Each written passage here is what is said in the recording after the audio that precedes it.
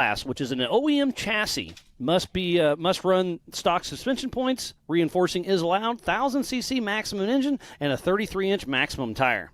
Yeah, then we've got the Pro Modified UTV. So you can have hydraulic-based steering, aftermarket turbos. It has to be based on an OEM chassis with aftermarket chassis, and both sides are allowed. Must use stock suspension pickup points, maximum of a 1,000cc engine, and a maximum of a 35-inch tire. And then we'll also be racing the Open class. Yeah, it's a 2,000cc maximum engine, including the Pro R.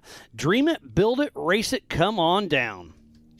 And we've also got some biggish news on this one as well. Racing in with our UTVs today, we've got Max Gordon in that new Speed UTV. And Robbie Gordon just did a late entry as well. So we'll have Robbie and Max Gordon out here, Lake Havasu residents. Max Gordon's fresh off his Nora 500 win and those Speed UTV machines. And, yeah, they're kind of new. I don't think a Speed UTV has raced an Ultra4 USA race. They raced King of the Hammers last year, had some mechanical issues, but they've had the whole season to build it up. Just fresh off his win. We went to his shop about a week ago, ran around with Robbie and Max a little bit, and checked those Speed UTV machines out. They are an absolute factory race car.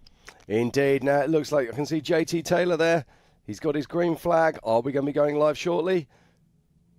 We can only guess what's going on course at the moment. I'd imagine there's just a few spectators possibly stood on course, or maybe they just got a few course markers that are down, but we'll be going live very soon. Sounds like there were some spectators a little close to the course. We had to get everything cleared out. Getting a little chatter over weatherman on my rugged radio, but it sounds like we're getting everything cleared. We should be qualifying here very, very shortly. And on the line is Robert Parker, driven by Kyle Cheney, the Ghost. Sounds like the course is going hot. Lots of chatter over there on race-offs through the rugged radio. Kyle Cheney driving for Robert Parker, getting ready to take the line, number 900 out of Millersport, Ohio, with Team Momentum Racing. Yeah, and there it is. Kyle Cheney is on course, our first qualifier today here at Legends of Havasu. Running his Can-Am with Yokohama tires, Team Momentum, Evo Powersports, CT Raceworks, Raceline wheels, Action Off-Road, and Fox. Yeah, he saw that first corner there. It's a sharp 180 as he makes his way out into the first of the desert loops. And you can see that ridgeline on the right. He'll be making his way down now. And again, it's another sharp turn and brings it back. This is quite a short qualifying course, around about 1 mile. It's about 1 mile, and I'm going to guess about a minute 15. Oh, they do double back a little further than I was anticipating. So this is going to be a fast one. And look at the dust. It's really thick out here. Yeah, you see that little whoop section that JT Taylor was talking about during the driver's briefing this morning? And this is Kyle Cheney driving for Robert Parker. Pushing hard in that Can-Am, really trying to get some clean air out front. He's locked up the East. He's locked up the West this season. Let's see if he can bring home the national championship at Legends of Havasu. They call Kyle Cheney the Ghost because once he gets in front of you, he just disappears. And now he's back on normal race course as we speak. Looks like that may be Brian Hamby taking off. It is the number 817. Out of Winchester, Tennessee, with 817 Racing with his Polaris Extreme Razor Performance, Trinity Racing, AOP, RCV, System 3, Revelation Fab, ZRP, G-Force Racing, and Rugged. Yeah, I can see Kyle Cheney making his way down that ridgeline. Now, I walked down that ridgeline yesterday, Miles, and it is very tight indeed. You do not want to get it wrong coming down there, or you're going to be in all sorts of trouble. Very well suited to these UTV-type vehicles. And here we go. Kyle Cheney is going to be coming around our first qualifier today. We'll have a time. Remember, you can go to live.ultra4racing.com for the same live timing we have here in the Warren Winch studio. So we'll get a time for Kyle Cheney here very shortly. And it is a 2:02. So this is a little slower than we were anticipating, but still a really strong run for Kyle Cheney and Robert Parkey. Yeah, now we watched Kyle there. Now, he made a few mistakes, but let's not forget he hasn't run this course. And it's not burned in yet, so I think running about mid-pack is going to be an advantage because the course will get burned in, and we're going to try to water it as best as we can, but this is qualifying for Legends of Havasu with Ultra4 USA Racing. You can guarantee that the other teams will be watching the live feed, trying to find out what exactly is happening out there on course. They would have been watching Kyle Cheney very closely indeed. They would have seen the mistakes he's made. They'll be already marking those on their course map. And we have our third runner and rider off the line now. making his way out into the desert.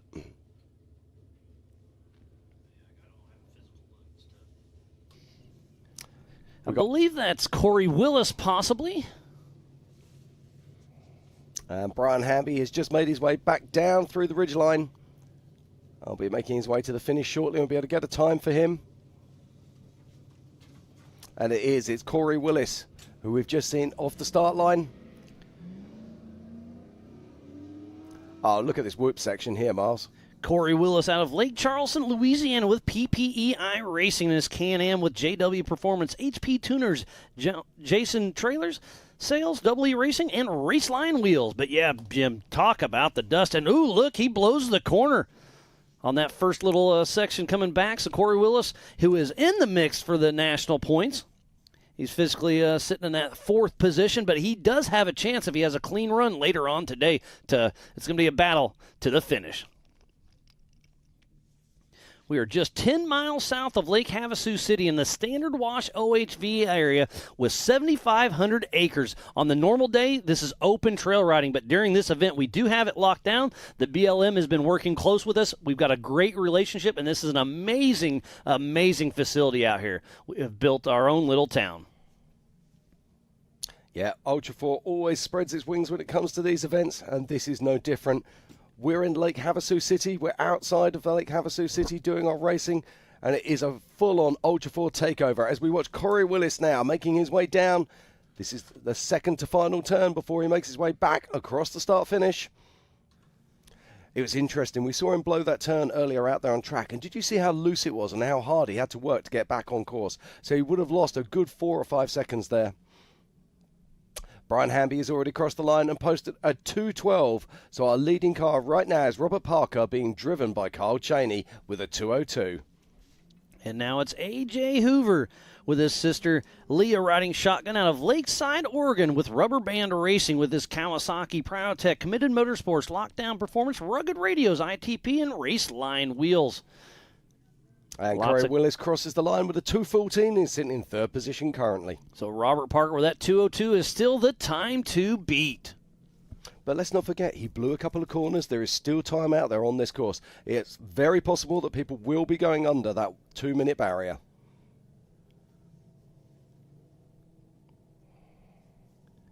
Great shots here from our drone as we watch A.J. Hoover making his way out onto course.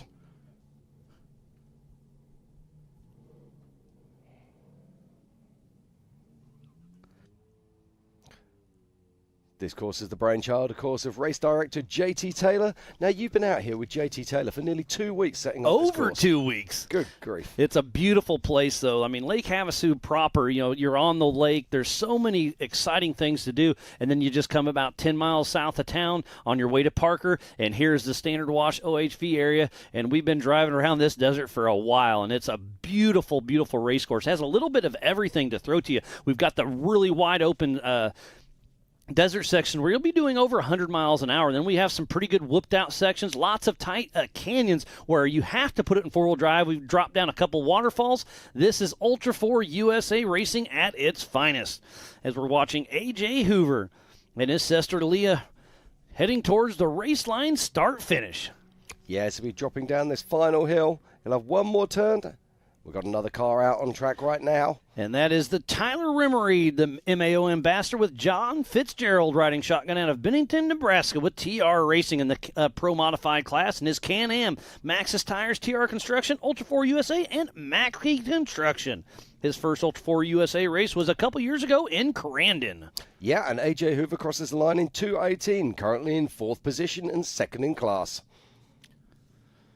Remember, there are 3 different classes in the UTV race that'll be qualifying.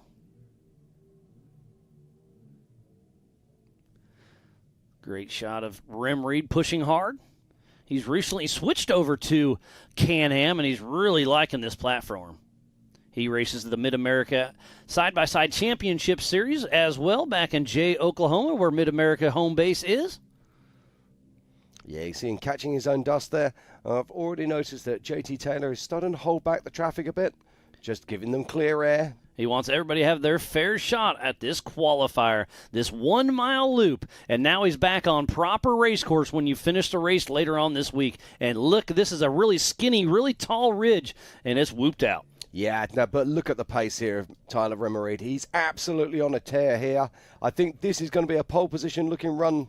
But you have to be careful about midway up this hill. You can see it, the trail goes left, but it actually goes right, so it's a little off camber, so you got to be really careful right now. I think we're going to see some bicycling going on right there, and if you bicycle too far, you go off the edge into the soft stuff, and you're probably going to take a little bit of a tumble. Yeah, absolutely. You just saw him there, just getting a little bit out of shape, caught a rock on that inside. And there's the number 150 of Nathan the Phenom Parker with Alex Reed with CT Raceworks riding shotgun out of Dunn, North Carolina with Team Momentum Racing. In a CT Raceworks Can-Am, Performance East, Wheel Pros, Dynajet, Deep Creek ATV, CT Raceworks, Pocket Chains Fab, Mr. RPV, Fuel Wheels, KMC, Air Dam, and Super ATV. Yeah, and we now have a new leader in our qualifying. It is Tyler Remerid coming across the line in a 2 minutes with 1 second. Fantastic run there from Tyler. Wow, great job by the Mid-America Outdoor Ambassador, Tyler Remerid. I know his dad Todd's out there, saw him running around. He's got to be super stoked. So yeah, Tyler's going to be he's going to be excited right now because I do think that clean air out front is a huge, huge advantage. It will be indeed, Miles. This is an incredible race course, but we've got a lot of incredible races yet to come. Is it just exciting, just absorbing the atmosphere, seeing all the vehicles lining up is just astonishing. Oh, the buzz around here is absolutely amazing. The vibes are really good here in town and out here at the Standard Wash. Last week was over 100 degrees, and this week it's in the mid-80s. A little bit of a breeze. Well, not right now there isn't. We were hoping for a breeze. There's a nice breeze yesterday. Wind is the racer's friend. But we also have F1 boat racing, and they're praying. We pray for wind. They're praying not for wind. Yes, the yin and yang effect. Fantastic drone shots here.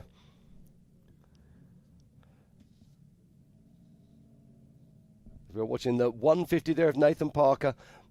This is actually the 737. 717 of Mark McCleary and Jason Roper riding shotgun out of Reddick, Florida with Turned Up Racing. Racing in the stock class in his Can-Am with Turned Up Racing, Dirt Monkey Performance, PATV Power Sports, Wasted Money Fab, Raceline Wheels, MRT, and Demon Axles. And I was just about to say we need to talk about Nathan Parker, but we need to talk about Nathan Parker for many things. But Nathan Parker, driving a stock UTV, goes into the lead in our UTV qualifying here at Legends of Havasu, posting a 2-minute dead. Just wow, Miles. At 14 years old. That is absolutely amazing. Just bumping out Tyler Remerid by just a little bit, but Nathan Parker on a mission. What a great run this young man has on his hands.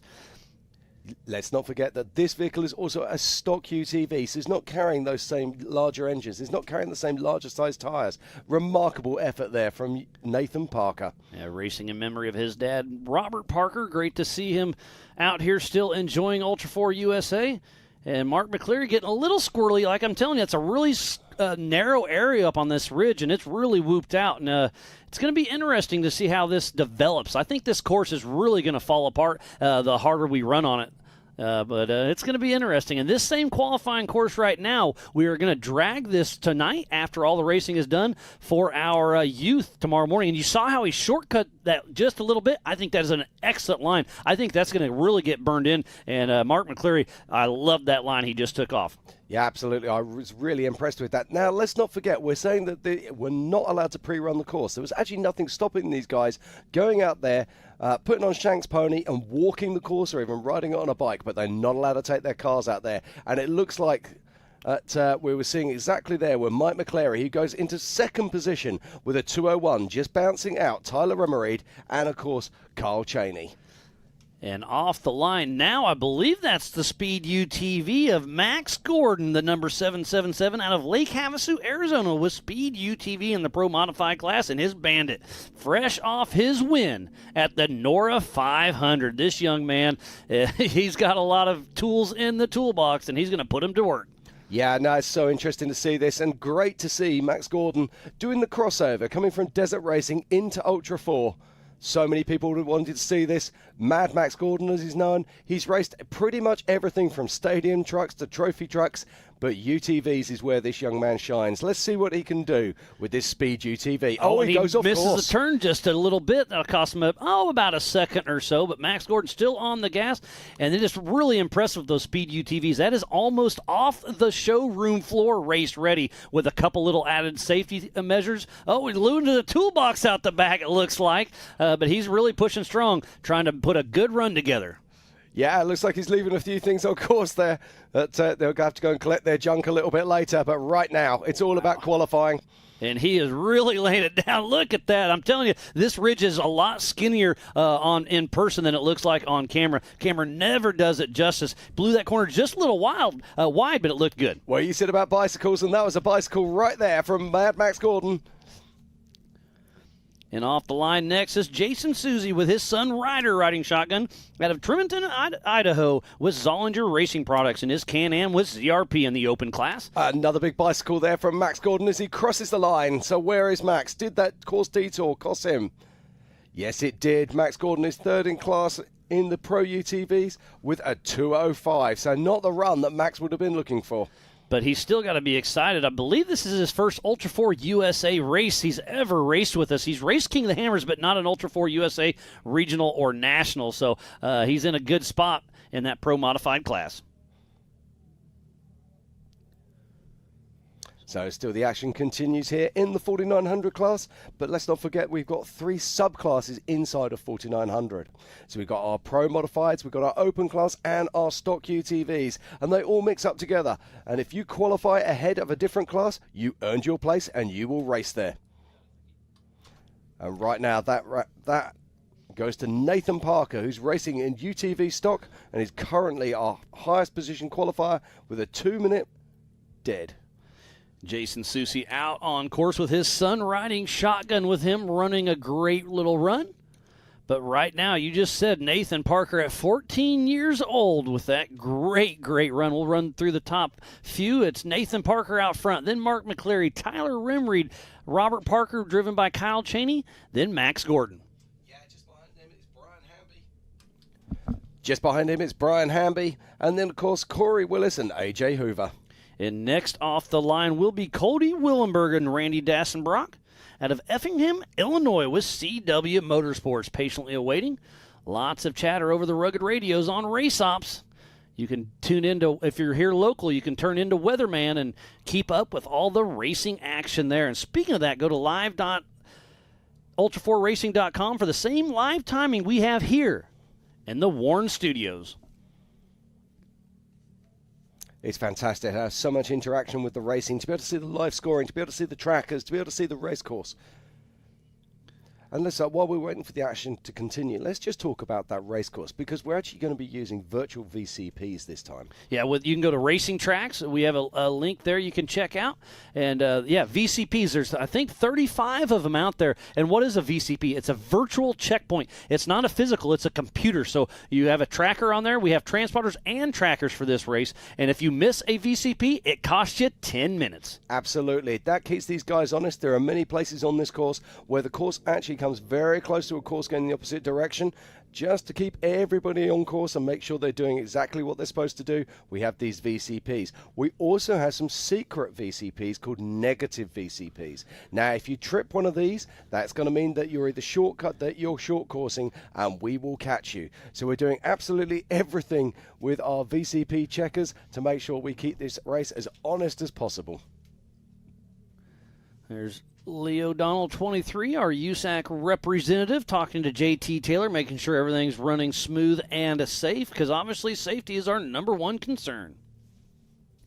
USAC is our sanctioning body who runs timing, scoring, race ops, safety, and tech.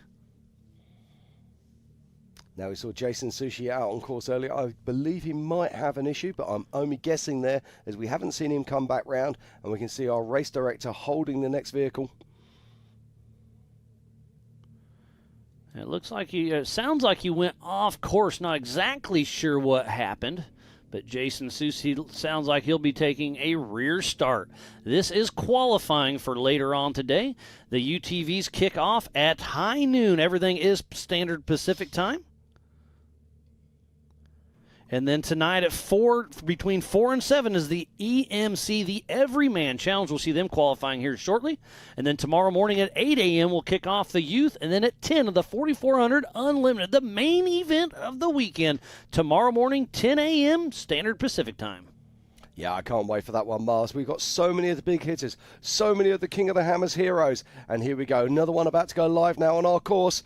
See, race director JT Taylor giving them the green flag, and it's go, go, go. And there goes Cody Willenberg with Randy Dassenbrock out of Effingham, Illinois with CW Motorsports, and his Polaris with AMS, High Lifter, Raceline Wheels, CW Performance, Tire Spine, and Seismic. His first race with us was last year at King of the Hammers. And speaking of King of the Hammers, that is the biggest and baddest one-day off-road race in the world. And that'll be our next race, the start of next season, January 18th through February 3rd. It's not just a race, it's an incredible occasion, isn't it? Nearly 10 days of racing. In fact, I think it's more than that now. We'll have the desert trucks.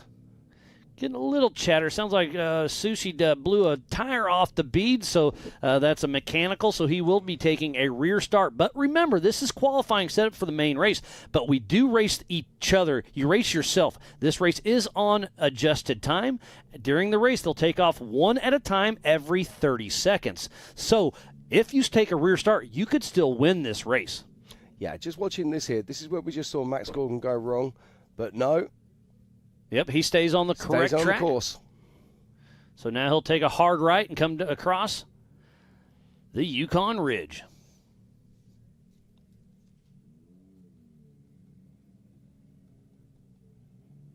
Yeah, and Jason Sushi, let's just talk about that for a moment. Because Jason Sushi's now going to be starting at the back of the pack, and look at the way that the dust is hanging here.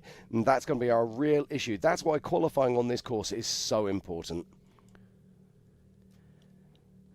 Now, I was walking down this ridgeline yesterday, and I've got to say, the drone really doesn't give it any... You cannot see how severe this ridgeline is. It drops away on either side of you. There's a great little line that's starting to get burned in, and that just, here goes Travis Zollinger, number 20, out of Logan, Utah, with Zollinger Racing Products, and that beautiful built single-seat Can-Am with Zollinger Racing Products, FK, Fox, K&T Performance, BFG, Logan Coach, Sparco, Warren, Hyperco, Baja Design, and Run BC. His first Ultra4 USA race was the Nationals back in 2017. And Travis Zollinger is not too far behind Robert Parker and Kyle Chaney in the national points, so it's going to be really close in this race. Indeed, Cody Willenberg crosses the line with a 2:18, so that mistake cost him dearly there. But Travis Zollinger is absolutely on a tear right now. Let's talk about him at Crandon, our last race. I mean, absolutely astonishing stuff from Travis there. Travis Zollinger, Mr. Zollinger Racing Products himself, builds an amazing machine, anywhere from snowmobiles up to UTVs, and where else could you have to prove what you can do than Ultra4 and King of the Hammers? And Travis really loves to prove his products out here with us because it's a little bit of everything, from wide open to whoops to short course to mountains to rocks to everything in between. Absolutely. Now, we saw him make a small mistake earlier on that very first 180, but he's making up for it now. Look at the speed of Travis Zollinger as he makes his way back down across the ridgeline. And let's talk about single-seater versus two-seat. I think navigation later on today, obviously for the qualifiers, not that big of a deal, but I think during the race, navigation is going to be huge on this race for calling out corners and the dust and everything. So I think the single-seaters have a little bit of a disadvantage, but let's see if they can prove me wrong. Yeah, absolutely. Now, the navigation is going to be a big thing out here. There's a lot of course marking on course, but they are going to be reliant on their GPS and on their GPS files to show them where they're going. And as you say, when you're looking at that as a single-seater, it becomes a little bit more difficult. And there goes Jake Versey with Josh Lovelace out of Idaho Falls, Idaho, with JV43 in the open class with the Polaris Razor Pro XP. Fox, KMC, XComp Tires, RCV, Pro Armor, Rigid, HCR, Fuel, UTV, HP Tuners, and ClearTech. Yeah, now look at this, Miles. There's a change at the top. Travis Zollinger is absolutely smoking them. 1:57. Wow, with a 3-second faster lap, Travis Zollinger, number 20, with a great run. Now, the incredible thing about that, he actually blew his first turn. He probably burned away 1 or maybe even 2 seconds there. So there is still time out there on this track. Who have we got coming up that might be able to take advantage of that? We got still a stacked field out there. That is absolute fact. Yeah, let's not forget about that man, Paul Wolf, who will be coming out at some point today, and he'll be watching this live feed. You can guarantee it. And he'll be racing the UTV and the 4400. We have a few crossover drivers, and there's no other better way to run, to pre-run than to race at race pace. So I know Cade Rod is racing a UTV for the first time to do a kind of a race pre-run at race pace. So great strategy there. As Jake the Blonde Ambition Versi, number 43. See, I love the way our racers always find a way to get ahead of the game, to always find a way to be better than somebody else. And that is Josh Smith, who's now out on track. That is the 1948. Gets a great run out of that first corner, and look at the way this car's hooking up. With Corey Nasso riding shotgun out of Castle Rock, Colorado, with Smith Brothers Racing in the open class in his Can-Am built by ZRP and KT Performance. Liquid Molly, ZRP, Infinity Fab, Warren, Factor 55, Maxxis, KMC, RCV, and Rigid. His first Ultra 4 race was KOH 2018 and has multiple wins throughout the season. Yeah, we just saw Jake Versey there crossing the line in a 2:05. So a tidy run there from Jake Versey. Yeah, very solid right now, top 10, but we still have a lot of fast guys and gals out there. We have 38 UTVs that are going to be taking the course today. Now, if I had said to you earlier on today that Robert Parker, a.k.a. Carl Cheney, would be sitting in 5th position at the moment, you would probably have laughed at me. I agree with that, but I called it from the early days, or from the beginning, that I think taking the first run was a little bit of a mistake, just because you don't know exactly where the course is with a blind qualifier. So, but hey, Kyle Cheney and Robert Parker are sitting in that perfect position. I do not feel bad for them at all. And this is Cade Rod. This is the young man, of course, from the Jimmy's dynasty. His father, of course, runs Jimmy's 4x4, and we'll be seeing him tomorrow racing in his Dragon. And Cade Rod with Adam Pierce riding shotgun out of Cortez, Colorado, with Jimmy's 4x4 in that open class. And Adam fits a Racing Polaris, Modal, Bill Stein, Nitto Tires, Jimmy's 4x4, Rockstar Energy, Vision Wheels, Black Fly, Don Wapo Hot Sauce, and Doobie Sisters. His first Ultra 4 USA race was King of the Hammers back in 2016, and this is his first time ever racing a UTV in a race. So this is a great, like I said, pre-run at race pace for his 4400 race later on tomorrow. Yeah. Now, Cade Rod, he has been there, seen it, done it. He's come all the way through as a young gun. We've seen him racing in the limited classes and now makes his way up into 4400. And he will be one of the race favourites tomorrow, that is for sure.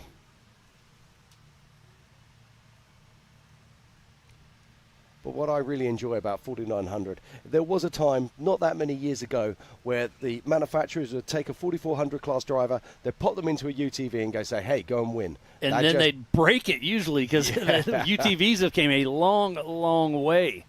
But the most important thing there is that UTV drivers have now taken it to another level. It's very difficult now for a 4400 class driver just to jump into a UTV and to go out there and win. That's because the driver level has improved, and we look at the professionalism of our drivers now. It's absolutely mind-blowing. And speaking about driving level, Josh Smith just moved in the second position, first in his class.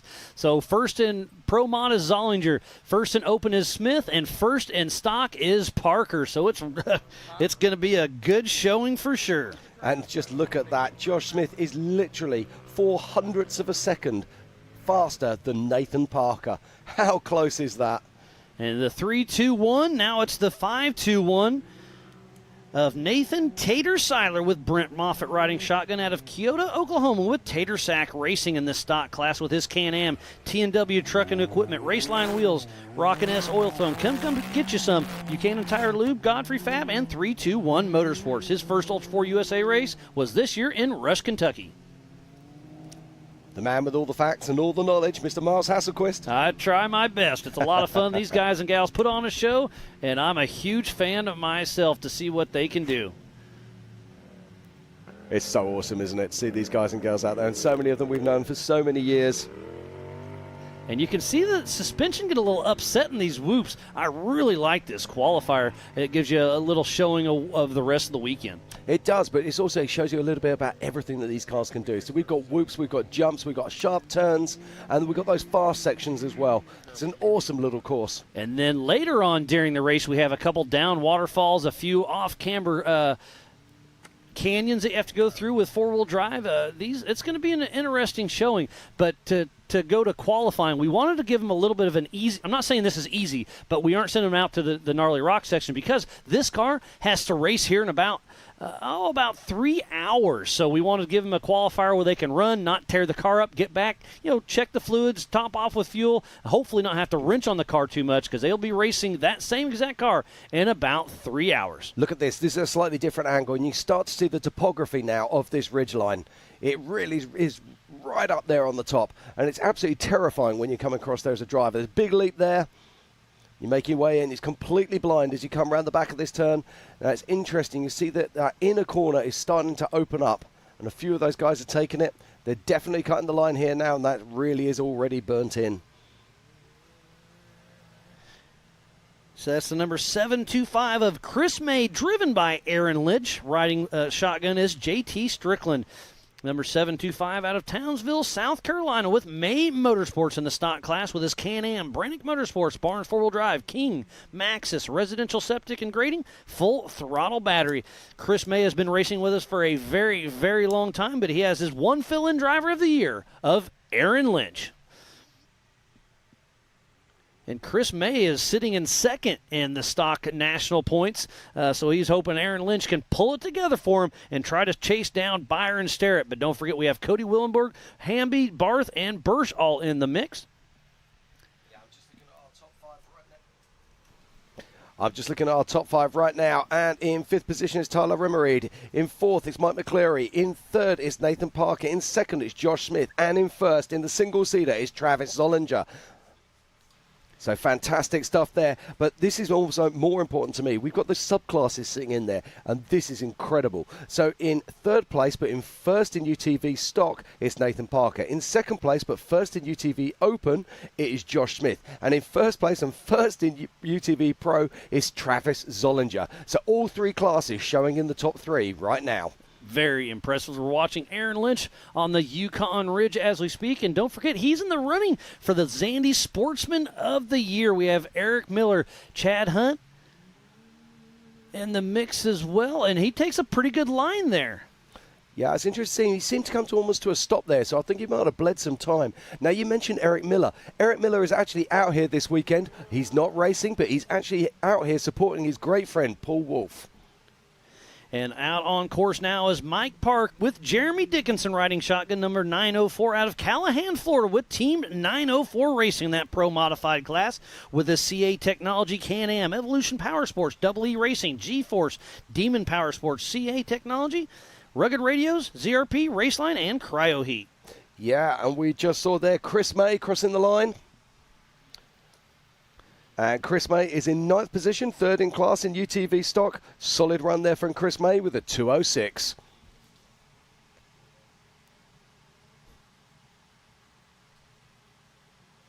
Lots of great racing action here today. If you've only just joined us, welcome. This is Legends of Havasu. We are here right now out at Lake Havasu for the Ultra4 National Finals. This is the final race of the 2023 race season. And there is so much action this weekend. Right now it's the 4900 class qualifying. Later on today it'll be the EMC classes. So the 45s, the 46s, the 48s.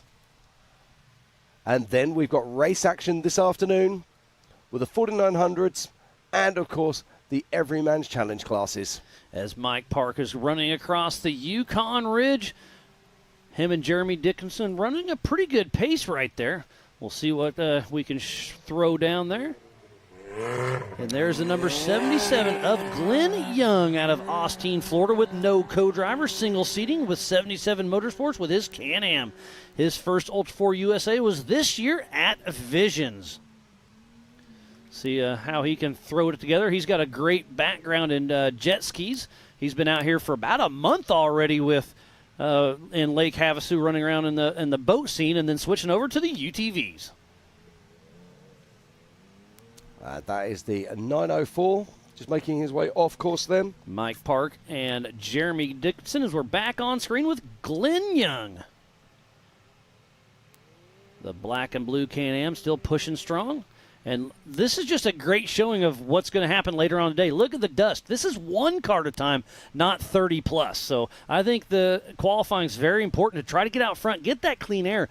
We do have the racing tracks where you can hit that push to pass, but you have to pass in the dust. And there's a lot of big rocks out on course that are some getcha. So hopefully your co-driver made some good notes on where to pass, where not to pass. Yeah, it's worth talking about this. So Racing Tracks is a tracker system, but it also has driver aids as well, like the push-to-pass button that you're talking about. Now, it's interesting. You have to be within 600 feet of the car in front. Now, you and I both know that 600 feet is a country mile out there. You have to be right up on the back end of these cars before you can really make a pass. But this is a race on adjusted time. So if you catch that car in front of you, physically, you've already passed them on adjusted time. So we're relying on these guys to be great sportsmen or sportswomen, move out of the way and let that following car get on past and carry on their race. And there goes Justin Barth with Paul riding shotgun, number 417 out of Springfield, Missouri, with Barth Racing in the stock class with his Polaris, MRT, Walker Evans, Hess Motorsports, ZRP, and RCV. If you remember in Crandon, Justin Barth had a fill-in driver of Anthony Yount, and that car took a absolute tumble, but he sent it off to Jimmy's. They got it straightened out. They brought it back to Springfield. They put the car together. It'll be racing later on today. No way. Absolutely. Now, I was actually watching that on the highlights reel earlier, and I'd forgotten how big that crash was. That was gnarly. It was rough. So Justin Barth's here racing his Polaris, and then he'll be racing the 4800 Brannick Motorsports Legends as well. But what I love about that, okay, no one wants to see crashes, but when you see crashes and the guys get out, the safety kit does all its job, they walk away and they go, hey, that was some ride. So we'll see a lot of chassis later. Obviously, these are factory from Polaris and Kawasaki, Speed UTV, Can-Am, and whatnot. And then we were talking about the Justin Barth and his Jimmy's chassis, and that's exactly what you're going for. Well, you build a chassis for safety reasons, and then they do take a tumble. It did take a little tweak, but they were able to save it, and it did its job. Now, I'm just watching this here. Has this guy got a flat on the rear? I think he has. Has he? It's hard to tell with all that dust. Yeah, I've got to he has. It's got He's the wiggle. got a flat on the rear. Right rear flat tire for Justin Barr, so he's all right. But let's talk about that. This is a 1 mile qualifier. The race is a 37-mile loop with no outside assistance other than the main hot pits, other than a fellow competitor. So if he hits a flat in the first 100 yards, he's got to pull over and change it himself and his co-driver. There's no remote hot pits. There's only one, and you can see the rear end danced left right there. That's because that right rear flat is pushing him that way. Yeah, he's just going to try and keep it together now, try and keep it tidy and post a time that is not dead last. So, real tough break here for Justin Barth. And here goes Tyler Gibbs. This is a young man that's extremely, extremely fast. One to watch for sure. With Mitchell Roccacelli riding shotgun out of Cattlesburg, Kentucky, the number 926, with Gibbs Racing in the Pro Modified class, with his Can-Am, Larry Strickland Logging, CA Technologies, ZRP, Tire Spine, MRT, Streamline Brakes, Evo Power Sports, Rock Insiders, Raceline, Cryo Heat, and Pro Art Graphics Off-Road with KWI Clutching.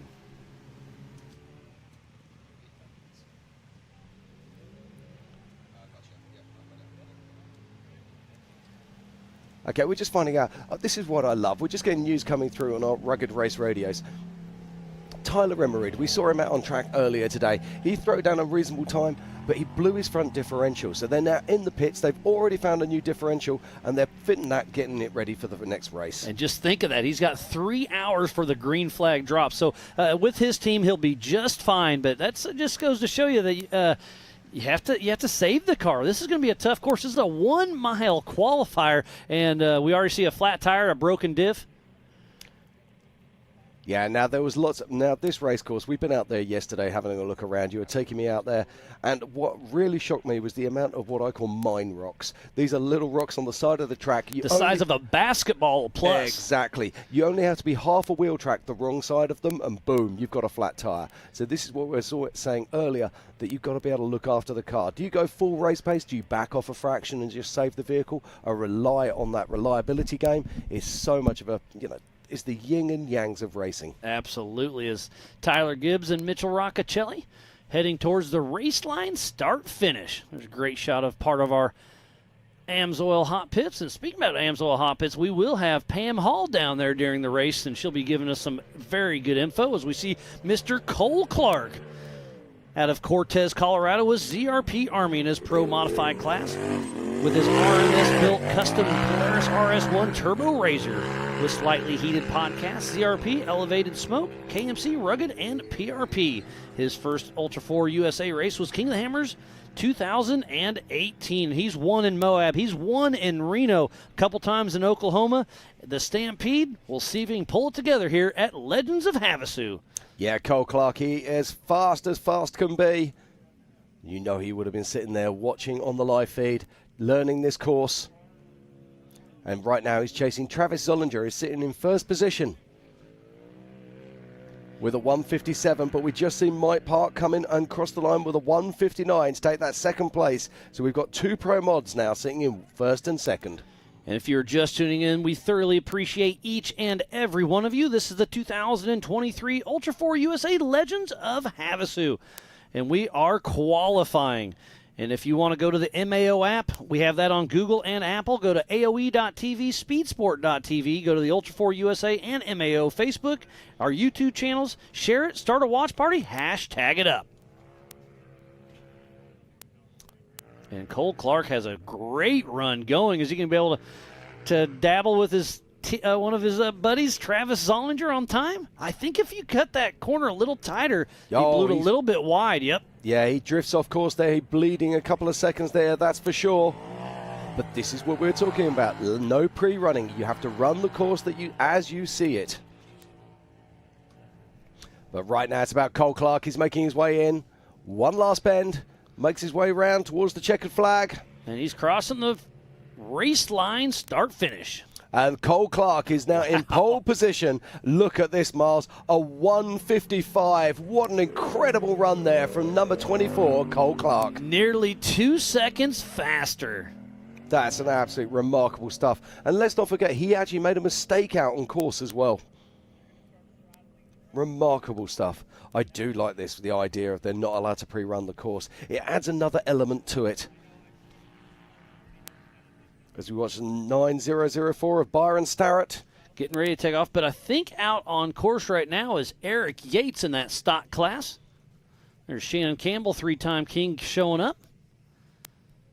He'll be qualifying here in just a little bit, and then be racing tomorrow at 10 a.m. Pacific Standard Time. So just waiting for Byron Starrett. Let's just have a quick look at our current top five. And that pole position is Cole Clark in that Pro Modified class. And second in Pro Modified is Travis Zollinger. In third position overall and third in Pro Mod, it's Mike Park. In first in UTV Open is Joshua Smith and fourth overall. In fifth overall and first in stock class, it is Nathan Parker. Taking off the line right now is Byron Starrett with Sarah Schumacher riding shotgun, the number 9004 out of Jackson, Florida, with Team 904 Racing in the stock class, and his Can-Am X3 with Evolution Power Sports, Double E Racing, G-Force, Demon Power Sports, CA Technologies, Rugged Radio, ZRP, Raceline, and Cryo Heat. And his first race was this year at King of the Hammers. It raced, I believe, every race with us this season, all the way from Florida. Him and Mike Park have teamed up and really coming out to play with us. Yeah, it's great to see that. I love the fact that teams are actually teaming up together to pull their assets to actually make better racing. Great to see. And we keep saying that Ultra4 is a family until you get on the racetrack. Yeah, in the pits, they'll help you do whatever they can, but absolutely on screen, they are going to give it all they got. The gloves go on when the green flag goes up. And we've got race time now for Byron Starrett, sitting there at 120. as he makes his way round onto the ridgeline. Now, I'm loving this turn here. If you watch it, it's a bank turn. They're getting shorter and shorter with it. You've got to be careful. You can over-rotate it, come off camber. And what a wonderful view here. You get to see the topography of our ridgeline. And the terrain out here is interesting because at that turn it's very, talcum powder. And then right here it kind of turns a little rocky. There's other sections that's pure rock. This terrain has a little bit of everything to show you what these Ultra4 USA cars can do. Now, this is one of the core parts of the course here. Does he cut early? He's Slows taking it down. his time. Yeah. Oh, he goes on the inside of that flag. Now, that's going to be interesting. That's going to be a little close, as number 4955, Joe Gould with Carter Peterson riding shotgun out of Tabernish, Colorado with Rocky Mountain Speed and Fab. Part of the open class was CT Raceworks Polaris Pro R with Raceline wheels, Warren, Hypoxic, Racing for a Reason, the Pit Guys, and Dumpster Fire Off-Road. And Joe's a former U.S. Army helicopter pilot. Really cool to see him out here racing with us. So Byron Starrett crosses the line in a 2:11 and is currently in 14th position. Now, that was interesting. He did cut that line really early. I think that's probably a little bit too early. We'll see how that all shakes out. Someone might have to have a look at that.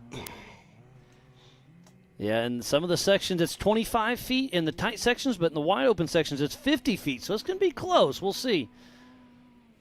As Joe Gould's running strong. But he's in 14th position, so he's not going to affect our leaders. So the race marshals will look at that later on today.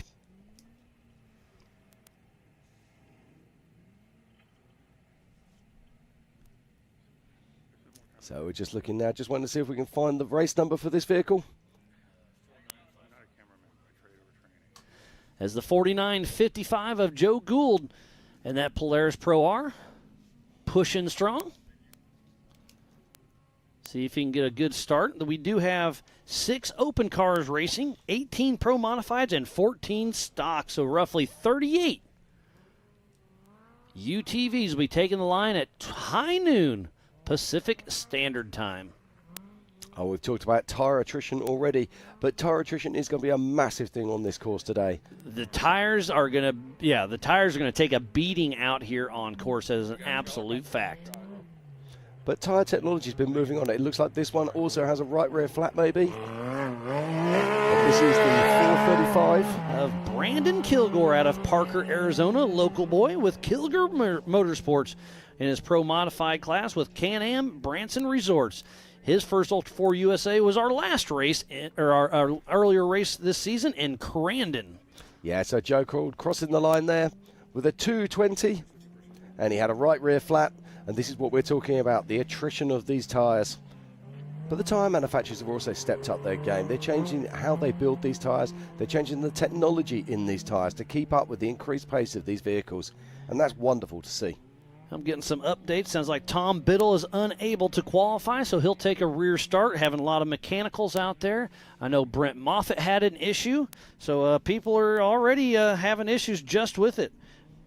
Yeah, now Tom Biddle, I believe he broke a rear shaft. He's in a 4600 class car, and I've heard that they were going to be travelling all the way back out to Barstow to get parts for that.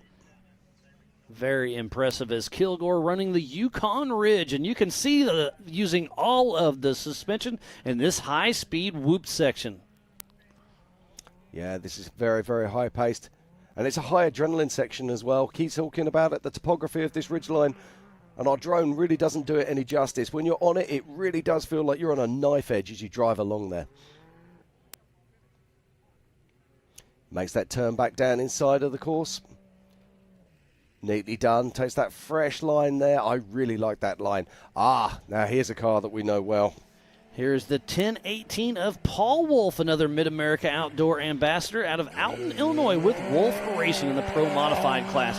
With this Can-Am, Raceline Wheels, RCV, Alltech Motorsports, HCR, Halo Lockers, Evolution Powersports, CA Technologies, and ZRP.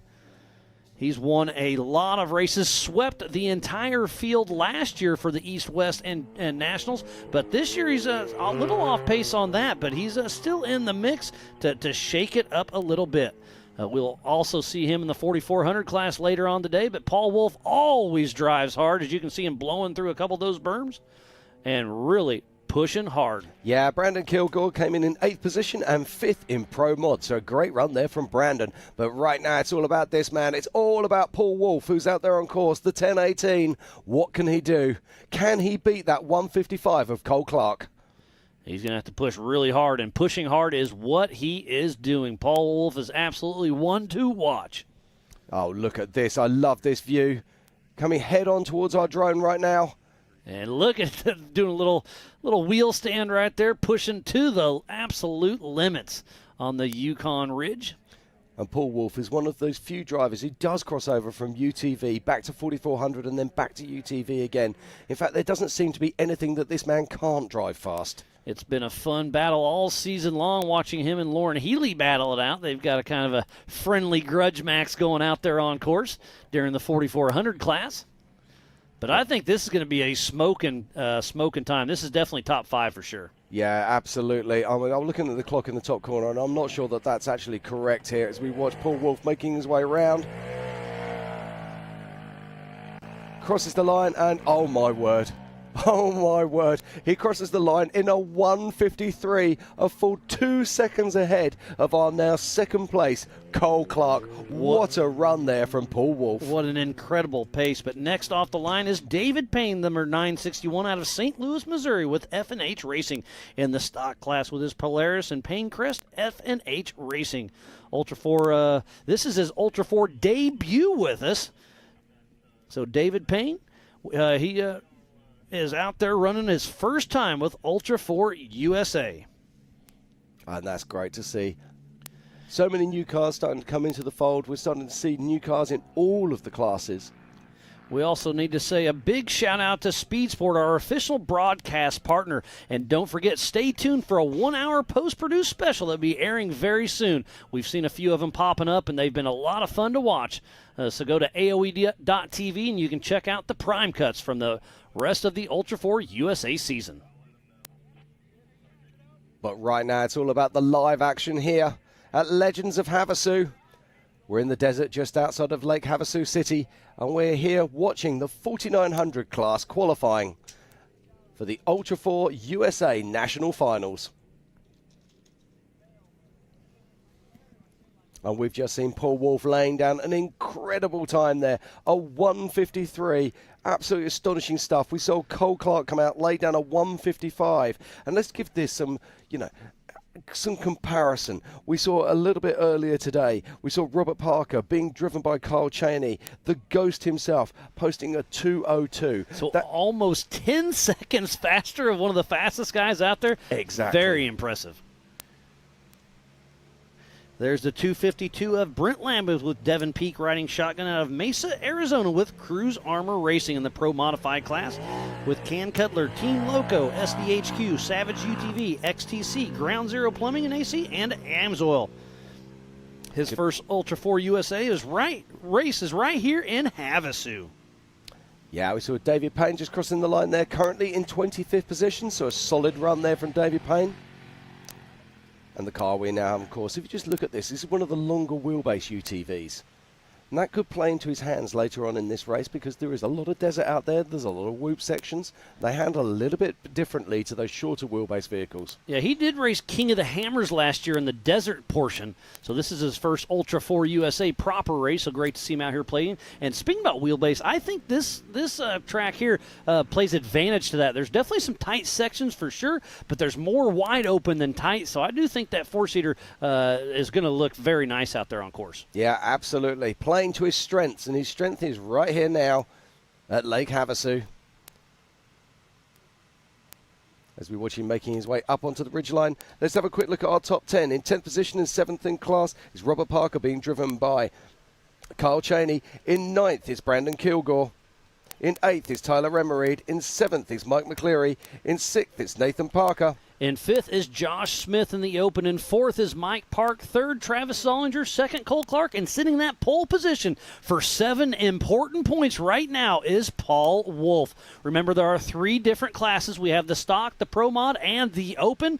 But boy howdy, it's looking good for Paul Wolf in that pole position for the pro modified class. Yeah, it's worthwhile talking about this. At the moment, we've got It's the Pro Mods who are dominating the top 4. Then in 5th position and first in UTV Open is Josh Smith. And then 6th position, such an impressive run from Nathan Parker, the 14-year-old in the stock UTV, who is in 6th position but first in class in stock UTV. So great run there from Nathan Parker. And off the line now is Rich Burst with a familiar co-driver. You like this name, Scott Lesage. Haven't seen him for a little bit. Great to see him back in the action. The number 4916 out of Castle Rock, Colorado, with Genesis Motorsports in the stock class with his Polaris Pro XP and Maxxis tires. His first Ultra4 USA race was King of the Hammers 2022. But yeah, Scott Lesage, he raced with us the last quite a few years and made every single race, and then took a little bit of time out, is building a new car, so he'll be racing with us. I hope for King of the Hammers. We'll see what next season shakes out for him, but great to see Scott Lesage back in the car. Well, this is the interesting thing. We always think of Ultra4 racing as being a fairly new thing, and it actually started back in 2007. With only about 13, well, technically 12, technically but 12, the OG 13 back in 07. So we've been going for the best part of 20 years, and there is so much history, so much knowledge. Yeah, I've been going to King of the Hammer since 2009 and haven't missed one yet. Yeah, Ultra4 is definitely close to my heart. I'll tell you what, I'm one of the biggest fans of this sport. I think that's fair to say. I think if we cut you in half miles, it would say Ultra4. And still the action continues here at Lake Havasu for the Ultra4 USA National Finals. We'll see. We've just seen Paul Wolf lay down an absolutely blistering 153. And let's talk about that. Are we going to see any of the other classes, the 4400s? Are we going to see them beating this time? I don't know. On this small of a course, I think Paul Wolf's time is going to stick pretty close. I'm not saying it can't be beat, but I don't think it'll be blown away. Because there's definitely some high-speed sections, but that Yukon Ridge is a very, very tight and narrow spot. So here's Roper Merrifield out of Sweetwater, Oklahoma, with Ryan Rockhold Racing in that Pro Modified class with Polaris and Ryan Rockhold Racing. His first race was last race in Disney, Oklahoma, and if you remember right, he was qualifying. He qualified late, and he made it across the finish line, did a great little cartwheel at the end. Looks like that could be Dustin Robbins, if I'm not mistaken.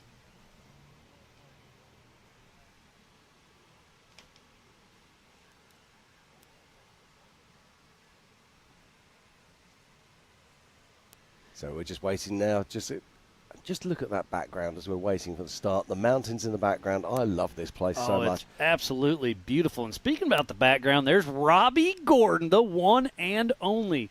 He'll be racing his Speed UTV. He's fresh out of Nora as well, as his son Max just wrapped that up in the overall win for UTV. I love that about this. So we have the legend, the man himself, Robbie Gordon, racing here in our 4900 class. How cool is that to see him lining up? If you don't know who Robbie Gordon is, you've probably been living under a rock. Robbie Gordon is one of the most celebrated desert racers of all time. Multiple winner of the Baja, multiple winners at so many races. And over in Dakar. Absolutely. No, I don't think he's ever won Dakar. Okay, he's been over there a few times. Oh, he's been at Dakar. He's one of the superstars from Dakar. He loves to create a drama wherever he goes. But it's not about him right at this moment. We've got Roper Merrifield on course, but it does look like he might have an issue, which is why they're holding back this other vehicle. Nope, the 3-2-1 from JT Taylor off the line right now is Dustin Robbins, with Seth Holmes riding shotgun out of Decatur, Alabama, with all things UTV in the Pro Modified class in his Can-Am. All things UTV, all things Bronco, Optima batteries, Nitro race products, Apex powder coating, Full Throttle Power Sports. And his first Ultra4 USA race was Davis in 2017, and he went off course. That is proper racetrack. That's going towards the Amsoil hot pit. So now he's going to have to. Well, now he's going backwards on course. So I think he's gonna miss this qualifying. So I don't know if he'll be able to rerun or not. I do think he took a wrong turn. So we'll see what JT Taylor decides. But he's backwards on course. I think he's going to take a rear start. That's my guess. Yeah, we'll have to wait and see here what happens. But I'm going to listen to my rugged radio and see if I hear anything over race ops to see what's going to go down with that.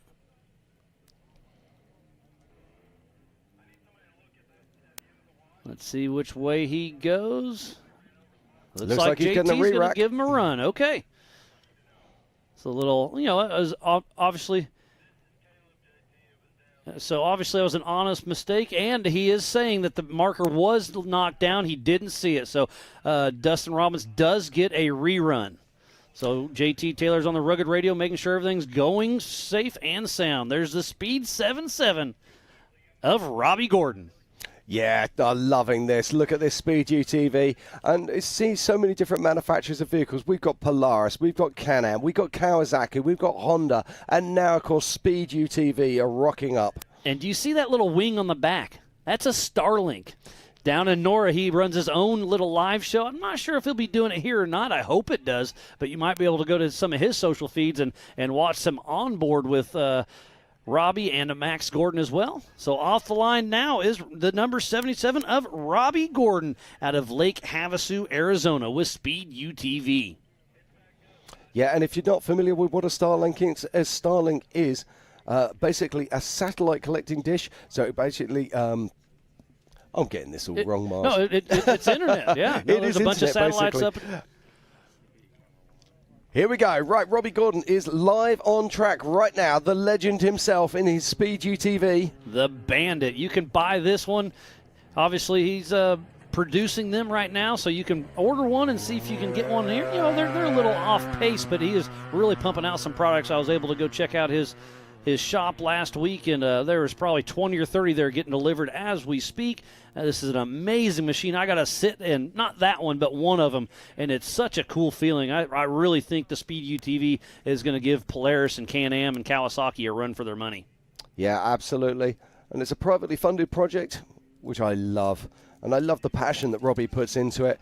And he puts everything on social media, the good, the bad, the ugly. They came out to Hammers this year. They had some transmission faults. He put his hands up and said, hey, we're out here to learn. We've got issues. We're going to go home. We're going to fix those. And that's exactly what they did. So they brought the helicopter in, hooked it up, and flew it out of there. Yeah, that was something, wasn't it? There's some pretty good pictures of that as Robbie Gordon pushing strong.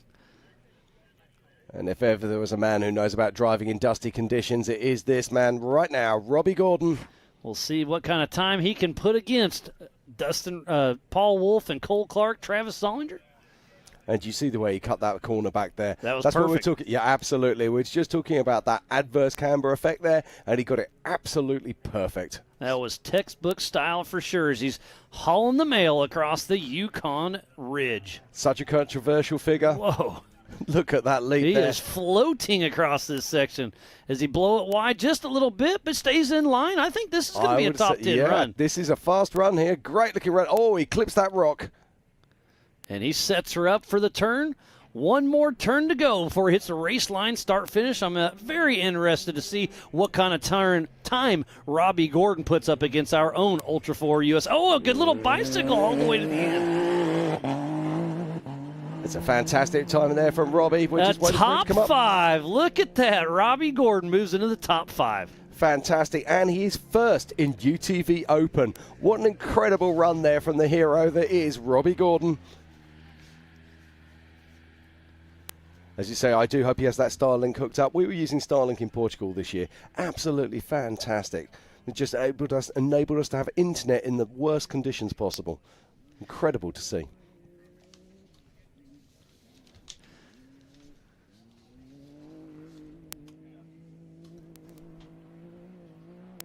Now, we did see there that Dustin Robbins was being lined up. Now, it does wonder if it does look like Dustin Robbins has been...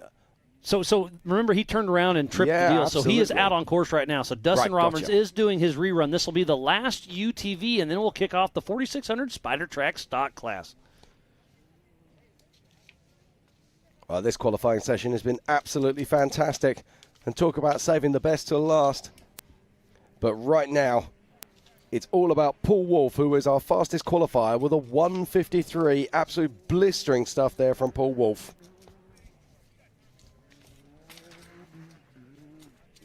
Now, Mars, we need to look at the different classes here in 4900 and talk a little bit about those. And right now, our top 3 in Pro Modified UTV is Paul Wolf in first position. In second is Cole Clark. In third is Travis Zollinger. And then in fourth is Mike Park. Then we talk about the Open class. In 5th position overall and 1st in UTV Open, it's Robbie Gordon. In 6th position and 2nd in UTV Open, it is Joshua Smith. We've just seen Dustin Robbins there just crossing the line, and Dustin Robbins goes into 4th place in UTV Pro Mod and 4th overall. So a fantastic run there from Dustin Robbins. What a great run he had. Yes, it was. So that is our last UTV. We had 38. I do believe we missed a couple of them that took off. I know Dave Johnson had an issue. So he'll just take a rear start. You're racing yourself. Yeah, absolutely. And let's talk about those stock UTVs. So in 8th position overall, but 1st in stock, it's Nathan Parker. In 9th position overall and 2nd in stock, it's Mike McCleary. So absolutely superb stuff. And what a wonderful mix of the classes. Yeah, it's going to be a great showing. And normally we split up our UTV classes, but with a 37-mile course, we're able to run them all together at the same time. It's going to be a great race to watch. That is an absolute fact. Yeah, and I love the way they're also mixing it as well. If you earn that place, you're going to race that place. So let's switch gears and go to the EMC classes, the Everyman Challenge. We're going to start off with the 4600 Spider Track stock class. What is that? You have to have a stock OEM frame. Wheelbase must stay within 3 inches. Factory engine but may be replaced with any available engine the same make, year, and model. Factory transmission, 35-inch DOT tires, single shock, 2.5 per corner, mechanical steering, and factory-style suspension. Then we'll switch over to the 4500 Yukon Gear and Axle Modified class. Jim, what do we got there? Yeah, they're allowed 2 shocks per corner, up to a 2.5 size and limited to 14 inches of travel. They must be bolted to the axle. Mechanical steering, which is also important in this class, and a maximum of a 37-inch DOT tyre. They have to have front-mounted engine, but could have unlimited horsepower. Then, of course, we move across over to the 4800s. The 4800 Brannick Motorsports Legends class. You can have a front or rear-mounted engine, unlimited horsepower. Vehicle must contain 2 seats side by side, single shock per corner, 37-inch DOT tire. Only solid axles are allowed. A lot of new cars are built, but this is a great spot for a 4400 car to go retire. Kind of dumb it down, put a single shocks of smaller tires, and come racing. Ultra4 USA. And just getting a little update from Sergio Pinillos. He's sick. He says he does not feel good at all. He's under the weather, but he's going to give it all. So he's hoping he doesn't leave anything he doesn't want to leave in the car. So we'll see what he can do to shake things up.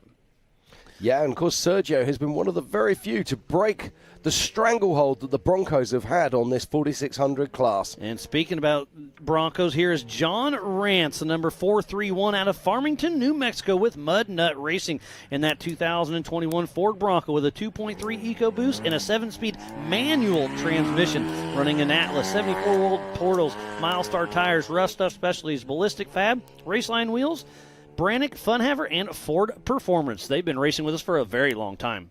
They have indeed, and his father, Sean Rance, of course, runs what we call the OG Bronco, one of the first cars that was actually using Bronco panels out here, or should I say out at King of the Hammers. And we'll be seeing Sean Rance racing later on today, but John Rance running in that manual transmission, which is a very unusual thing here. And it's a cable shift, too. It's just a lot different than what I'm used to. Yeah, so it's very interesting to see. But he wants to give Lauren Healey personally a huge shout-out for getting him hooked up with the Ford Performance and getting one of those Broncos.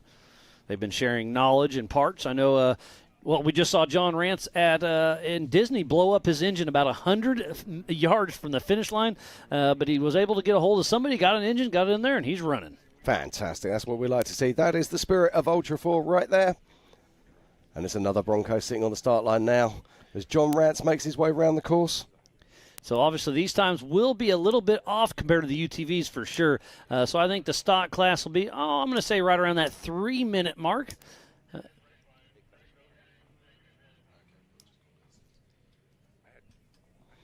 If you're just joining us, thank you for... I'm going to start that one again, Miles. If you're just joining us, welcome to the Ultra4 USA Legends of Havasu. We are out here at Lake Havasu City, and just outside of town, we are racing with Ultra4 USA.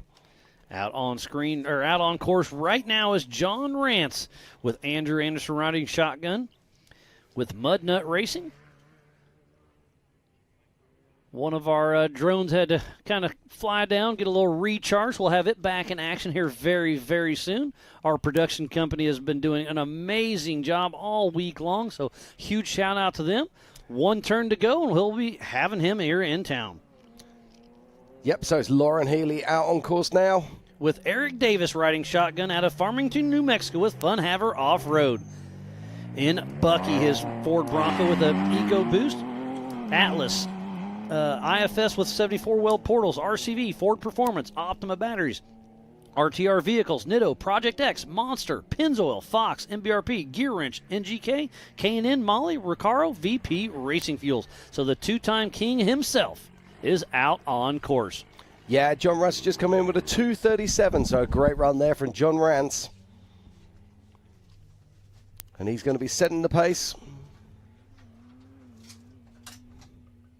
But right now it's about Lauren Healey. Lauren Healey, of course, one of the most successful 4400 class racers of all time. Two-time king and has won multiple times in this 4600 class in his Bronco. And just look at the pace that Lauren Healey is laying down right now. Absolutely fantastic to see him out on course, putting this Bronco to work. He makes the turn, and look how differently these vehicles turn in there compared to the UTVs. They're much bigger, they're much heavier. They still have that mechanical steering link. Slightly easier for the Broncos as they have an IFS setup as factory.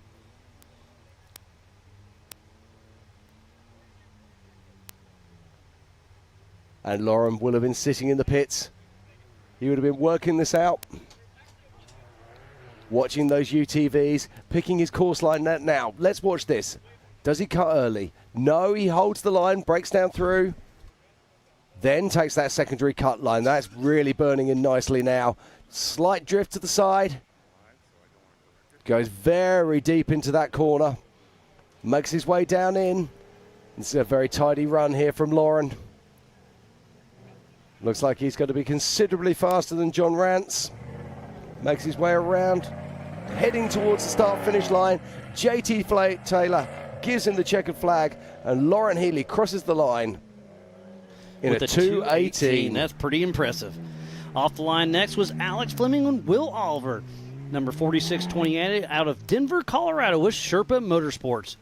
And that 2004 4Runner with IFS, stock V8, Sherpa equipment, Yukon, Marlin Crawler, Icon, Kenda tires, and Nomad wheels.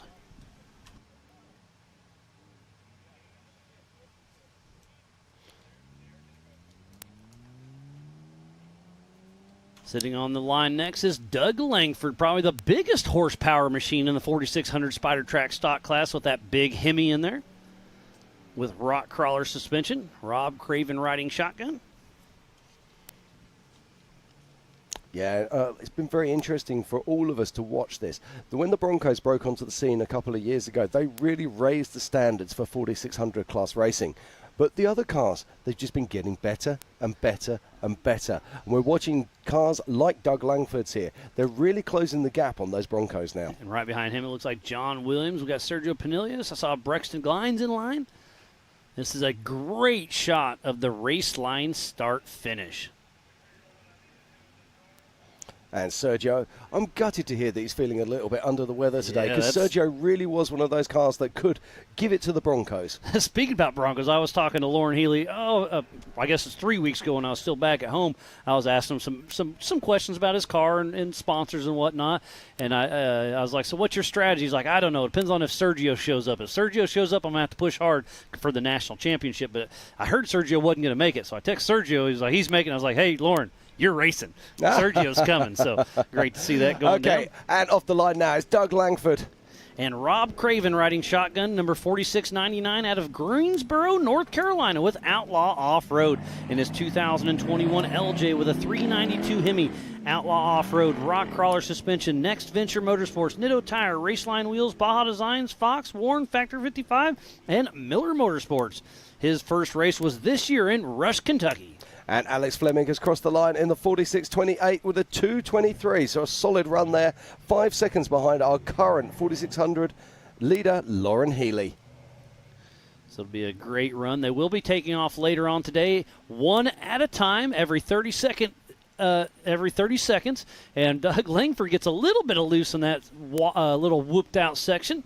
And this is why we talk about shock tuning. Shock tuning is so important. Little things like that, we can actually tune our suspension to make those whoops easier to run across. And speaking about that, I saw Team Funhaver out here earlier this week with Fox out there doing some shock tuning, and that's going to be very important on this because shocks get hot. Well, guess what? It's already hot out here. Well, now you throw 37 miles of some nasty desert. Shocks, they don't like the heat, so it's going to be very important. That's 37 miles per lap. Per lap, correct. Yeah, I think if I was doing my math correct earlier, I think it'll be 148 miles for the 4400s. Ooh, Doug Langford has to show off a little horsepower as he took that corner a little bit early. That's what I keep saying to you. There is a real lot of negative off camber there. These guys have to be so careful. And these 4600, they're a standard class vehicle. They really show off the terrain. They really show off the topography of it and how difficult and how impressive these other classes are. I love the 4600 Spider Track stock class, and I'm pretty sure that one he still has a license plate, so he can drive it around back home as well.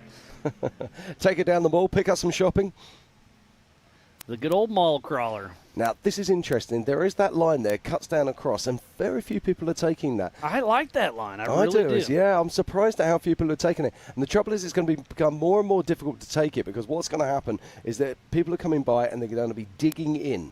And that means there's going to be a step up onto it. So that line's going to become less and less likely to be used until, of course, our 4400s turn up. And then it'll be all bets off. Absolutely. And on track right now, it is Doug Langford who's crossing the line.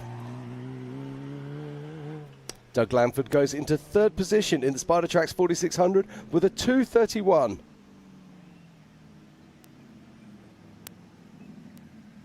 And I think John Williams, I thought we saw him just leaving the line momentarily ago. Yep, that was John Williams and Nate Williams riding shotgun at number 4623 out of Logan, Utah with Crossfire out off-road racing and his JL with a 2-liter stock transmission.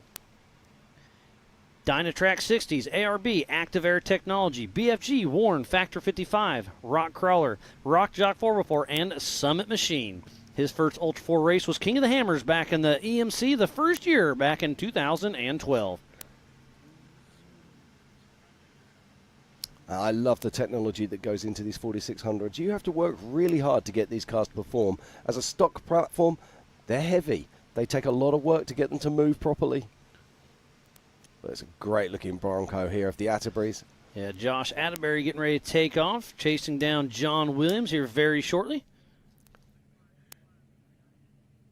Now, if you don't know Josh Atterbury, he's been racing in 4600 for what feels like forever. One of the go-to players, that's for sure. Ever so popular in the pits. He's been racing with us off and on for a very long time. I'm super excited to see what he can do with the Bronco. Josh Atterbury was a back-to-back national champion back in 19 and 20, so we'll see what he can do. More used to racing in a Jeep platform. Yeah, switched over to Bronco this year. And it's a bright-looking Bronco. Great to see him out here running strong. So Josh Atterbury and Brandon Bain riding shotgun, number 4693 out of Show Low, Arizona with Cracker Fab Motorsports. And his Ford Bronco, factory drivetrain, Dirty Life Wheels, Falcon, PSC, Baja Designs, Ballistic Fab, Midnight Metalworks, Willwood, 74 Weld, Yukon, Rome Adventure, ADS, Switch Pros, PRP, Rugged, Warren, Magnaflow, Adam Driveshafts, RCV, and Factor 55. His first Ultra4 USA race was King of the Hammers 2016. Now, I love this, but what I really enjoy about this is the Bronco. They took the rule book for the 4600 class and pushed the limits. And pushed the limits to it. This is a mainstream manufacturer. We're talking about Ford here, who actually looked at our rule book and said, hey, we can make a vehicle that takes 35-inch tires as standard. Hey, we can make a vehicle that can have 4-link as standard. And that's special. And the result, look at these race cars. They are absolutely incredible. And the best bit, you can go and buy one of these at your local Ford dealer. There's a few of them out here running around, I saw. There is, yeah. So they still got a chance. Now you have to have this proper safety gear and whatnot. We can't have them in the UK. Really? No, how sad's that? Huh, you're not cool enough, I guess. Well, no, something about having the steering wheel on the wrong side, would you believe? On the correct side. No, ours is on the right side, quite literally. You know the rules, I Miles. know. We like giving each other a hard time, and that's one you always get me on. I hate saying you're right, but you're right.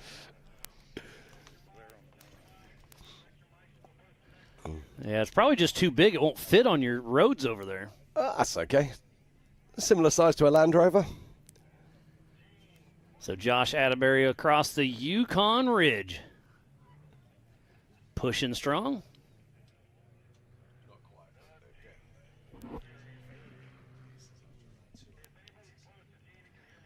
If you're just tuning in, we thoroughly appreciate each and every one of you. This is the 2023 Ultra4 USA Legends of Havasu. We're at the Standard Wash about 10 miles south of Lake Havasu on BLM land, Bureau of Land Management. Got 7,500 acres out here to play on, and we built a 37-mile loop.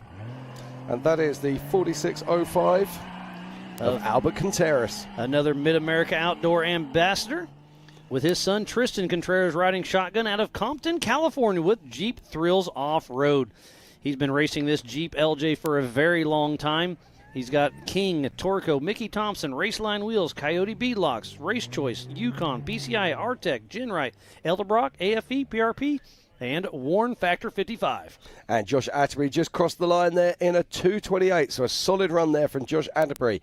And currently in first position is Lauren Healey. In second, it's Alex Fleming. In third, it's John Williams. Fourth, Josh Atterbury. Fifth, Doug Langford. Sixth, John Rance. And on course at the moment is Albert Contreras.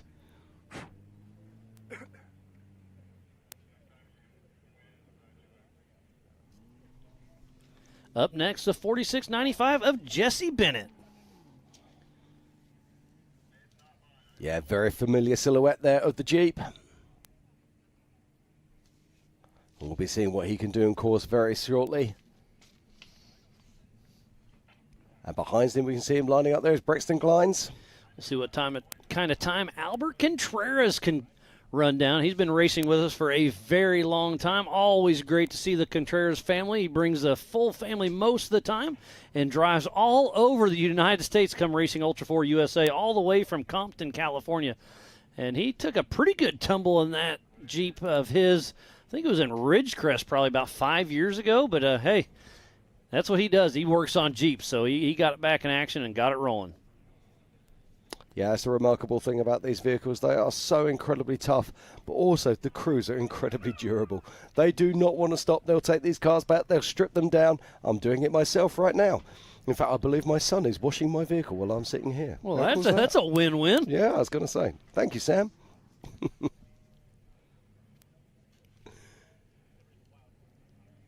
But we're here right now, just outside of Lake Havasu City, for the Ultra4 USA National Finals 2023. JT Taylor gives him the green flag, and we are go. For Jesse Bennett and Eric Hornvet, the number 4695 out of Reno, Nevada with JBM Racing. And that 1994 Jeep Cherokee with a 4.6. Dana 300, Mickey Thompson, Hutchinson Wheels, Baja Design, Silver State Off-Road, Nevada Automotive Test Care, and Liberty Mountain Fab. His first Ultra4 race was King of the Hammers 2022. What I love about these is when you actually get on track and you see them going past you, you go, wow, the speed is unbelievable. And it's only then when you see the other classes you realize just how incredibly fast these vehicles are. Yeah, it's pretty impressive what these 4600 Spider-Track stock class cars can do. Remember, they are qualifying on this 1 mile qualifier here at Legends of Havasu for Ultra4 USA. And they will be taking off this afternoon at 4 p.m. Pacific Standard Time for a 3-lap race. Well, the 46 stock class will do 2 laps. The 45s, the 48s will do 3 laps. The UTVs are 3 laps. Then tomorrow morning at 10 a.m., 4 laps for the 4400 Unlimited class. Don't forget, tomorrow morning at 8 a.m. we'll be doing this same exact run. It'll be a half-hour race for the Ultra4 USA youth classes. But what they will be doing is before they throw the youth classes out there, they'll actually be purging this track, putting a drag around it and making sure it's nice and smooth for those boys and girls. They'll have to do that after tonight's race because right here is live race course on the Yukon Ridge for Jesse Bennett as he's cruising through all of our marketing partners. And speaking of that, let's give some love to Raceline Wheels, Amsoil, Good Boy Vodka, Rugged Radios, Project X Off-Road, Speed Sport. Then we've got Lazen Up, Mid-America Outdoors, 360 Wraps, Otsuma Batteries, and Warn. Spider Tracks, Brannick Motorsports, Yukon Gear and Axle, Whalen, The Off-Road Syndicate, American Outdoor Events, King of the Hammers, and Fun Haver Off-Road. So please support who supports the sport. Without all of these wonderful marketing partners, we would not be racing here today. So if you're building a mall crawler, a race car, or a tow rig, go show these guys the love they're showing us.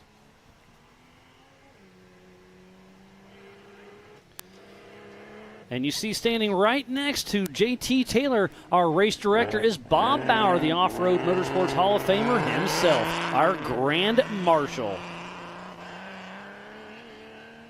Yeah, Bob Bauer, if you get a chance to go and meet Bob, Bob has so many stories, so many tales to tell. He has been racing for what seems like forever and a day, and every story he has is absolutely gripping. Love working with Bob. It's a great, and speaking of Bob, there he is in the white shirt with the green flag, our Grand Marshal, Mr. Bob Bauer. And who just took the line was Brexton and Caden Glines, number 4689, out of American Fork, Utah, with Glines Motorsports.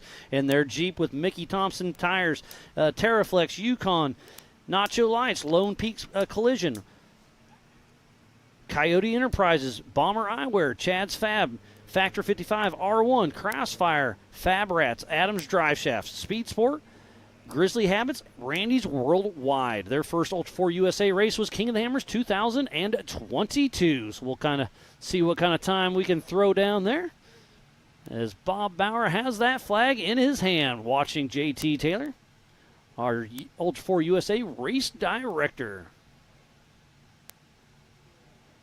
It's been a fantastic morning of qualifying here, just outside of Lake Havasu City. And what I am pleased to see, Miles, is that the wind has picked up now, taking that dust away. The wind is the racer's friend. That is an absolute fact. On race day, we hope it blows a little bit, but we don't want it blow too much because the F1 boat racing does a little bit of testing and tuning tomorrow, and then they are racing on Sunday as well. So be sure to go to legendsofhavasu.com to check out our entire event schedule. We have the rodeo tonight. Brett Michaels plays tonight, then Flo Rida tomorrow night. We've got so much going on. You do not want to miss anything. We still have a few VIP packages available, so if you want to get a wristband to check it all out, go to legendsofhavasu.com. As Brexton glides there, making his way round. And next off the line, another Jeep Cherokee. I believe that's Atterbury's old car, if I'm not mistaken. I was looking at the rooftop box and thinking exactly the same thing, but I wasn't sure. I didn't want to call it. That is the 4638 of Jeremy Lucas and Mike Brontero out of Peoria, Illinois, with J. Lucas Motorsports in that Cherokee. With Ballistic Fab, Move Bumpers, North LED Lights, Rome Adventure, Rad Designs, Dirty Life Wheels, Big D Diesel, Eagle Performance, Robert Porter Construction, and Ultimate Modal Wheel and Tire. This is Atterbury's old car, I am correct. And his first Ultra4 USA race was this year at King of the Hammers. Fantastic. Well, if it's Atterbury's old car, it's been there, it's seen it, and we know it's very capable indeed. As you say, it's locked out 2 national championships in the past. Let's just see what Jeremy can do with it. And we'll see his kid running in the Ultra4 USA race tomorrow morning at 8 a.m. Pacific Standard Time. Now, Albert Quinteros crossed the line with a 2:51, so I wonder if Albert actually got a flat out on course that we didn't see. So our current top 9 is Albert Quinteros in 9th. In 8th is John Rance. In 7th is Brexton Glines. In 6th is Doug Langford. In 5th is Jesse Bennett. And 4th is Josh Atterbury. 3rd, John Williams. 2nd, Alex Fleming. And top of the box with 7 points for now is Mr. Lauren Healey. Now, you just mentioned the 7 points. Let's talk about that because the first is qualifier. And actually, I'm wrong. It's normally 7 points. This is a double points race, so I got to fix my brain. So that's 14 points for this race. I got you. And look at the way that's digging out there. He's having to work really hard to get it back on course. Almost kisses that flag right there, but keeps her on line as Lucas is pushing strong, the number 46-38. Awesome views. I love the way you can see the 4-link suspension points under the vehicle from that line. Yeah, this has raced a lot with us, with Atterbury having it back in the day and now passing the torch. Yeah, it's great to see cars being passed on down through as teams move on. And Josh is only just learning about this Bronco. He'll just be taking it easy. He's a conservative driver. He doesn't leave it all out there. He knows that this is a long race. He knows that he's got to take his time. And he'll just be wanting to learn that car's manners. Yep, and you can see our Optima leaderboard in the top left of your screen to keep everything going. But don't forget, you can also go to live.ultra4racing.com for our live timing. And then don't forget, when the race starts, go to Racing Tracks, TRAX, and you can find that. We'll share that on all our social medias, and you'll be able to watch live tracking during the race on this 37-mile race course. And there is Sergio Pinillos pushing hard. Yeah, Sergio is one of the few that really can give the Broncos a bloody nose. And he's got his Warren representative, Brad Goodfellow, riding shotgun out of Mount Dora, Florida, with RPM Extreme and Warren Racing. And his Jeep JK stock drivetrain, RPM Extreme, Warren, Factor 55, BFG, Raceline, Rugged, Rock Crawler, and Curry. He got first at Visions First at Pennsylvania. He was the Eastern Series champ of this year, and he is in the battle with Lauren Healey to see who can take home that national championship. It's going to be close. Who's going to win this race? It's going to be interesting to see how it shakes out. But for this season, you had to qualify for nationals, you had to race KOH, you had to race Visions, you have to race Havasu, and then 2 others. But then we drop your lowest double points race, which is Havasu, Visions, and King of the Hammers. So it's going to be interesting how those numbers actually play out once we do that drop race. Next year we've changed our point strategy a little bit, and we kind of took some feedback, and we'll shake it out. Yeah, I'm looking forward to next year. They've already launched the calendar, and it looks absolutely fantastic. So we'll be racing an East Coast, a West Coast, and a National Points Championship. Yep. We'll start off with our first race of the Ultra4 USA season in King of the Hammers in Johnson Valley, January 28th through the February 3rd. Then race 2 will be April 4th to April 6th at NorCal Stampede at West Prairie City. And then race number 3 in Rush, Kentucky, April 18th through the 20th. Then race 4 will be April 25th to 27th at the Silver State 300. Then we'll be heading to the Battle in the Badlands back in Attica, Indiana, early June. Yeah, then in July for race 6 is the July 25th to 27th is the famous Reading Rumble out in Pottsville, PA. And then we'll be back going to the Big House in Crandon, Wisconsin for the Rage on the Rocks for race number 7 over Labor Day weekend. Then race 8 is from September 28th to 29th at the Crossbar Ranch out in Davis, OK. And then we'll be back here for the national finals once again for Legends of Havasu to round out next season as well. Off the line, our last 4600 Spider Track stock class is Roger King and Jared Johnson riding shotgun out of Sparta, Tennessee with Team Robbie Bobby and his Jeep TJ. With a Rock Crusher 60 axles, Mickey Thompson, Raceline, King, Brannick, and Rugged. He's been racing the EMC since the invention back in 2012 at King of the Hammers. Now, this is interesting. I heard a rumor that they'd actually broken this car yesterday. So I'm not sure if that was true or whether they've just managed to get it fixed. He got it fixed because I saw him off pace in the desert kind of looping around. So he had some kind of issues. Not sure exactly what happened. But, yeah, where's Mick Henson? I'm not sure where he ran off to. He's been running really strong with us and having some kind of issue. Yeah, we also know that Tom Biddle should be on the start line. There's the Atterburys right there on screen. Give us a little wave. We saw Josh Atterbury just get off course. Yeah, we also know that Tom Biddle would normally be qualifying as well. It's going to be a rear start for Tom Biddle. He's got a breakage. They've been having to drive all the way out of Barstow, get the parts back, and get it fixed. So we have our Jumbotron right next to Big Merch. So come over and check out Angel and her crew. Buy some T-shirts. We got a little bit of everything for you, and it's a best seat in the house. Grab some shade, grab a drink, and watch the live stream. And we've still got so much action here today. Next up, it will be the 4400 Pro Mods. Or modified classes, I should say. Let's just talk a little bit about the modified class. What have they got to have on these vehicles? So it's another fun class. The 4500 Yukon gear and axle modified class, you can have 2.5 shocks per corner, but limited to 14 inches of travel.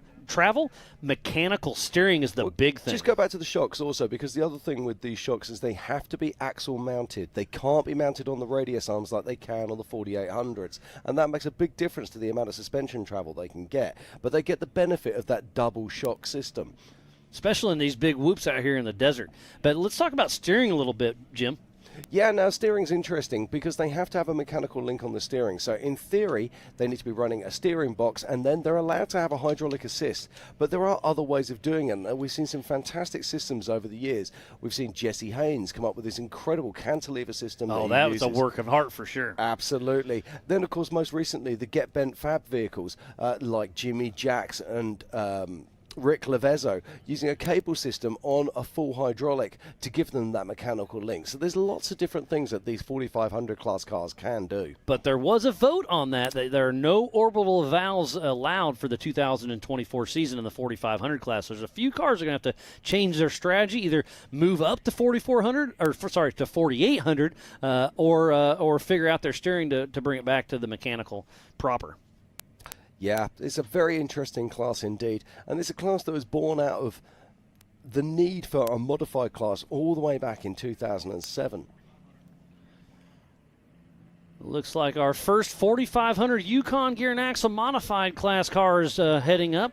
That should be Cody St. Clair. Yeah, let's go through our top 12 quickly. In the 4600s, in 12th it was Roger King. In 11th it was Jeremy Lucas. In 10th it was Abish Contreras. In 9th it was John Rance. In 8th it was Brexton Glines. In 7th it was Doug Langford. In 6th it was Jesse Bennett. And then 5th is Josh Atterbury. 4th, we just switched our timing on us. Sorry about that. But top of the box was Lauren Healey for sure. But you can also go to live.ultra4racing.com and get the timing. Go there and check it out. It'll be on our screen there. There's a link off ultra4usa.com as well. So up next is the 4500 Yukon gear and axle modified class. JT Taylor on his rugged radio making sure the course is clear before we send out our first victim of Cody the Texas Kid St. Clair. Now, we've got some big hitters in here. We've got Dwayne Garrettson. We need to be looking out for him. We've got Rick Levezzo, who's also going to be in there mixing it up, that's for sure. And I hear the thunder of engines. And it sounds like that Cody St. Clair is on course. With Tyler Haggard riding shotgun, the number 4561 out of Ponder, Texas, with SCR Motorsports in his Tribe 16 chassis. Thompson LS 408 stroker, Turbo 400, Atlas, Raceline wheels, Cooper tires, Torco oil, full throttle batteries, Dave's Off-Road, Factor 55, Warren, Brannick, PSC, and Rufus Racing. His first Ultra 4 USA race was back in 2015. Him and his dad, Anthony St. Clair, run almost the entire season every year. A lot of dedication out of this father-son team, and SCR is out there pushing strong. Great to see, excited to see what Cody St. Clair can do out here. Yeah, he's one of our top hitters, that's for sure. A firm crowd favourite. Gives it 120% every time he hits the course. And this is a really interesting class. I'm really excited to see this. We've got Logan Goodall in there. We've got Jesse Oliver. We've got Sean Rance, of course. So many fast cars. And, of course, we've got Dwayne Garrettson.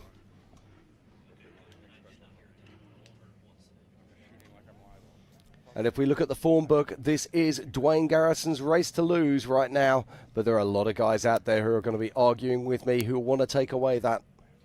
Yeah, so, my personal points little collection I built, Dwayne Garrettson out front, and then it's Jesse Oliver and Cody St. Clair very close to each other. So it's between Garrettson, Jesse, and Cody St. Clair for first. We'll see how that shakes out. But Sean Rance and Rick Levezzo could still sneak up on the podium. Well, this is the interesting thing, because Rick Levezzo actually has nothing to do with the points here. But Rick Levezzo was on the podium in both races at Crandon. So I've got a feeling if Rick has a great race here, he could really upset the points championship. Absolutely. That's a good one to say. I was chatting to Rick Levezzo yesterday in the hotel lobby, and he's super excited. He said the car is on point, and he's really looking forward. Off the line next, the number 29 of Shad Kennedy with Jeff Cooper riding shotgun out of Prescott, Arizona with Kennedy Motorsports. In that Poison Spider chassis, LS3, Turbo 400, Alice, Maglite, Falcon Tires, Summit, Curry Enterprise, Rock Jock, and Adams Drive Shaft. He rode with Larry McRae and won the EMC back in 2011. I was just about to say Poison Spider. That's not That's a name. crispy, isn't it? Yeah, that's where you don't actually hear Poison Spider being used very often these days. And yet, of course, Poison Spider was a big thing back in the day. Yep. And then then it's changed hands, and yeah, we haven't heard it near as much. So it's great to see it back in action as Shad Kennedy makes quick work around that little turn. We'll see what he can do up on the Yukon Ridge. Yeah, it looks like he's laying down a great pace here. And Cody Sinclair has crossed the line in a 2:10, so a solid run there from Cody Sinclair. But that just shows you the pace of those UTVs we saw earlier on today. Yeah, Paul Wolf with that blistering time. Yeah, 1:53. It's going to be very interesting to see if those big cars, the 4400s, can get anywhere close to it. I've got a feeling it's going to be very, very tight indeed. And I can't wait to talk about those. Can't wait to talk about the 4400s later today. Over 50 entries. It's going to be astonishing. Oh, now look at this. Now he cuts down across there really early in front of the flag. So is that 50 feet? I think so, and I think that's going to be really close. But if that is a legal line, that is a fast line, and if it becomes that, it's going to be well, I'd say it's I think it's going to be the new line. Yeah, I think that's inside of 25 feet, if I'm completely honest.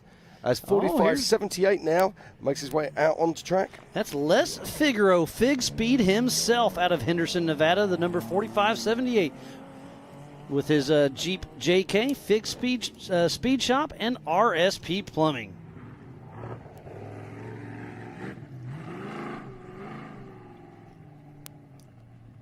If you're just joining us, this is the 4500 Yukon Gear and Axle Modified class for the 2023 Ultra4 USA Legends of Havasu. I am Miles Hasquis alongside my good friend of Jim Marsden.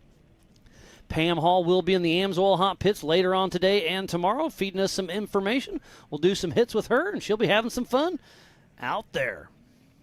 We have our Grand Marshal Bob Bauer will be a guest speaker off and on all weekend as well. He was at contingency yesterday, told a pretty good little story.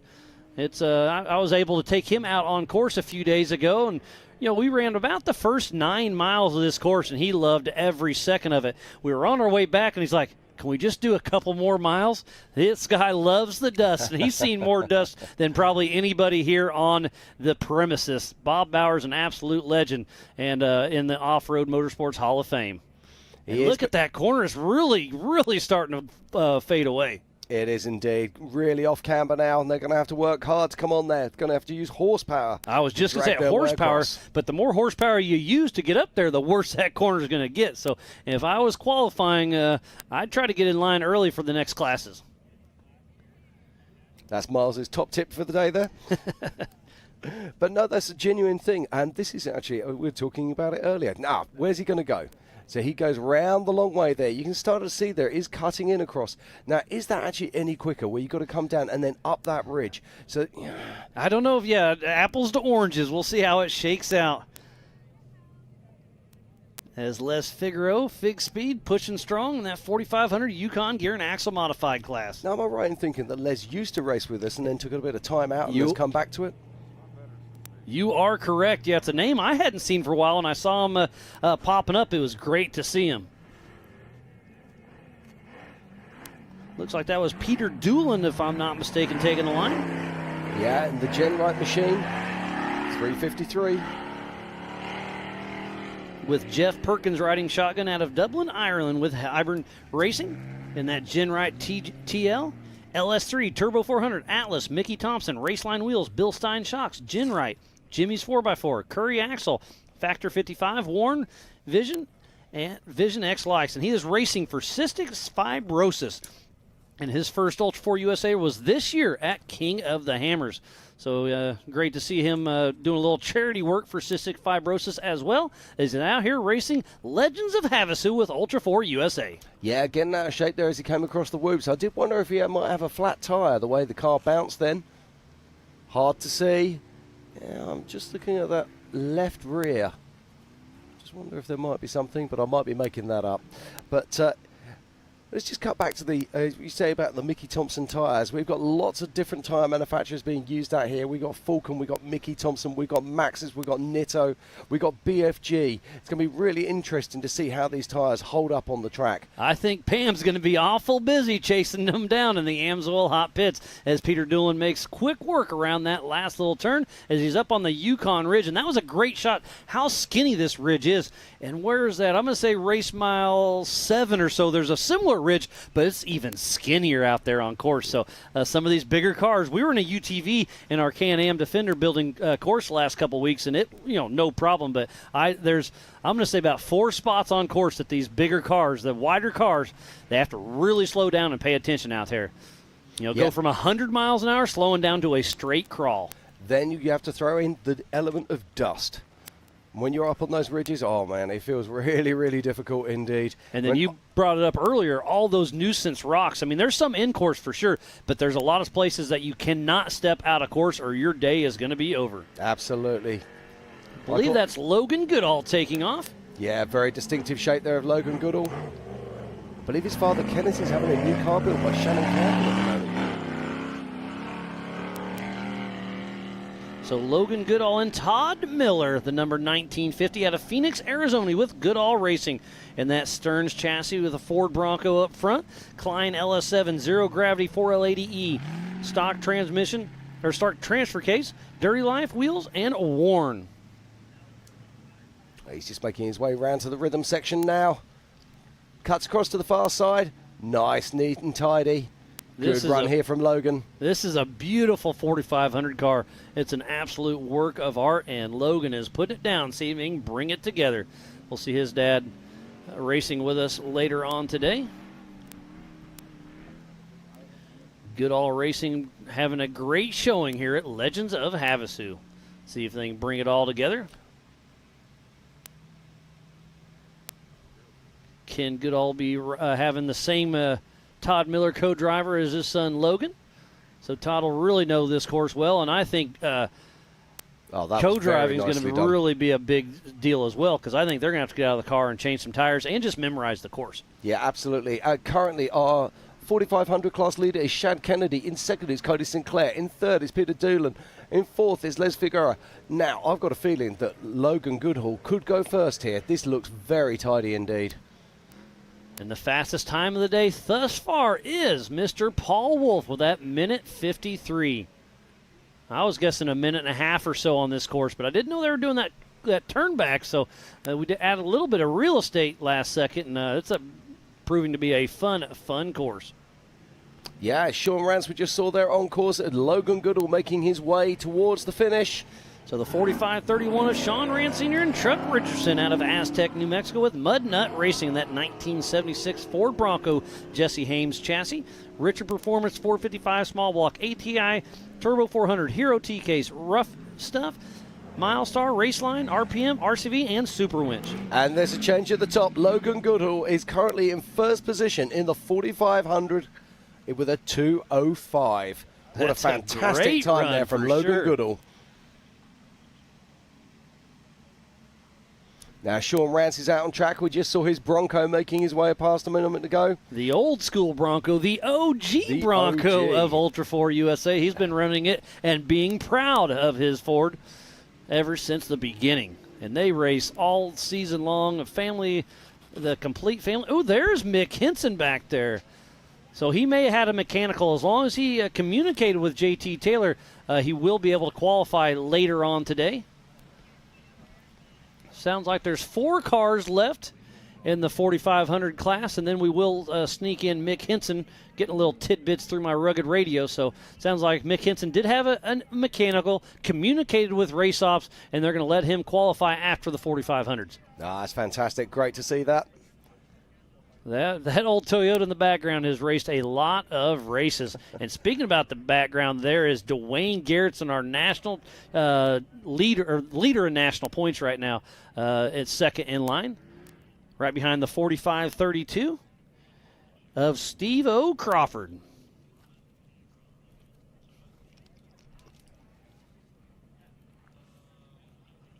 So out on track at the moment, it is Sean Rance in the OG Bronco. And it looks like Steve Crawford there. He's getting the green flag. Heading out onto course. Great looking car, this. Out of Paso Robles, California, with SC Firestorm Racing with an M&S Fab chassis, stroked LS, Turbo 400, Atlas, Spider Tracks, Brannick, M&S Fab, Nike, and Mike and Sarah Amaral. And Sean Rance goes into 4th position with the 218, so a solid run there from Sean. In 3rd position is Cody Sinclair with the 210. In 2nd position is Shad Kennedy with the 206, but currently leading up our 4500 class is Logan Goodall with a 205. What a great race. So they are qualifying right now for this afternoon's race starting at 4 p.m. And they are qualifying in their class, but they will start how they qualify. So a stock class could start in front of somebody. They'll be intermixed on their qualifying position. They will take off 30-second increments. This race is on adjusted time later on, but right now it's qualifying. Yeah, we're just looking at Dwayne Garrettson there sitting on the start line in his Jimmy chassis, Spider Tracks axles. So we keep talking about chassis. There's, we saw Tribe 16. We see Jimmy's. What is a chassis? Well, there's different manufacturers. You have a Miller chassis. We see Campbell's. There's all sorts. Give us kind of a quick rundown, Jim. Well, there's many different chassis manufacturers. So, right, okay, let's start with the basics. So 4600s are using manufacturer chassis. So made by Ford, made by Jeep, etc., etc. Toyotas. Exactly. So when we move up into, or Land Rover even, there's an oddball for you. Then we move up into sort of like 4500 and 4800, and then we're coming into tubular chassis. These are race-built frames, and that's the best way to put it, frames. Okay, so what happens is they literally start from the ground up, and they use tube-type material. You can use box section, and on the 4500s, they do have to have a limited amount of box section. Some of the factory frame. Indeed, to create that frame. And what we're looking for is we're looking for safety, strength, but also to be as lightweight as possible inside of that package. So it's very, very complicated as we watch Dwayne Garrettson leaving the line here. But we have multiple different chassis manufacturers. So we have Campbell, we have Miller, we have Jimmy's, we have UFOs. UFO. It goes on and on and on. The wonderful thing about Ultra4 racing, it has developed an industry in itself that is worth literally millions and millions of dollars each year. It's amazing. So Dwayne Garrettson, the Ricky Bobby of Ultra4, with Jeremy Tipton riding shotgun, number 26 out of Fort Smith, Arkansas, with Come Get You Some Off-Road. And a Jimmy's 4x4 Bronco with a Limitless Performance LS 6-liter. Turbo 400, Atlas, Yokohama, Raceline, Yukon, PRP, PSC, Steinjager, Brannick, Warren, Custom Splice, Radflow, Spider Tracks, Willwood, Extreme Diesel, CDL Academy, Tom Woods Drive Shafts, Jimmy's 4x4, STT, Sign Planet, and Daily Meat Processing. And in the 4500 class, Dwayne Garrettson is our national points leader. So we'll see how it all shakes out. But Dwayne Garrettson is sitting in a very nice spot. Now, interesting, I haven't seen, that's not Rick Lavezzo. I haven't seen Rick Lavezzo lining up yet. So it looks like we've got Jesse Oliver lining up in the background. Maybe Rick Lavezzo is behind him, but we haven't seen Rick Lavezzo yet. That is Eddie Oliver getting ready to take the green flag here momentarily. As Dwayne Garrettson is out on course. Our drone had to land for just a moment to recharge some batteries. We'll have him back up in action here in just a little bit.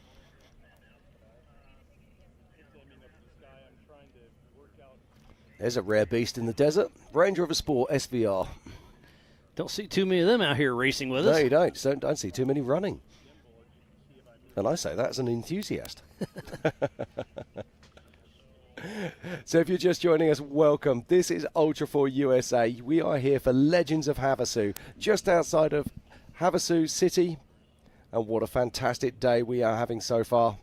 We are here for the qualifying. And first thing this morning, we saw the 4900 class qualifying with Paul Wolf laying down an incredible 1:53. The fastest time of the day for sure. And then we just saw the 4600 Spider Track stock class. Here comes the 4500 Yukon Gear and Axle. Up next will be the 4800 Brannick Motorsports. And then last but not least, Of course, it's the big dogs, the 4400s, and we're going to see one of the largest fields we've ever seen outside of King of the Hammers. 50 plus 4400 class cars, and the big guns are here. We've got Shannon Campbell, we've got Raul Gomez, we've got Lauren Healey, we've got Vaughn Ginn Jr., we've got Bailey Campbell, and of course, the man at the moment, I've got to say it, Brian Crofts. That's a man who's having an incredible season. He's really putting it together. So it's going to be an awesome race. Yeah, but there's so many other people out there. I mean, Cody Addington, Casey Curley, Levi Shirley. Casey Curry is pretty cool to see because he's not in the points running, so he could really throw a wrench in some of these guys and gals'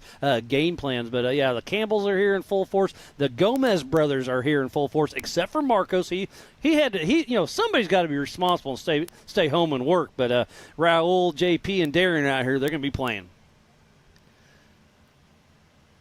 But we have fun havers out here as well. I saw Eric Miller. He's here, but without his car. And speaking about Eric Miller, we do have the Zandy Willems Sportsman of the Year, and it's voted on by peer racers. So is it going to be Chad Hunt, Levi Shirley, Eric Miller, or Aaron Lynch? We've got 4 nominees. We'll do that tomorrow night at the Nautical for our National Series banquet at 5 p.m. PST. We'll have Bob Bauer there, Jim Marsden, Miles, myself, Pam Hall be in the mix, and we'll have some fun handing out some trophies. I'm looking forward to that. It's going to be a great lot. It's going to be a lot of fun indeed. It'll be a celebration of the season year end. And this is another friendly reminder to all our racers. If you haven't sent an RSVP, please do. We don't want you to miss out on the national banquet. Absolutely. Now, we're just watching here, and Eddie Oliver is on the line, but Dwayne Garrettson went out on course. Now, we haven't seen Dwayne come back round yet, so... You are right. Yeah, so has Dwayne got a problem, maybe? Did he take a little tumble? Did he have a mechanical? I am not quite sure. Oh, he is upside down about halfway through. I saw his wheels up, so Dwayne Garrettson takes a tumble, so he'll be taking a rear start. Tough break for him. That's what we call a desert turtle. There's Randy, part of the Side-by-Side Trail Association. They've been out here helping us all week, so going to get Garrettson flipped back over. He will have to take a rear start, but again, huge shout-out to the Havasu Side-by-Side Club. They're going to be helping volunteer, keeping everything going good. And then Tread Lightly will also be on site after our races. Tread Lightly and the Havasu Side-by-Side Club are going to help us clean up the course, knock down some of the berms.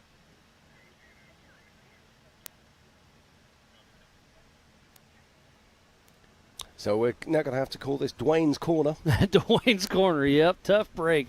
There's Travis Cook, one of our volunteers. There's Caleb Jones.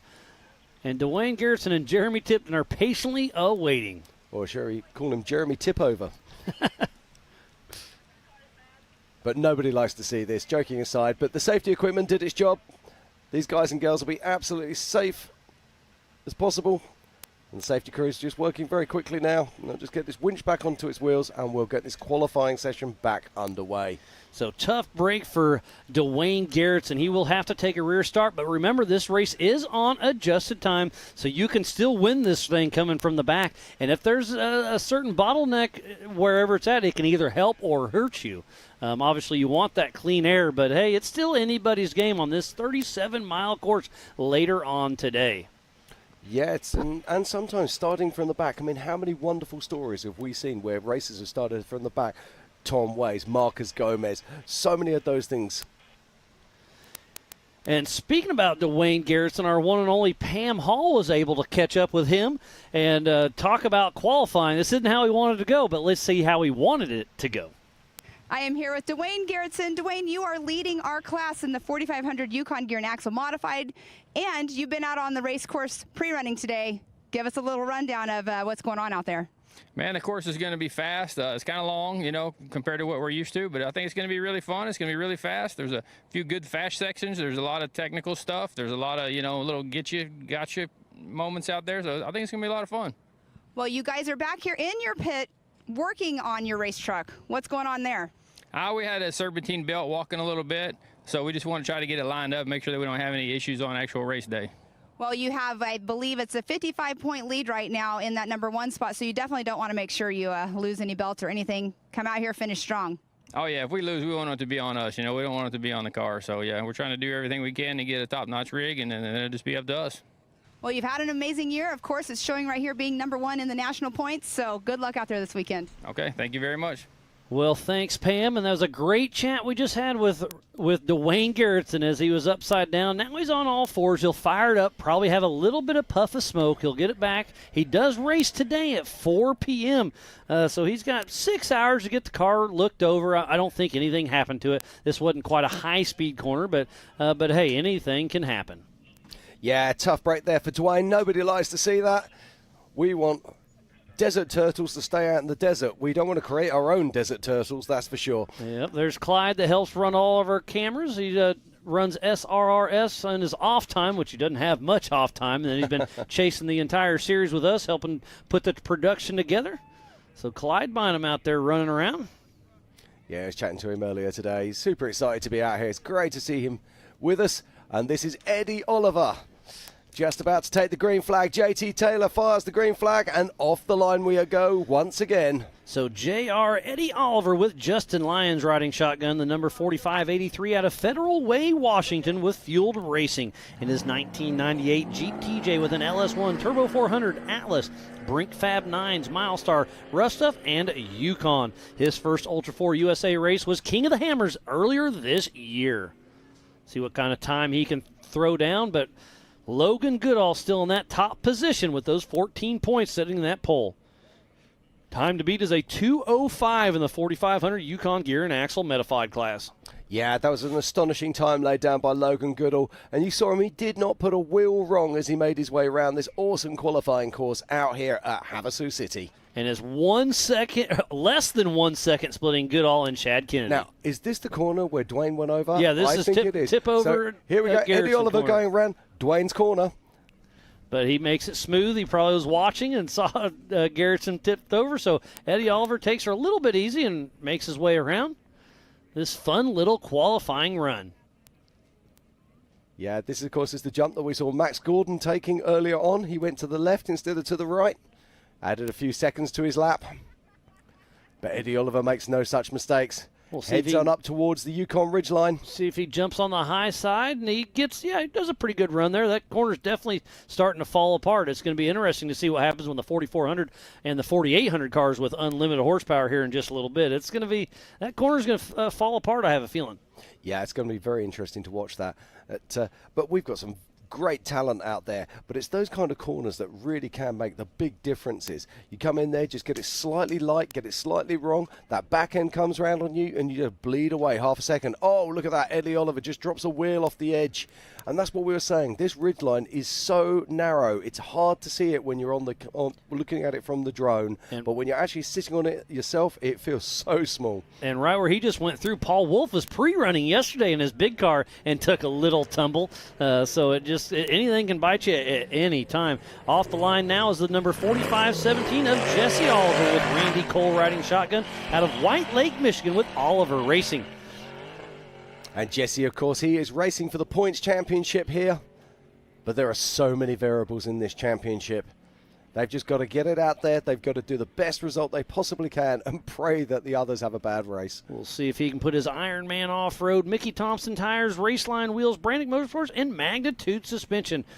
We'll see how he can throw it together. His first Ultra4 USA race was King of the Hammers back in 2013 with a couple Eastern Championships, lots of podiums, and everything in between. And Eddie Oliver crosses the line in 8th position, and lining up right there is the man I was talking about earlier. It's Rick Lavezzo. But this is Jesse Oliver making his way around the course now. He's made his way around Dwayne's corner, heading up towards the Yukon Ridge. This is a fun little qualifying run, just over 1 mile out there. And the fastest time today was in a UTV Pro Mod, driven by Paul Wolf with that 1:53. But in the 4500 class, it's Logan Goodall with that 2:06. Sorry, 2:05. Yeah, 2:05. That run by Logan, though, that was exceptional. He really did not put a foot wrong there. That car is such a weapon. It performs at such a high level. Great to see him putting it on the top of the box right now. We'll see what kind of time Jesse Oliver can throw down. He's He's in contention to win the national points. It's going to be a dogfight between Garrettson, Oliver, and St. Clair. We saw Garrettson take that tumble, so he's going to have to fight his way from the back of the pack, but he's done that before. He's still not out of the fight by no means.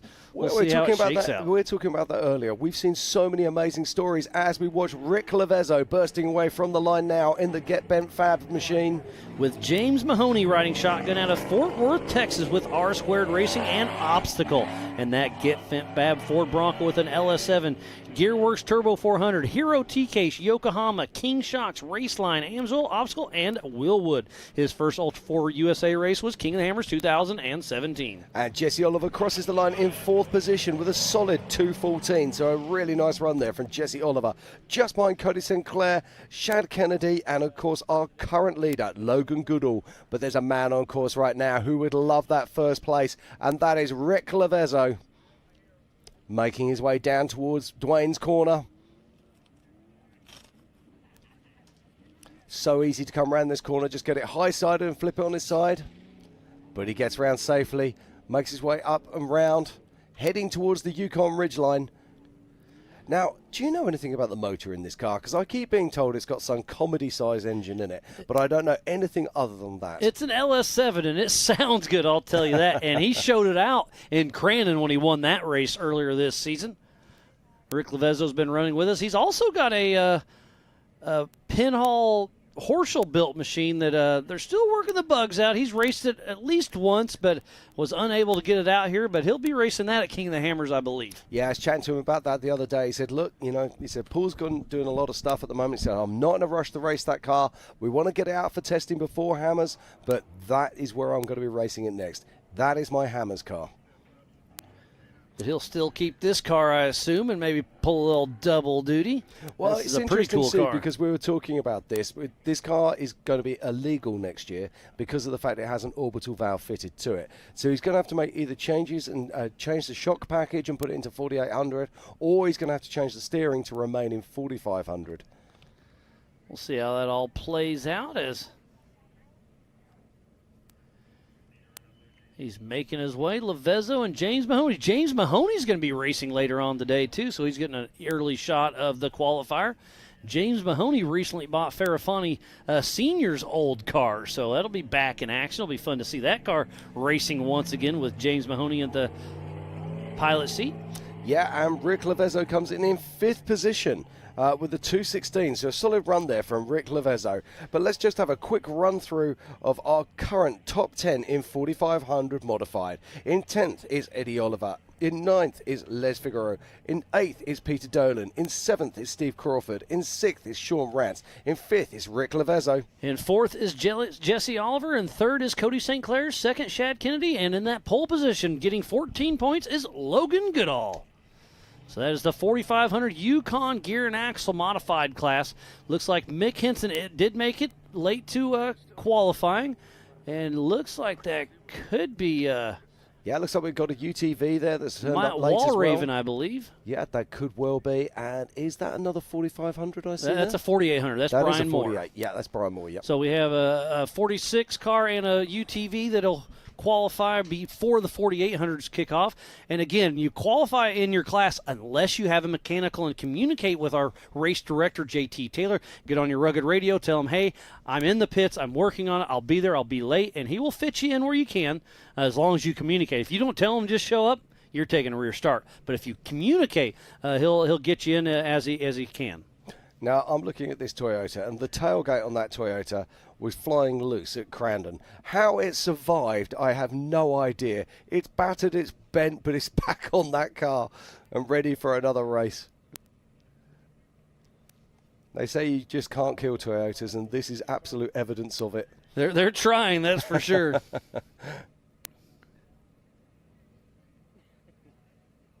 So we're just making sure that we got clear course here before Mick Henson gets brought forward. And that Toyota is the epitome of the 4600 stock class for me. I absolutely adore that vehicle. It's definitely a crowd favorite. And he's still in the mix. I believe he can get second in national points if he has a good race this weekend. And you were right, that UTV is Matthew Walraven, so he must have had a mechanical issue.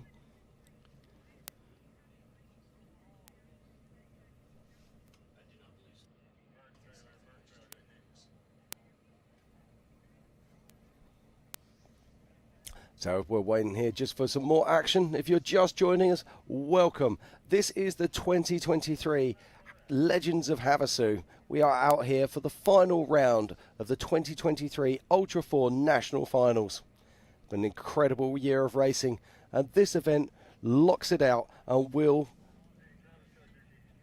bring us the National Points Championship to a close. We're multiple classes of vehicles. We've got the 4900s with 3 subclasses in there, Pro Mod, Stock UTV and Open.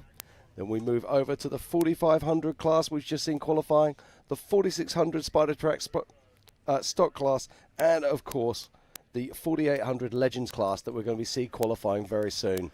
Then who comes after that? The 4400 Unlimited, the biggest and baddest names in our sport. Unlimited horsepower, unlimited suspension, 40-inch tires. They are going to be throwing it all down, and it's going to be a sight to see, I promise you.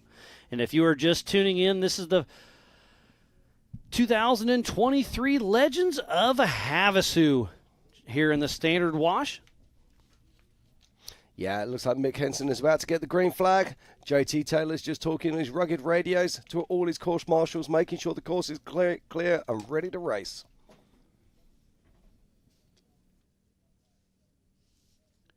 So Mick Henson will be taking the green flag, getting on race ops on our rugged radios, make sure everything's okay as he's sitting there at the race line, start finish, getting ready to take off. This is Legends of Havasu for the Ultra4 USA Nationals. This is a do-not-miss event. We'll be repeating this next year as well. We have the Ultra4 USA, the F1 Boat Racing, IPRA Radio, American Side-by-Side Takeover. We have Brett Michaels. We have Flow Rider, pool parties, drag racing, and so much more. We are at an off-road race, aren't we? Well, out here we are. Remind me, because Brett Michaels and Flow Rider, that's incredible. Yeah, and he's got Dee Snyder and Rome with Sublime will be guest appearing with him tonight as well. So get those wristbands, go in there as Mick Henson takes the green flag. Yeah, the 4619, the Toyota that can. With Rob Tigert riding shotgun out of Tahlequah, Oklahoma, with Rusty Nail Racing in that 1981 Toyota with a DAO racing engine, 22RE, Diamond Axle, Warren Factor 55, Dixie, Yukon, Raceline wheels, and trail gear. And my favorite part, it has leaf springs. All the way around. Those are called race leaf springs. He custom built these ones and he kept breaking them, so he's trying his own little thing. We'll see if he can keep them together.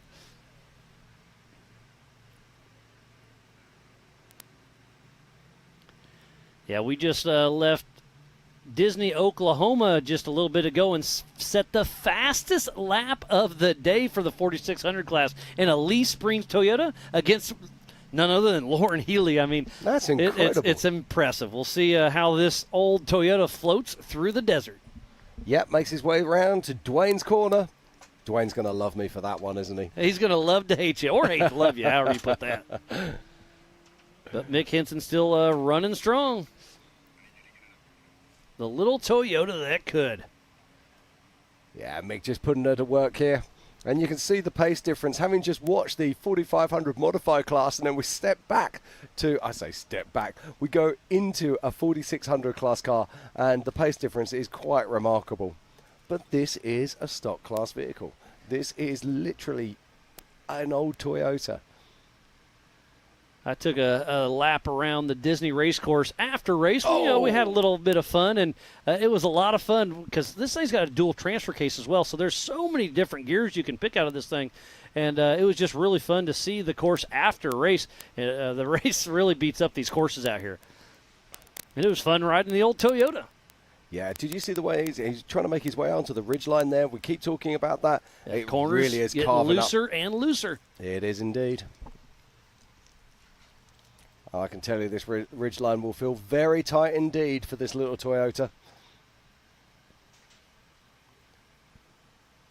Again, we need to give a huge shout-out to Jason and Gayla Robinette, all the volunteers, the Ultra4 USA staff, the AOE crew, media, safety, USAC, racers, fans, and our marketing partners. We would not be here for Legends of Havasu if it wasn't for all of these guys and gals coming together. Yeah, it takes an army to bring this to you. I'd like to thank every single one. It really does make a difference. And if you want to become a volunteer, get in touch with Ultra4 USA. It's often the best seat in the house. Give you a radio and a vest and put you to work. But, yeah, you can see a lot. And there we are. Mick Hansen crosses the line. See what kind of time he gets. Looks like he's moved into that 12th position. Yep, solid run there for Mick Hansen. Looks like we're going to move up to Matthew Walraven in a UTV. He's in the Pro Modified class. He missed his slot, but was communicated with JT Taylor, and he's going to let him run. So we've got to make sure that timing flipped over, so it looks like we're looking good to send out Matthew Walraven. Now the time to beat is a 1:53 of Paul Wolf, but that's a tall order indeed. Let's see what Matthew Walraven can do. So Matthew Walraven and Rhett Bryan riding shotgun out of Oak Ridge, North Carolina with JW Performance in the Pro Modified class with his Can-Am, Builder's First Source, Transite Solutions, Mil-Spec Liners, CT Raceworks, Simpson, Stylo, PPEI, Murray Motorsports, JW Performance, Hess Motorsports, PRP, Raceline, Double E, and United Trailer. His first Ultra4 race was last year, and he's gotten a few first places at Rush and Visions, Sturgis. He's got some wins under his belt. We'll see if he can keep it together. We'll see his son Xander Walraven battle for the national championship tomorrow morning at 8 a.m. with the Youth National Finals.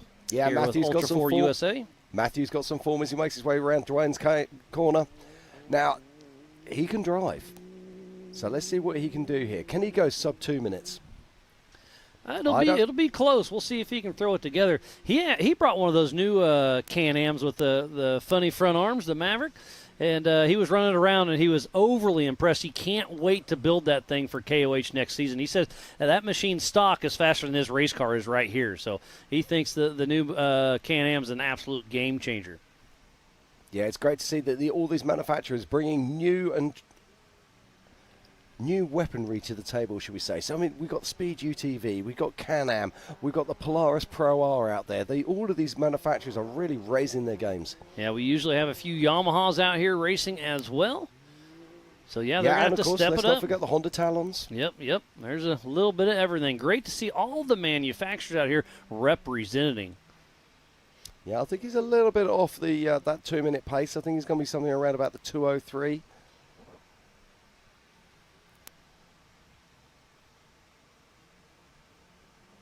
Well, that's the best guess right at this moment in time.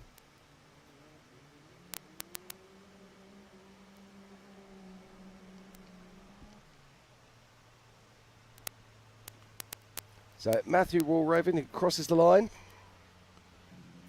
And he's in 19th, 5th in class with a 2:11. So, yeah, just a little bit off pace there for Matthew Walraven. Still a good solid run, though. And he will be in 5th in UTV stock and 19th overall. Looks like we're switching over to the 4800 Brannick Motorsports Legends class. That should be Brian Moore.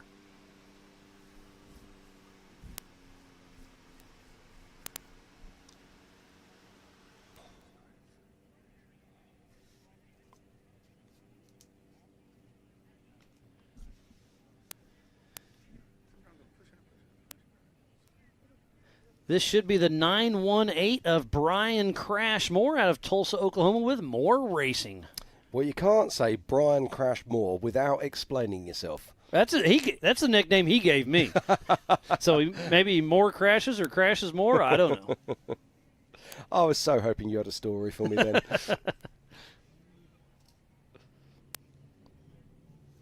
It's been a fantastic morning of qualifying so far out here at Lake Havasu City for the 2023 Ultra4 National Finals. And there he goes, the 918 of Brian Moore with his nephew David riding shotgun out of Tulsa, Oklahoma with Moore Racing in an old Blue Torch Fab chassis, LS53, Maxxis, Vision, and ORI. And he wants to give the Jensen brothers a huge shout out. He would not be here racing without the Jensen brothers and ORI. And now Blue Torch Fab, there's another chassis manufacturer from right back in the day. Yep, this one's been around for a very long time. And that's what the Legends class was brought in for retired 4400 class cars. To keep them chugging along.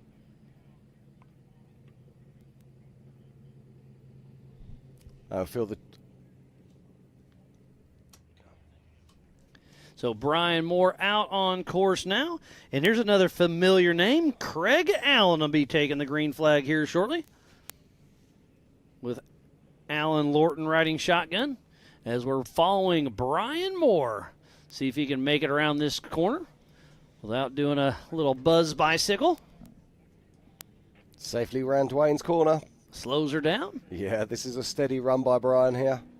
Now let's just talk about some of the heavy hitters we've got in this class. I'm just looking down my list here, and we've got Stephen Woody Rose. I want to give that young man a mention. He actually managed to get that. He raced in the 4400 main at Crandon and managed to get up into 6th position. So this is a young man who's on fire at the moment. Then we've got Jeremy Jones, also Doc Jones, as we all know him, and another man who's really on pace at the moment. And then we've got Ryan Taylor. Oh, so, yeah. So we've got 3 really big ones. Who else should we be looking out for? Brian Trimps here, Eric Michael. I mean, we got a very stacked field. But yeah, Jeremy Jones, Ryan Taylor, Woody Rose. I've got another one for you, Brent Harrell. Absolutely. That's probably my favorite car out there. That Horschel-built machine is an absolute work of art. He debuted that last year at KOH. They, worked through the kinks, but it's just a genuine car. We'll see if he can throw the paces through it. Yeah, absolutely. These are cars that we're talking about here that would be right at home in 4400 if they slapped on some 40-inch rubber. And the pace they lay down is absolutely incredible. But there's a conservative pace here. As Brian Moore wakes his way around the course. Only a couple more turns and he will see the checkered flag.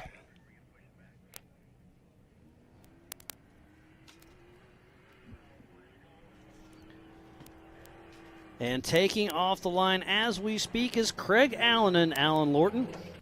The number 595 out of Norco, California with Allen Racing in a Liberty Mountain Fab chassis, LS3, Turbo 400, Atlas, and Spider Tracks. His first Ultra4 race was Glen Helen back in 2016, but he took the proper race line. He missed the qualifying line, so we'll see how this all shakes out. See, we saw Dustin Robbins do that earlier, but he got a rerun. But he said that cone was off, was knocked down. This one isn't. I don't know how this one will shake out. Yeah, tough break there. Let's just see what happens. They were quite clear in the driver's briefing on which direction the course was to take. Okay, he missed the course. The ribbon was up, so he will be taking a rear start. So tough break for Craig Allen.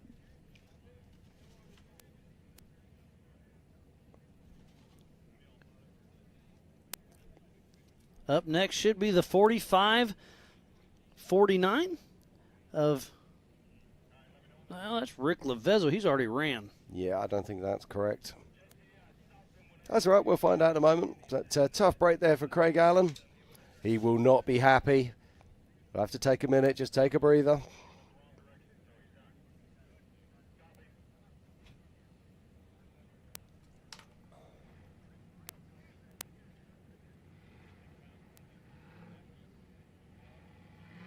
So let's talk about the 4800 class here. So the 4800s, they're allowed a single shock per corner. Its coilover can be up to a 2.5 inch in diameter. They have to be a front engine, have to have 2 seats side by side, and it's really a class designed for aging 4400 class vehicles. But there's definitely some new cars that are being built for it. Well, that Brent Harrell car we were talking about, I mean, you look at that and it is built within the rules. It looks like we've got another car off the line now. Is this Eric Weichel? This It is- is Eric Weichel, the 406. We got flames down the side, and we are in action. With Wade riding shotgun out of Helena, Montana with Some Fear 406 Racing in his Jimmy's chassis with an LS3 Turbo 400 Atlas Raceline wheels, rigid and worn. His first Ultra4 USA race was Nationals 2019. Yeah, it's a great-looking car. Great guys as well. Saw them at contingency yesterday. Big, wide smiles, and they're really looking forward to this race.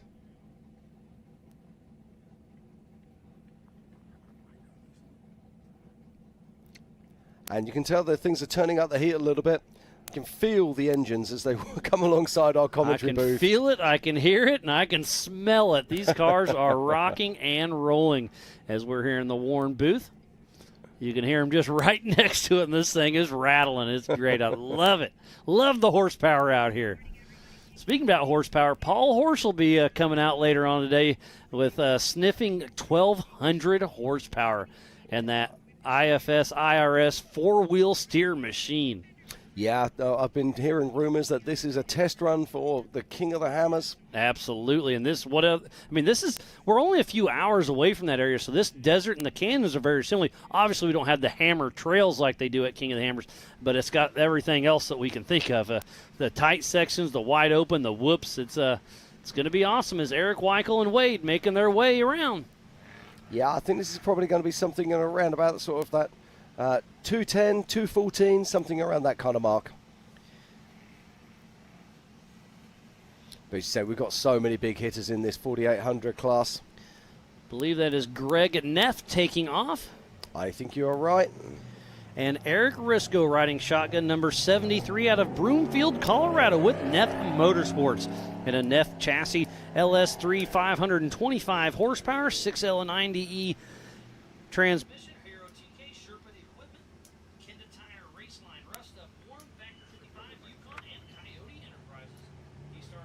Driving Ultra4 back in 2013.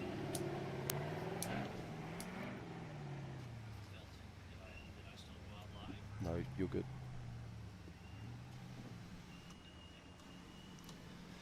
And still the action continues here as Greg Neef makes his way around the course. Pushing on round Dwayne's corner. Nice pace here. Eric Weichel came in under 214. I called that one right, Miles. That was a great run. Every once in a while you get something right there, Well, buddy. it doesn't happen often. I know. You catch me when I'm falling down, I promise. Greg Neef there jumping down and be making his way onto the Yukon Ridge. And just look at how this is cutting up now. Oh, he took a nice line. I like how he dove in a little early and took it a little more straight. That was a great little driving there by Greg Neff. And this gnarly little narrow whooped out Yukon Ridge. And it's a great spectator viewing area. Absolutely love it. And this is part of the racetrack. So later on today, you'll be able to see him coming in from the distance and follow him on in. Yeah, this is going to be a similar sort of time. I reckon we're going to be somewhere around the sort of 212. And what sort of speeds or what sort of times do you reckon we're going to be seeing in this 4800 class? Are we going to be getting close to that 2-minute zone? Man, I thought we would have, but I don't know. We'll see how it shakes out. We still have a lot of fast competitors to go. But Eric Weichel threw down a great time at that 214. Yeah, we'll see. This is the 48-63 of John and his wife, Jody Holtzman, out of Newcastle, California, with Holtzman Racing. In a Jimmy's chassis, LS3 Turbo 400, Atlas, Arturo tires, Raceline wheels, JR's transmission, L-Rod Pro Straps, and Hardwire Motorsports. Their first Ultra4 race was King of the Hammers 2020. Yeah, and Greg Neef crosses the line there in a 2:10, so a solid run there from Greg Neef. Shaved off 14 seconds off of Weichel, so he's sitting in that pole 4 position. seconds. We'll see if he can get those 14 points. 4 seconds. 4 seconds. I said 14 points, 4 seconds. Ah, gotcha. Yeah, I don't think he's going to be in that pole position for very long, if I'm honest. But that Got is some a heavy good-looking hitting. Jimmy's car. It is. It's shining. I like the brights. It really helps us tell who's out in the dust. Saw Justin Barth got his car back together and made us a fancy roof. We'll really be able to tell who he is from the drone shots. Eric Weichel started that tradition years ago with that big, happy, smiley face on the top of his car. Yeah, it's something that's transferred really well. I myself, I run a huge race number on the top of my car for exactly that reason. You should run one on the skid plate as well, Jim. Yeah, judging by my current performance, you're not wrong. Well, there is a reason my race number's 69. Same way up anywhere you go.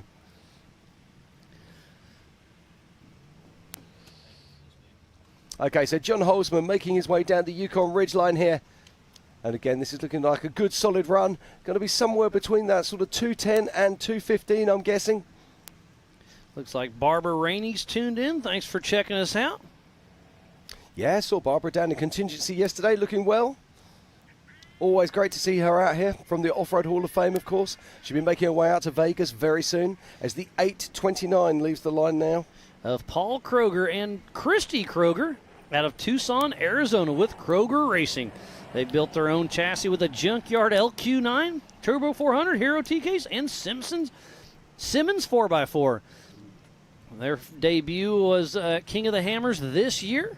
Husband and wife team. Great to see them out there. This is relationship. You think canoeing's hard. Think about getting in a race car. This is relationship building at its finest. We saw the Holtzmans out there. Now we have the Krogers. And John Holtzman actually comes in a little bit slower than I thought he was with a 2:23. So a solid, safe run there from John Holtzman.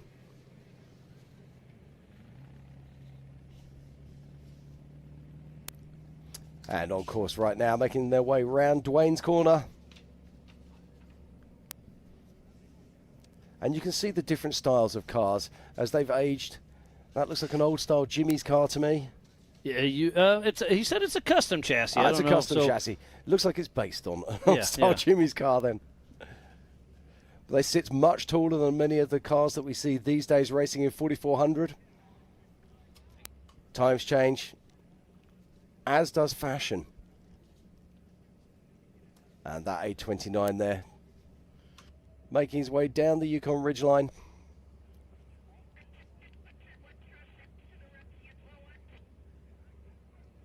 Up next should be the 1717 of Ryan Rollover Webb. We'll see if he can find, if he can rename Dwayne's corner. You see the rear end really get upset there. These whoops are starting to get a little beat up. They are indeed. It all comes back down to what we were talking about earlier. Time in the desert, shock tuning. It really does make a big difference. These places, every single place is slightly different. And if you can spend a little bit of time out there, just make some adjustments, it really does make a big difference to your vehicle.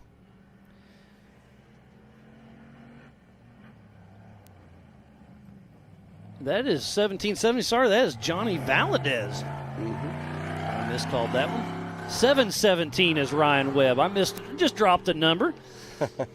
So Johnny Valadez and Aaron Kaiser, a local out of Lake Havasu, Arizona, with Telemetry Motorsports with his Bomber chassis, LS3, Power Glide, Atlas, Dana 60s, 14 bolts, Bill Stein, Yokohama Trail Ready, and Sparco. He was a rookie here at King of the Hammers this year. And Paul Kroger crosses the line in a 2:24. So a solid run there for Paul.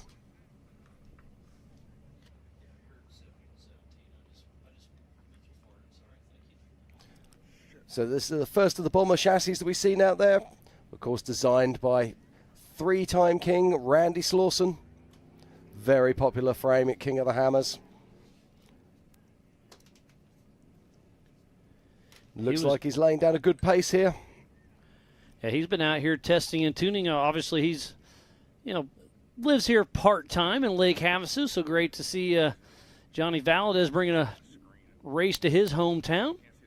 Aaron Kaiser came out and volunteered earlier last week to help us set up a few things. He's riding co-driver with him as we speak. It's always great to have the locals out here helping us when we're setting up. Because it's just, back to the Ultra4 family. Everybody's here to help everybody. So we were here earlier. They saw that. They offered a hand. We took them up and put them to work. So thanks again, Aaron Kaiser. As Johnny Valadez pushing strong with Telemetry Motorsports. Yeah, looking good here. We were talking about the bomber chassis racing. I saw that Randy Slauson was at Johnson Valley last weekend helping with the 2024 King of the Hammers rookie program. Yeah, it's great to see these Kings giving back to the sport. And I hear it. The 717 of Ryan Rollover Webb and Chris Branton riding shotgun out of Bossier City, Louisiana with Kryptonite Racing. And a Jimmy's Bloodline chassis with a Coots LS6 680 horsepower, maximum turbo 400, SCST case, Raceline wheels, Kenda, Liqui-Moly, D-Bomb EFI tuning, Warren, JE Reel, Pro Eagle, 7.5 Media, TCGR Construction, Gill Industries, Diddy's Big Block, and Pro Eagle Jack. And Johnny Valdez crosses the line in a 2:19 to go into third position. So our current top three. In first is Greg Neef. In second, it's Eric Weichel. In third, we just saw him on track, is Johnny Valdez. But there's a man on course right now who will really be wanting that first spot. We'll see if Ryan Webb can pull it all together. So we're giving you just kind of a high and wide of, giving you a little teaser of later on race course. You can see the dust as far as you can see. That's where we're qualifying.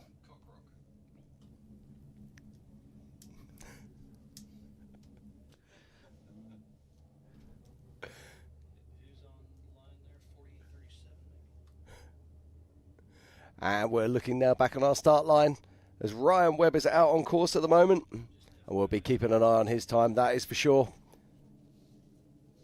I believe that's Jeremy Jones, I'm pretty sure. Jeremy Jones, yeah. So this is a Trent Fab car.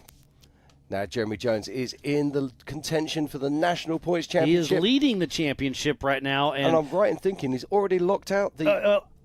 it's going to be so close with that drop race. I thought he had it locked up, but there's a few points. If Ryan Taylor can win this race, he can win. But if Ryan Taylor does not win, Jeremy Jones does have it. And Jeremy Jones and Don Ball Juicy take off like a rocket out of Laramie, Wyoming with Doc Jones Racing in that Trent Fab top shelf chassis with a proper tuning LSX 454, ATO 4L80.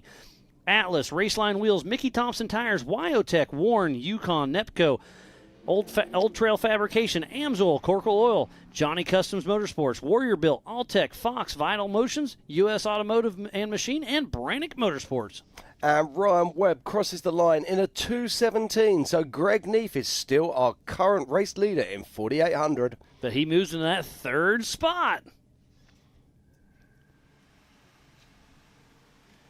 So we're just watching now. Doc Jones makes his way around Dwayne's corner. Up and over, and look at the pace here. Catches his own dust. I was just going to say that. Look at that. He's dusting himself out. That just goes to show you the racing later on today. Dust is absolutely going to be an issue. So qualifying is very important because you want that clean air out front like Paul Wolf has. Yeah, watch his line here. Oh, this is a great stuff here from Doc Jones. Absolutely pinpoint perfect as he makes his way down the Yukon Ridge. And you know Ryan Taylor's sitting here watching. I hope Jeremy Jones doesn't get that 14 points for getting the pole. We'll see what it shakes out. But Jeremy Jones is pushing hard. But this is what Ultra4 racing is about, Miles. It's about getting to the end of the season and there only being a few points in it. These guys have been racing so hard all year. I love this. Yeah, it's going to be so close between Ryan Taylor and Jeremy Jones. It's the national points is going to be awesome to watch. I think this is going to be sub 2:10. I think we're about to see Doc Jones going into first place, but we'll find out very shortly as another car bursts from the line. That is Russell Ruckus Raven with Toby Stacy riding shotgun, the number 421 out of Portland, Oregon with Raven Motorsports. And that outlet 4x4 chassis with an LS 408 stroker, a 4L80E. Hero T-Case, Yukon KMF Rugged High Desert Driveline. And I've got some news for you, Miles. Jeremy Jones breaks the 2-minute barrier with an astonishing 1:58. Just wow. Did you hear that? I think that was Ryan Taylor's jaw just dropped. Well, he's still got his opportunity out on course very soon. So it'll be great to see what Ryan Taylor can do out there. And also, let's not forget Brent Harrell as well. Yes, he's still in the mix. And Woody Rose. Yes. This is going to be a fantastic session of qualifying, that is for sure. But 1:58, that's an astonishing run there for Jeremy Jones. And let's give that some gravity. That's only 5 seconds behind Paul Wolf. Now, I know you might say, hey, that's 5 seconds. But that is incredibly fast. But don't forget, we have Brian Trimp with Trimp Racing Services coming up later on today as well. Yep. Oh, there's so much great racing to come. And there's Russell Raven taking that low side. It's really starting to get loose down there as he comes up there slideways all the way up the Yukon Ridge. Yeah, I don't think that low side is the side to come up if you want to be fast. You've got to go. You got to throw it around the outside. Yeah, you've got to throw it around the outside. You've got to keep that power in and just bring it round to steady. Yeah, I think you want to drift around. We'll see what Vaughn Gittin and Lauren can do. Yeah, I've got a feeling Vaughan is going to be the boy there. Do you think he's ever done any of this drifting thing before? More than once. It was cool. We were, I think it was during registration the other day, I saw Vaughn walking up there, and this little kid, actually it was Gamble. He races with us and said, hey, I watched you last weekend doing the drift, and Vaughn took the time out and went and chatted with him. It was really cool. So there's the number 130 of Bam Bam Jr., Austin Thompson, with his dad, Brendan Thompson, riding shotgun. The number 130 out of Nevada City, California, with Outcast Racing. That is an old UFO solid axle machine with a rear engine. Dart 454, ATO 4L80E, 205 Maxxis SMT Performance, Yukon FK Rugged Brannick Performance Air Filtration, Paul Jr. Designs, UFO Fabrication, Elite Metal Designs, Tubeworks, and Willwood. His first Ultra4 USA race was the Stampede 2022. And we will see his dad racing his UFO later on today as well. Yeah, Brendan and Russell Thompson. Raven has just crossed the line at a 224, so solid run there, putting him into 7th position. But this car is so easily identifiable. I think it's the oldest. It may be the. I think Guy Miller has one too, but one of the older straight axle Joe Thompson built UFO machines. Great to see it still out here running. Brendan Thompson raced his car for a very long time, built the new single seat UFO, and passed this down the ranks. So he never put together a great race win, but he always had bursts of being incredibly fast with this vehicle. So it's so good to see it being back out on track again. And Joe, if you're watching, hi. Oh, I'm sure he's watching. He's got a lot of his UFOs to be running today. We got the Gomez. Brothers. We have Paul Wolf. There's Austin Thompson, and Brendan Thompson will be racing later. For their 19, that'll be Jesse Lee. We're going to be seeing coming out on track very soon, if my numbers are correct. Yep, I think you're there, buddy. So 48-19, Jesse Lee with Ralph Rupick riding shotgun out of Prather, California, with Giggles Racing. He built this thing out of his garage, a few Toyota panels, a junkyard supercharged V8, AW4 transmission, 205 Nitto, ADS, Trail Gear, Yukon, Warren, Yoda 1 Performance, and Dombacher Construction. And Austin Thompson crosses the line. Fantastic run there from Austin. Puts it into 2nd position with a 210. What a great run he's got right now. Yeah, he'll be super stoked with that, as his dad Brandon will be as well. As the T-shirt said, let's go, Brandon. Let's go, Brendan. Jesse Lee still pushing strong. I was texting him because I saw on social media a few weeks ago he was hoping to make it. So I was texting him back and forth. He's like, "We'll have to see how my paycheck comes along." And so I hit him up, or he hit me back up. He's like, "Hey, the bonus is where I was wanted, so I'm going racing." Love that. And he was wanting to give some love to Brett Harrell. He helped him machine some parts to get here. Yeah, as we watch Jesse Lee on track at the moment, let's have a quick catch-up with our top 6. So in 6th position is Johnny Valdez. In 5th is Ryan Webb. In 4th is Eric Weichel. In 3rd is Greg Neef. In 2nd is Austin Thompson. But right now, it's all about that man, Jeremy Jones, who's gone sub 2 minutes with a 1:58. And just think of that's 12 seconds faster than Austin Thompson.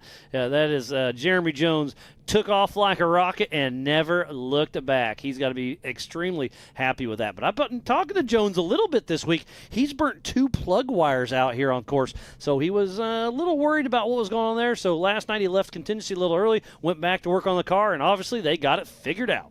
Yeah, now this is another Trent Fab machine that's coming off the line right now. This is Ross Glaive with Brandon Lopez riding shotgun, the number 4802 out of Redding, California, with FXP Racing, that Trip Fat top shelf machine, LSX 454 FXP Reed transmission, Atlas Nexon tires, Raceline wheels, Warren, Holley, Rough Stuff, Torco, Trail Gear, Yukon, Flex Point Off-Road. He started racing Ultra4 back in EMC in 2014. Doing a great job there as he's making his way around through. We're clicking and through Jesse this Lee has gone qualifying. into Jesse Lee's gone into sixth position with a 2:18. So a solid run there from Jesse Lee, pushing Johnny Valdez down into 7th.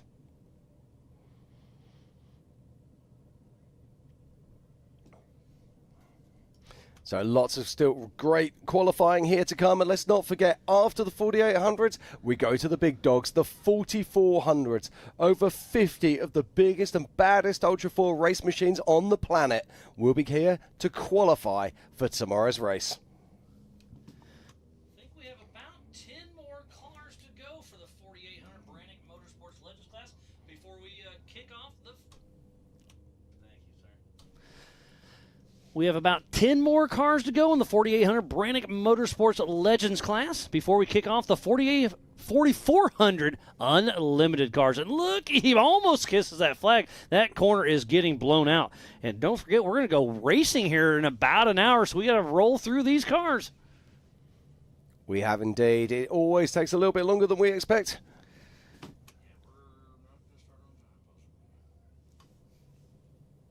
But right now it's all about Ross Clave making his way down through. It's a steady run, I think is the best way of putting it. That Trent Fab car. It's very similar frame to that we just saw Jeremy Jones lay down a 158. Very popular vehicle in this 4800 class. And this is 4806 leaving the line now. And he's leaving with intent. Look at this. That is Steve Graff with John Dykus riding shotgun out of Litchfield Park, Arizona with Graff Racing in that Steel Nuts Off-Road Ultra4 chassis. Rooster with a Revolution race engine, LS3 429 Maximum Turbo 400, Hero 3-speed Turco Oils, Nitto Dirty Life wheels. His first Ultra4 race was 2017. And John Dykus in that shotgun seat is an absolute weapon. Great to have a great co-driver riding along with you to be calling the corners, helping changing tires. It's I think a good co-driver navigation is going to be huge on this 37-mile track. It is. We just saw Ross Clave crossing the line there with a 240, a pedestrian qualifying session, but he got across safely, so he'll be happy with that. Currently sitting in 11th position. And up next, we've been waiting for him. Mr. Woody Rose will be taking off here momentarily. He's watching Steve Graff and that Steel Nuts Off-Road Ultra4 chassis. Yeah, it takes a slightly different line there, but what can he do coming up onto the Yukon Ridge line? Well, I'm not sure I like that lower line there. I'd like to be a little bit higher if I'm honest.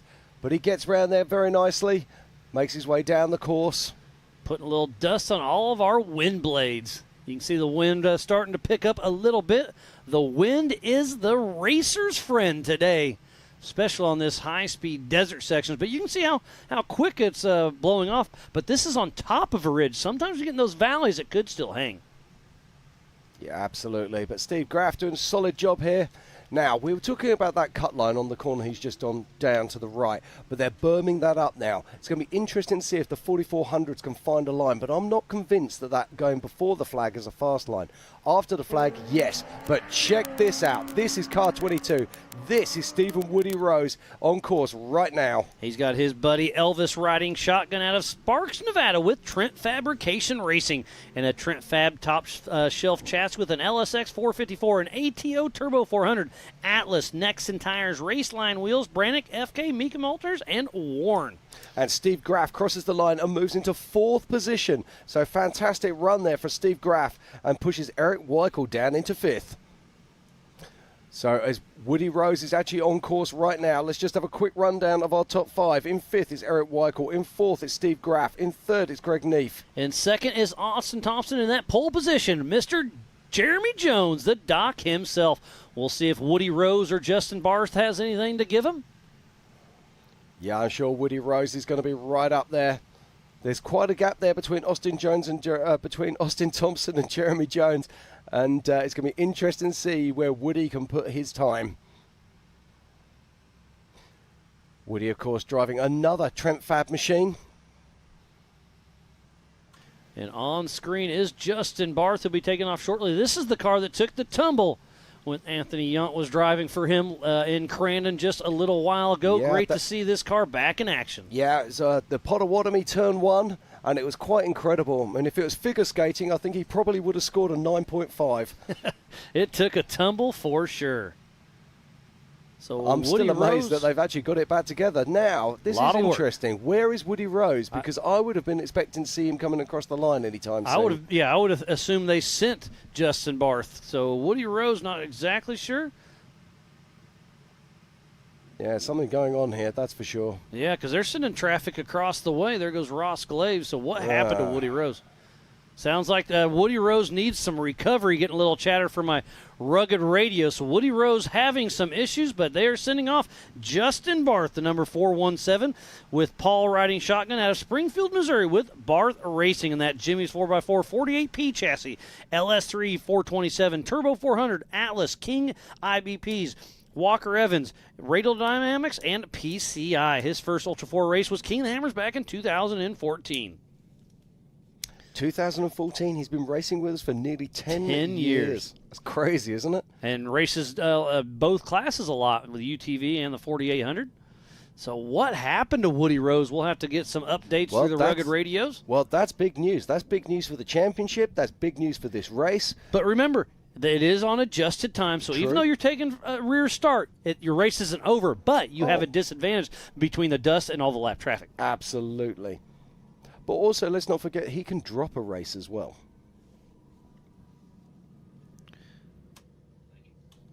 So Justin Barth out on course. Woody Rose having some issues. Jeremy Jones still out front looking good.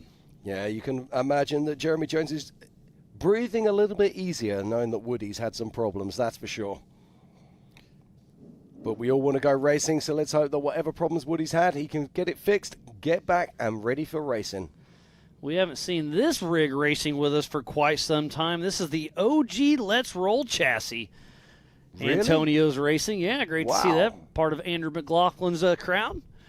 Yeah, we spent some time with Andrew last night, so it's great seeing him out here as well. He was having fun at Contingency. It was great to see everybody had fun last night.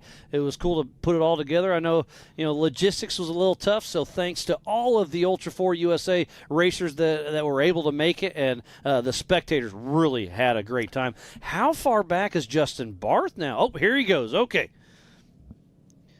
So Antonio and Ked Hewing riding shotgun out of Mesa, Arizona with Let's Roll Off-Road in that OG Let's Roll Off-Road chassis with an LSA 6.2, 700 horsepower with an ATO Turbo 400, Hero T-Case, Nacho Lights, Moab gear, and true home maintenance. And this is his Ultra4 USA debut right here for the 2023 Ultra4 USA Legends of Havasu.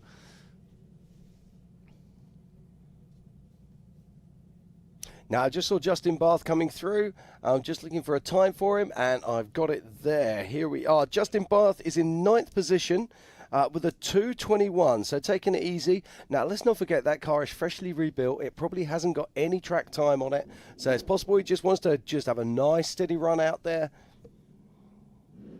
So a solid performance there. And I recognize that. That is Dustin Eisenhower's old car, so that's got to be Bobby Lindgren and Justin Reese getting ready to take off. We're waiting for Antonio to come around with Let's Roll Off-Road. There's a great drone shot. He's in that far, hard right turn heading up towards the Yukon Ridge. Yeah, you can see the big plumes of dust there where that corner's digging out.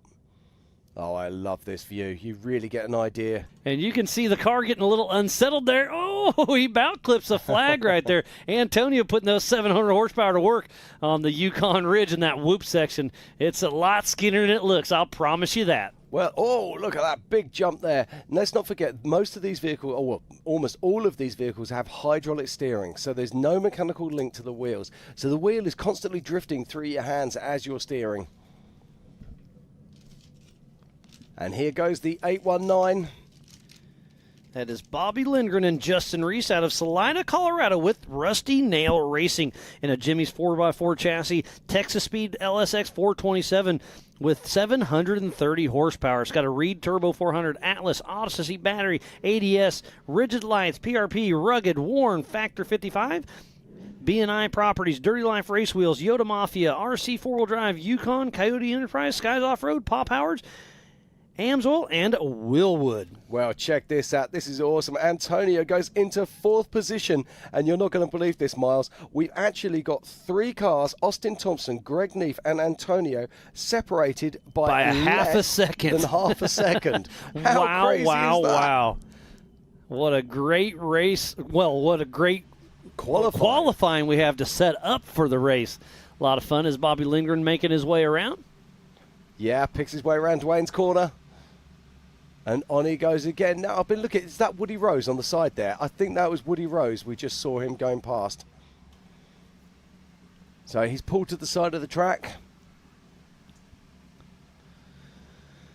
Should have about 5 more to go for the 4800 Yukon Gear and Axle Modified class before we kick off the 4400 Unlimited cars. But in those 5 to go, we have Brent Harrell and we also have Ryan Taylor. Yeah, 2 of our heaviest hitters are holding back to see how it goes. Are they going to be able to beat out Jeremy Jones' time of that minute 58?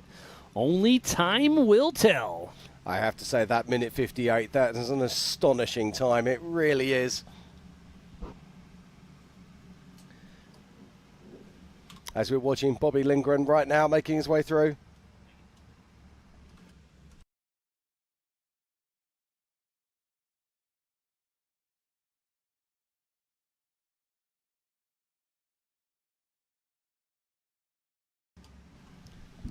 Bobby Lindgren making his way off the Yukon Ridge. 1 more turn to go, and that is Highway 95 right there.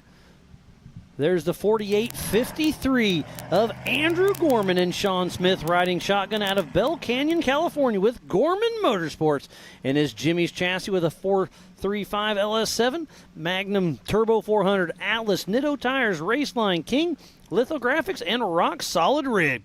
He started racing Ultra4 USA in 2014. And you see a lot of these, the race signs out there. Andrew Gorman helps us out a lot with all of that. Yeah, and Bobby Lindgren crosses the line in 14th position with a solid 230 there. But the man to beat at the moment is Jeremy Doc Jones with a 158. An astonishing run there in his Trent Fab car powered by that massive LSX 454. There's still a few names on my list that are either late arrivals or they weren't able to make it, so you don't have to qualify. You can choose to take a rear start, or if you're having travel or mechanical issues, you can just relay to us and we'll give you a rear start. We'll see how that all shakes out as Andrew Gorman takes that little wide line. See if we can get up on the Yukon launch.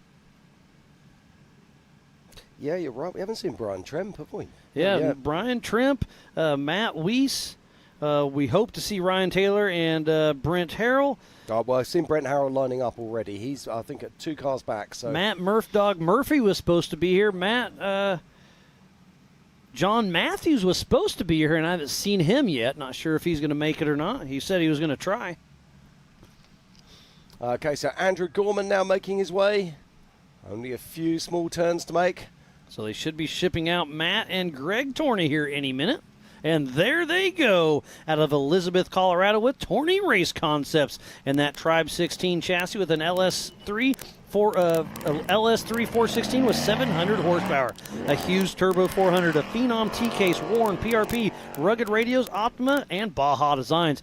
And that's kind of a cool story with the Torneys. They text me right when the 24 season came out and said, wow, I love the season. We were going to take the rest of the year off and prep for KOH, but we saw Havasu next year and this year, so they came to run this year to set themselves up better for next year because they are so stoked for next year's season. Wow, that's so cool.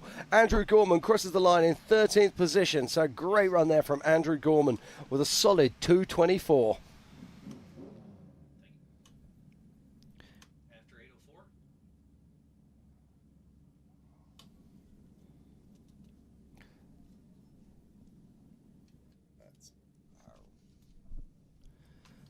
So up next should be the 5166 of Matt Murph Murphy I was just talking about. I hadn't seen him, but apparently he is here. So great to hear that. But we're still got Ryan Taylor and Brent Harrell.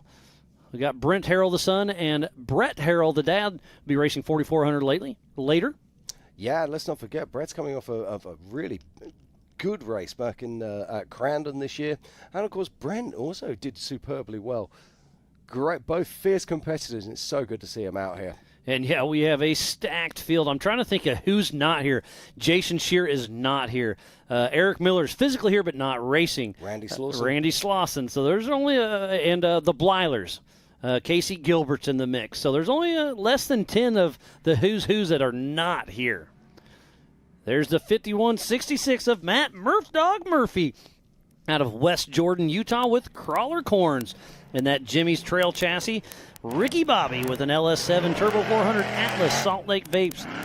Jimmy's 4x4 General Distribution, the Tuna Club, Flandro Metalworks, Justin's Tents, the Rob and Dog Show, and his wife. His first Ultra4 USA race was King of the Hammers 2017. Where'd the Tornies end up? Looks like a 7th position. Yeah, they done really strong there in the 7th position with a 2:15, so a solid run there from Matt Torney. And we've been waiting for it, and it's about to happen there, Jim. Brent Harrell is on the line. We'll see if he can mix it up with Jeremy Jones and Austin Thompson up front as Matt Murphy plugging along. Yeah, now this is one of the old spec class chassis, isn't it? All Yep. the same design as of. Yep, I believe it is an old spec car. Is it really? You may have driven that one. I don't know. Quite possibly. I raced one back in 2014. Great fun they were indeed. A wonderful set concept, the spec class concept. All identical cars in a class. Sadly, it just probably a little bit before its time. Only lasted one season. But the legacy of those cars still lives on in these vehicles, and it's great to see them still racing. Germs tuned back in from our Mid-America Outdoors headquarters. We got most of the AOE, MAO, and Ultra4 USA staff out here. But we had to leave a few back behind to keep everything in line. So thanks for tuning in all over the world. Yeah, Matt Murphy just laying down a nice solid run here. It's going to be around about mid-table. Guessing he'll be somewhere around sort of the between 15th and 20th position. And then we're about to see the horsepower unleashed. And horsepower, I hear it going down. So that's Brent, the Iceman Harrell with Justin riding shotgun out of Autumnsville, Oregon with team changeover. And that 2021 Horschel chassis with that Ford Bronco clip. Danzio LS7, 710 horsepower, a Gearworks Turbo 400 with a Magna box. TubeWorks, Nitto, Fox, Obstacle, Max Tie-Downs, Brent Schmidt Trucking, Warren, and Factor 55. His first Ultra4 USA race was the Nitto Nationals back in 2020. So Matt Murphy just crosses the line there in 16th position with a 229. But right now it's all about this young man, Brent Harrell. I love this car. Obstacle-built vehicle making his way through Dwayne's corner. Look at the plumes of dust he's putting up. He's giving it everything out there, Miles. And Brent had won Montana and a Crandon this year, so he's got a great thing going. He has indeed. This young man is completely focused when you see him behind the wheel of a car. Now, I'm looking at this. What line is he going to take here? He throws it in. He makes it stick. Oh, fantastic He took the stuff. wide line. That's good. This car's really settled in there. And what a great-looking rig it is. And look at the speed he is pushing up there.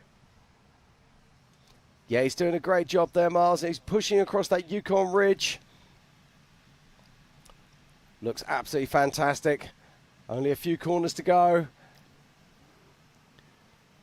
Now he's still taking that inside line or that outside line. They're not cutting across there where I expected them to. And there's Brian Trimp with Jamie Bachman riding shotgun, the number 896 out of Sault Ste. Marie, Michigan with Shallow Pockets Racing in his Jeep Armory chassis.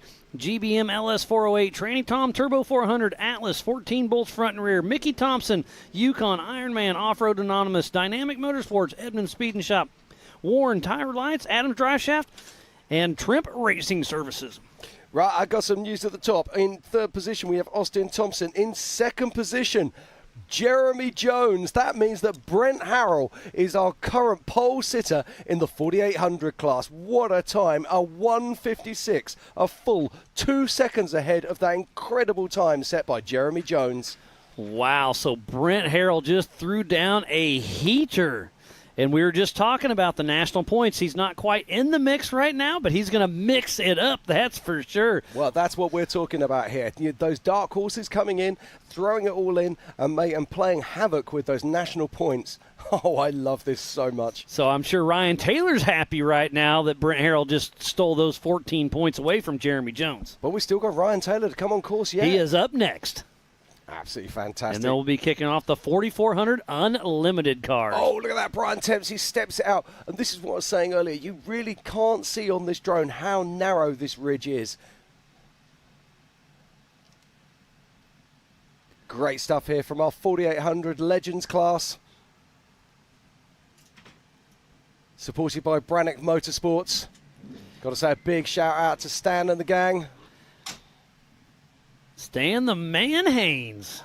He's been in our world for as long as I have, and he's been supporting us from the very beginning. I've heard rumors that he's been around since the time of the dinosaurs, but these are only rumors. As Ryan Taylor takes to the course now, car 53. This is a man who's racing for championship points. Out of North Liberty, Indiana, with Team Indiana and Rock Roots Racing in his Trent Fab chassis with an LS 6-liter 4L80E Atlas Brannock Yokohama Raceline and his family.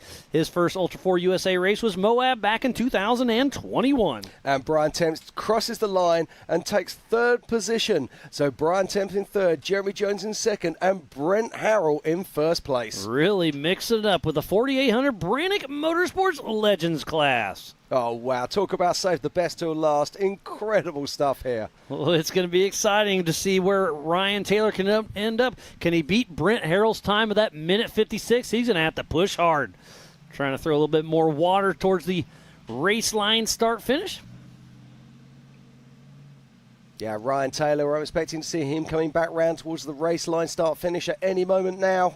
And actually, I'm wrong. He's at the entry to the Amsoil Hot Pits right there, because you can see some cars getting set up, because we have a UTV race.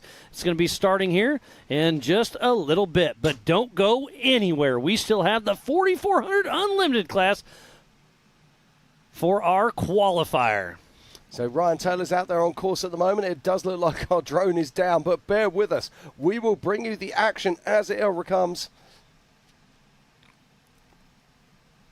So we're expecting to see Ryan Taylor in around about the next sort of 15 seconds or so. And just getting an update from John Matthews. He's just saying, hey, he's not going to make it. Buddy, I hate you're not here. You're always a fun one to watch, but hey, I get it. No worries. Looks like that's Aaron that took over the flag for us. Part of your... Oh, it's a rollover. So Ryan Taylor, who is in contention for national points, is going to be taking a rear start. So Dwayne Garrettson and Ryan Taylor coming from the back of the pack. Jim, it's going to be a dogfight. Hey. What about Woody Rose? Yes, Woody Rose. So as well. We're three of our top five are coming from the back. Don't forget Dwayne, of course, is racing in 4,500. Oh, you're right. You caught me. Thank you. I got you. But man, no. So we're boy. going to have two of the very fastest cars in 4,800 starting at the back of the pack. Oh, man, this is going to be something. But let's talk about our top five right now. In fifth position is Greg Neef. In fourth position is the young man, Austin Thompson. In third, it is Brian Temp. And in second is Jeremy Jones. And in first place is the young man, Brent Harrell, in that beautiful Paul Herschel-built obstacle car. I love this racing. I love Ultra4. And it's so good to be here at the 2023 Legends of Havasu. And we are just getting kicked off with the Ultra4 USA. And is that Cade Rod? I don't know. Quick glance. Yes, it is. Cade Rod. We're about to kick off the 4,400 Unlimited class with number 7, Cade Rod, with that Rockstar Energy versus Monster Energy right behind him of Casey Curry. So we've gone from being chassis chassis fighting each other to monster to Energy Sports Drink drinks fighting each other. And just behind there, oh, look at this, off the line right now, it is Cade Rod. Number 7, Cade Rod out of Cortez, Colorado with Jimmy's 4x4, that single seat IFS with a Mast LS, ATI transmission, SCS, Bilstein, Nitto, Vision, Rockstar Energy, Black Fly sunglasses, CBR, Simpson, Don Wapo Hot Sauce, L-Rods, K&N, RCV, Willwood, Holly, Adams Drive Shafts, Gearworks, Bulldog, Spider Tracks, KC Highlights, Total Race Solutions, and Just Intense. Now, let's not forget, Cade Rod was having a battle royale with Paul Wolf back at Visions this year. Then he had a problem. Oh, look at this, finding new lines already. Fantastic stuff from Cade Rod. He's got to make it safely around Dwayne's corner. He does. He's back online. Is he going to pick his own dust up? Of course he is. He's flying. And you can tell they are really pushing hard. I'm not sure if Paul Wolf's time's going to stick after watching Cade Rod. He is on a absolute... Oh, no! He overjumped that. I don't know. That could have hurt something. And if it didn't, he got lucky. He is laying it all out on the line. Cade Rod on a mission. Yeah, but we know that these guys have got to push really hard indeed. They've really got to do something special here. I think you're right. I think that 153 could be in real trouble. Cade Rod is throwing it all down, and he has a point to prove. This is a young man who's worked his way through the ranks. He's come through the limited classes into the unlimited class, and with this car, he can do something special. He proved that at Visions when he was all over the tailgate of Paul Wolf. And what has he got for us right now? 2 corners separate him from us and the checkered flag. And it sounds like Casey Curry and Aaron Quesada just took off the line. Number 2 out of Norco, California with Curry Racing. In the Trophy Jeep, a 2C IFS Redline 800 horsepower engine, Turbo 400 Fortin, TK 74 Boardwells, Monster Energy, Nitto, KMC, Fox, Molly, Baja Designs, Curry Enterprises. Oh, my word, Miles, you're not going to believe this. Cade Rod has just crossed the line. He's not just beaten Paul Wolf's time, he's crushed Paul Wolf's time. 1:46. 7 seconds. Absolutely insane. Cade Rod leaving it all on the line. What a great run he had. And here goes Casey Curry. Yeah, Casey Curry. Now, this is the Trophy Jeep. Now, we saw this car how many years ago at King of the Hammers? 2014, I want to say. It's had many revisions since then. It's won many races since then as well, and he's certainly not on Cade Rod's pace here. But Casey Curry, he has won so many races here in Europe, at Dakar. This man is a legend in his own right. Be so interesting to see what kind of pace. I reckon he's on around about mid-50s, 150s at the moment. What a great run by Cade Rod. We'll see what Casey Curry can throw down. Up next is Glennie Page, all the way from Ontario, Canada, getting ready to take the green flag. Yeah, that was just jaw-dropping stuff from Cade Rod. Do you remember that jump he did just after Dwayne's corner? Oh, incredible. A little too much, I think. Well, this is the thing. Now it's about racecraft. You've got to save your car. And now we're looking at the 464. This is Andrew This is Glennie Page with Bill McGivens riding shotgun out of Ontario, Canada with North Force Racing with a Get Fab chassis, North Force Rival Hydrovac Summit Hammerhead parts.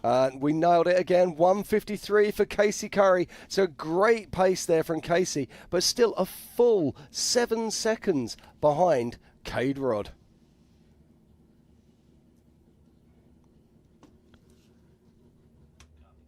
Now, we spoke about it before and we'll speak about it again. This is possibly one of the largest classes of 4,400 vehicles we've seen outside of King of the Hammers at any race event in history. So cool to see. So Glennie Page out on course all the way from Canada. Love to see them come on down and have some fun with us.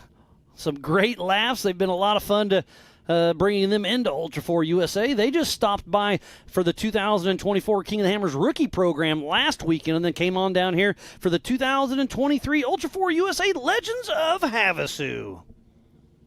Yeah, he gets a good pull out of there, working his way onto the Yukon Ridge.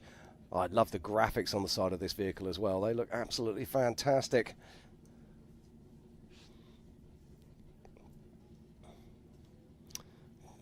Glenn Page, a slightly different pace to Cade Rod, I think it's fair to say.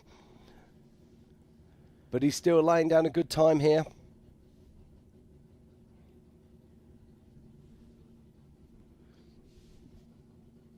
as he picks his way down. He's only got a few short turns to make, and they'll be releasing another car out onto course.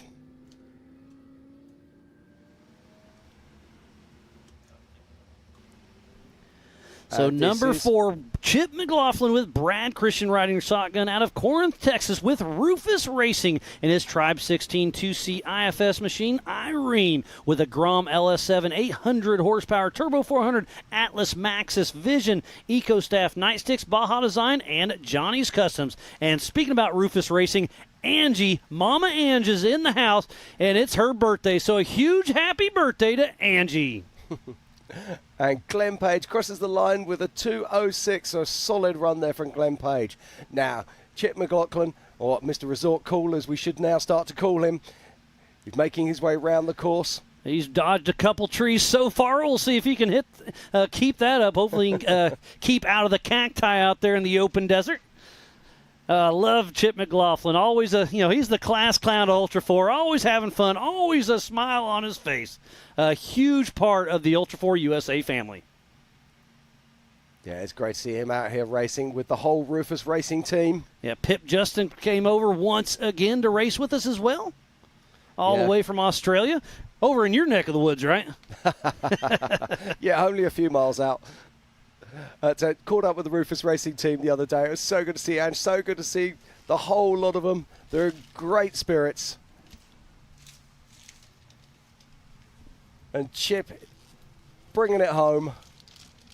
And he'll be so super stoked to be out there on course right now. Oh, he blazes, just goes a little bit wide there off the far side. I think this is going to be something around sort of Glenn Page's kind of time, sort of around that sort of like between 2 and 10.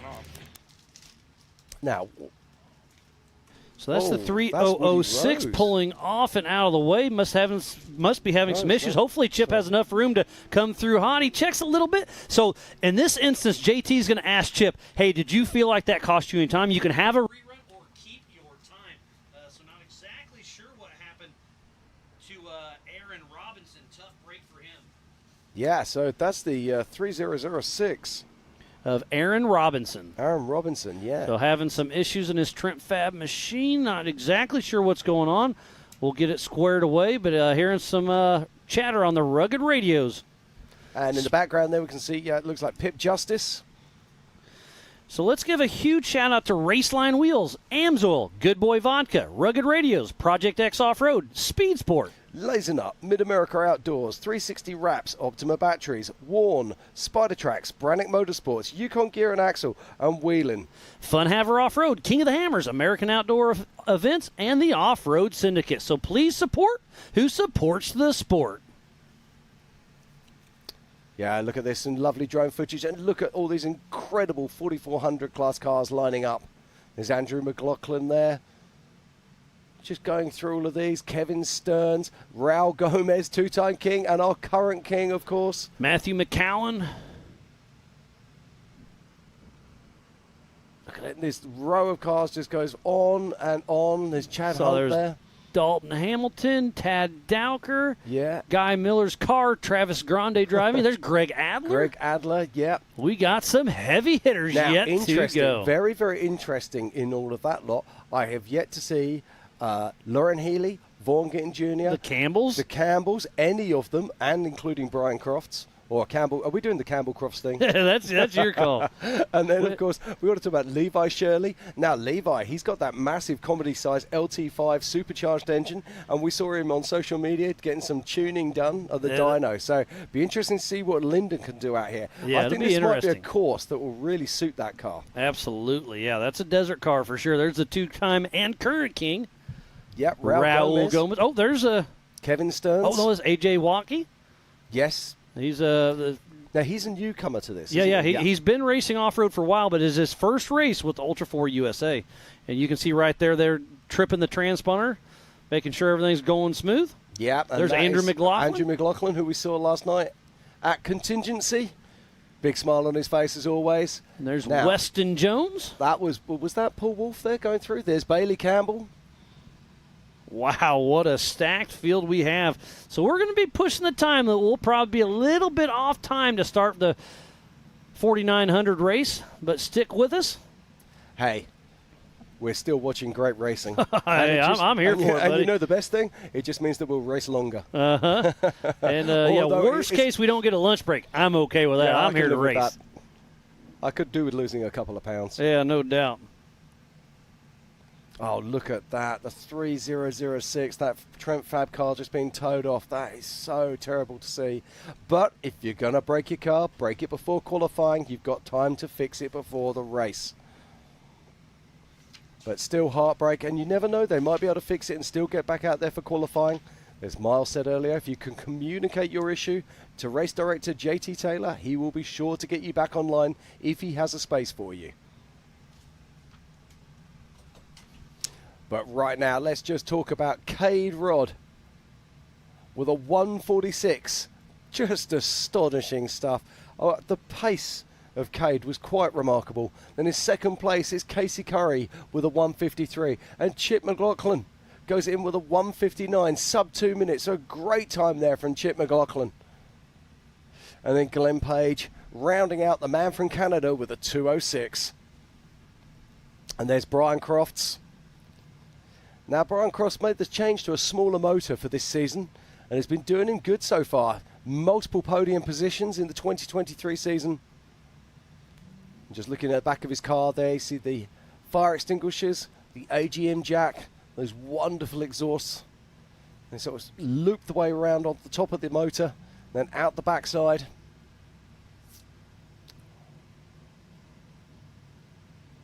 And I believe that is Brett Harrell there. We just saw Brent Harrell taking pole in the 4800s. There's Travis Zollinger in that Pro R machine. Now that's interesting. Can that be Travis Zollinger racing? Because we saw... Yeah, we saw him in his Can-Am earlier. Now he's in his bigger car. Okay.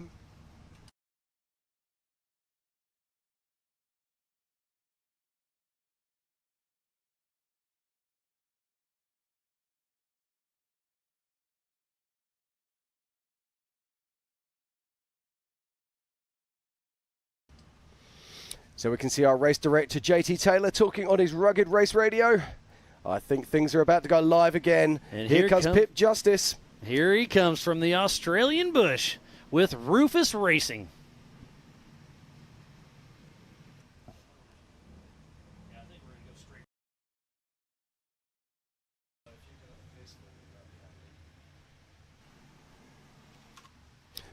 So Pip Justice is getting ready to go. He gets the green flag and onto the track he is. Pip Justice racing with Rufus Racing. With Diamond Dave riding shotgun out of Australia. With the Tribe 16 solid axle machine Donkey with the Grom LS7, Gearworks Turbo 400, Atlas, Maxxis, Vision, EcoStaff, Nightsticks, Baja Designs, Johnny Customs, Mama Ange, and the man above, Zandy. His Ultra4 USA debut was King of the Hammers, 2019. Yeah, and I love the fact about Pip. You just see him getting faster and faster every time he comes out on track. Gives it 120%. 14 hours to get from Australia to here. He says it gets a little bit easier each time that he comes.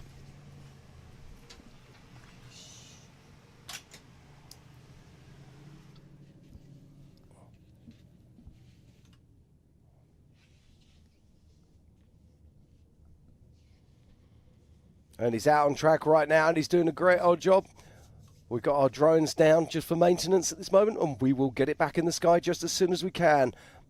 But now we're looking at the IFS machine of the 719. Now, Miles, let's just talk about the difference between 4400 class and, of course, the classes that we've been seeing. Yeah, the we keep talking. Yeah, the we keep most noticeable talking. difference is, of course, IFS Versus solid axle. Solid axle is a live axle, so when the left tire goes up, the right tire goes down. Well, when you say IFS or IRS, independent front suspension, independent rear suspension, so each tire can do its own thing. So on a race like this, I do think an IFS/IRS car does have the advantage in the desert for the bigger whoop sections. But when you get back in those tight canyons, I don't know, those straight axles can really move strong. Yeah, so this is 719 of Weston Jones. Catfish himself with Robbie Flandreau riding shotgun out of Salt Lake City, Utah with Tuna Club Racing. In that Jimmy's 4x4 2C IFS machine, Mr. Pickles with a turnkey LSX Turbo 400 SCS Falcon Construction, Jimmy's 4x4 Salt Lake Vapes, and Justin's Tents. His first Ultra 4 race was King of the Hammers 2022. Yeah, did you see the horsepower pulling that car around that corner? That was quite something. I love this so much. But let's talk about 4400. What is 4400? It's unlimited class racing. And what does that mean, Miles? It means exactly that. Build it, dream it, and come on and race it. Unlimited tires, unlimited suspension, just about anything you can build. Come on out here and race Ultra 4 USA. The biggest and baddest names in our sport will be out here ripping and roaring. They will be racing tomorrow morning at 10 a.m. Pacific Standard Time. But we are qualifying for the 2023 Ultra 4 USA Legends of Havasu. We are indeed, and it keeps on delivering. But at the moment, it's all about that man, Cade Rod. An absolutely astonishing run there with a 146. Are we going to see that beaten? Someone's going to have to commit 110% if they are going to beat that time. That is for sure. So obviously Robinson's the one that broke down at the start line, so he crossed the start but had to get pushed off, so that's why the optimal leaderboard is a little bit off. We'll get that readdressed, but Cade Rod with that 146, astonishing range, and I can just feel the Warren booth right here, Jim, is absolutely vibrating. All the horsepower. As we see Andrew McLaughlin and David Starr out of Phoenix, Arizona with Let's Roll Off-Road Racing. And his Jimmy's 4x4 straight axle, El Rey with an LS 406 stroker, Zero Gravity Turbo 400, Atlas, Nitto Tire, Raceline Wheels, and Lithographics. And he's been racing Ultra 4 since 2009 at King of the Hammers. Yeah, Weston Jones comes in with a 203 there, so solid run from Weston Jones. And as we said before, Andrew McLaughlin is now out on track. We spoke to Andrew last night, and he's in such good spirits. Great to see him there. A firm favourite from King of the Hammers. You might remember that video from all those years ago when he's literally exploding rocks during the qualifying session. Well, there's no rocks for him to explode out here. Let's just hope he can keep it solid, keep it tidy, and bring home a great time.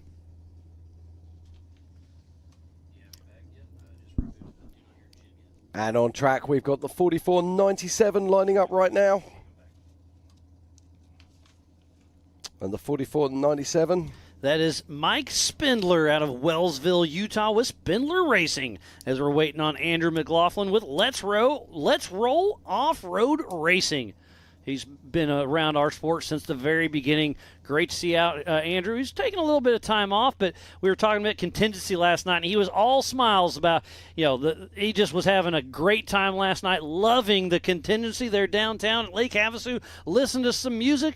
Ralph Shaheen and Ken Stout had that contingency show last night on Speed Sport. We had a lot of fun last night. But this is what I'm here for. The racing. The 4400s are out here qualifying. And there goes Mike Spindler, spinning himself with Spindler Racing and with a Fishmouth Fab chassis, Danzio LS7, Turbo 400, SCS, Crossfire Off-Road, BFG, Fox, Baja Design, KMC, and Warren winches. Yeah, this is not a dissimilar car to the car that Jason Shearer won 2 Hammers Championships with. There's a few of these cars out here. Yeah, we didn't mention that, but SCI's got 2 of their cars out here as well. They have so Tom Gilpin's out here racing. We saw him out there on the track. And Denny Sterndale? Yeah, looking very fast indeed. And there's A.J. Watke. Up next. Now, I believe this is if I'm right in saying that this is the old MBRP car. You are 100% correct. So this is almost an identical twin to Von Gittin Jr.'s car, a 2C IFS Triton Engineering Bronco. He's been racing off-road for quite some time, but this is his Ultra 4 USA debut. It's great to see people crossing over from other areas of off-road motorsport to join us here at Ultra 4. We say it once, we'll say it again. We're a great big family, so we love to welcome people into our ranks. And it's great to see the fact that you can actually go out now. You don't have to have cars built for you. You can buy older cars or other cars. And to call this car old would be a wrong thing to do. Just look at it. Built by Triton Engineering. It's a thing of absolute beauty. Thanks again for everybody tuning in. John Siemens tuned in back at home watching. He was supposed to race, but I just see him holding his baby. So congratulations on the new addition to the family. I knew it was cutting it close, and you got a new one. I'm super stoked for you, buddy.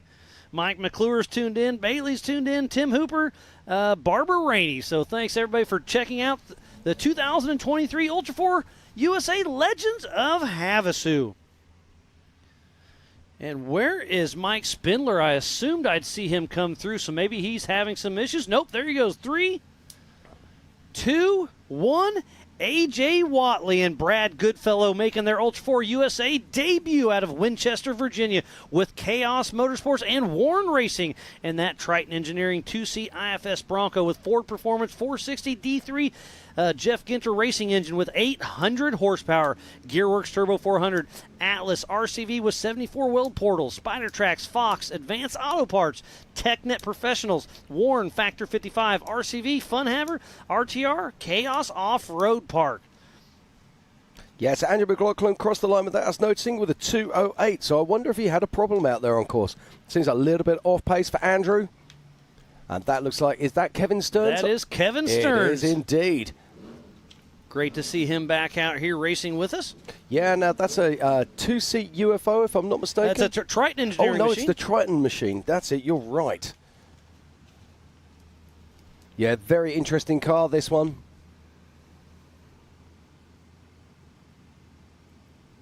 Kevin's been racing with us for a great many years, moved up into 4400. And he's had some issues with this machine. He's just on the setting up, getting things right. It's a very different car to what he had before.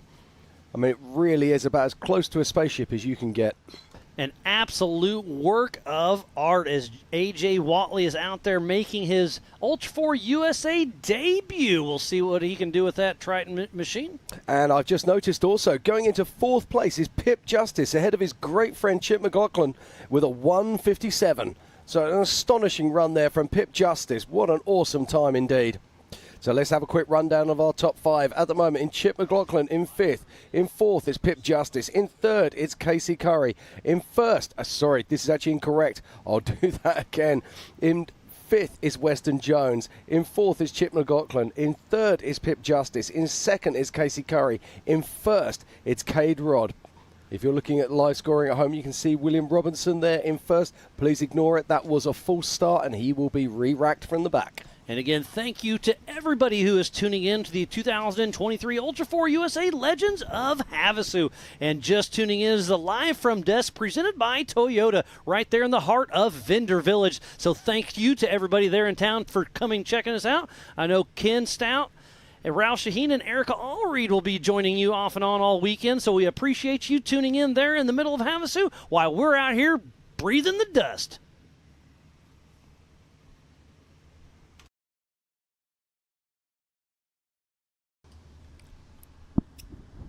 And still the action continues here. Looks like we might have some drama out on course as A.K. Watley is moving on to nearly 3 minutes now. But we're just hearing on our Rugged Race radios that he was off course but has just rejoined the course. It looks like we can see him now making his way down the Yukon Ridgeline. So maybe he just lost where the course went.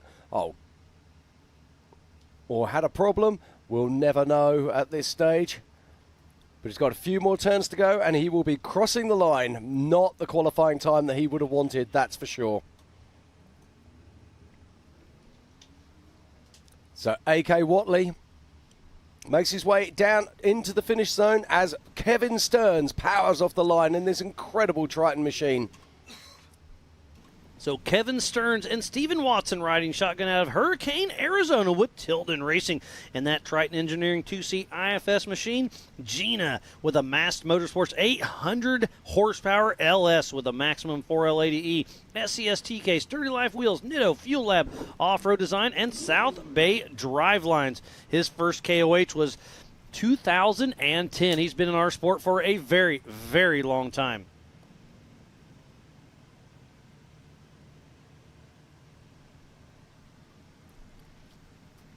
Kevin Stearns making his way around Dwayne's corner right now.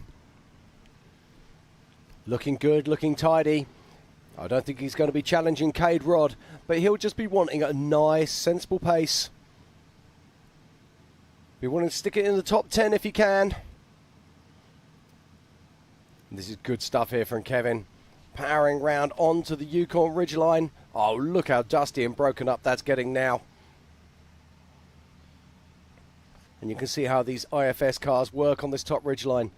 They have a mechanical link to the steering, which makes it so much easier for them in these tight sections. We'll see some solid axle cars mixing it up with these IFS machines in 4400. Let's not forget, it is unlimited four-wheel drive racing. So if you can dream it, you can race it. What a wonderful day of qualifying it has been. And again, we have so many people tuning in. Thanks to everybody. It sounds like Dave Cole, Donnie, and Alex Kellenbach are glued to the coverage as well. So thanks for tuning in as we have Darian Gomez taking off, number 90. Out of Folsom, California, with Gomez Brothers Racing in a UFO IFS Joe Thompson built single-seat machine with Barilla horsepower, ATO Turbo 400, UFO SCST case, Mountain F Enterprises, Nitto, King Shocks, and Method race wheels. He's been racing, Flacco has been racing with us quite a few times, and that is the current King's son, Raul Gomez. Darian's out on course right now. And we'll see if his dad can back up a win from King of the Hammers. Now, this is really interesting because Darian Gomez has come up through the ranks at a very similar time to Cade Rod. They raced in the lower, I don't want to say lower classes, that's very disrespectful, in the limited classes, and made their way. They learnt their skills, they learnt their craft. I'm really excited to see what kind of time Darian can put down here. This looks quick, Miles. Got a slightly rough line there as he made his way onto the Yukon ridgeline, but this is looking very quick indeed. Really putting together to work that Joe Thompson UFO machine. And we're going to see quite a few of these vehicles out here this weekend. Raul Gomez, his father's racing one. JP Gomez is racing as well. And of course, Paul Wolf. So Darian Gomez, and I'm looking at the clock now, and I think this is going to be very fast indeed from Darian Gomez. I'm not sure he can beat Cade Rod, but this is going to be quick. And out on course now, it is Waylon Campbell's old car. That is Matthew Macho McCowan out of Queen Creek, Arizona, with MRM Racing with a Campbell chassis. Hughes Turbo 400, Hero T-Case, FK, Warren, Yukon, Justice Brothers, Baja Designs. And I've got some big news, Miles. Darian Gomez goes into second place behind Cade Rod. 149. Astonishing stuff there from Darian Gomez. That just goes to show you these UFO machines are something to be out there, and we have a lot more yet to come. But right now, it's still about Cade Rod, and he has a 3-second lead over Darian Gomez, and he qualified first in the 4400. Yeah, it's been a while since we've seen a Jimmy's car sitting at the front end, and it's great to see. I know that Randy Rod, Cade's dad, will be sitting there with the biggest smile on his face right now. But this is a Campbell car on course. So many amazing manufacturers of these vehicles. The way this industry has grown in the last 15 years is absolutely astonishing. And I just love the 4400 cars. These are the Swiss Army knives of off-road. We race King of the Hammers, Crandon, Mid-America Outdoors, Pennsylvania, Tennessee, Kentucky, here in Lake Havasu. We go over huge rocks, mountains, short course jumps, tight trees, mud, dust, desert, whoops. These cars can do it all and do it all well. That is what a 4400 Ultra4 car is all about. It certainly is, Miles, and that's why we love watching them race. As we watch a helicopter disappearing there in the background. Another car leaves the line. Looks like Brandon and Stan Haynes are tuning in as well. Thank you. That is the 4489 of Dalton Hamilton and Austin Thompson out of Grass Valley, California, with Moves Motorsports in a bomber chassis, LSX 454, ATO 4L80E, Hero T-Case affordable bender, and Bulldog winch. His first Ultra 4 race with King of the Hammers 2018. And sneaking in there, just noticed that Kevin Stearns has gone into 6th position with a 159. So a great run for there. Him. There's Dalton Hamilton, that bomber, making his way, bombing through the desert. So just having a look at our top 5 right now. In 5th position is Chip McLaughlin. In 4th is Pip Justice. In 3rd is Casey Curry. In 2nd, Darian Gomez in that top position. Took off first and hasn't looked back. Mr. Cade Rod sitting on those 14 pole position points for right now. Because remember, this is a double points race. Normally a pole position gets 7 points, but now it's 14. If you win the race, you get 1,000 points. Not this race. You get 2,000 points.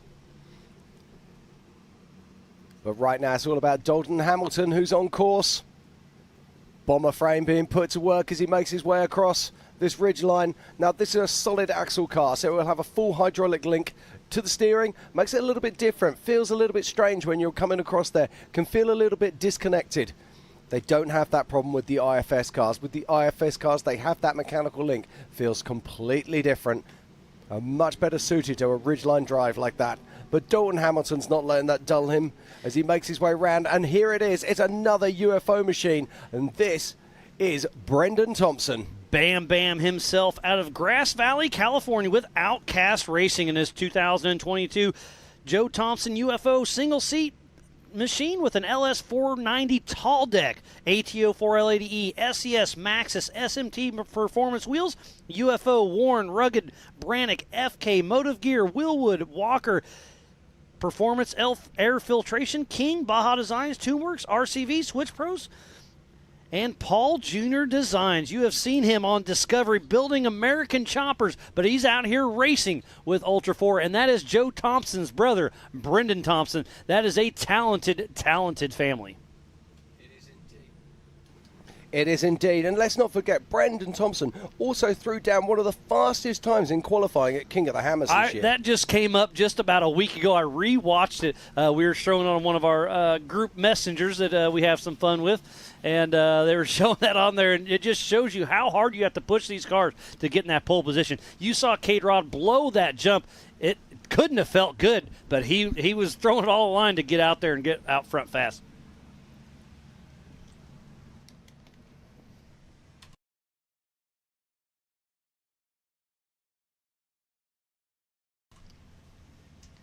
If you are just joining us, we thoroughly appreciate each and every one of you. We are about 10 miles south of Lake Havasu for Legends of Havasu as the 1177 takes off.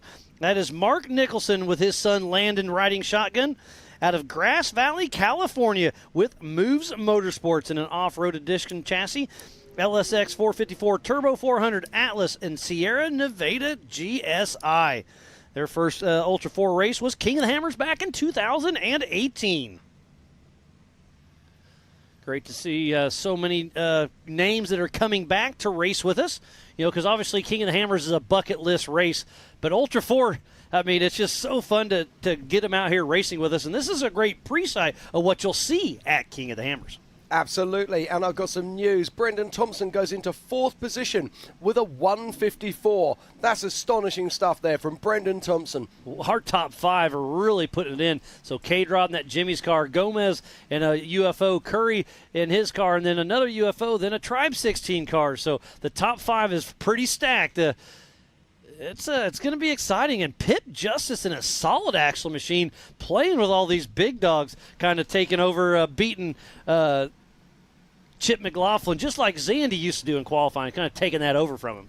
Yeah, now you took the words right out of my mouth there. Pip Justice throwing down an absolute astonishing time there when you consider he is in a solid axle car on a course that really, let's be honest, is suited to the IFS. And I'm not going to say it's a dated car, but it's an older car. That Tribe 16 machine, I mean, the old man Doug Jackson used to raid that car, so you know how long ago that was. Well, that's the time of dinosaurs, wasn't it? Hey, Doug, how you doing?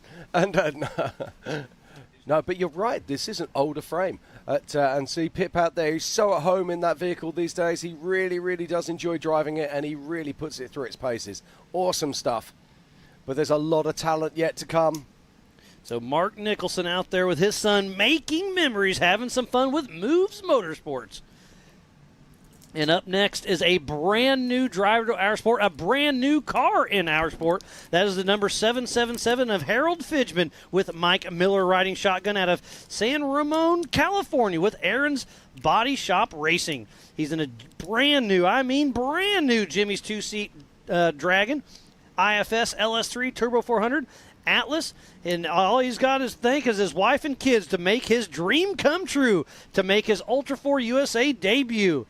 Actually, he used to race back in the day in EMC, so 2012, but he hasn't raced with us for quite some time, so great to see him coming back. Yeah, I always think it's absolutely astonishing when you see a vehicle turn up with no sponsorship stickers on it. And you always think to yourself, wow.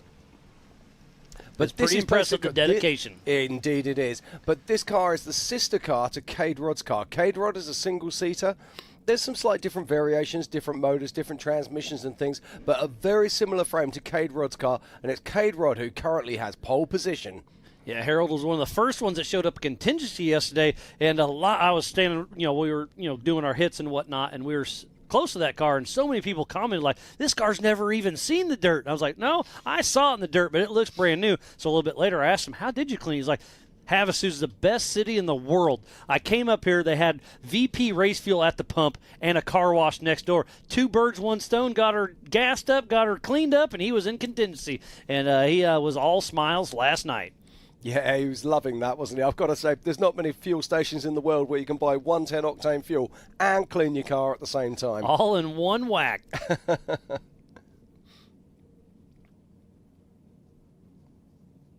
So Harold Fidgeman out there in that brand new car. Looks like one of our flags got a little ran over. And off the line next is the 906 of Tad Dowker with Andy Eustace riding shotgun out of Quanon, Michigan with North Shore Raceworks. This is in Dave Cole's old car, Bambi. It's a Trent Fab solid axle machine, LSX 454, 4L80E, SCS, Off-Road Research, Mickey Thompson, Ramkins, Warren, Baja Designs, Amsel, and Hawk Performance. And Tad Dowker, he's been putting down some incredible results in 2023. He really has been at the top of his game, taking a solid axle car and putting it right up amongst those big IFS vehicles. I'm really excited to see what Tad can do here this weekend. But he's out on course now, making his way through. And here is another UFO machine. I think that might be Mr. Give me confirmation that is Paul. That is Paul Wolf in his new wrapped machine. It looks like a Mario Brothers on the side of it. And there is Bob Bauer, our Grand Marshal, with that green flag once again. Off-Road Motorsports Hall of Famer. And one of my good buddies. I could listen to that guy tell stories all day long. I was able to catch up with him and have a couple of frosty beverages throughout this week. And like I said, if you want to listen to a story, go over and talk to Bob. He's one of the nicest guys out there, and he'll give you what you want to hear. But they're not just stories. They're real stories. They're real stories. There's the stuff of legend. This is a man who's been to Baja, who's won Baja, and I'm not just talking about any race. I'm talking about the Baja 1000. As another hero leaves the line now, a man who probably needs no introduction, the 1018 of Paul Wolf. Another Mid-America Outdoors ambassador out of Alton, Illinois with Wolf Racing, and another Joe Thompson-built UFO single-seat IFX with an LSX 434, ATO 4L80E, SCS T-Case, Nitto, Raceline, Radflow, RCV, FK, Alltech, Brannick Motorsports. A huge shout out to JB Scale Graphics, Project X, Optima Batteries, Rugged Radios, Warren, and TubeWorks. And this guy won almost everything last year. This year he's got a good thing going, had a couple hiccups, but Paul Wolf is a man on a mission. He is. Let's not forget, he's already pre-run this course. He's already done his Pro Mod UTV, so he knows the qualifying course. If I was Cade Rod, I'd be sitting on the edge of my seat right now. I'd have my hands on the hips. I'd be sitting there, and I would be worried. Let's see what Paul Wolf can deliver. Looks like Megan Miller's tuned in. Thanks for checking us out for the 2023 Ultra4 USA Legends of Havasu. It's a great shot about. That's probably my favorite flag I've ever seen there, Jim. That one right there on top. I cannot comment. Every time. I love it. I love giving you a hard time, buddy. He comes all the way over from England and comes over and gives us a hand quite some time. Obviously Pam's in here with us most of the time. Love working with her, but she'll be down in the Amsoil Hot Pits. But it's a pleasure to have you in here, Jim. Thank you so much. It's always a pleasure to be here. Look at this. Absolutely storming it. I think this could. They're stopping him. He He had such a fast time going, they had to flag him down. Not sure what's going on. I'll get on the rugged radio, see what happened, but Paul Wolf was running strong, but got shut down, obviously for safety reasons. Yeah, absolutely. That was a yellow flag there, so that's a course flag. So there had to be a problem on track, so we'll find out very, very shortly, and we will keep you updated.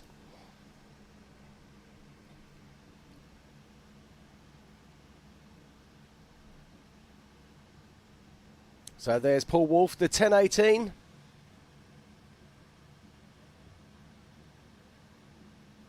Just making his way back round there. Oh, look, we can see, it looks like Tad Dowker had rolled his car.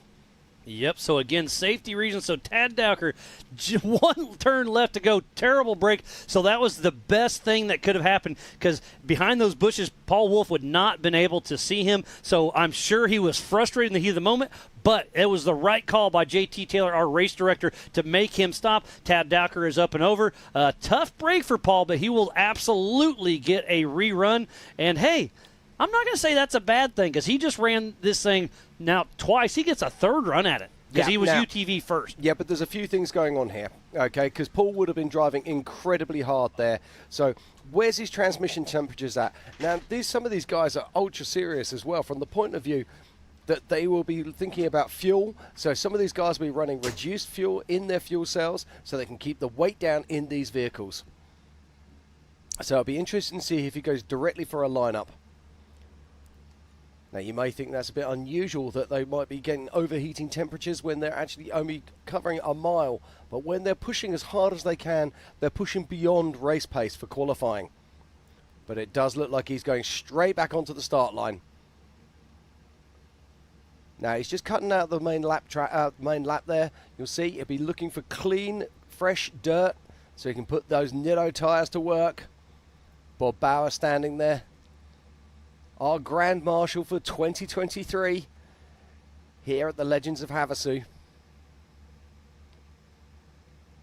And if you are just joining us, welcome to the 2023 Legends of Havasu for the Ultra4 USA Grand Finals. Already seen some fantastic action here, and it does look like Paul Wolf is going to pull over for a moment. Whether that's JT Taylor's decision or whether that's Paul's decision, I'm not sure. If it was me, I certainly would not want to run back-to-back on qualifying. I'd want to let everything just settle down a little bit, bring my temperatures back down. And on the line now, getting the green flag, this is Chad Hunt.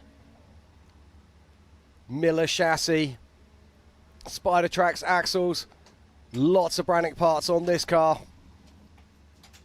Now, he used to have a supercharged motor in there, but he had some problems, so he's taken it out. Gone back to a normally aspirated V8 motor. And Chad's also a nominee for the Xander Williams Sportsman of the Year. Absolutely.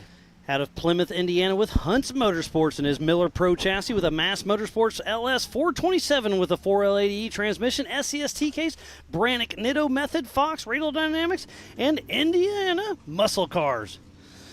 Ultra4, his first Ultra4 race was Badlands back in 2014, and like Jim, you just said, a nominee for the Xandy Williams Sportsman of the Year.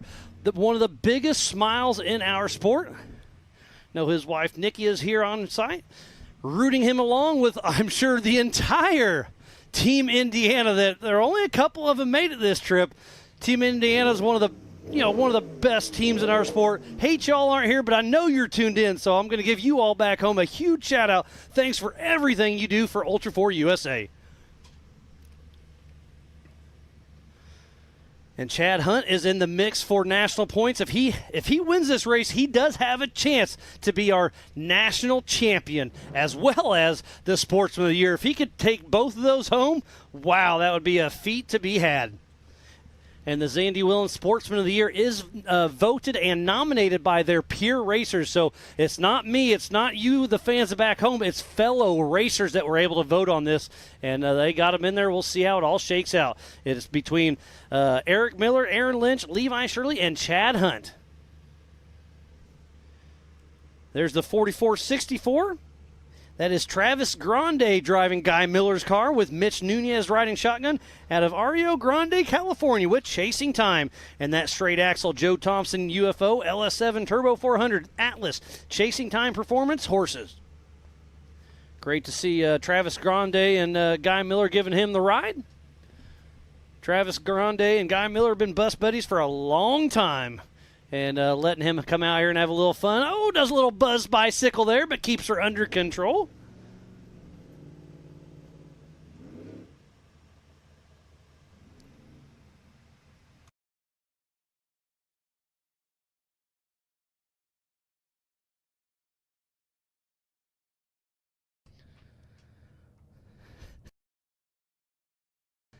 As Travis Grande heading out, we'll see how he makes this turn. It looks like a pretty good run there. And up next is Mrs. Bailey Campbell and Ryan Miller riding shotgun. And look at the course is deteriorating on that backside of the Yukon Ridge. It's just getting smaller and smaller and more 8 out and more 8 out. We'll see how it all shakes out. But, man, it's looking good. This course is... It's going to be tough for all of our competitors. These guys and gals are going to have to fight for it.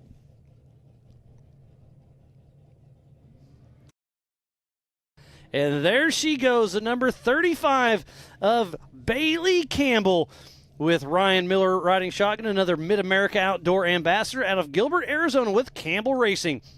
And that Campbell Enterprise 2-seat IFS machine with a proper tuning Klein LS 490. Turbo 400, Hero T-Case, Monster Energy, Nitto Tires, Fox, Warren, ARB, Baja Designs, Motive Gear, Ron Davis, Hughes Performance, AZ Drive Shaft, Rugged Radios, Impact, Baja Designs, Walker, Justice Bros, Brannick, Evan Weller, Howe, Power Tank, Willwood, and Phenom transfer cases.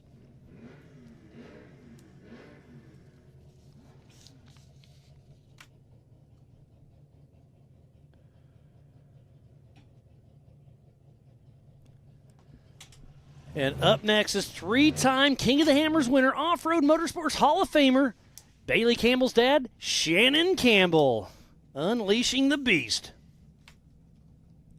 And again, thank you to everybody at the Live From desk presented by Toyota down there in the heart of Vendor Village. Give yourself a little shout out. Thanks for tuning in. The Vendor Village down there is absolutely amazing. Almost 80 vendors down there. There's some great contingency and music last night, and now while we're out here eating the dust in the standard wash, you're in there just having some fun. Close to all the other activities like the rodeo, the side-by-side takeover, and the music coming up. And don't forget, the F1 boats are going to be fun to watch as well. Yeah, I can't wait to see that, Mars. But right now it's all about Bailey Campbell, who's on course. Always watching this young lady racing. But here we go. Here's the big man. It is Shannon Campbell. Oh, he takes a hard hit there. Comes to a stop almost. Number 5, Shannon Campbell out of Lakeside, Arizona with the Coupe Racing and Fabrication in the Dragon Slayer in that IFS single-seat chassis. He's building a new car as well, but it's not quite ready. So a proper tuning Klein LS490 with a Hughes Turbo 400, Monster Energy, Nitto, ADS, Warren, Motive Gear, Weller Racing, Canon, and ARB. And got some big news. Bailey Campbell moves into 5th position with a 157. So a great run there from Bailey Campbell. In 4th position, it is Brendan Thompson. In 3rd is Casey Curry. In 2nd is Darren Gomez. And then, of course, we saw him earlier today. In 1st place right now, it is Cade Rod. What a great showing of what these cars can do. And again, a huge shout out to everybody who makes this possible. Jason and Gayla Robinette, all the volunteers, the Ultra4 USA staff, the entire AOE crew, media, safety, USAC, racers, fans, and our marketing partners as he's just pitches it into the corner. That was a pretty good run. I love that. That was a fantastic move there from Shannon. Completely different to anything we've seen from anyone else. Shannon only got married a couple of weeks ago and he's here on a high right now. Great to see him driving so hard once again. Probably the biggest name in our sport, winning the King of the Hammers 3 times, Off-Road Motorsports Hall of Famer Shannon Campbell really laying down a heater. And like you were saying, Jim, he really did a great job. There's Bob Bauer waving the green flag once again. And I think that might be Paul Wolf going off the line there, but I might be mistaken. No, that's 82. Okay. Yep. Gomez. I do apologise. No, don't apologize. All good. That is J.P. Gomez, number 82, out of Cameron Park, California, with Gomez Brothers Racing in that UFO single-seat Joe Thompson machine. Dugan's engine. ATO Turbo 400, UFO SCS T-Case, Mountain F Enterprises, King Shocks, Nitto Method Race Wheels, and Baja Designs. Oh, man, can't believe this. Shannon Campbell goes into 5th position, knocking his daughter, Bailey Campbell, down by 0.02 of a second. That is absolutely insane. The competition is so tight right now. We have been qualifying for 4 hours right now, so we're a little off pace for starting the UTV race. We do apologize, but we will keep the action rolling as we are here. Now let's talk about JP Gomez. JP Gomez is the man who can. He has won lots of races in the national championship, but he's never won a King of the Hammers. He's always been that nearly guy. His brother, of course, has now won twice. We've watched race director JT Taylor there. But JP, he has an ability to come out to these national races and do incredibly well. Great to see him back on track, and he's really putting this UFO to work. Punches it down the Yukon Ridge, makes a turn down in towards the town as Greg Adler leaves the line. Now, this is an older machine that's been rebodied to look like a Bronco. And Greg Adler, of course, well known for desert sports as well as Ultra4 sports, races a trophy truck. As JP Gomez crosses the line.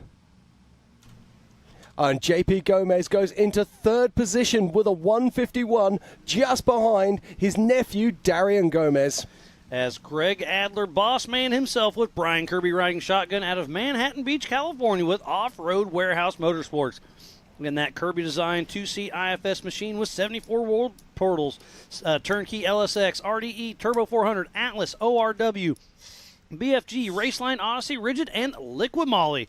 Like you said, Jim, Greg Adler races a little bit of everything. Hasn't raced too much Ultra4 regional races, but it's great to see him out here plugging it away with Ultra4 USA.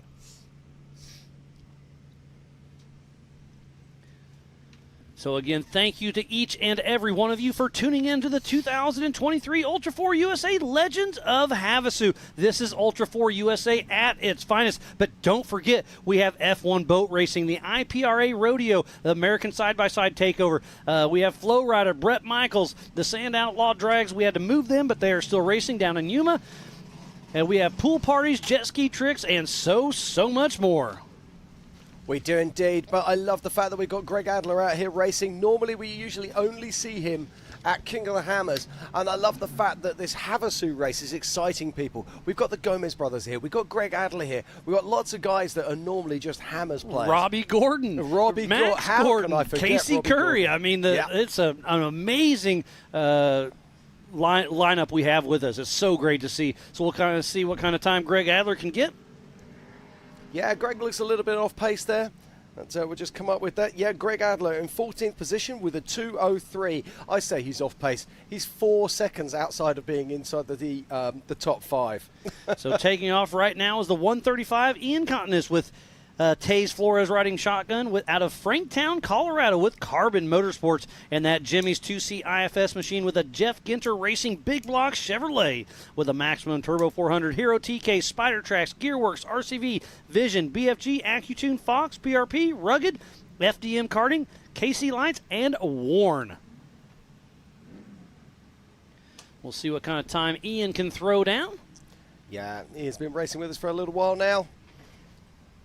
Let's see what he can come up with. But let's just have a quick look at our top 5. In 5th position, we have Brendan Thompson. In 4th position, Casey Curry. In 3rd is JP Gomez.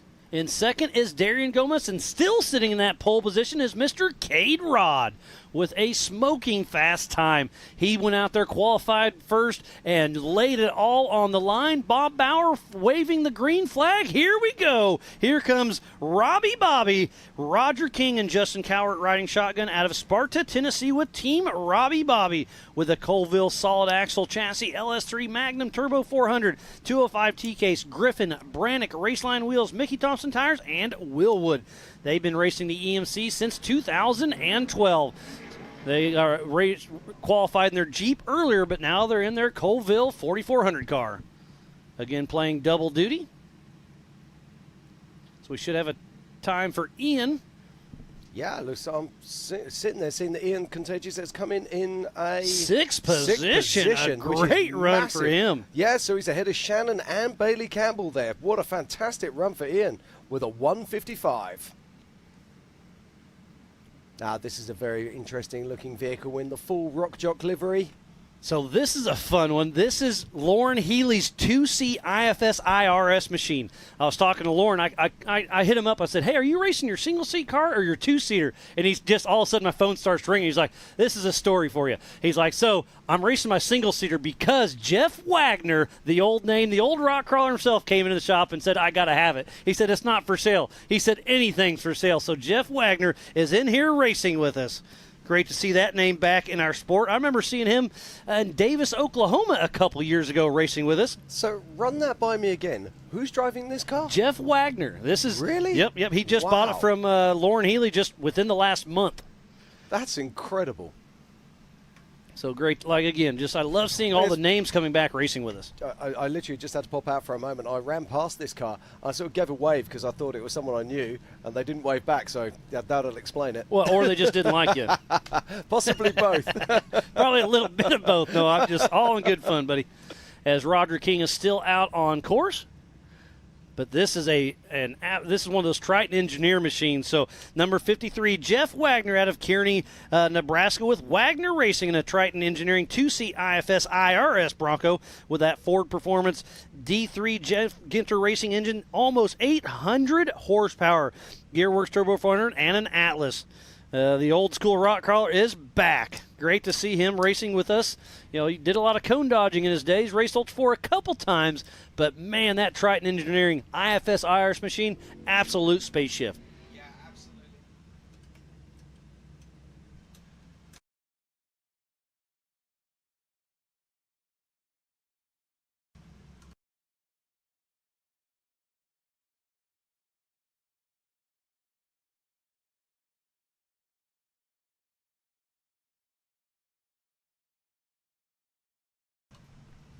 So Ken Goodall getting ready to take off here very soon. So Ken Goodall should be racing. He sold this to Dave Oliver and then got it back for him. So they've been, I don't know if they're selling it back and forth or just sharing it back and forth, but it's Ken Goodall in that Jimmy's car getting ready to take off. Yeah, great to see Ken out there again. Well, of course, let's not forget we saw Logan Goodall taking pole. Yeah, taking pole in the 4500 earlier on today. There's been so much action today, Mars. So much racing. It's absolutely incredible. And we are just getting started. This is only qualifying for Ultra4 USA. We will be racing the 4900 UTV race here coming up in just a little bit as we're looking at our Optima battery leaderboard right now. Yeah, and somewhere out there on course at the moment, I believe we've got Jeff Wagner. I believe that's a sneak peek of the race course later on. So there's Ken Goodall, the number 7779. Padre with Todd Miller riding shotgun out of Phoenix, Arizona with Goodall Racing in that Jimmy's 2C IFS with a Klein LS7, Zero Gravity Turbo 400, SCSTK Sturdy Life wheels, Milestar tires, Warren, Torco, Maxima, Willwood, SRP, and Baja Designs. His first Ultra4 race was Nationals back in 2011. I can tell you, Miles, that Jeff Wagner has just crossed the line in 15th position with a 2:03. So welcome back to Ultra4, Jeff. That's a pretty solid run for not having much seat time in that machine. No, that's a very good run indeed. And those cars they're not easy to drive. It takes time to learn them. So to be able to jump straight into it and put down that kind of time, that's great stuff. Bodes well for the race. I have to say, I really did dig the livery as well with the rock jock on the sides. Look fantastic. Yeah. So we'll see what kind of time Ken Goodall can put up. So we've got both sides of Curry Enterprises out here, haven't we? We've got the Casey Curry side, the Curry Enterprises, and then we've got the rock jock, which is the other side. Yep, a little bit of everything. Very cool indeed. It's been some amazing qualifying on this 1 mile long loop. Up next, we'll be racing a 37-mile loop. The UTVs will be racing 3 full laps, and it's going to be gnarly. The attrition is going to set in hard.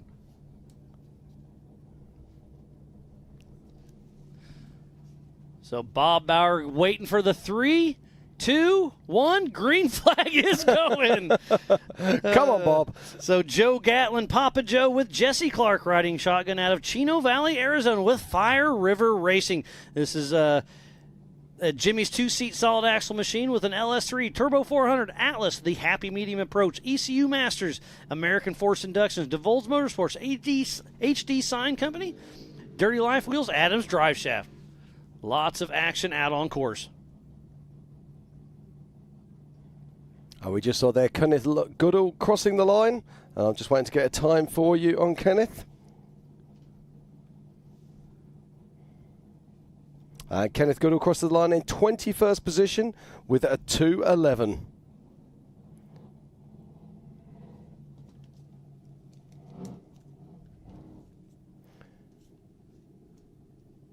And so the action continues here. As Joe Gatlin is out on course with Fire River Racing. And talking about Fire River Racing, Joe Gatlin is driving Tom Prendergast's old car, and Tom Prendergast is on the line getting ready to take off in his off-road Army machine. He is indeed, yeah. I haven't had a chance to speak to Tom yet today. He's such a nice guy. He's had some blues, new car blues, but everyone has those once in a while. But he's feeling confident. He was feeling underpowered when he was at Crandon. And he said he's been doing some work on that, and he's really confident that he can do some good stuff out here this weekend, and let's hope he can. But right now it's about Joe Gatlin making his way back towards the finish line. And it would appear that one of our flags has succumbed as Tom Prendergast is off the line. Wreck-It Ralph with John Dykus riding shotgun out of Evergreen, Colorado with Fire River Racing. And that off-road Armory Eurofire 2-seat IFS machine, Tiffany with an LS3 American Force Induction Supercharger, 4L85 SCS, KDM Shock Technology, Dirty Life, Happy Medium Approach, Eclipse Therapy, Adams Drive Shaft, DeVolz Motorsports, and Summit Machine. His first Ultra4 race was in 2021. He's racing with us for quite a while. Yeah, and Joe Gatlin crosses the line in 19th position with a 2:08. So a solid run there for Joe Gatlin. So Tom's got this supercharger on this car now, and he'll be pushing on. Let's see what he can do. Now, we saw Cade Rod take the other line at that point. Actually came to the other side of that tree. I haven't seen anybody else take that line yet.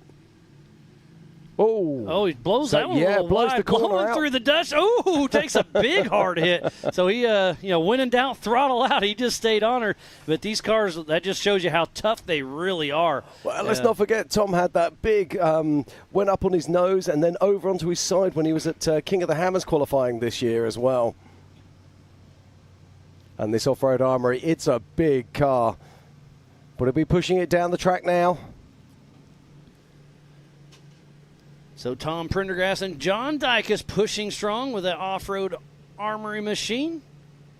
Trying to make it happen. Yeah, and looking look nice at and him smooth just that. skimming. Fantastic. And then I'd love to hear the noise of that car, mate. So that supercharger howling. Oh, and here goes the 1018, a rerun of Paul Wolf, because earlier we had to shut him down early. So Paul Wolf, the Mid-America Outdoor Ambassador out of Alton, Illinois, with Wolf Racing in that UFO single-seat machine. No, he gets a real horrible line coming out of that first corner. You can see the whole car bog in. Oh, wow. With Raceline Wheels, Radflow, RCV, FK, Alltech, Brannick Motorsports, JB Scale Graphics, Project X, Optima Batteries, Rugged Radios, Warren, and TubeWorks. He's won in Moab. He's won at the Stampede at Visions Rush. He's won a little bit of everything. Yeah, Tom Prendergast, he comes in with a 2:07 and is in 19th position.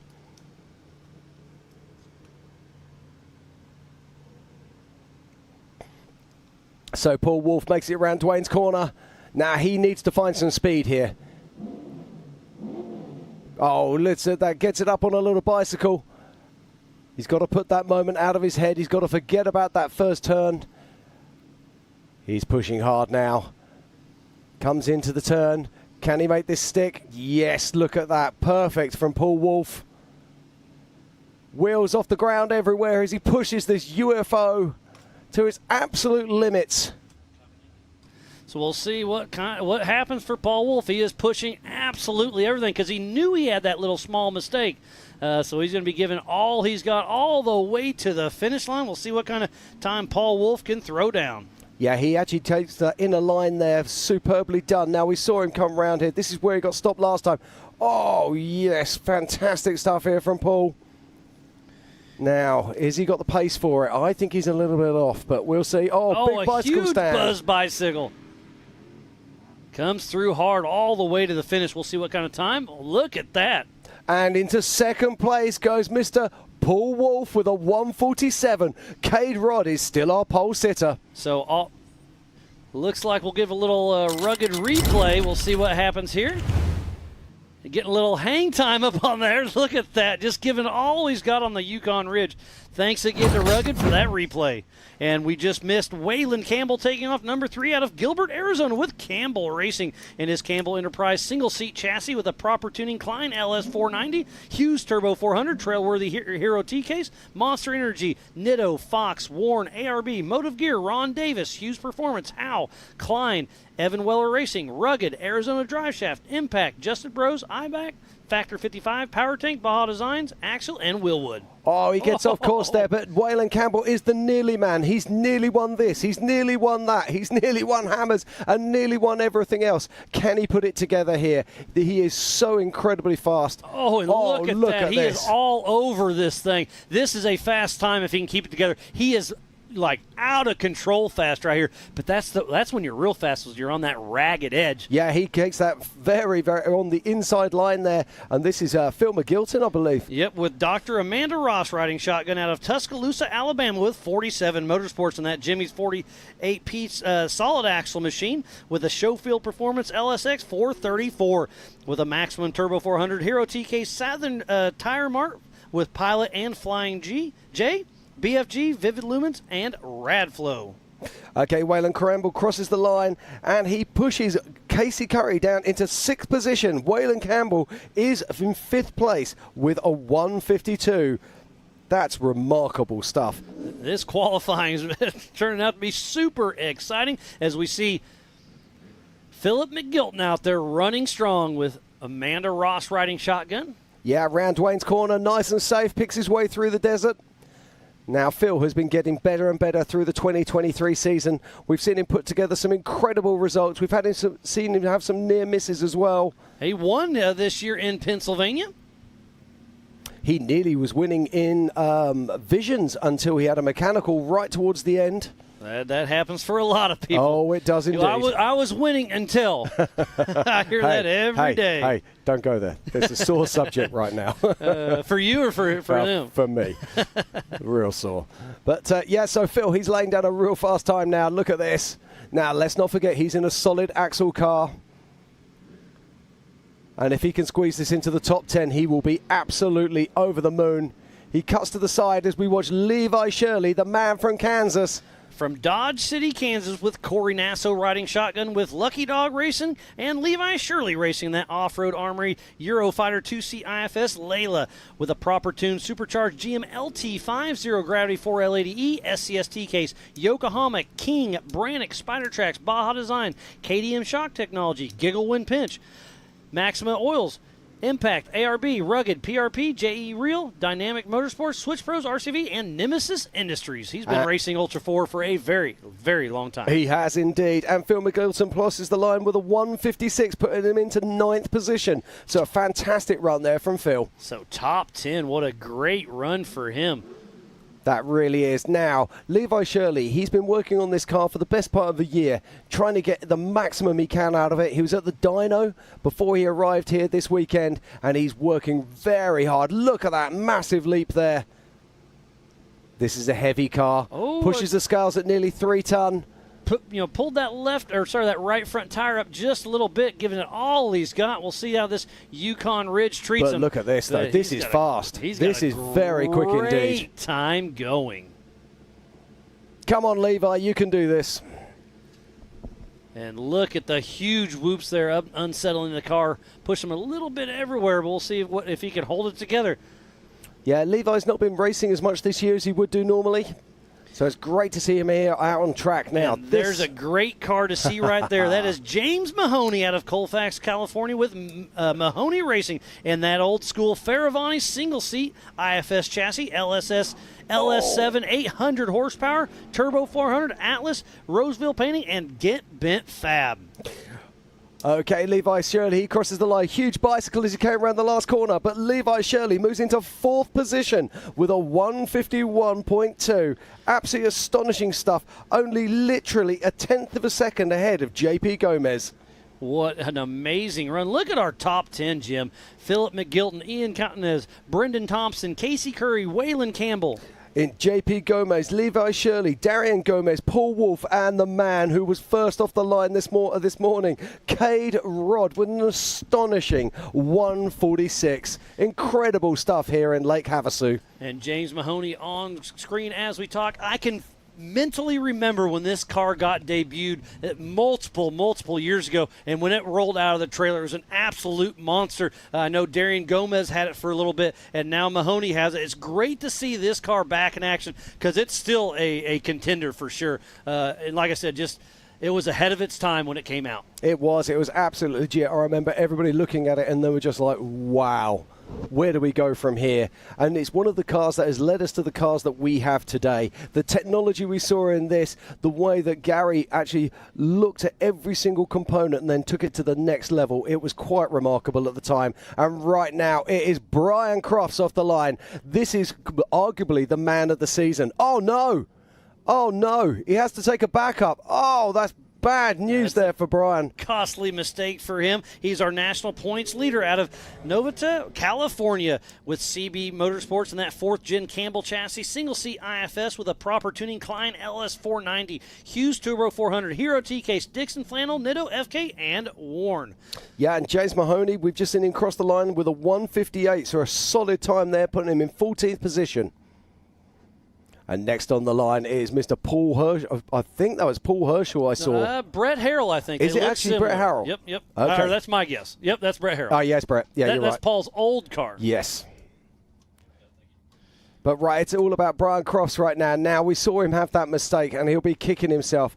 Now, he stepped down on his motor program this year. He's gone to only 650, 700 horsepower with his LSX 454, which is a lot smaller than he's used to running, but it's been working well for him. He's been holding it together, keeping the car consistent. But he's really going to have to pedal hard if he's going to put it into the top 10 here today. Yeah, one backup in a line like this will cost you some time for sure. But he's trying to gain that time back. Look at that. You can see the dust come over the hood or the bonnet of his car. Well, there's not much of a bonnet on that car. He cuts the corner as he breaks down across the edge. He's going to cut the corner again.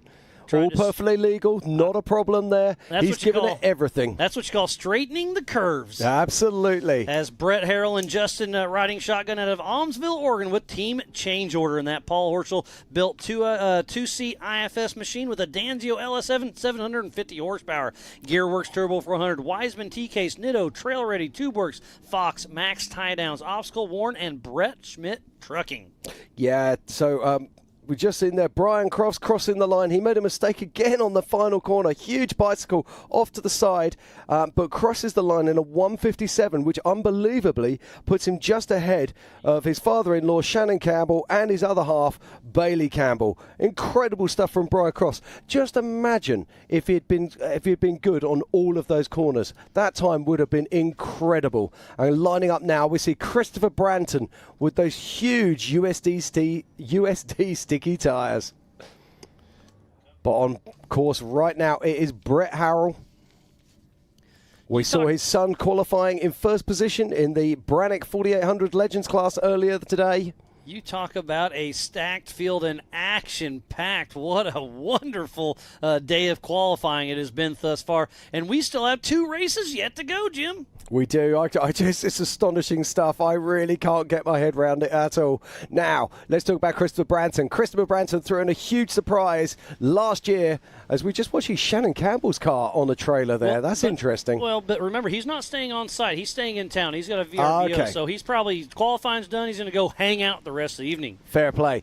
Right, Christopher Branson. He surprised us all at Disney last year where he qualified first. And remember his huge showing at KOH during qualifying. Absolutely. That's where he got Chris Kamikaze Branton from. Ryan Webb riding shotgun out of Bossier City, Louisiana with Upside Down Racing in a Jimmy's 2C IFS chassis, LSX 427, Maximum Turbo 400, SCS, Kryptonite Customs, Raceline Wheels, USD Stickies, Liquid Molly, Diddy's Big Block, Warren, and the Kids College Fund. And Brett Harrell crosses the line in a 158. So off pace there for Brett Harrell. I was expecting more, if I'm honest. I wonder if he had a problem somewhere out on course. But now it is the crazy genius of Mr. Paul Herschel that is lining up. You are absolutely correct when you call him the crazy genius of Paul Herschel. This guy is one of the quietest, one of the nicest guys in the sport. You drop that helmet, he turns into an absolute animal.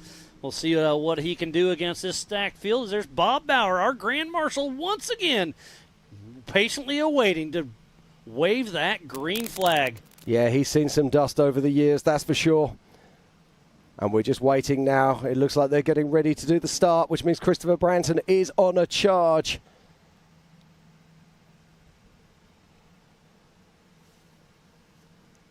Now, it's very interesting because these big USD sticky tyres, are they an advantage in the desert? Are they not? And here we go. Paul Herschel is out on course right now. Now, were you saying he's got 1,200 horsepower in this thing? Yes. Man, I just had it. 1150 out of this machine. So, yeah, Paul Herschel and Mitchell Sweat out of Park City, Utah with Herschel Motorsports and that 2C IFS IRS Bronco with a Dangio Big Block. Almost 1,000 horsepower, so I was a tick off. I do apologize. Gearworks Turbo 400, SCS T-Case, Nitto, Fox, Alloy Drilling, Trail Ready, Baja Designs, Warren, and TubeWorks. And Christopher Branson crosses the line in a 158, putting him into 15th position, just ahead of Brett Harrell. And here comes Johnny Valadez. We saw him in the 4,800 Brannick Motorsports Legends class. So obviously you can race up in class. You can't race down. So he's racing 48 Brannick and the 4,400 Unlimited. So he's already ran this qualifier once today. This is one of those things that when you're sitting at home, you go, yeah, it'd be a great idea. I'll run both classes. Then by the end of the weekend, you're sort of limping away going, my word, why did I decide to do that? Why not? Seat time is seat time. And everybody's out here trying to have some fun. No, it's great to see him out there again, pushing it. There's Bob Bauer and our race director, JT Taylor. And if you're just joining us, welcome to the 2023 Legends of Havasu. We're out here racing with Ultra4 USA, and it's a glorious day in the desert. As Johnny Valdez leaves the line in the 1717. A local boy out of Lake Havasu, Arizona with Aaron Kaiser riding shotgun with Telemetry Motorsports with that bomber chassis and an LS3 engine, Power Glide transmission, Atlas, Yokohama, Trail Ready, Bilstein, and Sparco.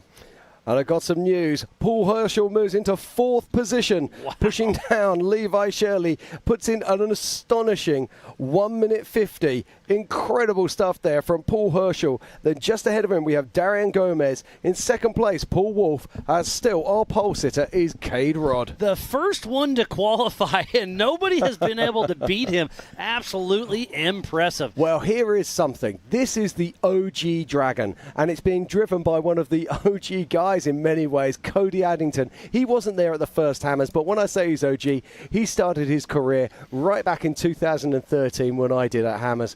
And he used to drive an old Toyota. He's moved his way up through the ranks. He's come up here and he bought this from Lauren Healey. This is his dream car, and this was the OG Dragon. When this launched, it just blitzed everything. It was absolutely incredible car. He bought Mike Boo's car in between as he's working his way up as well. So he's worked his way through the paces. And let's go back to 2013. He was racing the Everyman Challenge, finished it, and then Dave said, hey, anybody that finishes it can race it. So he took the little Toyota and raced 4,400 main event the next day as well. So there's a really cool story. He, definitely a fan favorite from the grassroots racing. Totally, absolutely, and one of the nicest guys that you will wish to meet. Races with passion, races with heart, and gives it everything out there on the track. Excited to see what he can do. Here we go. Cody Addington leaves the line in the Red Dragon. So the 888 of Cody Addington out of Forest Hill, California with ADD Racing. He's in a Jimmy's Red Dragon chassis, single-seat IFS with a Schofield LSX 441 with a Gearworks Turbo 400, Atlas, Nitto, Vision, King, LaserNut, Power Steering Solutions, Schofield Performance, Willwood, PCI, Custom Splice, OCD Graphics, Yukon, and WFO Gear and Axle. And there's Johnny Valadez grabbing the checkered flag from Mr. Bob Bauer, our Grand Marshal. That's Tom Gilpin there. Just about to line up. 1982. That is one of those Fishmouth Fab with SEI Racing. It is. Now, this is a very similar car to the car that we've seen Jason Shearer win 2 Hammers championships. Or should I say, won King of the Hammers twice. Would be a better way of putting it. He's won it 3 times, but 2 in a car Twice like that. in one of those, yes. Yeah, Jason Shearer and Shannon Campbell are only 3-time kings. We got quite a few 2s. Including a new one being crowned this year with Raul Gomez taking his 2nd title. Back to back. He's the only one that has ever done that besides Jason Shearer. So that's 2 of them then. Correct.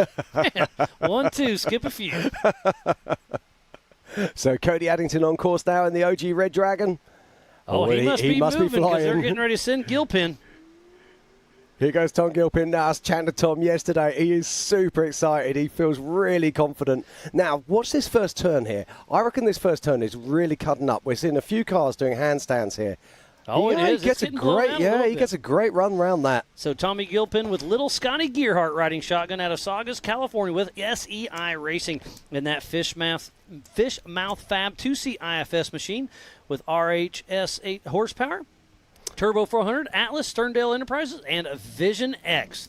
I've got a fun little story with Tommy Gilpin. It was... Well, I'm going to cut you short just on that one, just to give you some news, because everyone at home is itching to know. Cody Addington comes in 8th place with a 1:53, so a fantastic run there from Cody Addington. Wow, that's pretty impressive. So I'll finish my thought. I was flying into Reno in probably 2017 or so, and I was going to get an Uber to go out to the track because my timing just was off everybody else's, and Tommy Gilpin was coming to pick up his lady friend. Can't remember if they were married or not, but we kind of we were all wearing similar clothing, let's put it that way. You know, black shirt, hat and all that stuff. They're like, "Are you going to the racetrack?" I'm like, "Absolutely." So we started talking and realized who he realized who I was. I realized who he was, and that's what Ultra4 is all about. Never met him before, but we realized who we were, and that's what Ultra4 USA does. Yeah, as my girlfriend said, there's kind of like a uniform, isn't there? You get race shirt, it's a hat, sunglasses, we all look the same. Usually a little bit of facial hair. Yep,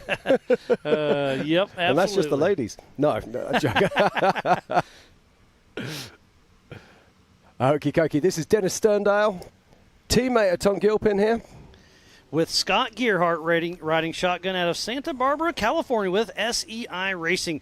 And another Get Bent Fab 2C IFS chassis, LS, Turbo 400, Atlas, and Vision X lights. Another one blowing that corny. During the race, because now this is going to be a left hand instead of a right. So it's really going to be off camber a little bit. And that's right off the start. You're going to be coming in hot and heavy. Right, okay, Tom Gilpin with a 2:08. So, yeah, he's way off pace there. So maybe he's had a problem on track. And two-time and current King of the Hammers winner, Raul Gomez. This is going to be one of a heck of a show. And speaking about Raul Gomez, Pam was able to catch up with him last night in contingency. Pam, let's see what he's got to say. All right, I am here with two-time King Raul Gomez. You're out here at Legends of Havasu. It's a brutal course out there, so what you got for us? Oh, it's going to be an exciting race, you guys. We were out there all day pre-running today, put a few laps in, and getting our plan and strategy ready for this weekend. Well, we can't wait to see you out there. I know you're getting ready to head back to the pits, so good luck on qualifying in the morning. Thank you. Thank you, guys. Thanks, everybody, coming out.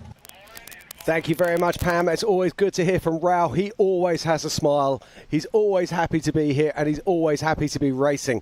I can't wait to see Raul on course. Now, can he beat Cade Rod? More importantly, can he beat his son, Darian? Or his brother, JP. I mean, now, you know, if you said to him, who do you want to beat? He wouldn't care about Cade. He'd just want to beat Darian. So, okay, let's see what happens here. It is the two-time king, Raul Gomez, on track right now. Our current king out of Lotus, California, with Gomez Brothers Racing in that 2022 UFO single-seat machine with a Guggen's engine, ATO Turbo 400, UFO T-Case, Mountain F Enterprises, King Shocks, Nitto, and Baja.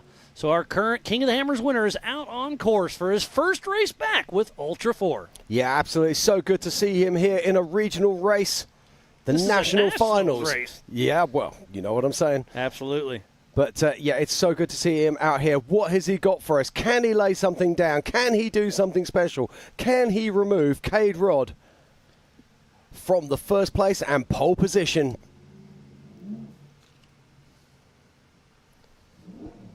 Now, this is interesting. He's catching his own dust here, which is a good sign. That means he's got pace on. This is a Joe Thompson design machine.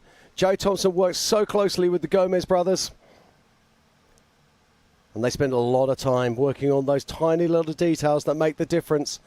Oh, loving these drone shots here. Thank you to our production crew as we just come along for a ride with Raul Gomez, two-time king. And just look how he outpaces the drone there. Puts that motor to work and just disappears into the distance. And he is letting it eat. This is the same engine package he has in his T1 truck as well. Wow. Two-time king. Well, there goes another two-time king. Yes. So we have two kings on course at the same time. Number 67, Mid-America Outdoor Ambassador Lauren Healey and is out of Farmington, New Mexico with Fun Haver Off-Road Team and his single-seat Triton Engineering IFS Bronco with a Ford Performance RY45 small block.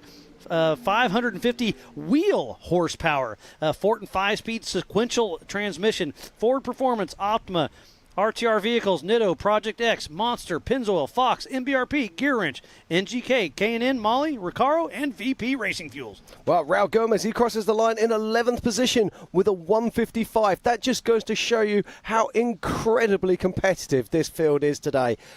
Remarkable stuff as we watch Vaughn Gittin Jr., teammate of Lauren Healey, lining up on the grid, car 25. But right now, it's about Lauren Healey, car 67, who's out there on course. Now, Lauren is in the new car. He will be wanting to put that to work. I saw it yesterday with all its panels off. What a work of art. It's an incredible vehicle. Yeah, when they were out shock tuning earlier this week, they were all out there, and you couldn't tell who was who. Those cars look identical when they're blowing through the desert with no body panels. But you can tell right there's the number 25, Vaughn Gittin Jr. Yeah, I was looking at the cab on Lauren's car as well. He actually has fans on the panels to take the heat out of the car as well, which I found remarkable. But Vaughn Gittins Jr. is on track right now. Number 25 out of Concord, North Carolina, with his best friend Eric Davis riding shotgun. Another Fun Haver off-road team member with a Triton Engineering 2C IFS Bronco, Brocky 2.0 with a Ford Performance 460 D3 Jeff Ginther racing engine. Gearworks Turbo 400. Okay, I got some news for you. You're going to like this one. In second place, Cade Rod, because we've got a new pole sitter. Lauren Healey blows through with a 145. Lauren Healey is our pole sitter here at Lake Havasu 2023. Lauren Healey laying it down. What a great run he had. So we'll go back to Vaughn Gittin with this RCV axles with 74 world portals. Fox Live Valves, Monster Energy, Ford Performance, Optima Batteries, RTR Vehicles, Nitto, Project X, Pennzoil, MBRP, Gear Wrench, NGK, K&N, Molly, Recaro, and VP Racing Fuels. But Lauren Healey just laid down a heater. Absolutely astonishing. And our top 10 currently is Casey Curry in 10th, Cody Addington in 9th. In 8th is Waylon Campbell. In 7th is JP Gomez. In 6th is Levi Shirley. In 5th is Paul Horschel. In 4th, Darian Gomez. In 3rd, Paul Wolf. In 2nd, Cade Rod. And just stealing that pole position is Mr. Lauren Healey. But on track right now, it's a man who could upset that top 10. This is Vaughn Gittin Jr. Just in that Triton engine machine. floating over those. Oh, he takes that little inside line. I like that line. That's definitely within reason right there. Yeah, that's trying to inside shave course. off every second you can. Yeah, that line was absolutely perfect, but Vaughan is the technician. He's the man who'll find those quarter of a seconds in those places that others can't. One more turn to go towards the race line, start, finish. We'll see what happens. Vaughn Gittin Jr. grabbing the checkered flag from Mr. Bob Bauer. And right now that puts him in that 12th position. Yeah, that just goes to show him a full 10 seconds behind Lauren Healey. I mean, that is literally night and day.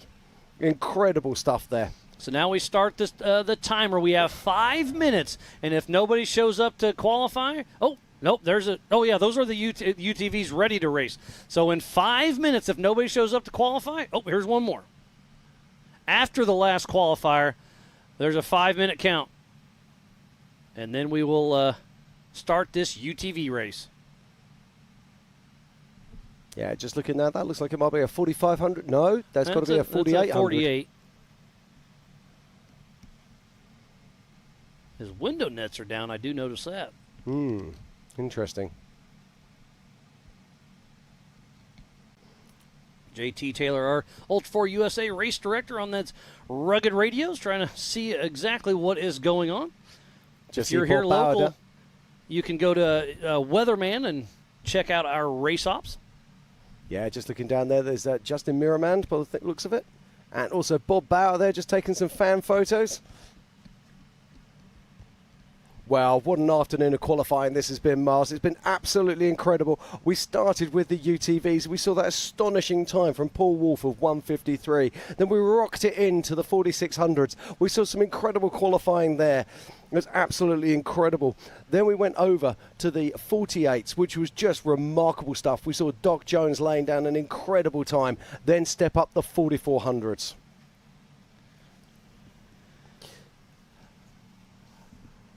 So, well, this has been absolutely fantastic. We've just seen incredible things.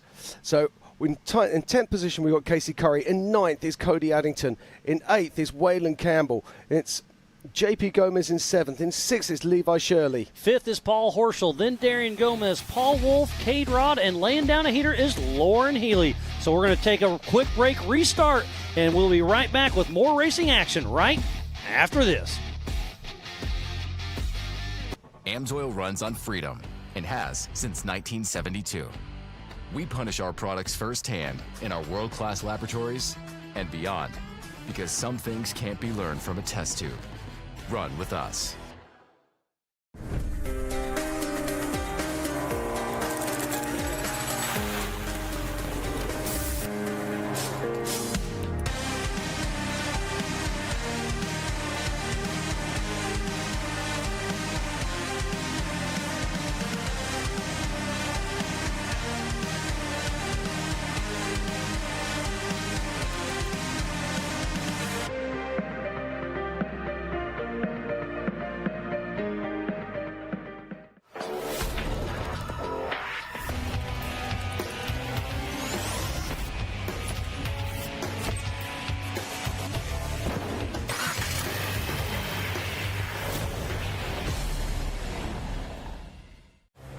Ready for any challenge.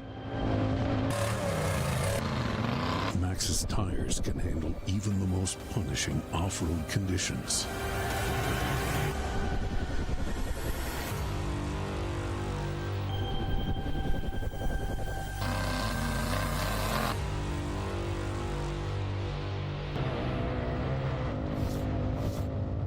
Maxxis tires.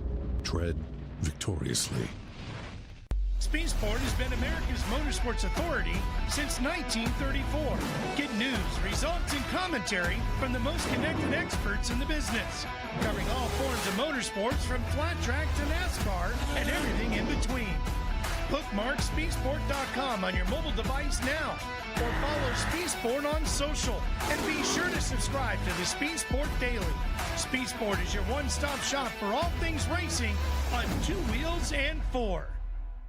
AMSOIL runs on freedom and has since 1972. The rest of the market has been trying to follow our lead ever since. But a head start is a head start. Run with us.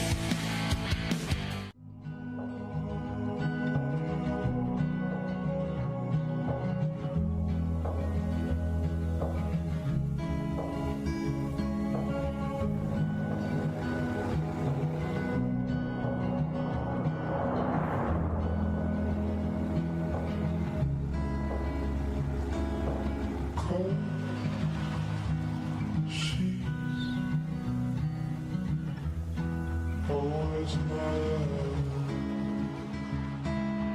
I am searching high, I'm searching low in the night. Ooh, does she know that we think the same?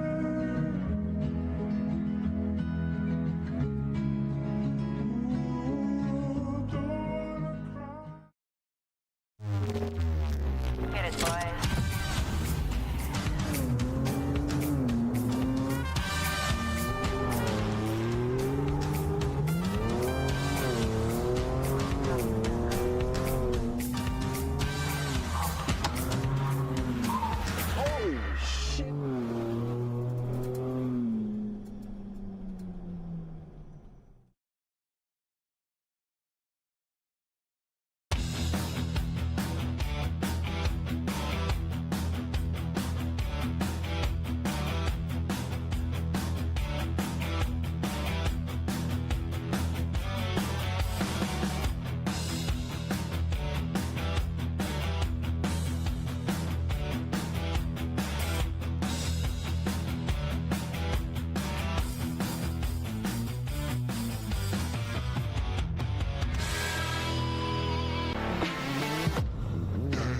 Lightweight, agile, and strong, the Pitbull is perfect for the job. The Pitbull is the first and only lift that can be used in the pits and in your garage. Elevate your racing with a Handy.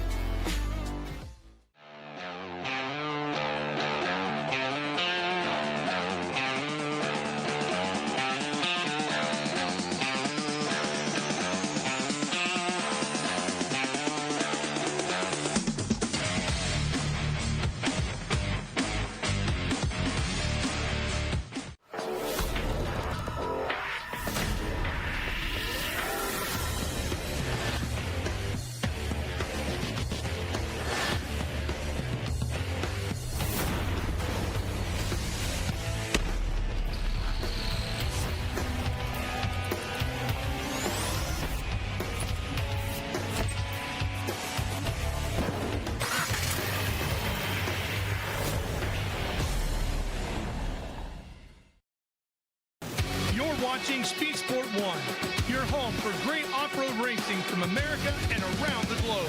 Woo-hoo-hoo! From Ultra4 to rallies. These guys are fighting for the lead. It seems very aggressive. Short course to desert race. Great move there. He is so fast.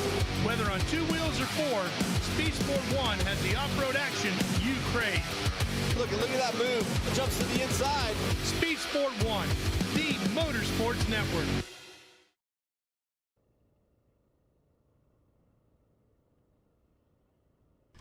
Welcome back to the 2023 Ultra4 USA Legends of Havasu. We're about to kick off the 4900 UTV race. We have the stock, the open, and the pro mods. There's 3 races going on at the same time, but scored separately. So make sure you go to live.ultra4racing.com and also go to Racing Tracks. That is Racing Tracks with an X on the end, and you can follow the live tracker.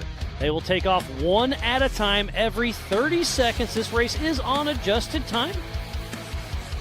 It's a 37-mile loop. The UTVs will be doing 3 loops. It's going to be absolutely incredible. Here's the Project X starting grid, and that first spot is Paul Wolf, Cole Clark, Travis Zollinger, Dustin Robbins, Mike Park. Tyler Emery, Brandon Kilgore, Robert Parker, who's Carl Cheney, Tyler Gibbs, and Max Gordon.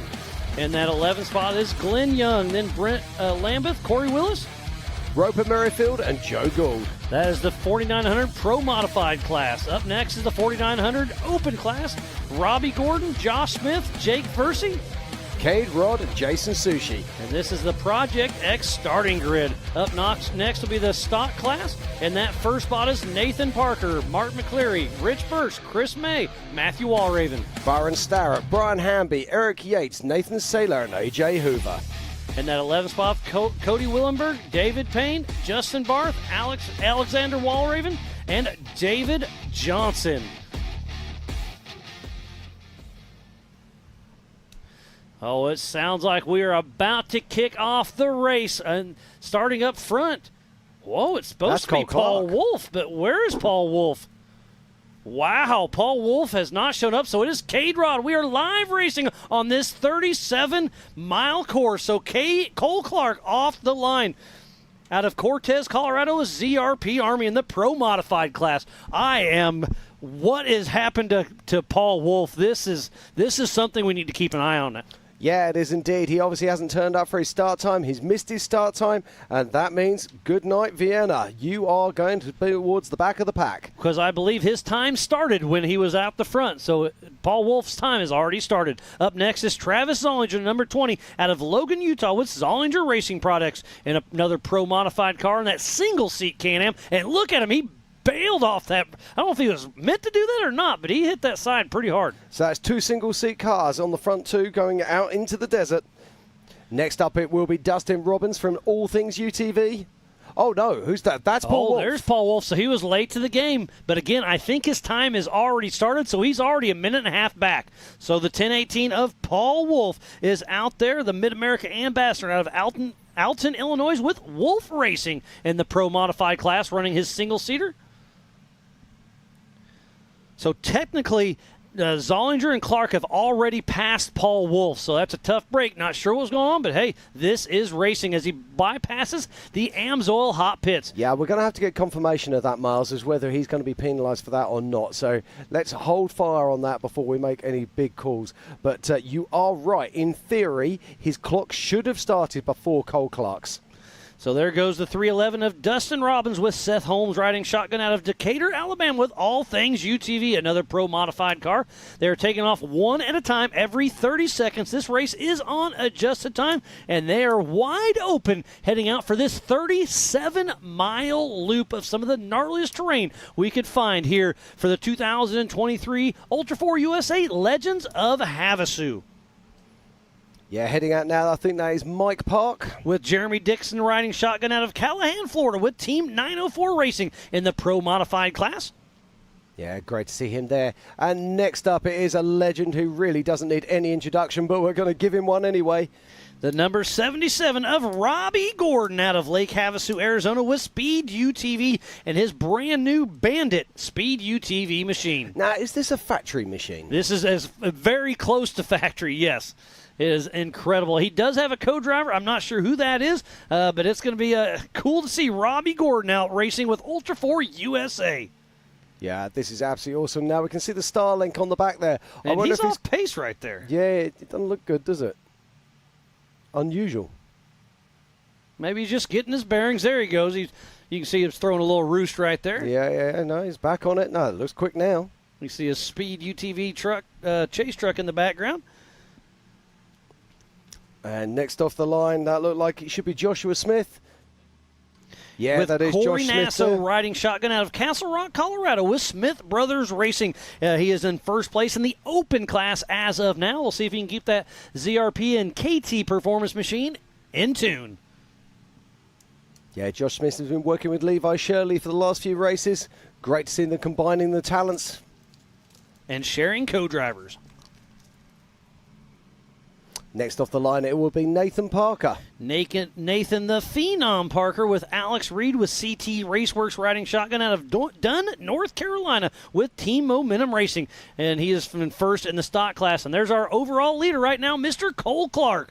He's at roughly race mile number 2 right now, probably 2.5. And the best bit, he has clear air. Now, if you said to Cole Clark, what's the best thing that could happen to me? He'd say, well, you know, I can start in front. Well, that's exactly what's happened for the man. Up next to 717 of Mark McCleary and Jason Roper riding shotgun out of Reddick, Florida with Turned Up Racing. And his Can-Am. And next we're going to be seeing coming out of the blocks will be Tyler Remery. Now, let's not forget, I believe it was Tyler that broke a differential in qualifying, and they've had to fix it. And that looks like Mr. ZRP himself. Yep, at race mile 2.5. Not too far off Cole Clark's pace. Yeah, but so there's 1 and 2. I think Cole Clark has opened that gap up a little. So there goes the Mid-America Outdoor Ambassador, Tyler Rimreed, with John Fitzgerald riding shotgun out of Bennington, Nebraska with TR Racing, part of the Pro Modified class. Let's not forget we are mixing classes here today, and we have 3 classes in the 4900. We have the Pro Mods, we have the Open, and we have the stock UTVs. And there is Mr. Paul Wolf. He was on pole position today, qualified with a 1:53, but he was either late for the start or, in fact, we do not know what happened, but he certainly did not start in first position. But we do know that Pam Hall is down in the Amsoil hot pit, so hopefully she can give us an update here shortly. Yeah, that is Brandon Kilgore making his way out into the desert. Brandon Kilgore out of Parker, Arizona with Kilgore Motorsports in his Can-Am with his Pro Modified class. And next off the line will be Robert Parker, a.k.a. Kyle Cheney. The Ghost. Out of Millersport, Ohio with Team Momentum Racing in the Pro Modified class, racing for a national champion. Absolutely. Now, this was a very interesting story because Kyle Cheney was our first qualifier this morning, and we were like, is this inspired genius or is this going to be a problem? Well, actually, it looks like it might have been a problem as we watched Dustin Robbins making his way around past the cameras. So still making dust out there, and you can see, is it dusty? Yes, but you don't see much dust in front of him, so that 30-second gap really makes a big difference. But that means if you're faster, you're going to be in that dust quicker, and I think dust and lap traffic is absolutely going to play its toll. We'll see how it all shakes out. Yeah, I think that was Tyler Gibbs there. Yep, there's Tyler Gibbs and Mitchell Roccacelli, number 926, out of Castle Rock, Kentucky, with Gibbs Racing. And again, thank you for everybody tuning in from the Live from Desk, presented by Toyota, right there in Vendor Village, watching the Ultra4 USA Legends of Havasu, enjoying Vendor Village, but watching Ultra4 USA. So thank you, everybody there in town, for tuning in. I'm sure Ralph and Ken will keep you company. And this is Rich Birch making his way out 14th off the line in the 49-16. With Scott Lesage riding shotgun out of Castle Rock, Colorado with Genesis Motorsports in that stock class. Remember, go to live.ultra4racing.com for the same live timing we have here in the Warren studio. And there is Mr. Robbie Gordon pushing hard in that Speed UTV. Yeah, great to see him and Max out here racing. Well, here is Max right now. Coming off the start line. Now, when we saw Max leave the start earlier today, somebody hadn't tied down his spare tyre. He lost his tools, he lost his jack, he lost his spare. But it all looks like he's back in there now, and he's back on the race course. So Max Gordon, fresh off his Nora 500 win, the number 777 out of Lake Havasu, Arizona, with Speed UTV and his Bandit machine. Now, he should know this desert like the back of his hand. It'll be interesting to see what he can do as Jake Versey leaves the line in that very distinctive white and green machine. Jake the Blonde Ambition Versey with Josh Lovelace riding shotgun out of Idaho Falls, Idaho with JV43, part of the Open class. He's recently got a Can-Am, so for King of the Hammers, he'll have one of those brand new Can-Am Mavericks. We'll see how that all shakes out. Yeah, it's going to be interesting to see. I'm really excited about the future of UTV, seeing where all of this is going. It's incredible stuff. Can-Am coming out with a new Maverick. We've got Polaris with the Pro R, and of course we've got Speed UTV. And let's not forget Kawasaki, Honda as well. And off the line right now, the number 77 of Glenn Young out of Austin, Florida, with 77 Motorsports in his Can-Am, part of the Pro Modified class. Talking about him earlier, he's been here for about a month. He's been the jet ski scene as well, which obviously there's a lot of water sports out here in Lake Havasu, as well as the F1 boats. We'll be racing this weekend as well. And up next is the 725 of Chris May, driven by Aaron Lynch and JT Strickland riding shotgun out of Townsville, South Carolina with Mays Motorsports in that Can-Am.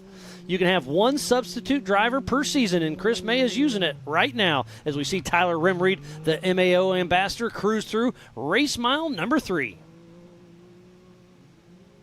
Yeah, and next off the line now, it looks like that'll be Matthew Walraven. We saw him qualifying late today. Number 118 with Rhett Bryan riding shotgun out of Oak Ridge, North Carolina with JW Performance in the Pro Modified class. The 118 there pushing his way through. And it sounds like the Speed Sport production crew does have an onboard camera with that car right there. Look at that. Robert Parker, driven by Kyle Cheney. Hopefully that onboard works later on. Yeah, he'll be hitting that push to pass button already, and we'll talk about that in a little bit. These cars are all fitted with trackers. They have the ability to actually sound off a visual and an audible alarm in the car in front when they're catching them by pressing a button. It's called push to pass. And off the line is Byron Starrett with Sarah Schumacher riding shotgun. The number 9004 out of Jacksonville, Florida with Team 904 Racing in that stock class.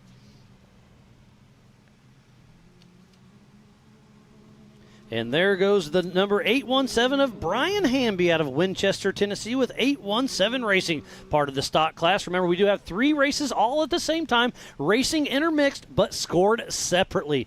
So make sure you go to live.ultra4 Racing to get our live timing as well as racing tracks as well. Yeah, it's a 37-mile course they'll be running today, and these 4,900 vehicles will be doing 3 laps. And we're looking there at the 860 leaving the line now. That is Eric Yates. And you just said 3 laps, 37 miles apiece. That's 111 miles out here in the wide open desert with the tight canyons, a couple waterfalls, and a little bit in between. This is going to be an endurance desert race. You do not want to take your break. It's going to be wild. It is indeed. Now, these vehicles won't have the issue, but certainly in some of the classes we might see that refueling will become a problem as we look at the 252 of Brent Lambeth leaving the line. We have 35 entries in the 4900 class today. So the 252 of Brent Lambeth with Devon Peak riding shotgun out of Mesa, Arizona with Cruise Armor Racing.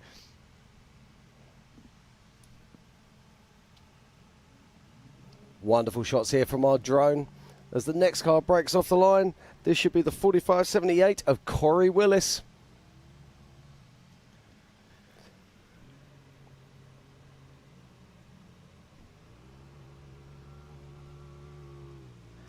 Out of Lake Charles, Louisiana with PPEI Racing in the Pro Modified class. Corey Willis is going to be pushing strong. There goes Jake Versey blowing by race mile number 3.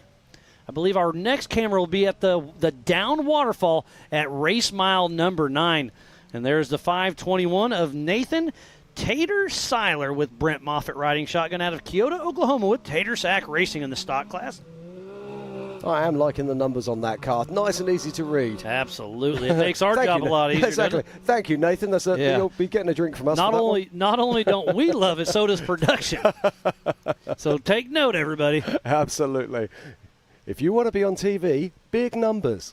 Bright numbers. Up next is almost the pole setter for the 4400, but Cade Rod with Adam Pierce riding shotgun out of Cortez, Colorado with Jimmy's 4x4, part of the open class. And he's using this as a race pace pre-run for his 4400 race. Great, great strategy. Yeah, this is really cool thinking. Now, there's also 2 trains of thought here. I've seen this done before in some desert races. Oh, look, he's pulling off already.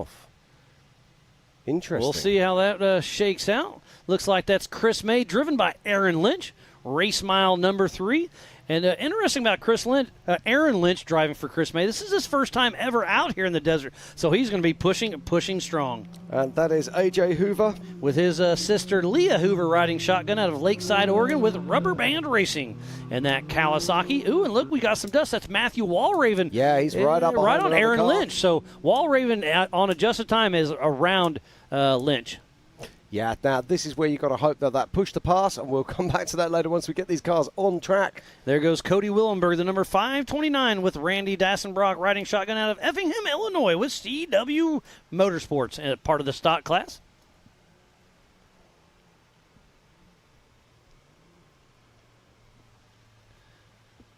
So I didn't see Cade Rod there. Oh, lots of dust out there on screen. So that may be Byron. Yes, Byron Starrett. And there goes Roper Merrifield, the number 998 out of Sweetwater, Oklahoma, with Ryan Rockhold Racing. And don't forget to go to Racing Tracks with an X, racingtrackswithanx.com to have the same live tracking we have here in the Warren Studio. Well, I can tell you now that it does actually look like Paul Wolf is making moves out there. I'll be keeping an eye on that. It does look like Paul Wolf might have managed to get ahead of Travis Zollinger. But our current race leader is Cole Clark right now as they make their way towards race mile 8. And off the line now, it's the 49.55 of Joe Gold. Joe Gould and Carter Peterson out of Tabernish, Colorado with Rocky Mountain Speed and Fab, part of the open class. And that Pro R machine. See what kind of time he can throw down. Looks like that's Cade Rod, I believe. And that Adam Fitza Racing Polaris. I believe this is the 961.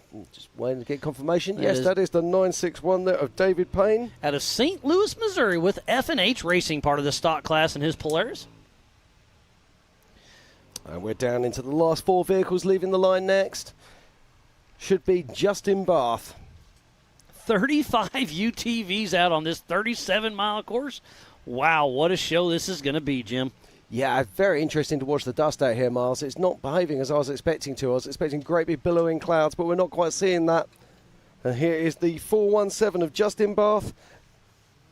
With Paul riding shotgun out of Springfield, Missouri with Barth Racing, part of the stock class. Sounds like we do have one more car yet to go.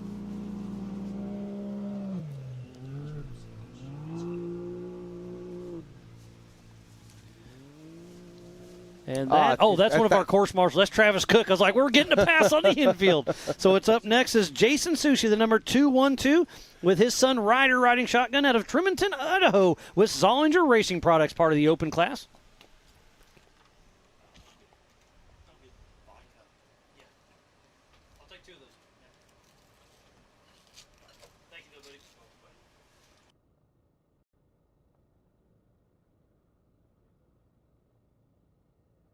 The official race start was 12:57:01.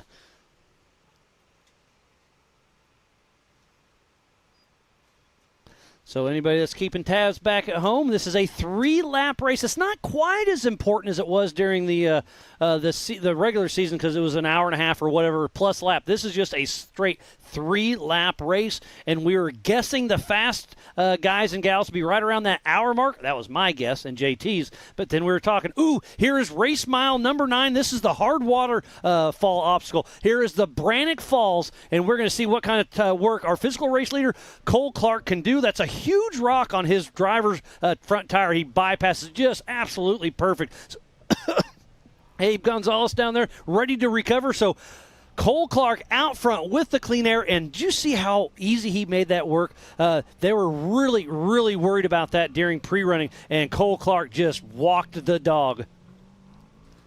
Cole Clark is absolutely quality there. Made it look so easy. But we were saying this before. When people are pre-running, they never go at the same pace. They race at race pace. And as soon as you step it up, you put some red and white tape there, tell them there's a trophy at the end of it, the whole thing changes. And a national championship on the line as well. So we have 33 cars out on course for a 37-mile lap, a 37-mile lap, 3 laps, 111 miles. It's going to be a great showing out there for sure.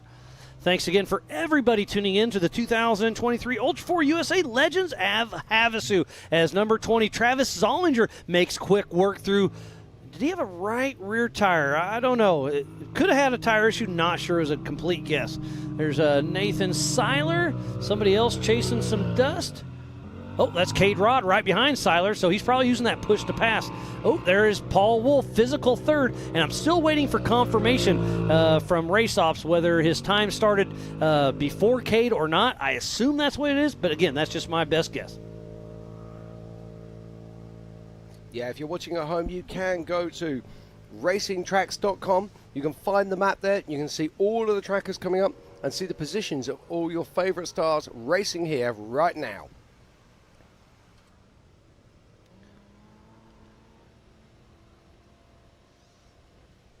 So, and if you're just tuning in, we thoroughly appreciate each and every one of you. This is Legends of Havasu for the Ultra4 USA National Championship. This is a do-not-miss event with Ultra4 USA, F1 Boat Racing, IPRA Radio, American Side-by-Side Takeover, National Music Acts, Sand Outlaw Drag Racing, pool parties, and a jet ski trick show. Okay, right, what we're going to do is we've got Pam Hall, who's down in the pits at the moment. She's down there with someone from Paul Wolf Racing. She's going to talk her through what happened at the start there with Paul. Why was Paul late to the start? Ham, what you got?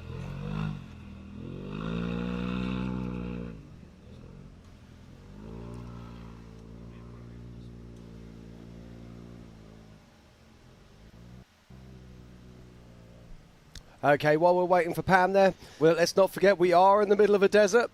We'll cut back to the action, and we're back at the waterfall. Miles, talk me through this. That is Mike Park and Jeremy Dickinson.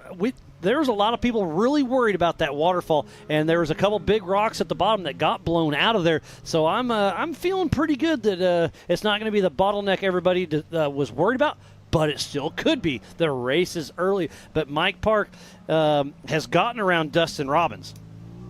Yeah, unless we missed it. It looks like it's Justin Barth at race mile 3. Now, flat tyres could be a real issue here, particularly on this first lap. Let's not forget, the UTVs are the first race cars around this lap at race speed. So they're going to be cutting in things. They're going to be moving rocks out of the way. It's going to be difficult for these guys. And I just got an update from Racing Tracks. There was a tip alert from Max Gordon at race mile 1.2, but he is moving again. So did he just hit a bad G out, or did he roll the car? It's all speculation, but there was an update there. Oh, there's Dustin Robbins. So that means Mike Park has gotten around Dustin Robbins, race mile number 9. And he has taken a different line here. Yeah, now let's have a look at the rack here. I want to see if he's got a flat tire in the back, maybe.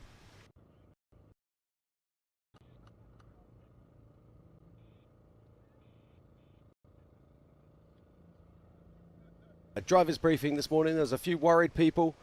But I have to say, I'm not liking the line here that Dustin Robbins is taking. Yeah, you can see if he would have been more passenger, that big rock, that just goes to show you how big that rock actually is. So if he would have been more passenger, he would have had, it's a little steeper, but it's a more direct line. And there's somebody right hot on his heels. That is Josh Smith, who is leading the open class. Let's see what kind of line him and Corey Nasso do, dropping the Brannock Falls.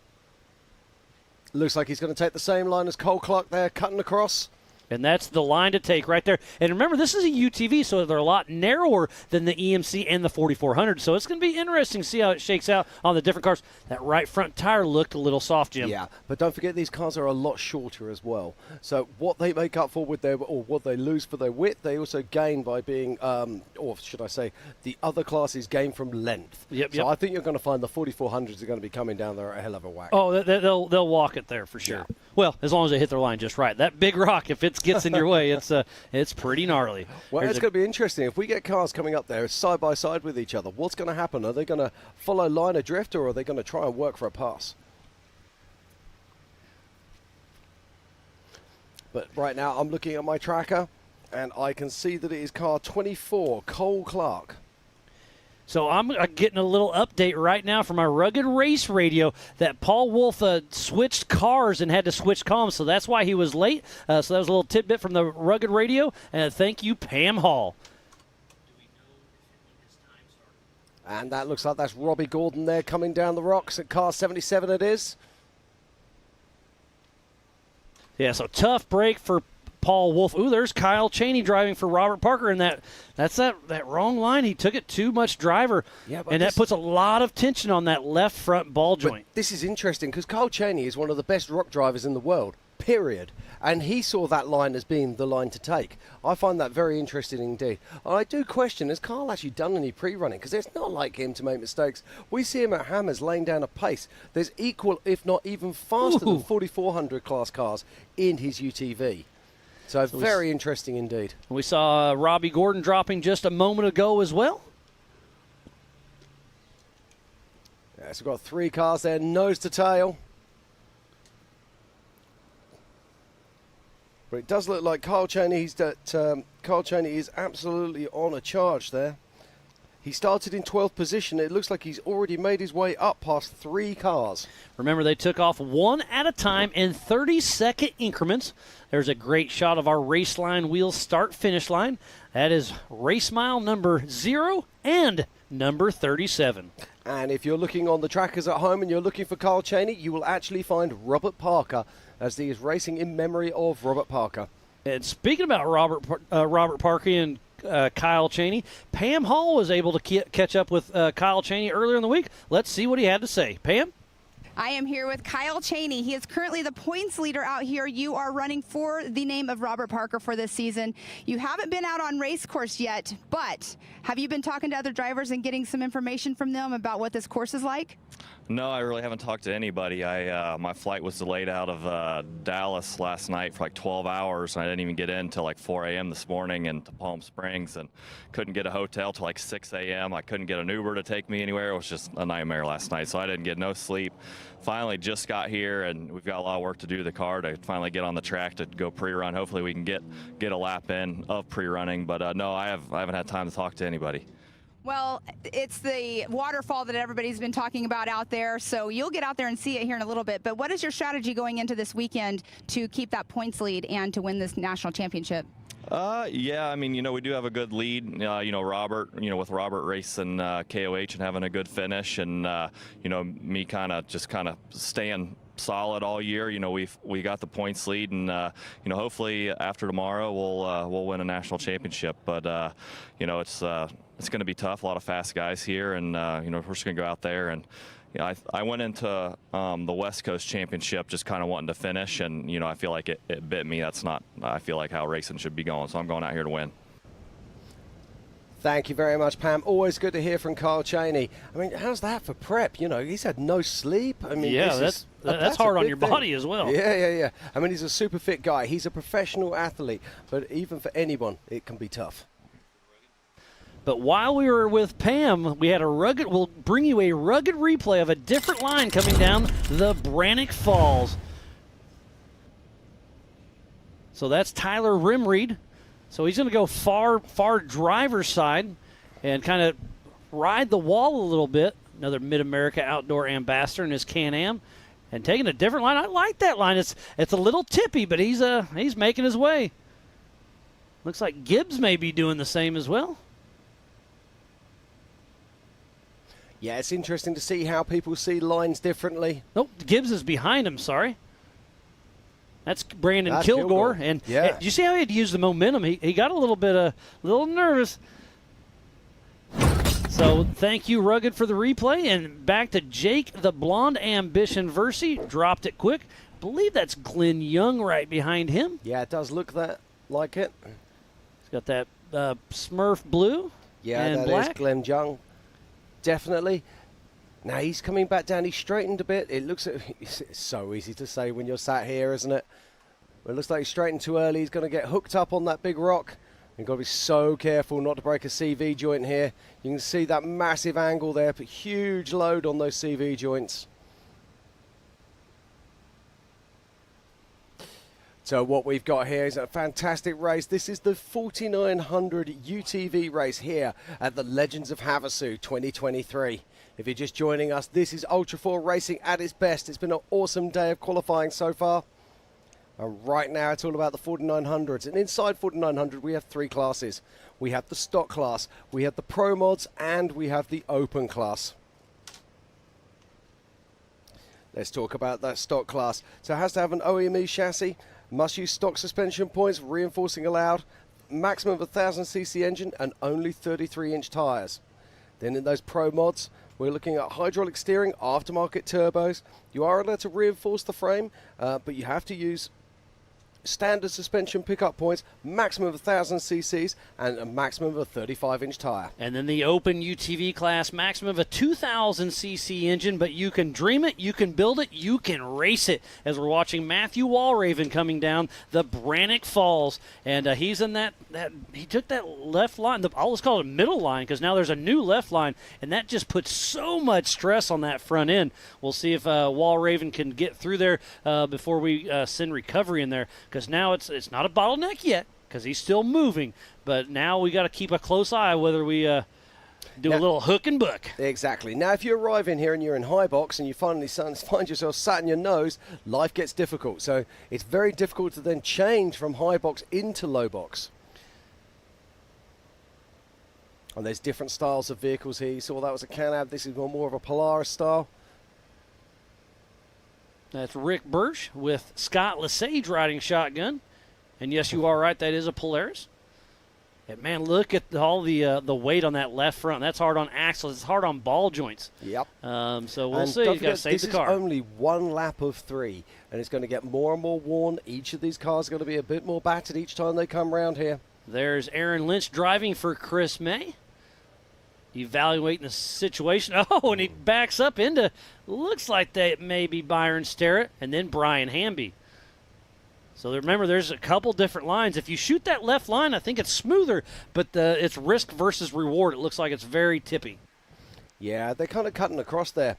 And the trouble is when you do that cut across and try and come back into the face, what happens is you run that left-hand tire straight down into the face of the big rock. Come on, Byron. Take that hard left line and go with it. I was home for a pass right on camera at the Brannock Falls. That would have just been too much gold for us, mate. And Lynch makes it around, so Chris May's still moving. That is Mike Park. I apologize. Mike Park and Byron Lynch look almost identical. It's 904 is Park and 9004 is Byron Starrett. But Mike Park right there making quick work. And Jeremy Dixon, I was chatting with him this morning. He's riding shotgun in that car. He's like, you better watch for us because we're coming. We're going to bring in the heat. That's Brian Hamby, the number 817, cruising along. Now, Corey Willis right behind him. Is he going to take that left line? Come on, Brian. No, Brian's decided to do the cutback. And you can see how slow they're going. Oh, there's Max Gordon pushing along. Oh, so that is race mile 3. So remember I was saying he's got a door net open. And you saw that Racing Tracks had an update that maybe he was tipped over, so he may have already flopped it. Great to see Max Gordon, fresh off his Nora win, back in action as we're back to the Brannock Falls with Corey Willis. Now, you might be wondering what they're doing when they come into a stop there. It's probably running in high box, making a change to low box as they come down. Now, that's the perfect line there. We really like that line, so great stuff there from Corey Willis. Well, the perfect line is the one you make it down without hurting anything. So there's a couple perfect lines, I'll be honest.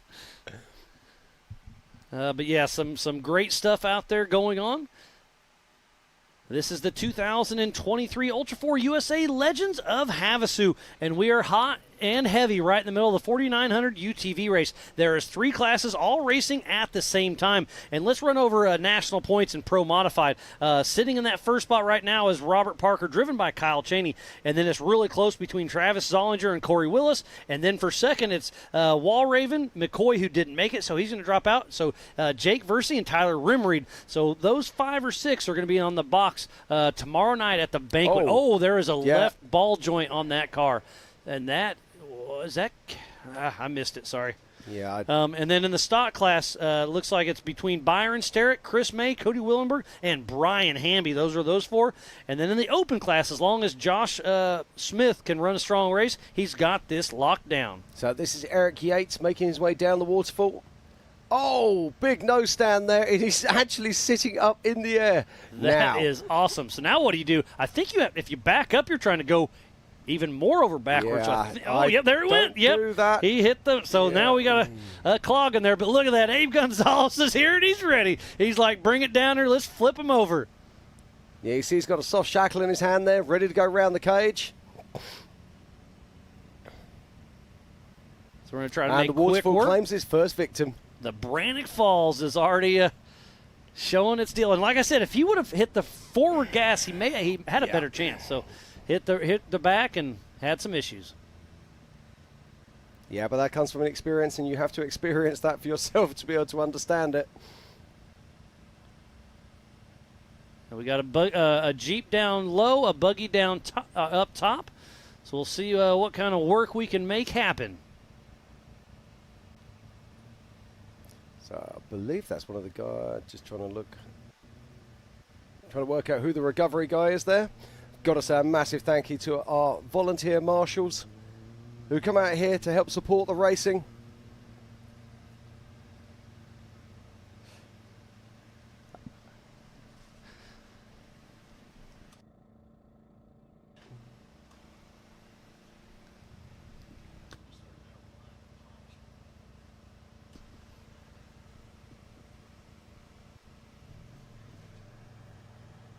I believe that is Eric Yates. It is Eric Yates. Yep, that is tipped over. Thank you. That's all right. He was a late entry.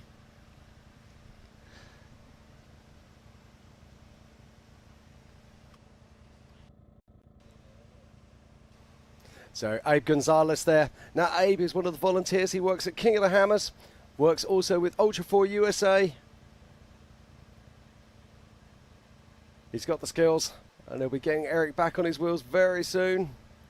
But what they might have to do is pull him up onto his wheels and then get Eric to drive out backwards to clear him of that rock. But let's see what happens.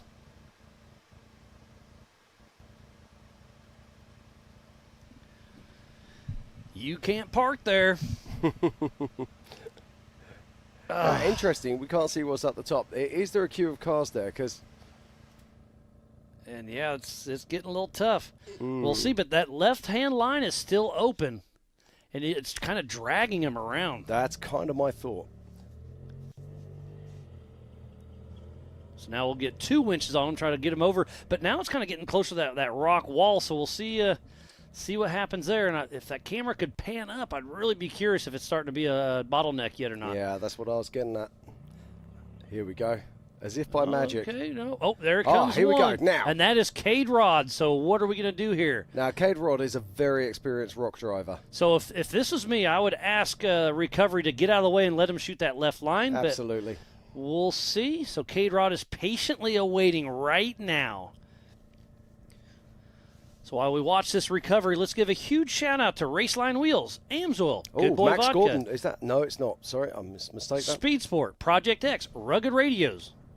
Laser Nut, Mid-America Outdoors, 360 Wraps, Optima Batteries, and Warn. Fun Haver Off-Road, King of the Hammers, American Outdoor Events, the Off-Road Syndicate. Spider Tracks, Brannick Motorsports, Yukon Gear and Axle, and Wheeling.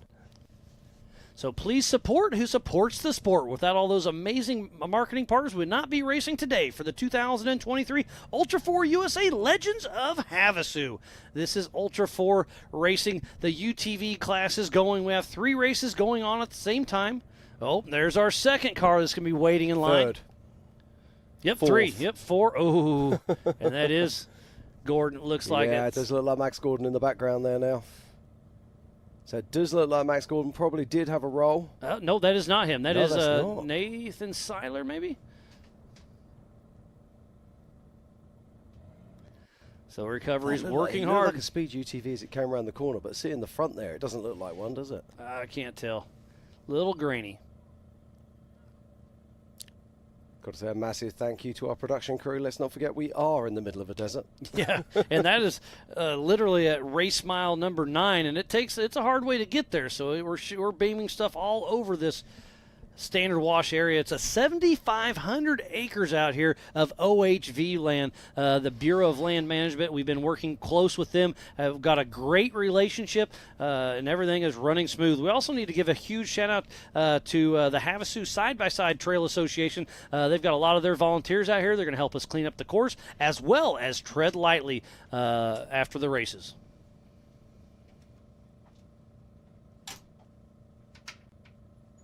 Yeah, I'm just looking on our tracker right now, and it would appear. I'm looking for Travis Zollinger. Welcome to Ring Circus. I can't tell you who is moving and shaking at the moment. It does look like one of our big movers and shakers is Kyle Cheney racing for Robert Parker. It looks like he's made his way up.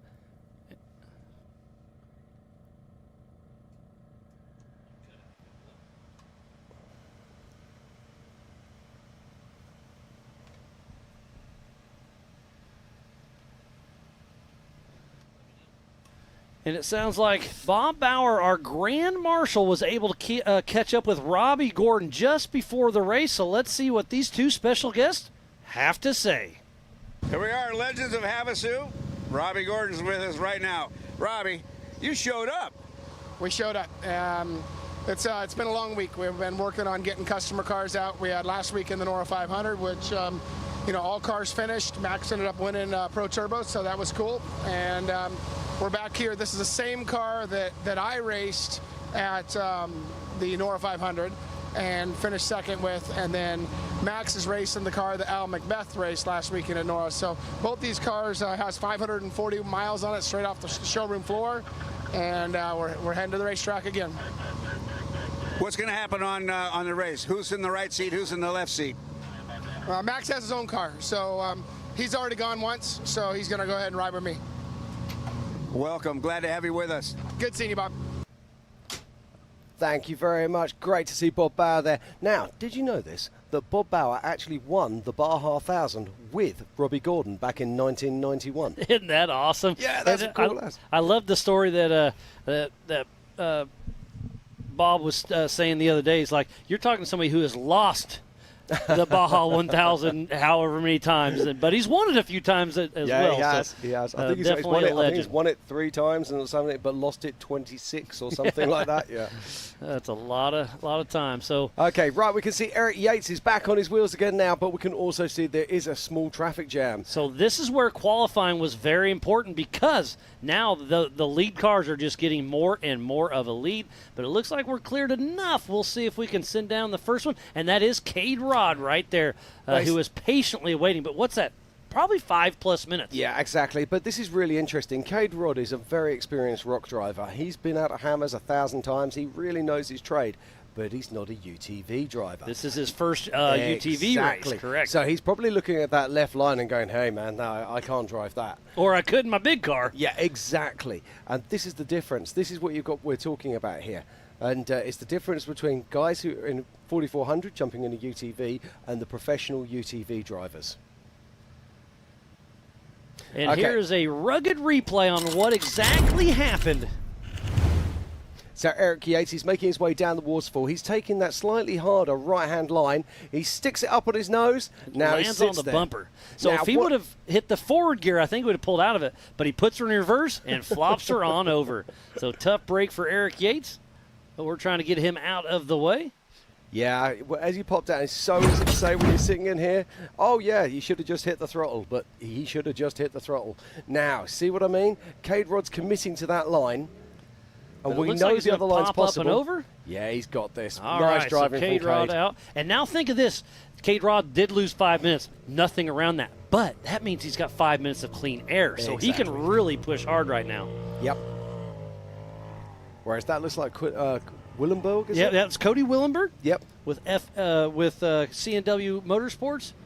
And then Jason Susi right behind him. And then Nathan Seiler. Yeah, 521, yeah, I think you're right there. Yes, Nathan Seiler. Yep, correct.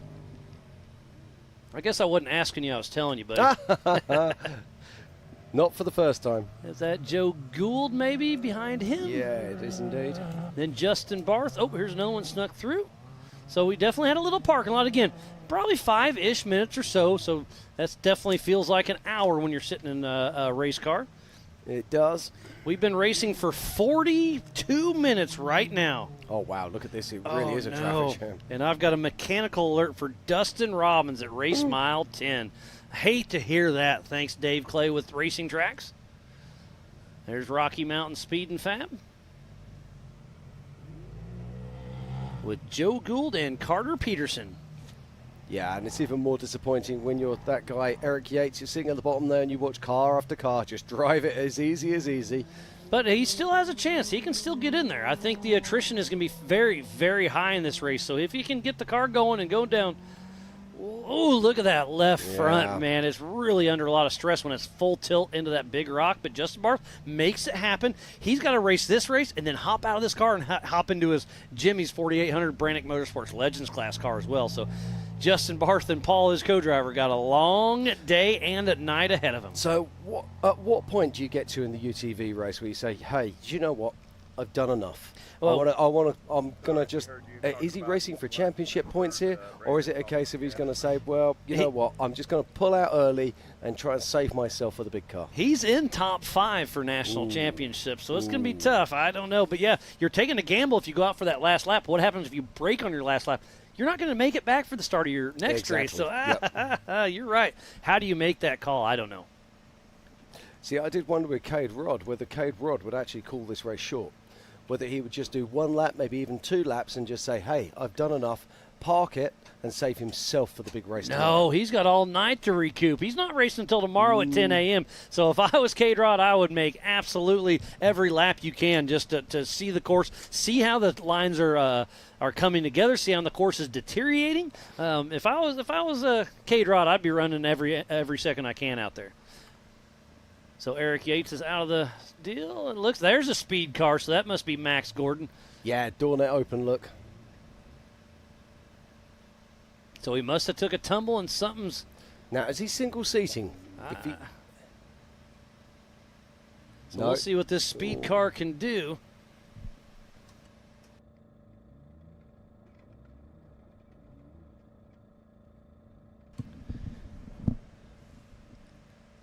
So I can't quite tell if the car got beat up too bad or not.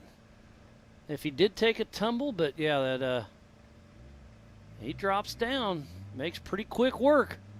So Max Gordon at race mile number 9 at the Brannock Falls making quick work. Great shot of the race line start finish.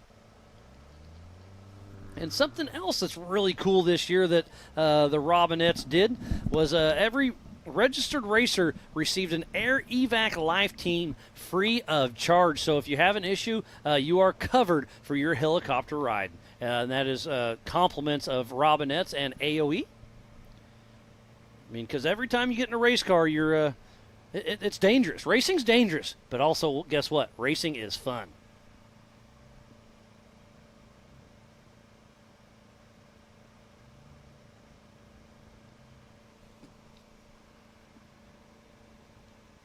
Yeah, we've got a great race working out here as we watch Eric Yates. The 860 there. We saw him take a tumble. Let's hope he can get this car back together and get back on course. So we are just 10 miles south of Lake Havasu City in the Standard Wash OHV area. There's 7,500 acres of BLM land out here, OHV. You can come out here and play at any time. Lake Havasu City is super UTV friendly. They love it. You know, you can go boating, you can go UTV riding. As long as you have a plate on your UTV, you can ride it through town. We've got our Can-Ams plated, so we've been cruising around town all week. Well, for a couple weeks now. But it's such a cool city because I've never seen so many old school hot rods. Never seen so many big, powerful boats, and then the off-roading here is amazing. Lake Havasu is turning into one of my new favorite places to come check out. They've got a little bit of everything. It's a fun little town. Its population roughly 58,000, elevation 738 feet, and we're about 3 hours away from Las Vegas and Phoenix. Parker, Arizona is just about 45 minutes away. So we do have Eric Yates off course. He's going to evaluate the situation and try to determine if it's worth still going or not. Make sure you download the MAO app on Google or Apple. Go to AOE.TV, speedsport.tv. Use the Ultra4 USA or MAO Facebook and YouTube channel. Share it, start a watch party, and hashtag it up. Right, looking on the race tracker right now, and I can see something that I don't want to see. I'm going to keep an eye on it. But if you're watching on racingtracks.com, you can see our map. Come to it, have a look at it, and you can see all of the race numbers on the cars. Now, there's something that is worth talking about. I'm looking here, and I'm seeing Paul Wolf's number, which is 1018. Now, he's got a little red dot next to it. That means that he is stationary. So we're going to look at this, keep an eye on it, and we'll bring it the news as we've got. And that is our physical race leader, number 24, Cole Clark, at the Spider Track backstretch.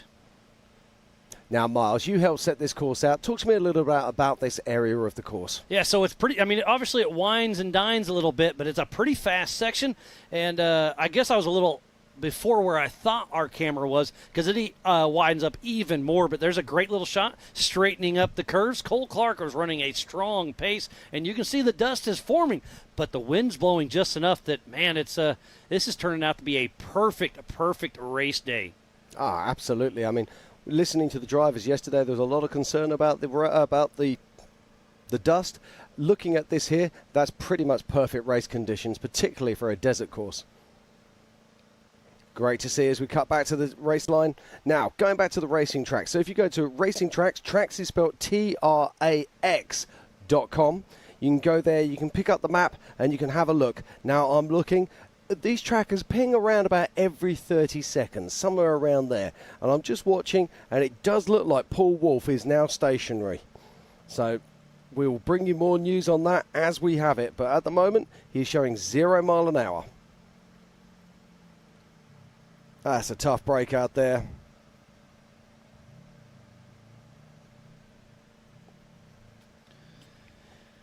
And I'm just getting an update on my rugged radios. The EMC class, the Everman Challenge, has been adjusted. It will start at 5 and race till 8. So they're going to be racing half of their race in the dark out here. So that's going to be interesting.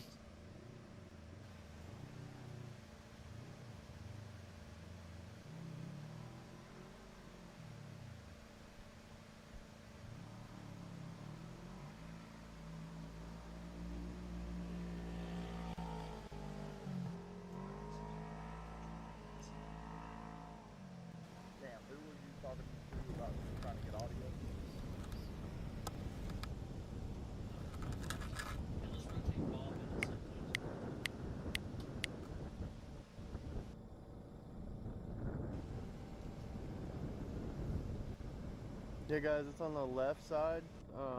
There's a little screen door you can drop down. Fantastic images here, Miles. Just look at that as they cut their way down through. So which section of the course is this? Obviously, this is where it kind of goes into the tight canyons. You can really see the dust hanging right there. This is a fun little section. It really flows really nice, snaking through this course. Trying to get my bearings. Yeah, so in this top center of our screen is where we are here in the Warren studio. You can barely tell it, but we're probably right here around race mile 20 or so. And it's a fun little wavy section. Remember, a 37-mile course. This is going to be a long but fun race. And there's Lake Havasu, part of the Colorado River in the background. To our right is where Lake Havasu proper is by about 10 miles. So you can come down river and head towards Parker if you go left on the river. Very boater-friendly area. And there's Eric Yates still stopped at the Brannock Falls.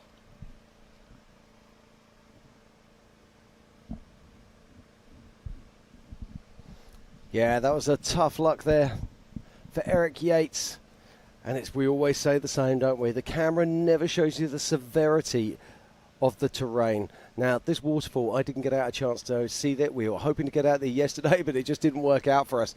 But talk us through. I mean, that boulder there, would you say it's the size of a UTV or the size of Abe's Jeep? I mean, what sort of size are we looking? Yeah, the big boulder at the bottom is, probably the size of a UTV, and it's probably about a 10-foot drop, and there's a lot of big rocks, obviously video never does it justice, but there's a lot of big rocks in the face of it, and it's all natural, but it kind of looks like shotcrete. There's some big rocks in the face of it, but some of these cars have been breaking them loose, so you can kind of see some light dirt areas. That's because those big rocks have fallen off of that rock face, and they're ending up in the bottom, and they're big nuisance rocks, size of a normal beach ball or so. If you're just joining us, this is the 2023 Legends of Havasu. We're out here just outside of the Havasu city for the 2023 Ultra4 National Finals. What a year of racing it's been, Miles. Oh, it's been absolutely amazing. And speaking about Legends of Havasu, we still have VIP packages available. So go to legendsofhavasu.com, check it out. We've still got great live music tonight with Brett Michaels. Tomorrow's Flow Rider. We have the F1 Power Boats, the IPRA Radio, American Side-by-Side Takeover, pool parties, jet ski trick shows, and so much more. So if you're anywhere in the area, come on out. There's still time to enjoy. I've got some news. Paul Wolf's tracker is showing that he is moving again. So maybe he had a flat tire, maybe he spun a belt. Who knows? But I can tell you that Paul Wolf is moving again. And it looks like he's in second position. Now, Travis Solinger, I'm just watching his tracker. He's just gone off, showing him off track at the moment. But he might be possibly in a canyon, so I'm just going to keep an eye on that. Let's see if it bounces back again because, yeah, there he goes. Travis Solinger is back on track, just behind Robert Parker, a.k.a. Carl Cheney. Okay, so yeah, the trackers update at separate times. So per racing tracks, Cole Clark, then Travis Solinger, then Paul Wolf, then Kyle Cheney. So those are our top four out front right now. But let's just talk about that because Carl Cheney, Robert Parker, or Carl Cheney, let's just call him Carl Cheney, started in 12th position today, and he's made his way up to third in the first lap. And so he's physically, on adjusted time, he's looking good, really, really well. Oh, yeah, I would go as far as to say there's a possibility that Carl Cheney is actually leading the race right now.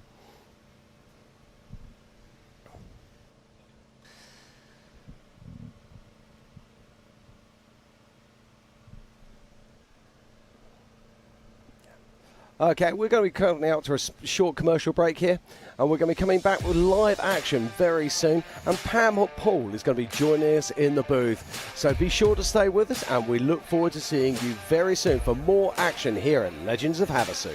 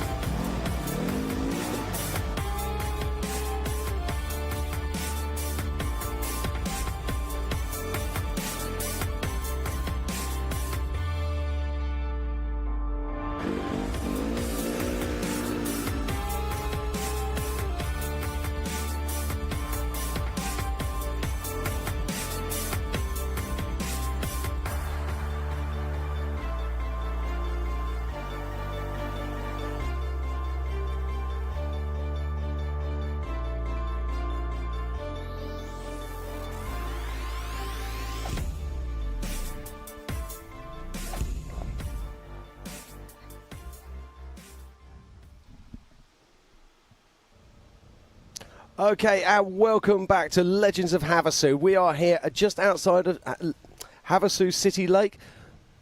And we're having a load. Oh, sure, I start that again. The Havasu Lake City. And joining me in the booth right now is Pam Hall. How are you, Pam? I'm doing wonderful. How are you doing, Jim? I'm having a great time. It's been an awesome day so far. We've had so much fantastic qualifying. And then, of course, we are here right now for the 4900 main race. As you know, we've got 3 classes racing, but you've been out there in the pits. You've been finding out all the little stories, all the little gems. What's going on out there? Well, there's a lot going on out there, actually. Not only are we obviously racing live right now with our 4900 UTV class, but a lot of the drivers that qualified in our other classes, our EMC classes, and also in our 4400, they're out there and they're going over their cars and making sure they're all, good and ready. We have some drivers that have had some issues. They're looking for parts. So there's all kinds of action going on out there. Our biggest thing there right now is this 4900 class. And give me a little catch up on this because, like you just said, I've been out in the pits. I know that Cole Clark is physically out in the lead, and he was our number 2 qualifier. Well, this is the interesting thing, obviously. Now, we saw you went to speak to Paul Wolf's people, so I'm hoping you can fill me in on this in a moment. But let's start. Paul Wolf was actually our fastest qualifier. And then what we had was, obviously, Cole Clark was in our second place. But when we actually got to the start itself, what we actually saw was it was Paul Wolf that actually started in third position. Cole Clark came off the line first, and then Travis Zollinger. So it was a really interesting start. So, come on, you heard the gen out there. What was happening to Paul Wolf? Why was Paul Wolf? Well, Paul Wolf, what happened with him is he has 2 different cars out there, 2 different UTVs actually in his pits. So he ended up going from a 2-seat car to a 1-seat car. So what's going on is he ended up having to switch out some radios, and it's not just quick. So he decided to go to his single-seat car to actually race. So that's what was going on with Paul Wolf and the reason why it was late to our start line. But right now, though, I mean, he was supposed to be our #1 qualifier, but that puts him a minute behind already. So here we do have, I believe that looked like it was a speed UTV, which we have Robbie Gordon out here racing and Max Gordon, which is super awesome to have them out here. This is their backyard. Yeah, absolutely. This is where they live. This is where they play. And they know incredibly well. Oh, and there we go. We have another one. That is the number 77. That is, I believe we have 2 different 77. So that one is Young.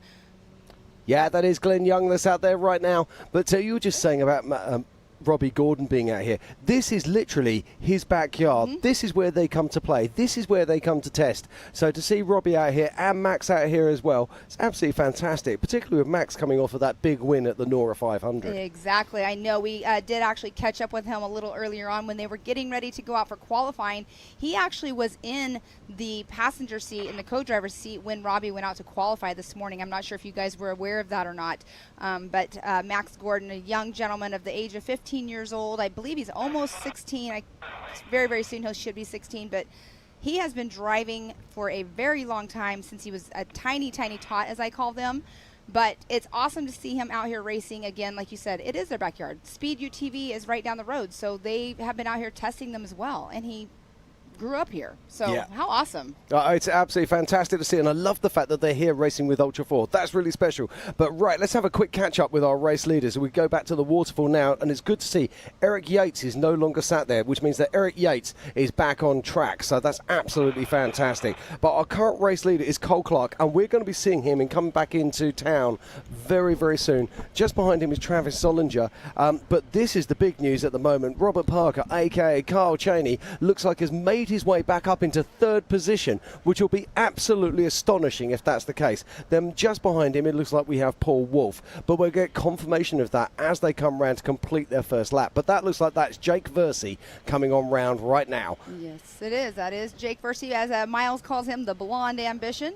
But you were saying Kyle Cheney has made his way up into 3rd physically on course. Yes. I believe he qualified, in the 8th position today? Yeah, 12th. 12th position. I mean, he took the gamble. He went out there, he stuck it on the line to be first on course, which it seemed like a really good common sense thing to do. But the reality is it didn't pay out for him. He ended up down in 12th position, but we know Carl Cheney. He does many things, but everything he does very fast indeed. As we watch Jake Versey there making his way into the desert. So very soon now, our leaders will be coming into town. They will be coming across that start finish, and we can start to work out the adjusted times. We can start to work out who is actually first, who is actually second.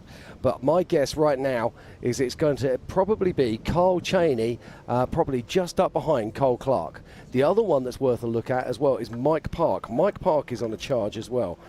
So really quick, I'm going to cut you off for there a second. Cole Clark just now came through and completed his first lap. I don't know if you and Miles did your lap timing, but it looks like he came through in 1 hour and 2 minutes is what his lap time just came through. Yeah. So that's awesome. Did you guys do that little bantering of what do you think the fastest lap was going to be? Well, I'll be honest with you, we did not, but we've been talking about this, and obviously Miles has been talking to JT, our race director, and trying to guess what those race times would be. And they were saying we hope they will be around about 1 hour. So that is spot on. 1 hour and 2 minutes. Perfect. Exactly. So Cole Clark is our current race leader, but let's not forget this is on adjusted time. And here we do have another car coming through. That looks like that is Mr. Travis Zollinger. Yes, it is. He is also at 1 hour, 2 minutes, but 33 seconds. So he is not too far behind Cole Clark. Yeah, we're literally talking about seconds apart there. Now, the interesting thing about both of these vehicles is both of these vehicles are single seat. Oh, look now, at that. Is that Cole Clark just coming out of the hot pits? It is. Oh, my word, look at this. I wish you guys could see us here because we're pointing at the TV. But I've got Pam here. She's sitting there pointing at the TV, literally hovering off her seat, pointing at now. That makes a big difference indeed. You can physically see the lead there. And Travis Zollinger, he'll be sitting there going, I got you, Cole. He's already passed him on adjusted time now. He knows he's got him. You have to remember that they're 30 seconds apart. Cole has now got to push 30 seconds on Travis. But the thing about it is Travis is going to be fighting the dust that he is going to be in of Cole Clark, which that's not fun to do. You can get into it. If there's not a breeze at all, it blinds you. But look at this. Oh, Travis Zollinger. Travis Zollinger's pulling off track. Oh, no. no. No. That is so unfortunate because he is so close to the hot pit, and he is, like you said, in a single seat, but Travis Zollinger pulled off to the left. Now, my best guess is he's got a flat tire or he's done a belt. Those belts are never fun to do. Let's No, see if they we are get not. out of the car. No, Obviously, he hasn't he's got going out to of the have car to get out. yet. Now, he's still within running distance of the pits. That is 1793. I believe that is Mr. Corey Willis. Yeah, I think you're absolutely right. Yes, you are. And Corey Willis, he's coming off of racing last weekend at Mid-America in the Side-by-Side Championship Series. We have a couple of racers that have been out there. And look, he is looking at the belt. The belts are on the driver's side of the car, and that's exactly what it looks like Travis Zollinger is doing, is looking at where the belt is. Down, yeah, and they have these clutch covers. Exactly, he's pulling his clutch cover off right now, so hopefully that belt didn't get too shredded up, but he did pull the clutch cover. There is a tool that they use also to have to get that belt on and off, but usually when they're shredded, they can just pull them right on out. Yeah, absolutely. The difficult thing with these belts is that you have to remember that everything in there is attached to the engine and the transmission.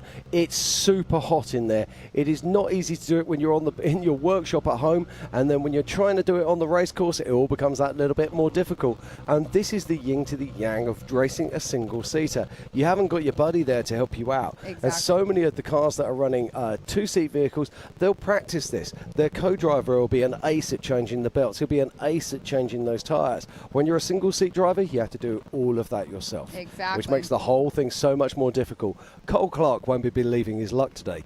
He pulled up in second place to start this race and started in first place. He then had to come into the pits, allowing Travis to close the gap on him, and all of a sudden Travis is pulling off to the side of the track. I mean, if I was Cole Clark, I would be doing lottery numbers at the end of the day, that's for sure. Exactly. I mean, and look at the gap between Cole Clark, Travis Zollinger, and whoever is sitting in that number 3 spot right now, which we have no idea who it's going to be because we haven't seen anybody within arm's reach quite yet. Well, I'm expecting to see Kyle Cheney, aka Robert Parker, making his way through the start-finish at any moment now, shortly followed by Paul Wolfe and then Mike Park. Oh, that's right. I forgot you have your racing tracks up, which is awesome. Oh, yes. And use the tools that we are given. Exactly. And we don't normally have racing tracks, but being this kind of race course, you know, following them is definitely a key thing to do. Well, this is something that we would normally see at races like King of the Hammers, etc. And to see this being used here at a national event is absolutely fantastic. And that is our race leader. That is Cole Clark. And I'm not sure exactly what race mile he would be. This race course... This will be around race mile 2 right now. Okay, and this race course, it definitely it goes in and out everywhere, so we get great footage of everybody. But look at this, underneath, hanging down. His belly plates are hanging down. So has he got a problem there? Is that going to cause him an issue, particularly as he starts to go down the rock trails? Oh, that's very interesting indeed. That is very interesting. But that's off-road racing. You never know what's going to happen.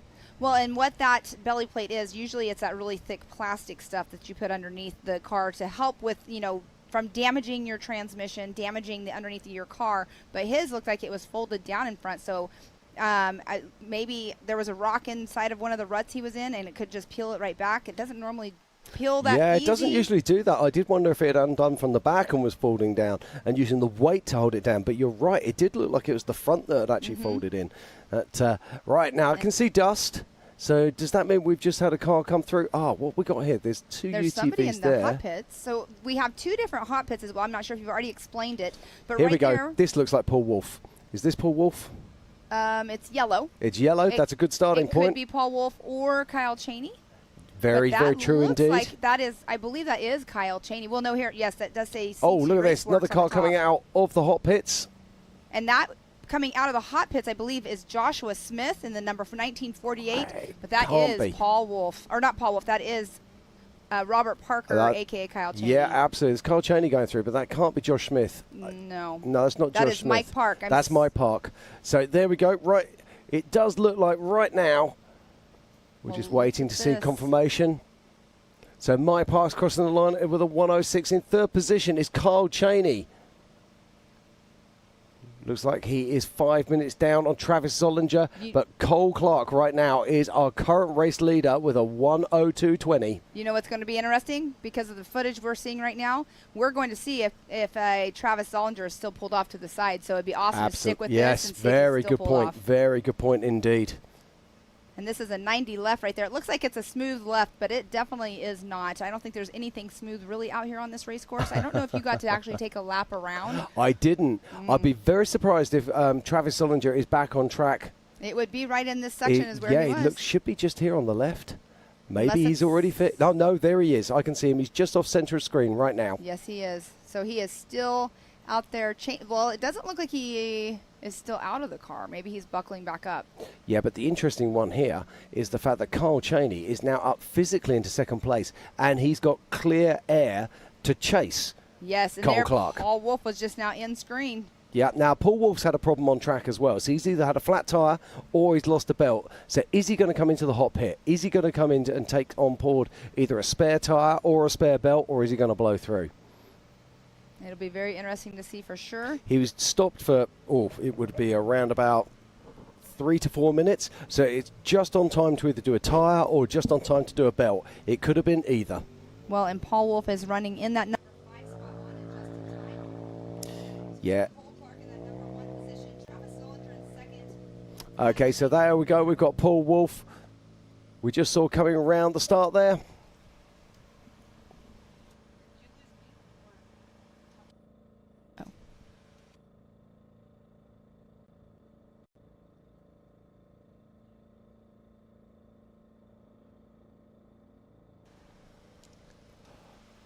Okay, so there's Paul Wolf down now. Did you see him stop in the pits at all, Pam? I did not see him stop in the pits, so maybe he's got that good running. I know that Chris Hickman has been back over here behind us watching the race, so it's good to see him over here, not over in the hot pits. That would suggest to me that he didn't get a flat tyre on course then. That would suggest to me that whatever reason he stopped was not a flat tyre, because if it was a flat tyre, he would have come in and definitely had a re-rack, that's for sure.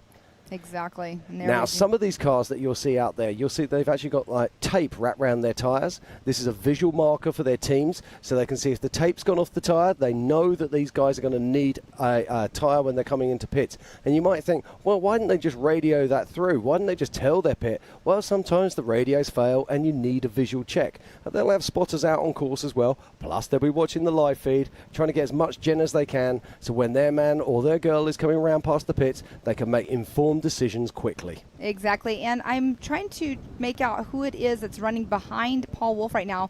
I'm not sure if that's Mike Park that is running behind him, which I think that we saw him coming out of his pits earlier. But no, I think Mike Park we saw go behind Kyle Cheney. I was thinking too.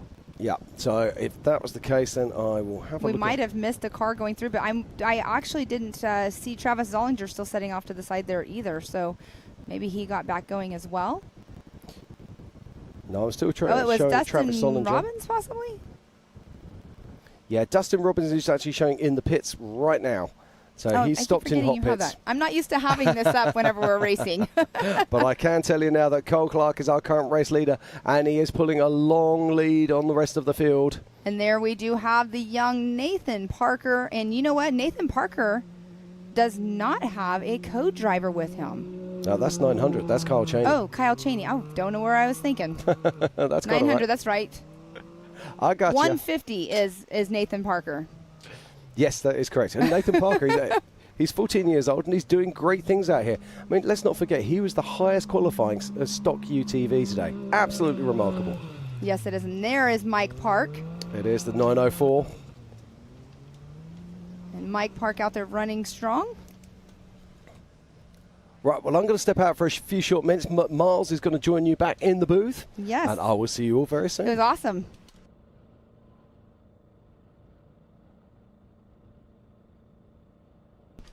All right, playing a little bit of musical chairs in here. I'm giving Miles his seat back, but this is awesome with Cole Clark in that number 1 spot, Travis Zollinger in that number 2 spot, Kyle Cheney actually running in that number 3 spot, so Miles is going to get caught up with us here in a minute. Hopefully you got to grab some lunch there, Miles. I just kind of took a little hangout, got in the shade, just chilled out. It was nice. There's Paul Wolf, number 1018, and I overheard, I know it was Cole Clark, but I couldn't see it. I'd just gotten out of eyesight, and I heard somebody hot rodding through. I assumed it was Cole. So what's that, probably just over an hour lap time for Cole Clark? Cole Clark at an hour and 2. Hour yes. and 2, yep. Well, I knew it was right around that. And JT and I were guessing an hour for the fast guys, is it going to be 55 minutes? It's going to be an hour and 20. You don't know. So we were guessing that hour mark. So an hour and 2, that's pretty impressive. So 4,400s could shave off some time because there's some real big sections you can really go. But then those tight technical canyons, the UTVs do have an advantage. So, man, it's going to be interesting to see how it shakes out. Okay, and there's Travis Zollinger. Travis I heard he Zollinger was pulled over maybe? Well, here's what happened. So Cole Clark came through. Travis Zollinger came through pretty close behind him. Well, then, as we were watching on the drone, Cole Clark was coming out of the hot pits, and Travis Zollinger was right behind him. Right as they got about mile marker 1, Travis Zollinger ended up pulling off to the side, and I think what happened, it was changing a belt because he pulled off his clutch cover and everything. So he had an unfortunate belt change there. And there's Tyler Gibbs with Mitchell Roccacelli coming through. That moves him up to, it looks like, 5th overall on adjusted time and in pro modified. So right now it is still Cole Clark, then Travis Zollinger, Kyle Chaney, Mike Park, and then Tyler Gibbs, and then Paul Wolf. And now Robbie Gordon just clicks off another lap right there at the race line, start-finish.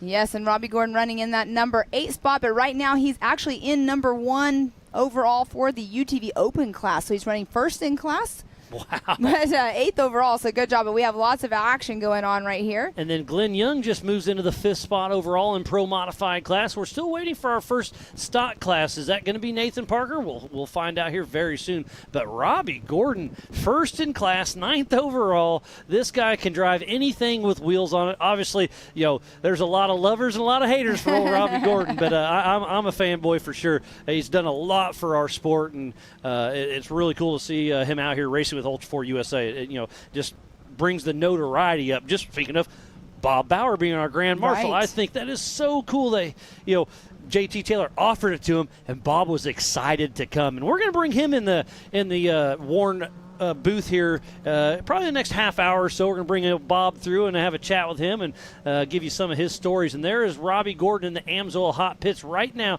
Looks like taking some fuel. And you can see the safety equipment is on by the fuel guy. And when they're fueling, you cannot touch the car. So they're just kind of visually watching, making sure everything's good.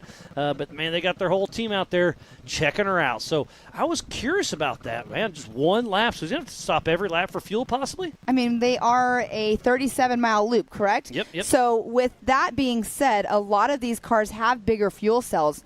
Robbie might not have, obviously, they're taking on fuel right now, does not have a larger fuel cell in it. Even though it's in the open class, it's still a stock machine. Yes, and so Robbie Gordon's getting all fueled up like we were saying, but definitely going to be a little bit of a game because on a stock tank, normally you always get, maybe like 85, 90 miles roughly, but that's kind of trail riding in a sense. So they're out here pushing it harder. They have the sand washes they're going through, and it's obviously going to eat up more fuel. And now, is that Robbie out of the vehicle? That looks like he's getting possibly well, they don't have belts. He doesn't have belts on his UTVs. Huh. And I just got an update over my Rugged Race radio. Sounds like Cade Rod has a mechanical issue at race mile 23.7. Hate to hear that for Cade, but hey, that's part of racing. Yes, it is. Very unfortunate. And I actually did not realize Cade Rod was running in the UTV class, and I was walking by the lineup, and I saw him. I'm like, oh, hey, pretty cool to see him out here in a UTV because normally he's... This is his first time ever driving a UTV during a race. Looks like that's Jake the Blonde Ambition Versi, number 43, clicking off a lap. So that's going to move him into second. No, on adjusted time, that puts him in first place ahead of Robbie Gordon. So Jake Versi is on adjusted time and about to pass Robbie Gordon in the Amsoil hot pits. So he's got to have a big smile on his head when he passes Robbie Gordon. Yes, it is. And Miles, how cool is this? I kept forgetting when I was in here with Jim with the racing tracks. I kept going, I wonder where this person is or that person. Quit wondering and go to racingtracks.com and check her out. Exactly. I just am not used to having it. So how cool is that we can do this here in the booth? And we do have a lot of drivers still moving in. It looks like the 252 is not moving right at this moment, which is Brett Lambeth is not moving. 0 miles per hour. Wow, and Cole Clark, our physical race leader, will be coming into the Brannock Falls here in the next 5 minutes or so. So Cole Clark with a commanding lead. He is way out front of by about 2.5 miles of Parker and Mike Park. Wow. How awesome is that? And there's Tyler Gibbs, and look at him throwing it in the berm. These ruts are getting deeper and deeper every time out. So Tyler Gibbs and Mitchell Roccacelli still cruising along. Race mile number 3. And Tyler Gibbs, the rear end of his car looked like it was I saw sagging. that. I was wondering that. So when you were actually out of the booth, they showed Cole Clark, and it looked like the front of his skid plate was folded down underneath too. So it's going to be interesting to see whenever he comes back through to see if that is actually an issue, if he's going to have to stop again. Well, time will tell. There was Glenn Young heading through. He is Iron Manning this race in his Can-Am. And you guys were talking about this, Miles, whenever, of course, all the people that are following the social media, you were giving amazing updates throughout the course building out here. And you were saying how it was going to be tough for the people that are running a single seat out here. I'm telling you. But, hey, look who's winning this. Cole Clark. So, hey, what am I to judge anything? He's running one heck of a race. There goes Tyler Rimreed. So that's going to move him up, let's see, into 9th position in class, 10th overall in the Pro Modified class. And he's running in a Can-Am. He's switching gears. Recently switching over, yes. So good for him. There's a great shot of Ultra4 USA. Hot pits on the top. Yes, and I was explaining that. I wasn't sure if you guys had explained that earlier on, that there are 2 completely different hot pit areas, and it's not because we had to because of the way our course is set up and space and everything, but normally we just have one normal long hot pit. But it's still just one hot pit technically, because it's all here at home base. Just 2 different sections. Yeah, there's not a remote pit. So, yeah, it's going to be interesting. All right, Matthew Walraven has came through. He actually looks like he just took over the number 9 spot from Tyler Rimreed. Matthew Walraven in that number 118 in the UTV Pro Modified class. And somebody's pulling into the Amsoil hot pits. Is that Gibbs? Nope, No, that Gibbs is Willis, Corey Willis. What's it say on the top? Man, it's tough to tell.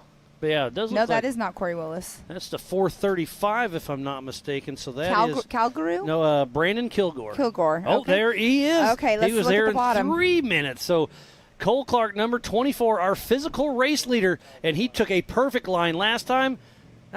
Kissed the rock a little bit. Last time was a little bit smoother, but still quick and easy through there. Did you see a skid plate underneath? See, it's hanging down. Okay, it's hanging. So it's one of those things. I think you keep rocking and rolling. Oh, yeah, definitely. But if he takes a hard hit, he could really destroy the front end of his car. Yes, 100%. Or if he gets in the wrong rock, instead of skimming over, it's going to catch. Right. So we'll see how that all plays out. I mean, really, and in reality, too, going into the hot pits, how is that actually going to help him? What can they do to fix it? But maybe a few zippy screws up in there and see what happens. But it's wanting to stay down. There's Jake, the blonde ambition Versi. And we'll see how the time split will be between Cole Clark and our number 2 position, because Travis Zollinger was so close to him when they came through earlier on. So Cole Clark might have the time to actually go into the hot pit and try to fix the skid plate. But like I said, the skid plate, I don't think I'd mess with it. I think I'd rock and roll with that. I think it's going to be too time consuming, and it's not going to save you anything unless you get in a pickle, obviously. Right. But I think I'd take my chances and keep on rocking. And he may not even know it's dragging, so he doesn't care. But through the washes, it's so burned out in the ruts that it probably is dragging a little bit, so he probably hears it. But there's Tyler Gibbs, I believe. Well, and here, look at the rear end. Yeah, it does look low. So he's got a right rear. I'm thinking he broke his shocks or something. Yeah. So that's going to be a rough ride through the desert in that machine. Roccacelli's going to be like, hey, slow down. My back hurts. Right. All right, who just came through? I'm not quite sure who it was. Is that the Kilgore coming out? Oh, you're correct, Miles. I would assume. He did come out of the hot pits. Or Mike McCleary. Yeah, let's go with Mike McCleary there. Yep, that was him. Sorry. But he did come out of the hot pits. Yep. Kilgore did.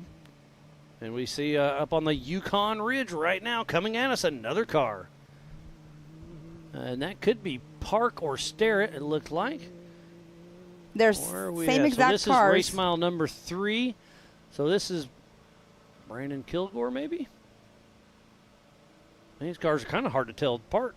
Yes, it is. I mean, the dust, is not only an issue whenever you're trying to pass somebody and they're in front of you, but, they also make your car a little bit more dusty and it's hard to see. Is that Walraven? No. Yeah, that's 118 Walraven. Okay. Yes, you are correct. There's 3 or 4 of them that look very, very similar. But that's Matthew Walraven still clicking along. And speaking about Walraven, we'll see his son Xander Walraven racing tomorrow morning at 8 a.m. for Ultra4 USA the Youth, as Josh Smith comes through as just a visual. And it looks like it was that Parker Starrett gets right in front of him. A little block pass. I like that style. Is that 004 or 04? I can't tell. Well, we'll know as soon as they cross the line here in just a moment. So they just now went through our start-finish line, and Byron Starrett has gone through, so that would be who it is. With Josh Smith hot on his heels. Byron Starrett in the stock class, Josh Smith in the open class. And Robbie Gordon, is that him still there? No, Robbie Gordon is out back. So, Josh Smith trying to pass. This is tricky right here, though. I mean, it's wide, but it comes down into it's the way the ruts are going right there as well. It comes down into a single lane almost. So that's a great shot of Josh Smith in the open. He can have an aftermarket turbo. He can hop his up. With Starrett in the stock class, it is stock, so no aftermarket turbos or anything. And it looked like that was Corey Willis. Yes, it was. I believe it's 1793 is his number. Where are we at here? This may be race mile 19 or so. I know, you probably have this whole entire course embedded into your mind. I'm trying, but my mind's a little fried, I promise. I mean, you guys have been live, since 7:45 this morning or something? Yeah, yep. And I got a nice little 15-minute break there. It was great. Thank you for that. Oh, you're very welcome. As we're back to the Yukon Ridge. I will be going out into the hot pits after I get done with this, see if I can get some stories on. Hope to hear some good stuff from you. Yes, definitely. All right, and that would be Aaron Lynch. Yes. That's Chris May driving by Aaron Lynch and JT Strickland, clicking off another lap at the race line, start finish. And Aaron Lynch is one of our contenders for the Zandy Willems Sportsman Award. As well as Eric Miller, Levi Shirley, and a Chad Hunt will be giving that away tomorrow night. And the National Ultra4 USA banquet there at the Nautical on the island, just past the London Bridge. And again, the Zandy Willems Sportsmanship Award is so cool because it's voted on by your peer racers. I have no influence. You have no influence. All the fans, you got to wait and see. It's your fellow racers get a vote who's going in there. And it's just a really cool thing. Obviously, we lost Zandy. He's still heavy in everybody's heart, but great to see. But it sounds like, but remember, you were able to catch up. Pam, you caught up with Aaron Lynch just a day or two ago. So let's see what you had to say last night. I am here with Aaron Lynch. Aaron Lynch, you're out here racing for Chris May. He's running second in points in the class. But I want to talk to you about you are in the running for the Zandy Willems Sportsman Award. Yeah. Give us a thought about that. I'm kind of speechless, honestly. I just try to help everybody out and do, what I think's good. If someone needs help, I'll give them the shirt right off my back. You know what I mean? That's just, I'm the type of racer that I'd rather beat you in a skill set than try to, not have you have a fighting chance. So that's kind of where I'm at with that. Well, quickly then after that, it's awesome that you guys help each other out on track and everything. But speaking of track, what do you think about the course today? Dude, it's awesome. I'm from East Tennessee, so being in the desert for the first time is kind of really weird. There's no trees. I love it. It's super fast. There is, it's a whole different experience, and I'm enjoying it. Awesome. Well, we're glad that you're out here and enjoying it because it's going to be a tough race course. So we can't wait to see you out there. Tomorrow's qualifying, but then on Saturday, the Sportsman Award will be given away. So good luck out there. Thank you. Well, that's pretty cool, Pam. You were able to catch up with Aaron Lynch last night. And again, I'll reiterate, the way this is decided is it was a group vote. You could nominate somebody and give a briefing. And Alan and Zach went through all those emails, nominations. They weeded it down to whoever got nominated the most, and we weeded it down to 4. So now it's Chad Hunt, Levi Shirley, Eric Miller, and Aaron Lynch.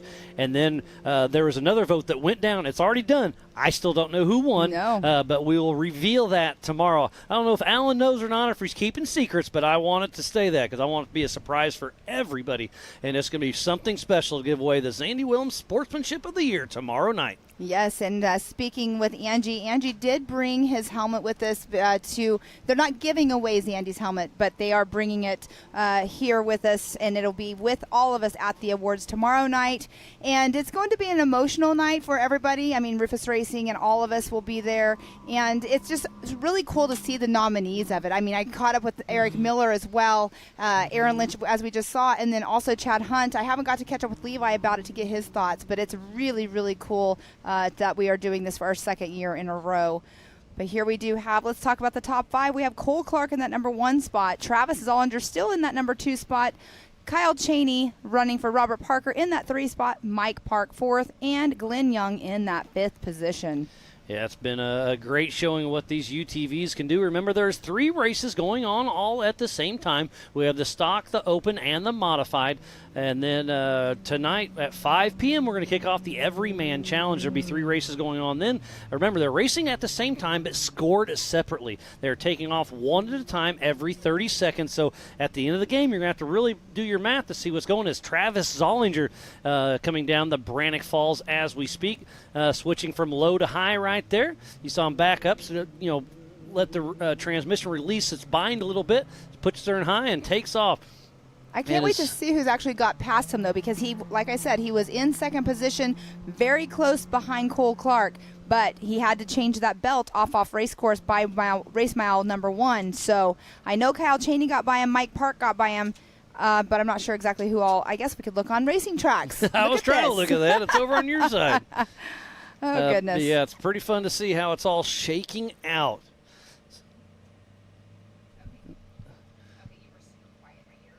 So the Optima battery leaderboard on our left of our screen. All right, let me zoom in on this because I need to see this a little bit closer. So Travis Zollinger should be about race mile 9.5 or 10 right now. So it does look like Mike Park and Robert Park or Kyle Cheney have gotten around him. And it so looks like Cole Clark's roughly about 15. So it looks like he's about 9.5, roughly mile 9.5. But Cole Clark has a 3-mile lead over Mike Park and Kyle Cheney. That is incredible. Well, Kyle yes. Cheney driving for Robert Parker, obviously for the entire season. All right, so physically out on course, it is Cole Clark, Mike Park, Kyle Cheney, and then Travis Zollinger. Wow. Okay. And remember, this is a 3-lap race. This is not a timed loop. This is a lap race. So we'll see what happens next time around for Cole Clark. Will be the white flag.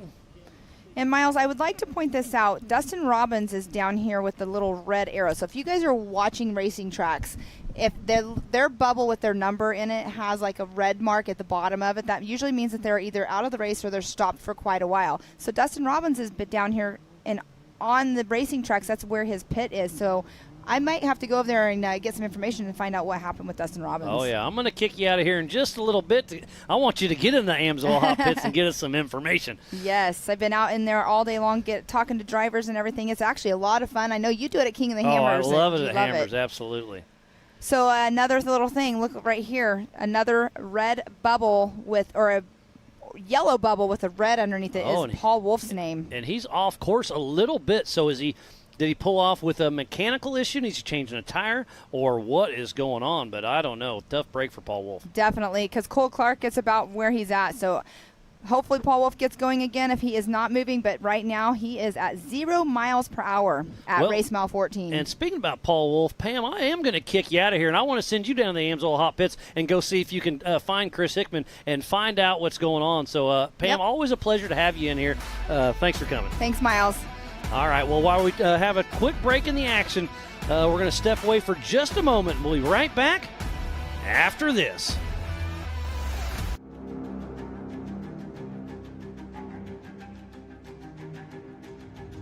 Connect with the Wild is about off-roading with your buddies. Connect with the Wild is about going to Moab and conquering new challenges that you didn't think were possible.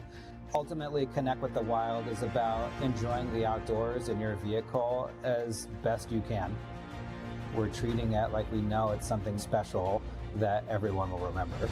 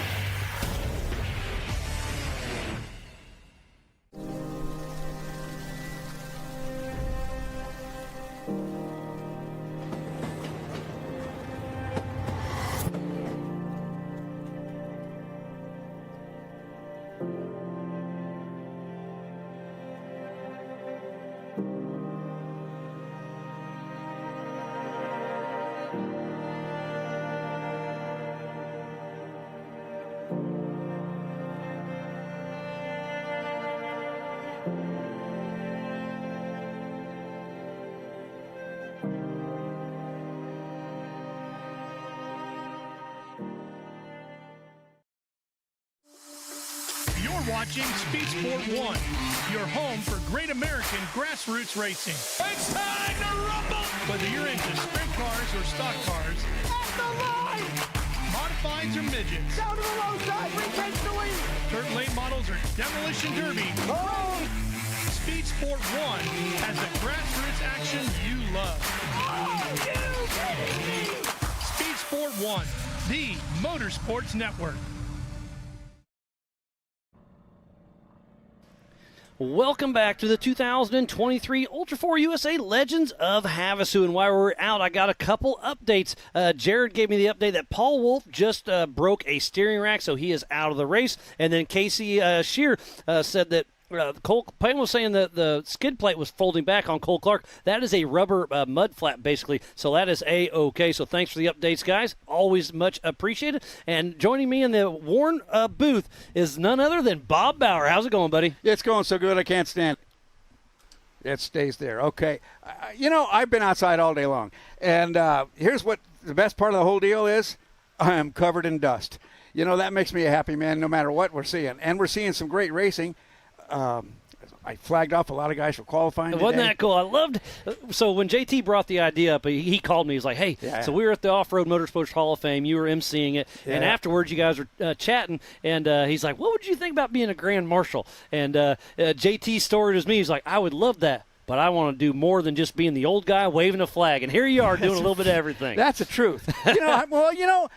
Truth be told, he said he came up with this, Grand Marshal idea. And I said, well, what does a Grand Marshal do? And sarcastically, I said to myself, nothing. Because most of the time, I see him sitting around doing nothing. But I kind of want to do stuff. And so I get to wave a flag. I get to talk to kids. I'm a happy man. I get to sit next to Miles Hasselquist, one of my cotton picking, no doubt about it, double throwdown heroes. Oh, hey, it means so much coming for you because I'm a fan of yours. So it's cool that, and we became buddies. We've only known each other for a few years now. True. You came out to KOH and Ryan Thomas introduced us, and we started emailing back and forth. And I was like, this is pretty cool. And then we got to meet at KOH, and I just love our conversations. Well, maybe we're two prep guys who really understand it. You are such a preparation guy. You shared your notes with me last year before, and they really, really do help. Trouble is, I'm just not smart enough to get it all together like you. Well, I do my best. One of my other heroes is old Ricky Johnson, and he told me, fake it till you make it. And guess what? I'm still faking it. Here we are, dude. And I don't think there's a whole lot of fake left in you, Miles. You're going place with this. Ultra4 is not easy to explain to folks. Because visually, to a guy like me, a lot of them look so much alike. And, I know cars. I'm not, a total idiot. Oh, yeah, you understand the mechanicals of it, but it's still so different. And the longer you look at these things, the more you realize what you're seeing. At first blush, some of them look a little rough. You got to admit, sometimes they're not aesthetically what you really like for to sure. have. But then you start looking more carefully, and you see the beef, and you see the braces and the bars and where things are connected, and different ideas. This one I saw with the front end was like almost totally empty until you saw the shocks and the stuff that was coming up right by the firewall. Yep. Everybody has a different approach. This is four-wheeling and racing at its best. Yeah, is it a rock crawler going fast, or is it a fast car rock crawling? There's a little bit of both. The blend there is so amazing because you're from Baja, so you're used to the T1 Unlimited trucks and the little bugs and everything. Those won't run here at all. And these cars, I'm not going to say they can beat those cars in the desert, but they can keep up. And then these cars can go through this right here at the Brannock Falls, which an unlimited truck cannot do. First time I saw a 4400 car on the desert race course was when I was in the race. We were just south of Santa Rita on the way to the 1000, huh? It's a 2017 Baja 1000, the 50th. And it's a lot of whoopee driving along like that. And, we know we're coming down to the last 200 miles, so, everything's in your brain's doing that. And then I see this black dot in the mirror behind us. You're keeping up with your mirrors because that's part of it. Well, it really is because we're not driving a rocket ship, so you got to. And there's a black dot starts coming real fast, like a fast mosquito coming right at us. And then we heard it before we saw it, really. And it went by us a 4400 car. You remember who it was? Greg Adler, I think. Okay, awesome. I was going to say, I know Paul Horschel, which is one of the nicer cars we have out here, raced a few years ago and got first in his class. He teamed up with Lauren Healey and was really doing some good things, and it's really cool to see these cars. As Matt Walraven's really struggling at the top of Brannock Falls, and now he's a plug at the top, so it's right rear something. Okay, able to back up, and who's right behind him? That's interesting. Just let somebody go by. Is that Corey Willis? Yes, it is. So they're basically their teammates also. So I don't know if they run on the same channel or not. And that's that high side. Remember, this is right where we stood the other day. I took this waterfall, and we talked about that line right there, and we're like, could it happen? It could, but man, it's so off camber. And you could see him. He was dancing. He was light, but he made it through. Well, when we were there yesterday or day before, whatever that was. A couple days ago, it all blends together. I mean, I saw the left line, and I said, that's got to be a line. But then it wasn't that day until they knocked a few more rocks into a hole, out of a hole, and now it looks like a line. Yep, it's pretty impressive.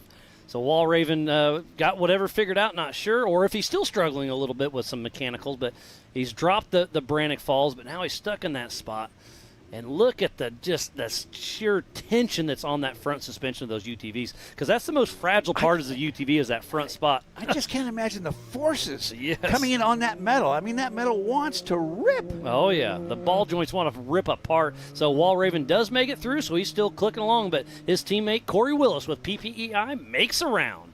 You know, when somebody makes it through something like that, Miles, oftentimes what happens in the desert, and this is more of a desert course than these guys are used to. Oh, for sure. Is they don't leave that problem they just had behind them.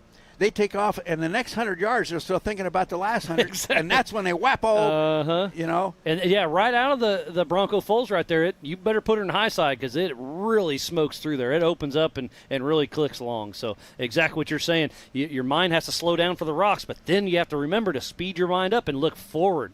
So it's pretty interesting to see what the different dynamics there actually is out there on course. I absolutely just love it. You know, that's what Ultra4 is all about. The rocks, the desert, the tight canyons. These things can do a little bit of everything and do it all well. Like a Swiss Army knife. That's exactly what it is. Somebody taught me that one. Heck yeah, buddy. But yeah, these cars are amazing. I love watching them work through the desert. And again, just having you in the studio, I generally appreciate. Well, I'm tickled to be here. Like I said, because I'm talking with Miles, but to be at this event, being with Ultra4, this is quite an education. I mean, it really is for a desert guy. Because these are such capable cars. And they are. These owners, you know, they're not like racers. They're four-wheelers. They're family people. They got dogs on leashes. They got kids in wagons. I mean, I don't know whether I'd rather be on a start line or walking through the pits watching Happy. So you know how I got in my position? Is from walking the pits and hanging out with my friends, and that's exactly what it is. The Ultra4 family, I mean, that's what I would do. I used to help pit crew for a buddy, and every night, every day, you're just walking through and bumping into whoever. They need something. You grab a beer, you grab a burger, and you just make your laps around. And obviously now I've gotten a little busier and busier. I don't make it through the pits quite as often, but I will tonight. I'll sneak away and hang out a little bit tonight. I don't believe it. Wow. But yeah, some great racing going on out there. Oh, there's Robbie Gordon. We'll see it. Let's stick with this camera. He's all about the desert, all about the fast. Rocks are a little bit new to him, but he's raced King of the Hammers a few times. And if you guys give this guy the steering wheel, he can drive anything. Well, I think he's on a fresh belt too. Didn't he just have a belt problem? I don't think these cars have belts, do they? Oh, that's right. Yeah. He was down there. He was down. They were doing something. But he dropped it pretty easy.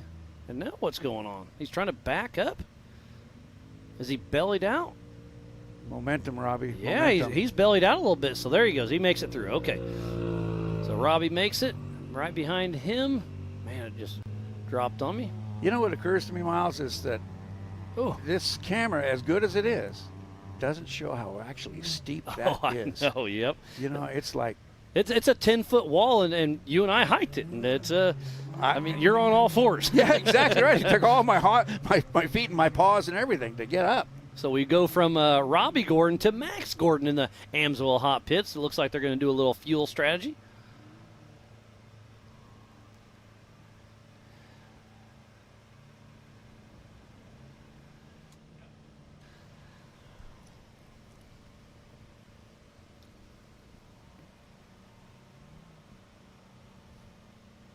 Well, Bob, it's been an absolute pleasure having you here in the Warren studio. Give me just kind of just a quick blip of your favorite thing you've done this week. Just one instance. I spent time talking to a kid who wanted to meet me, who wants to get involved in off-road racing. We were able to spend about 10 minutes talking to him, and I helped him understand about volunteering, and he's just at the right age. I learned today that he was down there helping people at the start-finish line, just lifting dirt, moving things, just to help and volunteer. Just having fun, huh? And so that's been having my heart spin. His name's John, and he's got that look. He's got that look, Miles. So I know I'm supposed to love race cars and all that stuff, but, man, I love those kids. They're our future. 100% future of the sport. And they'll be racing tomorrow morning at 8 a.m. Again, the Off-Road Motorsports Hall of Famer, Mr. Bob Bauer. Always a pleasure. Great talking with you. And we will be back with more racing action right after this. Sport has been America's motorsports authority since 1934. Get news, results, and commentary from the most connected experts in the business, covering all forms of motorsports from flat track to NASCAR and everything in between. Bookmark speedsport.com on your mobile device now, or follow Speedsport on social, and be sure to subscribe to the Speedsport Daily. Speedsport is your one-stop shop for all things racing on 2 wheels and 4.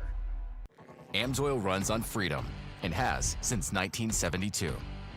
The rest of the market has been trying to follow our lead ever since. But a head start is a head start. Run with us.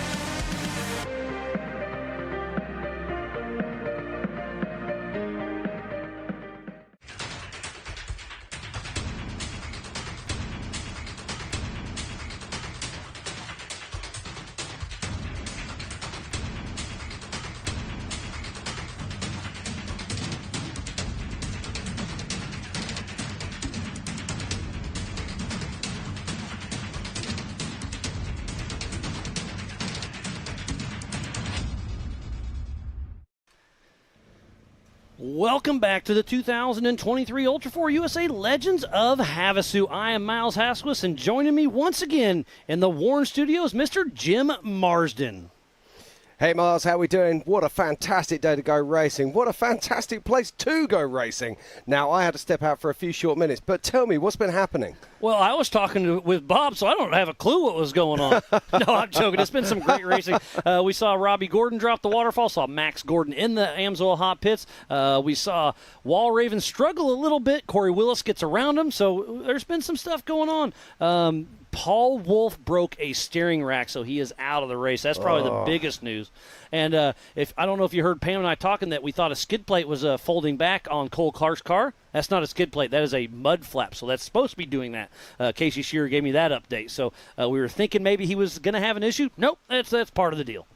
That's fantastic. Now, give me some news on, when I was leaving earlier, I did notice that Travis Zollinger was parked on the side of the track. Has he managed to get back up and running again? Yeah, he changed either a belt or whatever, and so I was out too. But yeah, he changed whatever he changed, and he is back and running. But Cole Clark, this is his race to lose, and next time around for Cole will be the white flag, and he's roughly race mile 25. So I'm going to say, does it get easier? Yeah, so he'll be here in about 15 minutes or so probably. Yeah, but we've also got to pay attention to Robert Parker, a.k.a. Carl Cheney, because he did start in 12th position on adjusted time, and it does look like he's going to have clear air between him and Cole Clark. Now, these are the two of the fastest guys on the track, that's for sure. And just looking at their position right now on the trackers, it does look like they're both going to have clear air as they work their way round to complete the end of lap 2.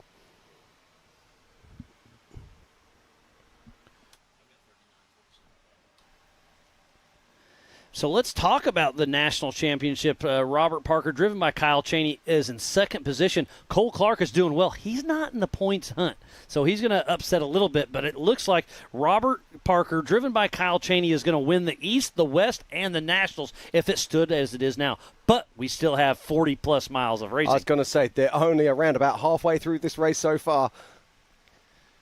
But it sounds like our own Pam Hall is down in the Amsoil hot pits. She's been running around. She's been in here in the booth with us a little bit, been running around the hot pits, giving us some great information. So I'm excited to see what she has to say and who she's talking to. Pam Hall, what do you got for us? It's your show. Have fun.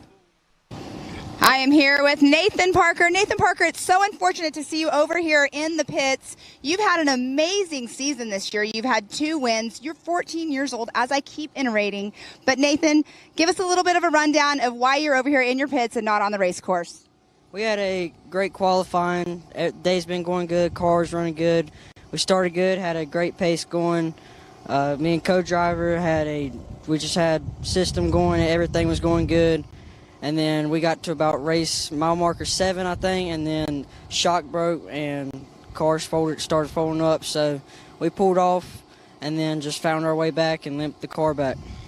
Well, that is very unfortunate. Of course, we always have to say racing happens, and that's exactly what happened today. But looking forward to 2024, I know you're going to be King of the Hammers. You're in the rookie program. Are you looking forward to that? Absolutely. We're definitely excited to go to King of Hammers. I think this will be my 2nd year out there. We'll have a brand new CT Raceworks car out there, so I've been happy with my car all year, so can't wait to go to King of Hammers and try that out. Well, you have a huge line of sponsors that help you out. Who gets you out to the race course every time you're out here with us? Performance East, CT Raceworks for building great cars, Dirty Stripper Chemicals, KMC Wheels, Wheel Pros, I think that's everybody. Can-Am, Kyle and Jeb, Air Dam Clutches, and everybody else that just helps out. Well, awesome. Nathan Parker, again, I'm so sorry to see you out here, but racing happens. You're an amazing driver. You're showing everybody what you can do. Good luck in 2024. Thank you. Well, thank you, Pam and Nathan Parker. Tough break for that young man at 14 years old. But, hey, that's racing as we switch back to Jason Sushi at the Brannock Falls coming on down. He's got his son Ryder riding shotgun, switching from low to high and getting ready to hit the desert. Yeah, absolutely. Nathan Parker has a bright future in front of him, but that is our current race leader. That is Cole Clark. So that puts Cole Clark right around race mile 27, so he is absolutely flat-footing out there. So he's 10 miles out. So I'm going to say, yeah, we're going to be seeing him in the next 10 or 15 minutes because there's no really hard obstacles after this one, but just a lot of fast, flowy. Oh, and there's a shot of Nathan Parker's rig right there in the Amsoil Hot Pits there with Wall Raven and a few others. Dustin Robbins there. Dustin Robbins, that's out of the race, so... Attrition is exactly what we said was going to happen here. This race is about attrition. These are 37-mile lap, and these are tough miles. You've got to be really, really on it. You've got to be holding in. But it's interesting. This race is setting everybody up. This race is burning in the ruts. This race is burning in the lines that these people are going to be traveling later on. Yeah, and it's going to be fun to watch because now we're going to go to the EMC class later on today. Tomorrow morning we could kick off with the youth, but they'll all be on the qualifying track today. But that course is going to be blown out for when the 4400 actually starts. Absolutely, and I can't wait for that. But right now it's about the 4900s, and let's talk about the classes inside 4900. So we've got the stock UTV class.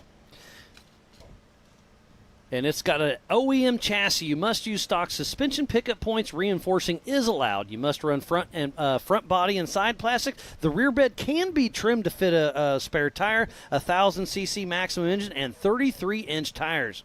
Then the next one is the Pro Modified UTVs. Now, this is the one that we see so many times sitting on the top of the box. Guys like Paul Wolf running in that class, of course. Hydraulic Kyle steering. Chaney. Yeah, exactly. Aftermarket turbos. They have to have a chassis based on the original OME chassis, but they are allowed both sides, but they got to have the complete plastics, 1,000cc maximum engine, and a maximum of a 35-inch tire. And then the open class is just what it is. 2,000cc has to, you can build it, dream it, race it, make it happen. And we see a lot of fun cars going into that class as well. So as the racing continues here, what we're going to do is going to pop back down to Pam, who's down in the pits right now with Dustin Robbins with some more news about what's been happening here today. Pam, it's all yours. I am here with Dustin Robbins, the number 311, all things UTV. Again, unfortunate to see our racers out here in the pits. This is a tough race course. Give us a little rundown of what happened to your car. So we had a left-hand turn, but there was a right side. The big drop-off, the big wash was to the right. Come sideways and, saved it, and then we hit a rut and broke the heim joint on the trailing arm. Well, I see you came in with a tie down on it, a ratchet strap, and we always jokingly say that if we're not finishing races on zip ties, duct tape, and ratchet straps, are you really racing? Is that a correct saying? I would say today, yes. We had to do a bush fix and made it back to the pit. So. Well, you're back at the pits. It looks like you're probably going to start getting loaded up, but racing happens, which is very unfortunate. You're okay. That's all that matters. But you saved the car, at least. I mean, just had that one thing happen to you. Yeah, that's right. The course is dialed out there. It's pretty good. A lot of switchbacks, hard on the brakes, hard on the drivetrain, a lot of acceleration bumps, braking bumps. Was a really good prep course by JT and Miles. Everything was great, but racing happens. So, yep. Exactly. So who all besides All Things UTV gets you out here to the racetrack? Seth Holmes, Scott Hunt, and All Things UTV. Family back at home. But happy to be here, be a part of it, and we'll come back swinging at King of the Hammers. I mean, you're always up there running strong, and here you are. So unfortunate, but again, we'll see you at King of the Hammers. Thank you. Well, thanks, Pam, and tough break for Dustin Robbins. But, hey, just like it says, racing happens. I'm getting that put on a T-shirt. That is absolutely fantastic. Pam, thank you for that one. I'm stealing it. Racing happens. That is very cool indeed. For those of you who are just joining us, welcome. This is the 2023 Legends of Havasu, just outside of Havasu Lake City. And what a place this is, Miles. It's amazing, isn't it? You got in here Wednesday. You've been touring the U.S. for about a week now or so. I've been keeping up with you, done a lot of cool things, but then you make it all the way here to Havasu. Yeah, well, as you say, touring for a week. I got in on Saturday. I've just crammed in a lot. It sounds like I've been here for a week. But, no, well, guess I what? love this Tomorrow's country. Saturday, so it's almost a week, so I'm right. No, I've been working. No, I love this country. It's absolutely fantastic, and I love the racing that you do here. It's incredible. But let's look a little bit about, as we continue to watch this incredible 4900 race, what is going on for the rest of the week, Miles? There's so much going on. I mean, we have the F1 boat racing that's still going to happen, the IPRA radio, the American Side-by-Side Takeover. We have Brett Michaels tonight, and they're going to have a guest host of Rome from Sublime and Dee Snyder from Twisted Sister. And then tomorrow night's Flow Rider. So we got some big music acts yet to come. And then we have a jet ski trick show and some pool parties. So much cool stuff going on. And on top of that, we have some of the greatest racing ever. Let's not forget at 5 p.m. this afternoon, we have the EMC race, the Everyman Challenge. So what classes are we seeing in that? We're going to be having the Spider Tracks 4600s.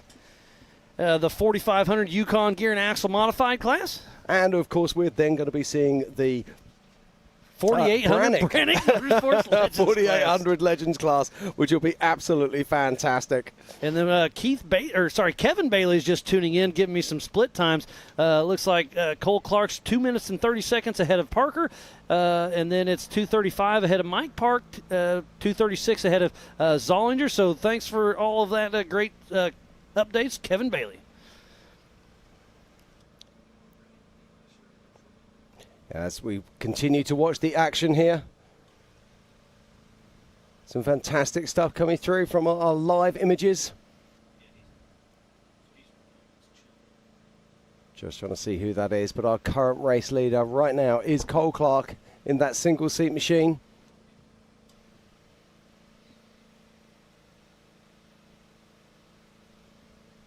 And that is the 904 of Mike Park, who's running currently top 5, having a storming race.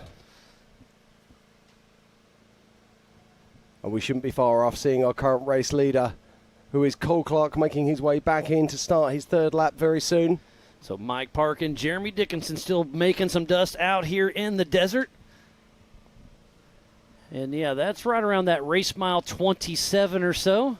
Another great shot of this vast open desert area. 7,500 acres of BLM. The Bureau of Land Management has been extremely great to work with. Sabrina and her whole team has been doing some great things.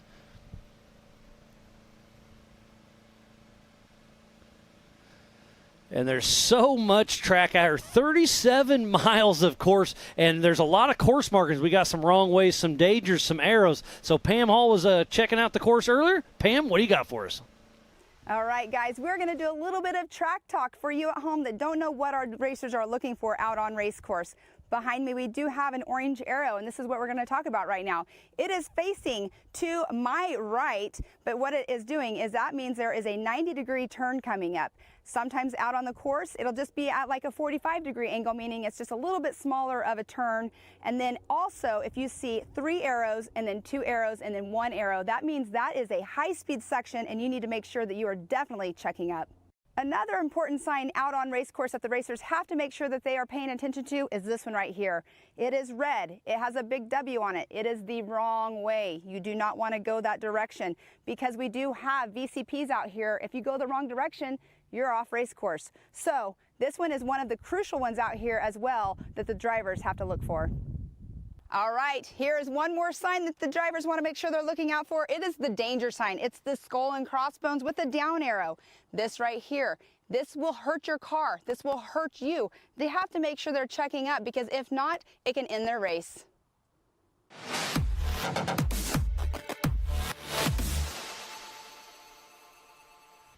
Thank you, Pam. That was a great little update to show you what the drivers out there see. And that last little danger was not the Yukon launch, because if you hit that one, you are skying to absolute nowhere.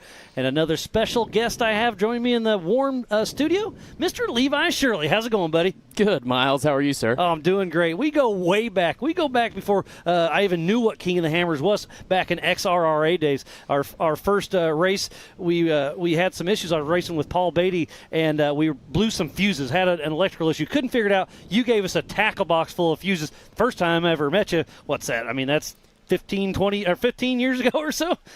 I believe 2007 is when you and I first met. That's probably right. In somewhere in Alabama. Yeah, Grey Rock, Alabama. That was your first race. If I remember right, you tumbled a good one that one, right? Yeah, exactly. I got my first car, and I went about 50 feet and DNF'd my very first race. So, yep. That's all part of it. But anyways, it's always a pleasure having you in here, Levi. Kansas boy out from Dodge City. I'm from Paola, Kansas, just south of Kansas City. So we're about 5 hours away from each other, but we go way back, and it's just great to see where the sports came. Yeah, absolutely. So I started, obviously, rock racing back before King of the Hammers or Ultra4 was even a thing. So, yeah, I get asked this question a lot, like, you being from Kansas, where on earth do you practice? And because it's not typical that a Kansas Flatlander can do anything about rocks or know anything about rocks. So, yeah, and the answer to that is just got to get out there and race. Yep, you got to get out there. Seat time. And you have that little riverbed. I came out there and played with you one time. That was a good time. So that gives you a little bit of the desert, even though out in the middle of nowhere. Mm-hmm, mm-hmm. And that race, I was beating you until I wasn't. Until you weren't. That's right. Yeah, that's such a cool race. We are blessed in Dodge City, Kansas with a good riverbed. We have been down there for years. It's the Arkansas River that runs right through Dodge City, and it is dry. Yep. For about 80 miles. So it's the closest thing to desert that I have. Yep, all in good fun. And you've been racing, started XRA, then you've worked your ranks through King of the Hammers and Ultra4. Your dad, Brian's raced King of the Hammers. He's led King of the Hammers a few times. You've done well yourself, multiple podiums, and you're just both the Shirley family is stewards of what Ultra4 USA actually is. And speaking about that, that's why I wanted to bring you in here. You're nominated for the Zandy Williams Sportsman of the Year. I'm getting goosebumps just talking about it. I know that's got to feel cool. Yeah, absolutely. This year I have not had the best year racing-wise because we debuted a brand new car this year, and we know a car is not a good car till at least the second year. For sure. So we kind of counted this year out, to be honest with you, before the season even started. And there's Max Gordon dropping down Brauco Falls with Justin Barth right behind him. Keep going. Yeah, and so we knew we kind of counted ourselves out because we knew it was going to be a testing year. We'll come up, we'll try our best, we'll put in the hours at the shop, and we'll show up and we'll race.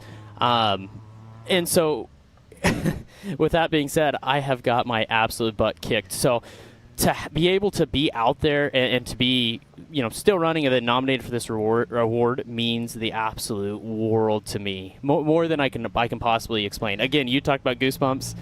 Man, when I saw that I was a finalist for the top 4, that means the world to me. And something that's kind of awkward about that is I myself get to vote. Yeah. And did you vote for yourself? No, because that would be a horrible thing to do. It is to win a Sportsman Award doing that. Oh, yeah, but I'll reiterate that, I can't vote. Jim can't vote. Jared, the producer, can't vote. It is from your peers that put this on. So you have earned the respect from your fellow racers. And to be nominated for that top 4, it's you, yourself, Levi Shirley, Eric Miller, Aaron Lynch, and Chad Hunt. Those are some 4 great individuals. So it's really cool. I wish you would all win, but obviously it's only one. So I'll be honest. I don't care who wins. It's going to be something very special. Yeah, and to be honest with you, I could care less. Like, the trophy is special. Don't get me wrong. Just to hear that I'm a finalist. Yep, just the nomination means the world to my peers. I don't care if I ever win another race, whatever. And I've won this award 2 more times, two times previously. Yep. And I so remember that. To be able to do that is huge. So. Yep. And look on screen at the Yukon Ridge. That is Cole Clark, our physical race leader. Next time around on this lap here in about 2 minutes, he will be grabbing the white flag. But to me, it looks like he's a little bit off pace. Is he saving the car, or does he have an issue? I guess we'll see if he pulls in the Amsoil hot pits. But Cole Clark, our physical race leader, is pulling in for one more lap to go. And it looks like he may have had a spare tire. Was it falling off, or do you have to change it? There's Nathan Seiler dropping down the Brannock Falls. Cole Clark coming in on that definitely was lacking a little bit of pace from what we've been watching all day. Oh, yeah, because he's never one to slouch. So is it strategy, or does he have an issue? I'm going to say he has a little bit of an issue. Look at that spare tire. It is falling off as we speak. So did he have a flat out on course, or is that thing just bouncing around about to fall off? We'll see, but I assume he'll be pulling into the Amsoil hot pits here very shortly. So the white flag will be out, heading out for his third and final lap here for the 2023 Ultra4 USA.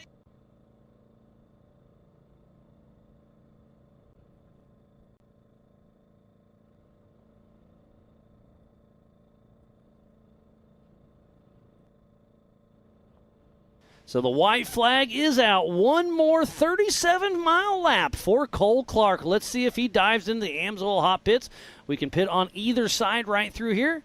And yes, he does. So let's stick with this drone shot for a little bit and see what's going on. I assume they're going to address the rear tire as he's pulling into the Jimmy's Army. I'm sure Cade Rod's down there. Randy. Oh, the window net's coming open. That's never a good sign. Is he coming out? Yes. Cole Clark, our physical race leader, out of the car. What is going on? This is a huge, huge thing right now. And, man, it doesn't look like he's in a huge, huge hurry. They're definitely looking at the rear of the car, but did Cole Clark maybe take a tumble? He's hurt? I don't know. Speculation.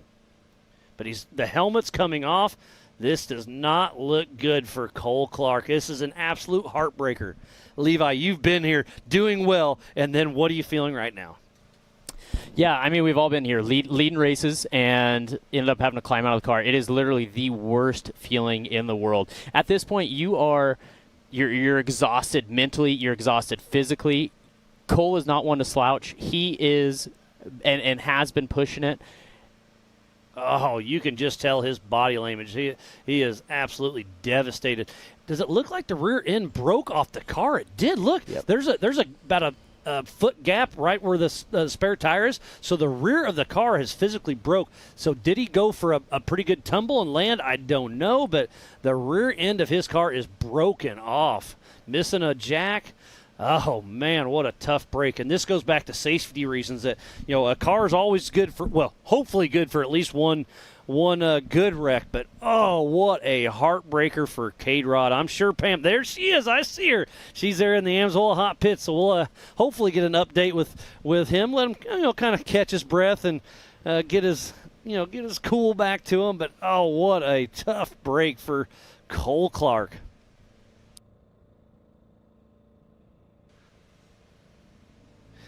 So, man, just a tough break. Who is in second out there? It's still Kyle Cheney, and he's Kyle Cheney's still at race mile, so 4-mile lead, a 4-mile plus lead by Cole Clark. What a heartbreaker out there. But hey, to finish first you must finish.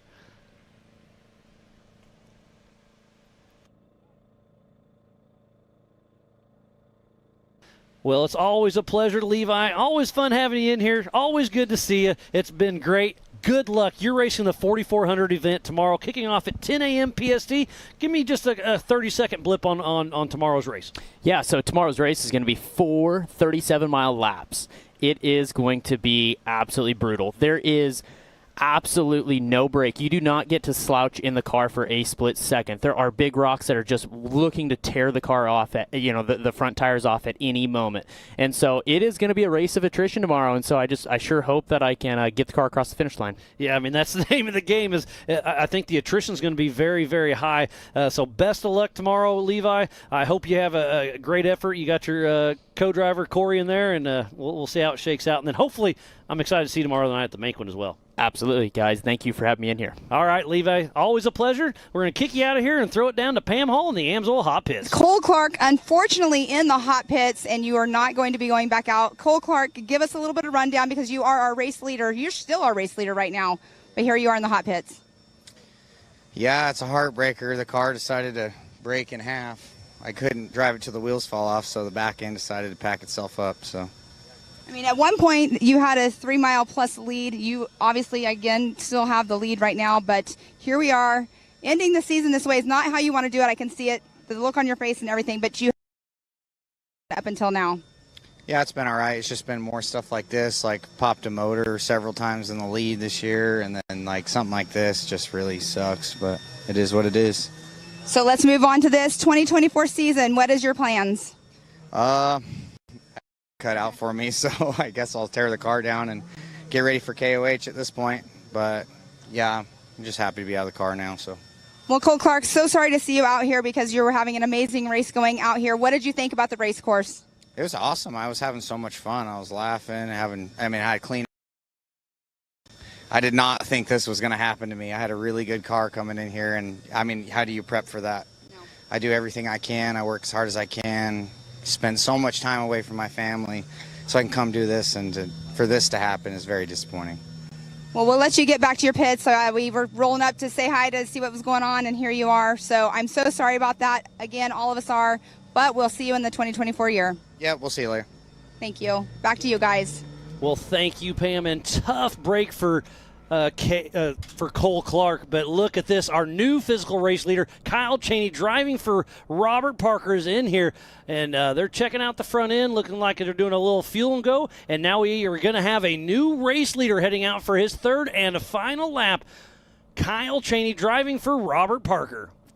Yeah, Kyle Cheney going back onto the course now. Now, strategy, Miles. He's going out onto his third lap. He started in 12th position. He's now physically in first. So he just needs to be calm, cool, and collected, but still run strong. But 37 more miles, and he could lock down the East, the West, and he's already the East and Western champion. Can he lock down the national championship for his great friend, Robert Parker? Wow, Kyle Cheney, the ghost, is doing some great things. Absolutely. But let's not forget what he said in his interview a little bit earlier. He had 0 sleep the other night. Now we know this man is super fit. He is an athlete at the highest level of his game. But is that going to start to play a problem when he gets out there into this third lap? I think adrenaline is going to kick in. Could it? Sure, but I think he's in the zone. I think Kyle Cheney has what it takes. Could not agree with you more. But yeah, so now we have to play that. Oh, 100%. But now our physical race leader, adjusted time, everything else, Kyle Cheney driving for Robert Parker. Is looking good for this man. Yeah, it's really exciting to see Levi Shirley in here. He had a kind of that vibe and that buzz about him that I haven't seen for some time. And you know when you just talk to someone and they just, they almost exude confidence and sort of happiness, and the way that his body language, I'm really excited to see him on the course So tomorrow. we were covering the Zandy Willems Sportsmanship of the Year award, and then you were over there chatting with him after he left about his car. I should have asked that question, but we were in a different little zone. What was he saying about his new car? Hey, who's saying, he's been chasing demons, and as you do with all new cars, new car blues. Yep. Yeah, absolutely. And he's been making significant changes to this vehicle, and he just said, this is the first time I actually feel I'm in a race car. This is the first time I actually feel it handles, it actually feels that it goes, as we watch Jake Versey there coming on screen, and he said, you know what, it's the first time I've actually been able to put it on course and actually attack. He said, and I love it. He said, I cannot wait to get on course tomorrow and see what it will do. So fingers crossed that Levi has a great race tomorrow. He has such a wonderful, rich history. I mean, it's hard to believe. I mean, he's still such a young man, and yet he's been racing for, seems like for Yes, forever. that's 07 Exactly. in rock racing. Incredible. I know he did some roundy round back in the early days as well. So he's sneaking up on 20 years. Well, yeah, about 15, 17 years. Yeah, he came over to Europe back in 2014, and we had some fantastic battles out there. Really did. And didn't he beat you? He was the champion that one year, was, right? Yeah. Oh, yeah. yeah. I got to scratch you every little chance I get, that's buddy. Good. Yes, absolutely fine. No, me and him were backwards and forwards, and he beat us to win the European Championship that year, and he deserved it. He was absolutely a man on a mission. So I think we're about an hour away from the checker flag flying. We'll see how it shakes out. And we are going to postpone the start till right around 5 o'clock. That's what I heard on the Rugged Radio. So I believe EMC will start at 5 p.m. Yeah, and let's not forget, in ENC we have 3 classes racing. We have the Spider Tracks 4600 stock class. Then we have the 4500 Yukon Gear and Axle modified class. Then we have the Brannick 4800 Legends class. So many amazing cars, so many incredible drivers. Can't wait to see them out on track. But the big news, of course, is Jeremy Doc Jones is going to be our pole sitter for that race. And let's not forget, we got 2 of the heaviest hitters right at the back. In fact, I say Doc Jones, was it Brett Harrell? Sorry, Woody and Ryan Taylor. Yeah, but we got some heavy I'm hitters. making a mistake there. I was saying Doc Jones. I got to think it was Brent Harrell actually. Yeah. Jeremy Jones had a good run. Yeah, he did. Yep. But Brent Harrell came in and is the pole sitter. So there goes Brandon Kilgore with Kilgore Motorsports, part of the Pro Modified. Lauren Healey checking in, making sure everything's running smooth. He's asking about the EMC start. 5 p.m. will be the new official start for the Everyman Challenge. There's still a lot of great racing here going on in the 4900 class as we watch our physical race leader. This is Robert Parker, and racing for him is Kyle Cheney. And as Mars has already said, he has won the West Coast Series, he's won the East Coast Series, and it's looking, if he can hold this together, that he will take the National Points Championship as well, as we watch Josh Smith coming into screen. And speaking about National Championship, as long as Josh Smith can have a smooth run, he will lock down the Open class as well. So there's our leader, our National Championship leader for the Open class. Now, this is interesting. Josh Smith is working with Levi Shirley, and they share a co-driver in Corey. Now, I'm just suggesting here, will they be out there with lead nav? Will they be out there, marking down on their navigation systems, rocks, movements? I don't know why you wouldn't, yeah. Exactly. Updating your notes? Yeah, exactly. So I'm just thinking this could be actually really advantageous for Levi. And I'm sure there are other 4400 class cars that are going to be doing similar things and trade-offs with 4900 class and even EMC class drivers. Oh, for sure, yeah. John Dykus is in the passenger seat for multiple classes, so he's doing the same as well. We'll see him up next with Steve Graff, and then with Joe Gatlin later on. Fantastic views of our pits there. And we are literally just outside of Havasu Lake City. Yeah, just about 10 miles on the Parker side of Lake Havasu. It's a beautiful area. We're here at the Standard Wash OHV. There's 7,500 acres out here of open land. We've been working closely with the Bureau of Land Management, bringing everything together. Sabrina and her entire team has been working side by side with Ultra4 USA. We've got a great relationship, and so far this race this year has been amazing. We can't wait to do it all over again next year.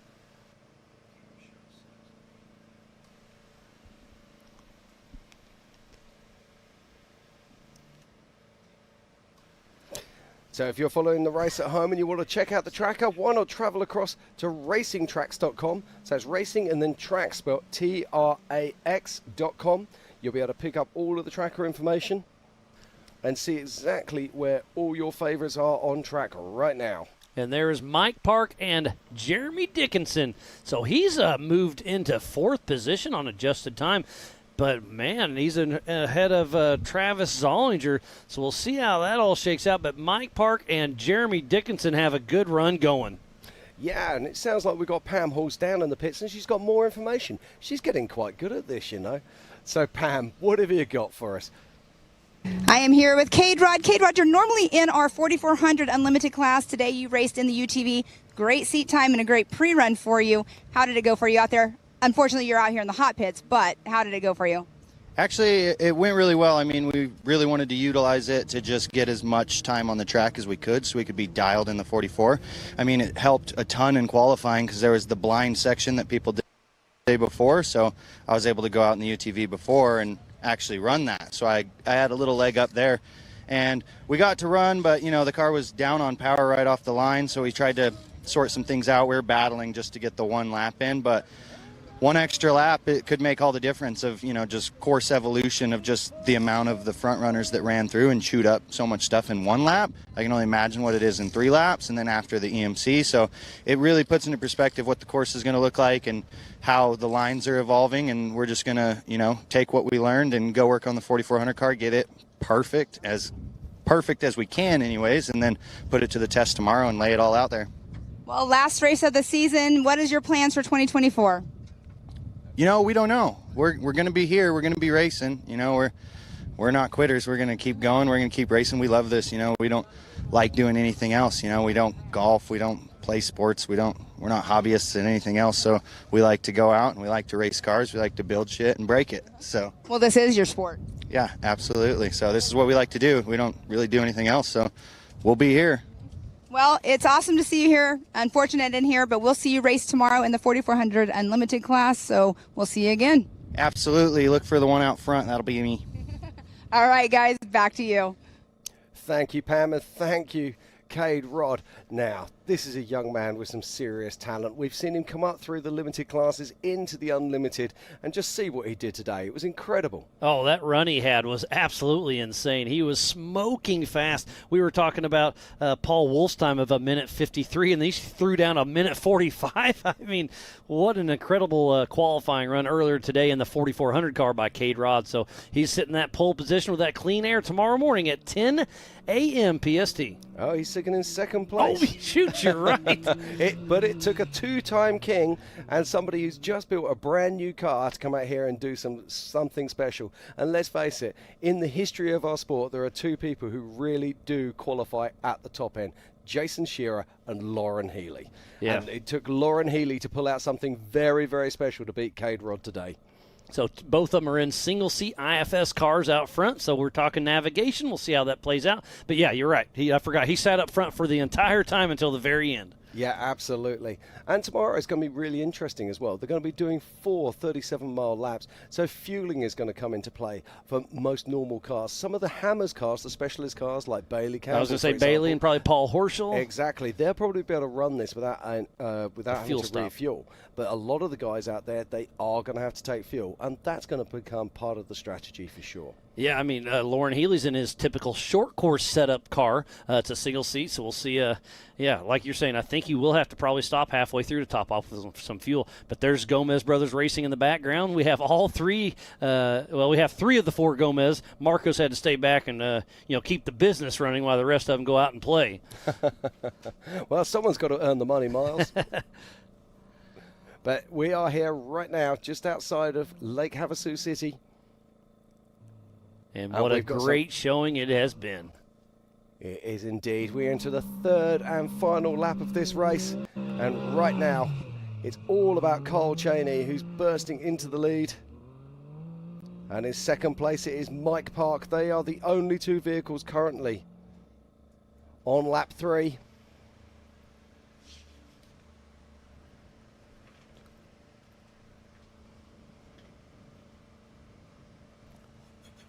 As we watch another car coming in now, making their way towards the finish line. And this could be our third vehicle about to start lap 3. And if you go to racingtracks.com with an X, trackswithanx.com, you can say who's on the which lap. So orange is first lap, yellow is second lap, and now green is their third and final lap. So you can kind of keep up with your favorite racer. You can also go to live.ultra4racing.com for our split times and whatnot. Yeah, and if you see a small red mark at the bottom of the round circle, that denotes the fact that they have stopped. So their tracker has stopped pinging. Just keep an eye on it. Sometimes it takes a couple of moments for it to actually pick back up again, but invariably it usually means that the vehicle is stopped. White flag out is for the rest of the field, and there goes Tyler Rimreed, Mid-America Outdoor Ambassador himself, running strong. Yeah, so Tyler Rimreed is the third vehicle to have now started the third lap. And that just goes to show how difficult and how tough this course is. On timing, I see he's the fifth vehicle that started. Yeah, it does say that. So obviously Cole Clark is out. Robert Parker, we've seen Kyle Cheney come through. We've seen Mike Park, Rimreed. Zollinger, he obviously did come through. Well, I'm not showing Zollinger. Let me have a look-see. Okay. On lap 2 of 3. So Zollinger getting a little mixed information. We'll follow back on that.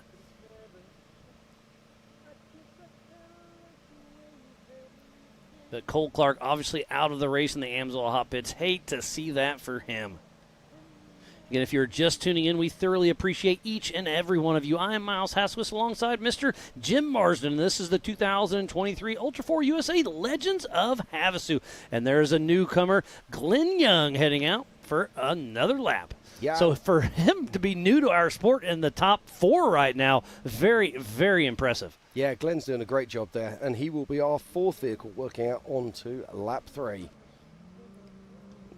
Now, I'm going to bring you more on this Travis Zollinger story as soon as I have it. I'm just checking the tracker at the moment. It's showing as being on lap 2, but it would make sense if he was on lap 3. So as soon as I got information on that from Race Ops, we will let you know. So, Jim, we were just talking about Lauren Healey and fuel consumption on what that. Well, obviously he's tuning in because he says he has an auxiliary fuel cell. He's got more capacity than anybody. Gives me a little wink face. So he's not scared. He thinks he's going to make 4 laps. So thanks for the update, buddy, and I just love it. So That's Corey awesome. Willis, quick in and out.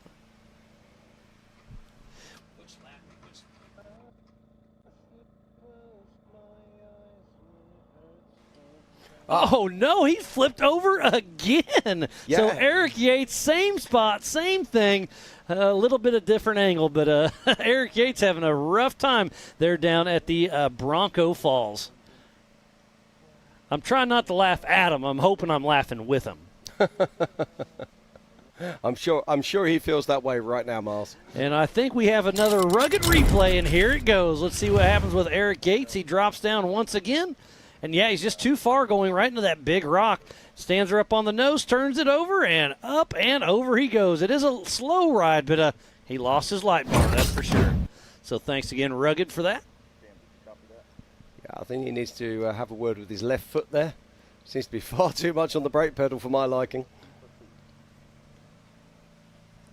So there's a shot of Glenn Young as he's heading out towards the desert, and we're back into the the Brannock Falls.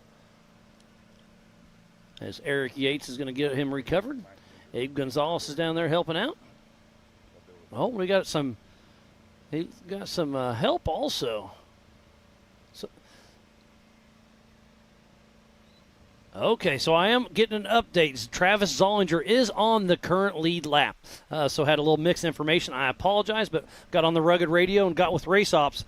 And Travis Zollinger is in that third position in Pro Mod. So right now it's Kyle Cheney driving for Robert Parker, then Corey Willis, then Travis Zollinger, then Mike Park, Glenn Young, then Tyler Rimreed, the top 6.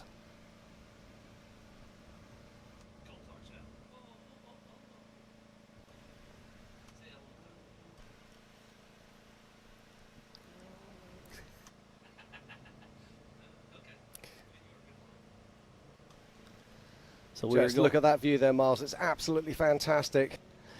And that is Tyler Rimreed hitting right around race mile number 1. And look at that wide open, vast desert here at the Standard Wash area. 7,500 acres of OHV land. So again, if you want to team up with Tread Lightly or the Havasu Side-by-Side Trail Association, please do, because they're a huge advocate of what keeps this keeps this area public.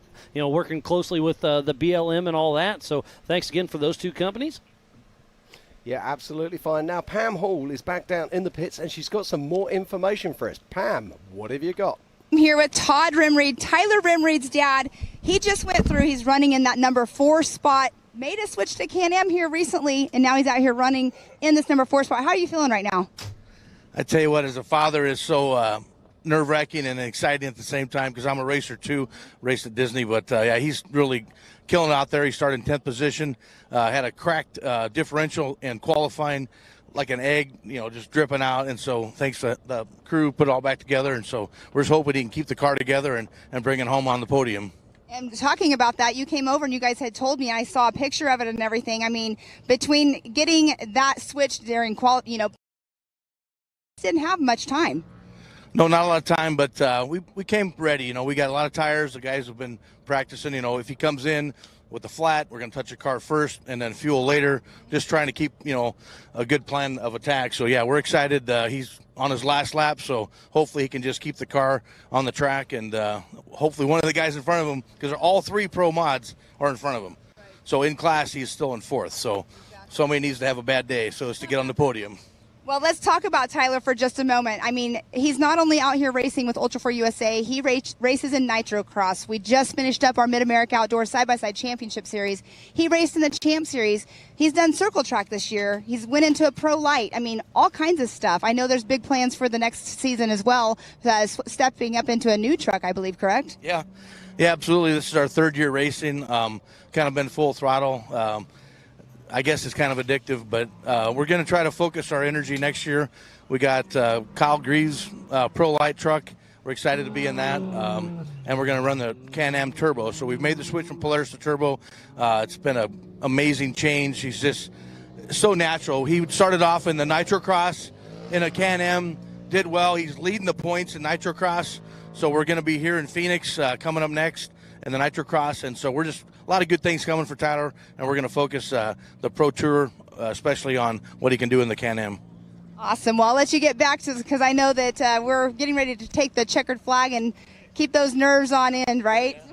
Yeah, absolutely. Thank you, Pam, for the interview. Awesome. Well, hopefully we'll see him up there on the podium. Hopefully nothing, drivers, but hopefully we'll see him up there. Yeah, thank you. Back to you guys. Okay, thank you so much, Pam. So good to hear there from Todd Rimreed.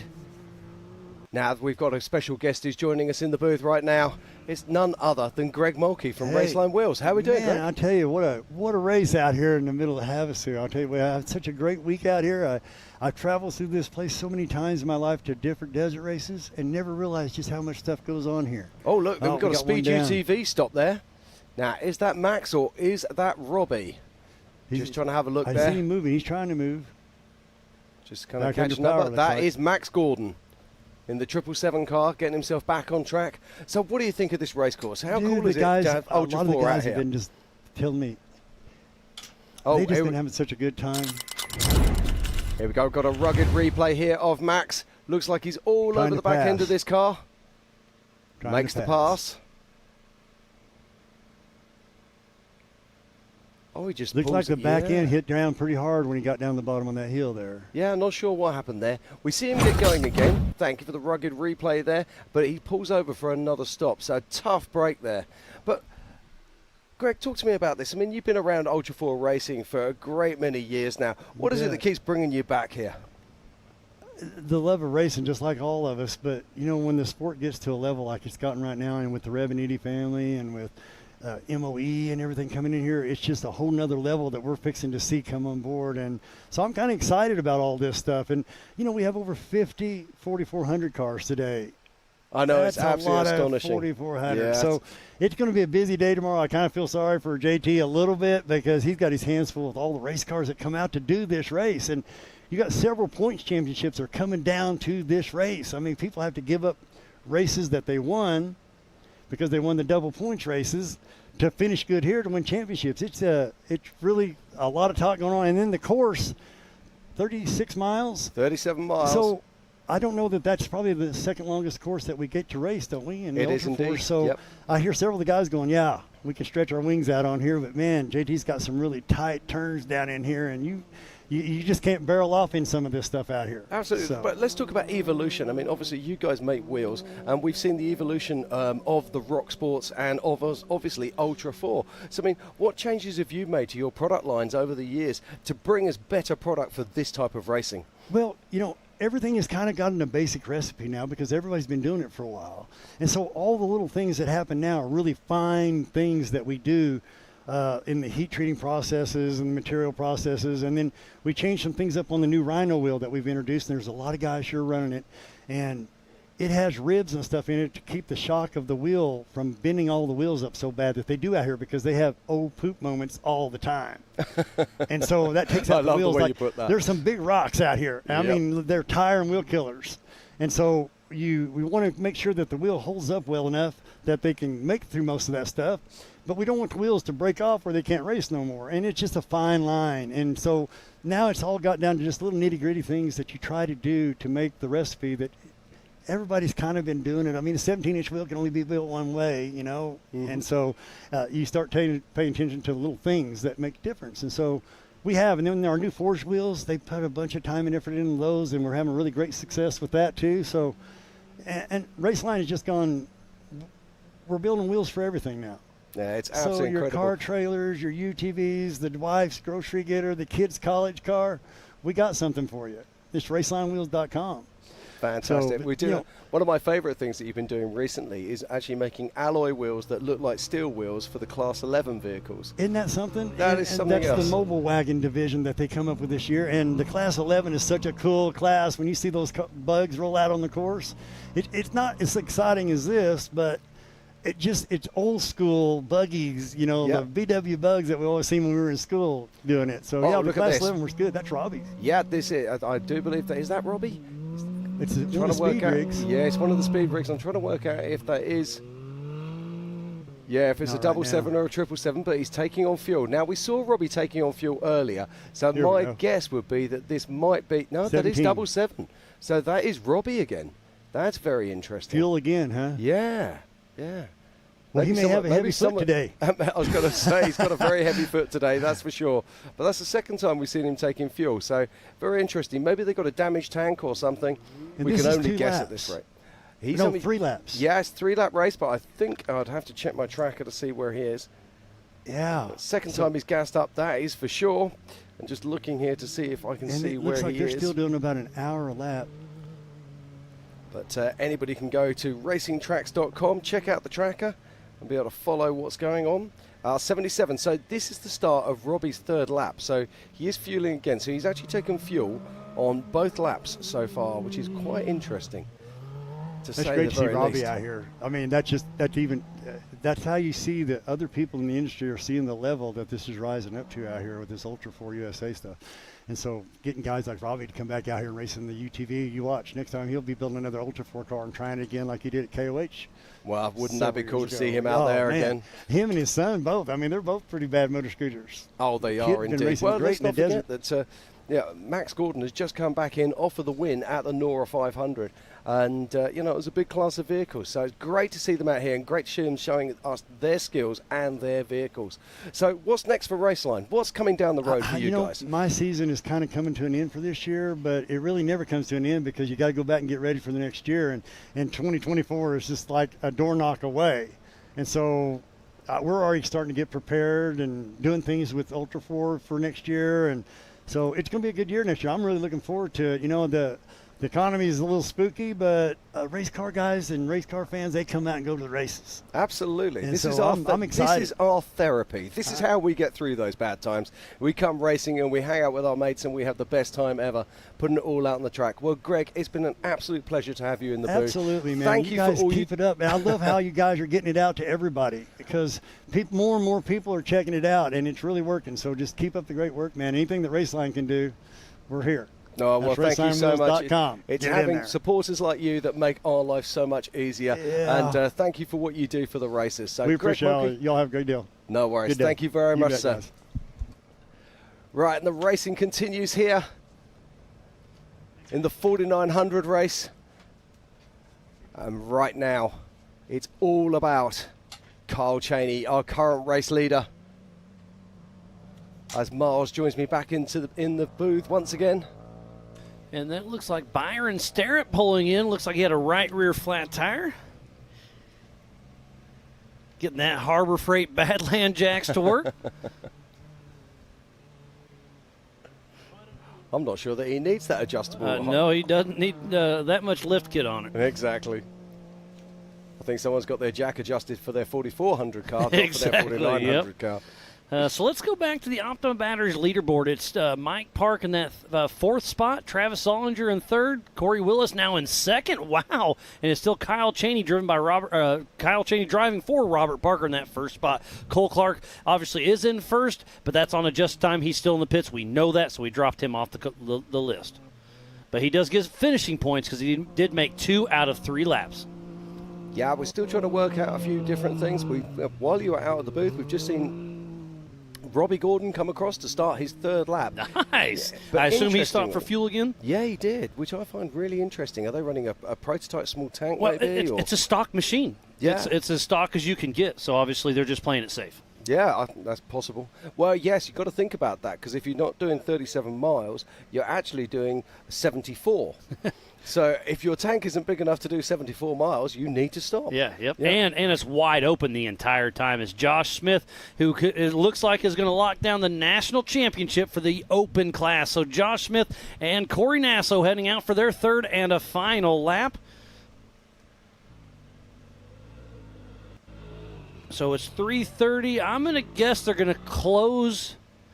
They're going to probably close the race line, start-finish line for people to be able to go out on their third lap, probably in another half hour or less.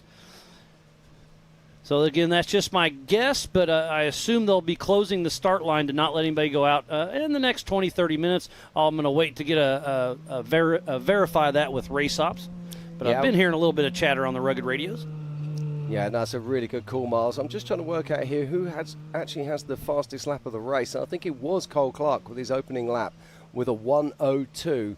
So if you were to say that even if you're the fastest man on track, you're going to need around about a 1:03 to be able to get around this final lap, bearing in mind the course is cutting up, etc., etc. They've got to start thinking about shutting that course down very soon indeed. Yeah, so Cole Clark, tough break for him, leading the entire race. But, hey, he's still going to get a check for being the fastest lap out here.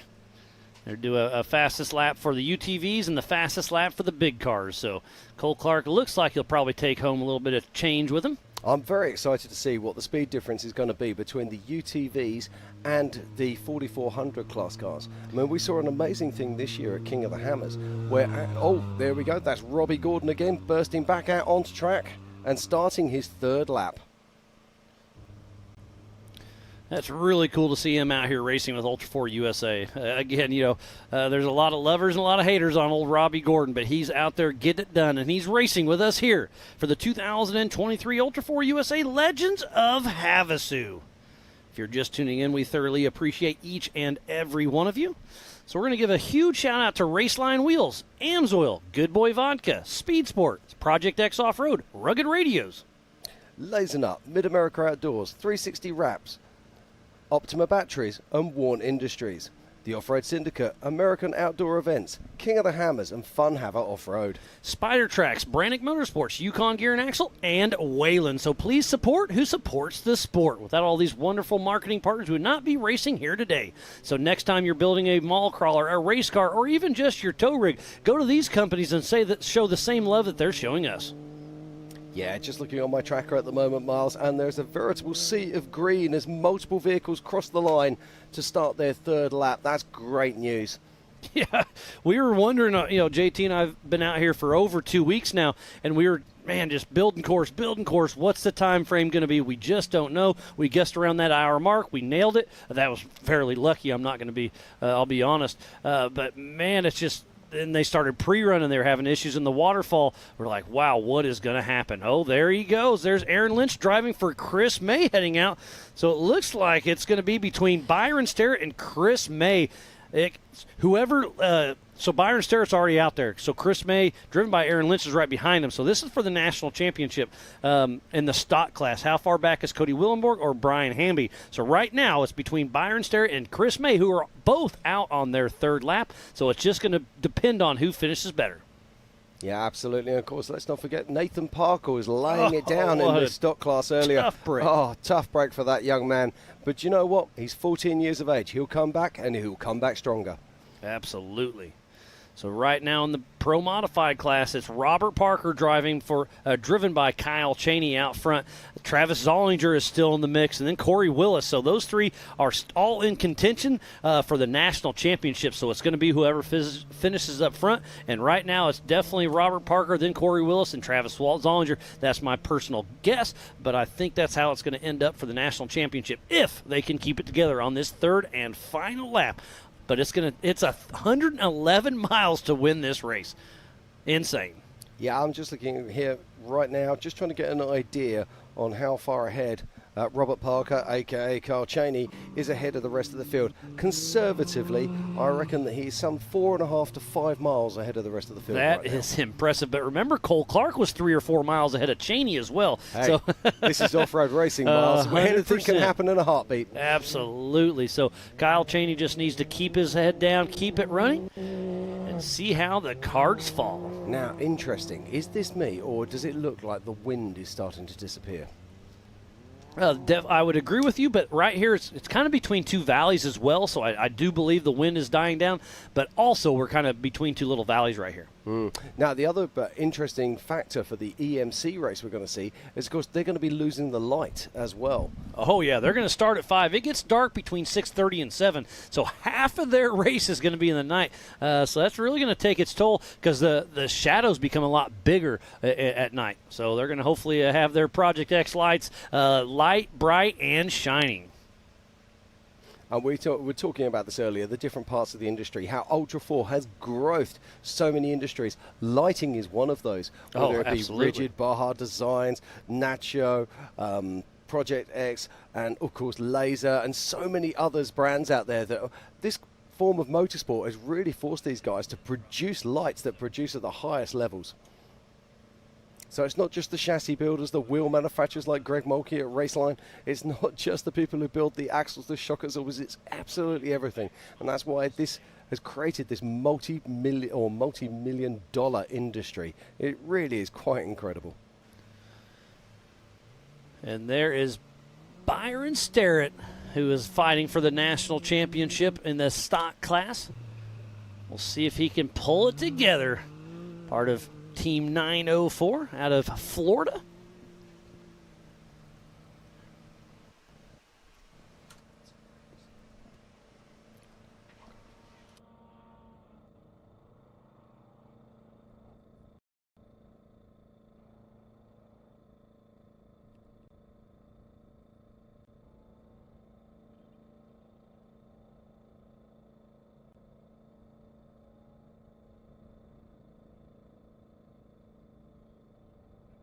There went Aaron Lynch driving for Chris May, heading out for his third and a final lap. As we got another great shot of the race line start-finish. We are 10 miles south of Lake Havasu City in the Standard Wash OHV area, spanning over 7,500 acres of OHV land. The Bureau of Land Management has worked closely with us to make this all come together. And this is Legends of Havasu for the Ultra4 USA Nationals. This is a do-not-miss event. We have Ultra4 USA going on right now. Tomorrow and Sunday is the F1 boat racing. Tonight's the IPRA rodeo. Off and on all week is the American side-by-side takeover. Tonight is Brett Michaels. Tomorrow night is Flo Rida. Outlaw Drag Racing did get moved down to Yuma, Arizona. And then we still have some VIP pool parties. We have Marcos Gomez doing some jet ski flips in between the F1 boat racing. So there's a little bit of everything. So come on out. We still have some tickets available. It's going to be a great evening tonight and then all day tomorrow. And then Sunday, the boat racing. Yeah, Mars, it's amazing just how much we're cramming into these few days. Oh, absolutely remarkable stuff there. As we watch the 39.47. That is A.J. Hoover with his sister Leah riding shotgun out of Lakeside, Oregon with Rubber Band Racing.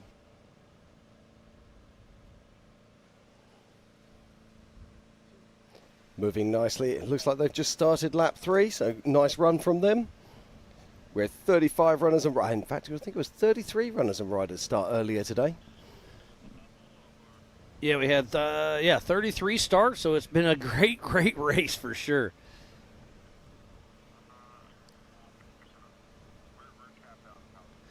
So let's give a rundown on Pro Mod, Stock, and Open. So in the Open class, in that first position is Robert Parker, driven by Kyle Chaney. Then Corey Willis, Travis Zollinger, Mike Park, Glenn Young, Tyler Rimreed. And then in first place in the Open class is Jake Versey.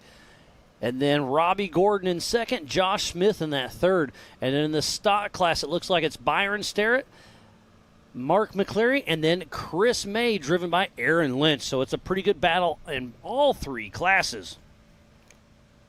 Yeah, it is indeed. It always amazes me how closely fought these class battles are in the UTV classes. The Everyman Challenge race did get pushed back to 5 p.m. Qualifying took a little bit longer than anticipated. The UTV race started a little bit late, so we're going to push everything back. Looks like that's Tyler Rimreed, I believe.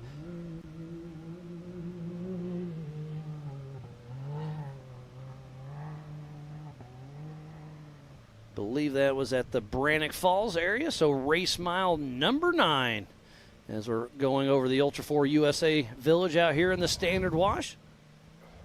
Got everybody jammed in here and having some fun. And there's still so much great racing yet to come. We have the EMC, the Everyman Challenge, starting at 5 p.m. this evening. 3 classes, the 4600 Spider Track stock class, the 4500 Yukon Gear and Axle modified class, and then of course the Brannock 4800 Legends class. Got another car coming in to click off. Is that Rich Bursch, I believe, with Scott Lesage riding along? As you said earlier, it's great to see Scott Lesage back out here again. It's awesome. Again, all guess, but I think here in about the next 10 to 15 minutes, I assume no other competitors will be able to go out on their third lap. So if you're going to try to finish this race, you better be coming quick, as Brandon Kilgore is bombing down. Oh, no! He bombed down and caught that big rock, destroyed the right front of his car. Brandon Kilgore's day is done. He tried to take that high line and misjudged and completely blew the right front up of his car. Tough break there. Hate to see that. Yeah, that's really unfortunate, but just goes to show, just in a split second, your entire race can change. There's part of the pit guys. There's Hopper Becker fueling up for his buddy Rich Bursch. You see the refuelers there in full refueling gear. So again, you can only have one person touching the car at a time unless they're in full fuel gear. So you saw both of them in the correct gearing, so they can touch the car and make sure everything's good. They got the hands up, sending out Rich Bursch and Scott Lesage for their third and a final lap. And man, that car looks pretty clean still. Yeah, it does. I was just thinking that. It looks like it's been down the pressure washer. Had a clean up there. So Rich Bursch just going out as we watch Brandon Kilgore there. Tough break for these guys. I hate to see that. I saw him diving on the upside, and I was like, oh, boom. And speaking about that, we got a rugged replay we're going to show you right now of Brandon Kilgore taking that high line and catching that big rock, and here it is. So he just kind of looks at it, commits, and then just stuffs the front end, breaks an axle, breaks both ball joints. I'm sure that shock has hurt. Tough break for Brandon Kilgore. Thanks again to Rugged for that replay. 3 wheels on my wagon. Yeah, he's a 3-wheeler now. Yeah, Yeah, now, but this also gives us a problem because our recovery team, they need to be able to get this vehicle out of here and open up that line, and that's exactly what Abe Gonzalez is about to do. Yep, Abe and Travis Cook are down there making sure everything's running smooth, but he's also on that top line, so right where Travis Cook, our course marshal on the left, there is a line there, so we'll see if we can get Kilgore out of the way in a hurry. But, man, yeah, Abe and Cook have had their hands full here at the Brannock Falls. And remember, the Broncos, the Jeeps, and everything have to go down the next race as well. And it's going to be in the dark for the second, probably the last 2 laps. If you can't see it, it's not so scary. That's how it works, isn't it? Yeah, no doubt. So it sounds like Tyler Gibbs is out of the race at race mile 23.9. Racing Tracks, thanks for giving me that update over the rugged radios. But Tyler Gibbs, Mitchell Ruccacelli are out of the race as well. Attrition is setting in hard and heavy and in a hurry. It is. I'm just looking now at my race tracker, and I can see our current race leader is Robert Parker, a.k.a. Carl Cheney, and is making his way up round about race mile 24. Yeah, what a great run he has got. He won the East, he won the West, and now it looks like he's going to lock down the national championship for Robert Parker. Congratulations to Kyle Cheney and the entire team. It looks like we have another car coming into screen at the Brannock Falls, so hopefully the recovery can kind of take a time out. Looks like that is Matthew Walraven getting ready to drop down, so we're going to take a quick break and be right back after this.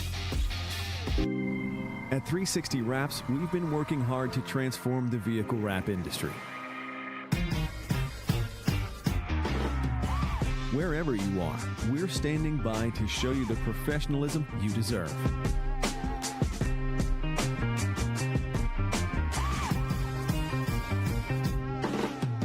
With a dedicated account manager, you'll always feel confident and in control the entire time. Providing nationwide service to the top brands in the industry, our team will confidently handle any project you give them.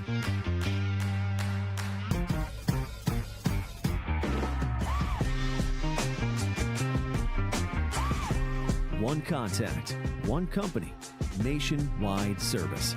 Come by to experience the 360 difference for yourself.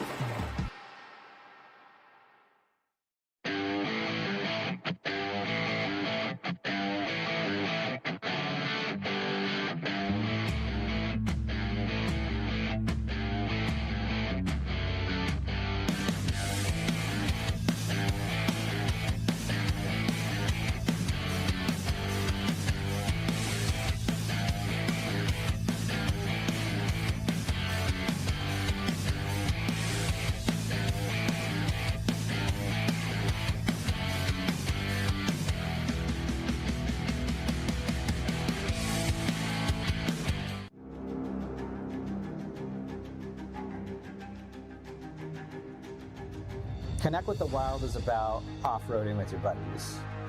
Connect with the Wild is about going to Moab and conquering new challenges that you didn't think were possible. Ultimately, Connect with the Wild is about enjoying the outdoors in your vehicle as best you can. We're treating it like we know it's something special that everyone will remember.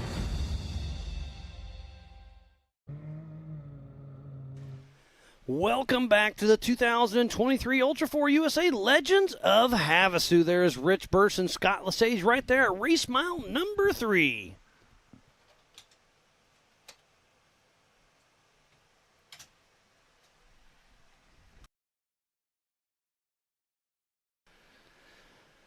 Looks like that's Matt Walraven. He is through the Bronco Fall, so he's roughly race mile between 10 and 11 right now in that little valley. It's fast, it's windy. Oh, here's a good shot. He's going to take a hard left, go up in that little hillside. It's a fun little section as we switch back to the Yukon Ridge. Jim, this has been a fun one. Oh, it's been fantastic, Mars. I'm absolutely loving this.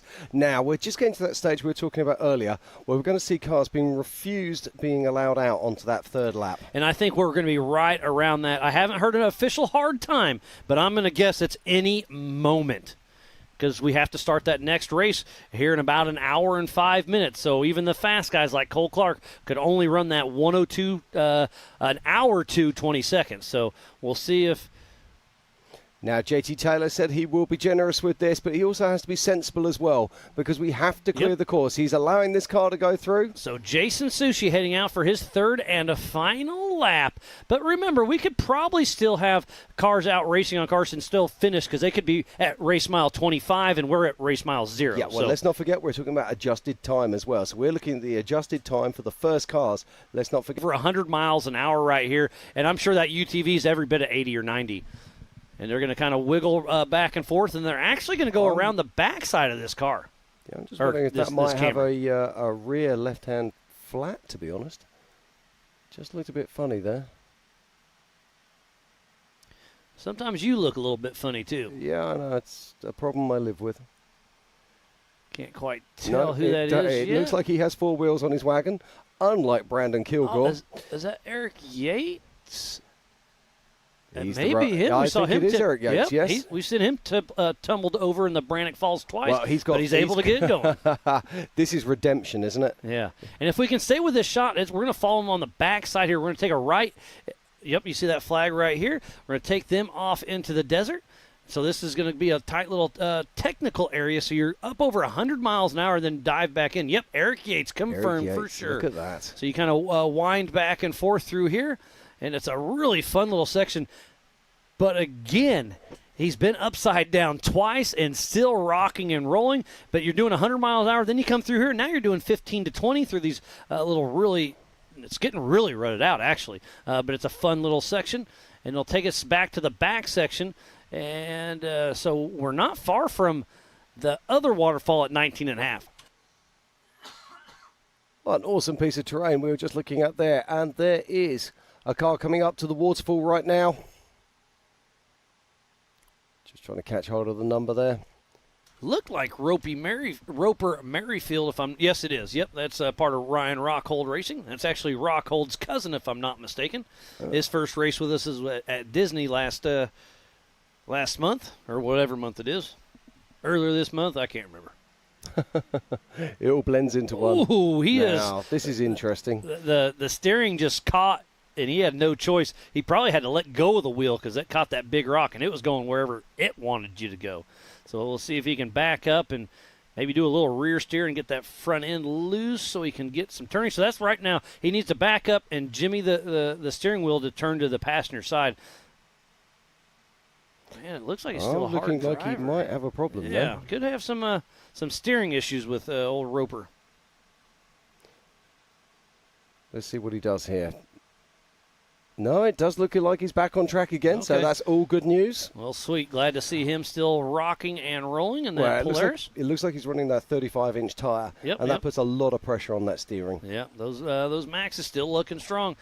And there is our physical race leader, Robert Parker, and Kyle Cheney driving for him, and number 900. So that's going to put him, what's that, race mile 27, if I remember correctly. So he's 10 miles away from the checkered flag flying here for the 2023 Ultra4 USA Legends of Havasu. And if he can hold this together, he locked down the national championship. He's already won the West, already won the East, and it's looking good. So he's going to lock down that national championship. I know Brian Fulcher and the entire Team Momentum team is super excited to see if Kyle Cheney can bring this home for Robert Parker.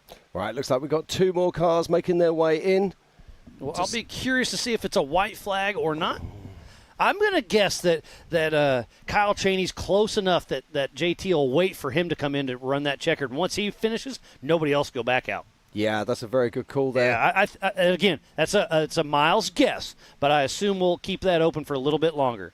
It'd make it a little easier and cleaner. Okay, getting a correction. Roper is not a cousin. He's just a longtime friend of Rockhold. Thank you, Lindsay, for the update.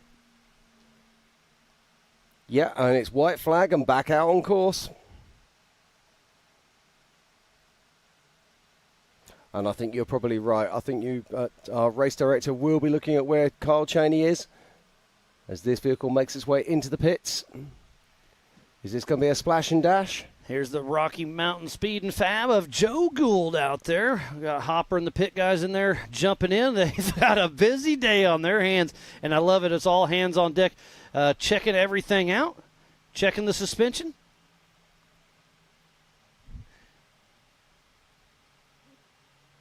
Oh, there's Justin Barth heading out for another lap. So this is a little dicey for Barth in my because his race starts in 1 hour. I don't know if he's going to make it back in time to start his next race. I think I'd be getting on the radio right now and said, "Hey, pull over, buddy." Oh, wow, this is interesting. He has to have a perfect race so he can come back in. There goes Nathan Tater-Seiler with Tater Sack Racing. That is quite an interesting call there. When you consider the fact that his race times... Right, hold on. Let's have a dive into this and see if we can find out what is his current pace. I should be able to tell you that. If I look through my scoring...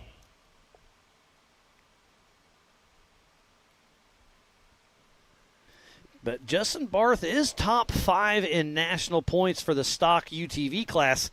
So I guess he's going for that. We'll see if he can roll the dice and get on in, as we just saw Jake Versey cruising through. Well, Justin Barth, I can see here, he is lapping at around about 122. Whoa, so he's going to be back in town at 5:22. The race starts at 5, but hey, I guess he could still start the race. I don't know. That's interesting strategy as we are watching A.J. Hoover and his sister Leah cruising along with Rubber Band Racing and his Kawasaki. Yeah, and he's currently sitting in 5th in class in UCV stock. So, yes, a very interesting decision. Perhaps he's not aware. I hope he's talking to his pits there. And that is A.J. Hoover, as you just said, making his way round. And I'm expecting that they will get the white flag. Yes, it is a white flag. So Kyle Cheney, I'm going to say, is probably another 5 minutes, 5 to 10 minutes away. And once that checkered flag flies, no more UTVs will be heading out.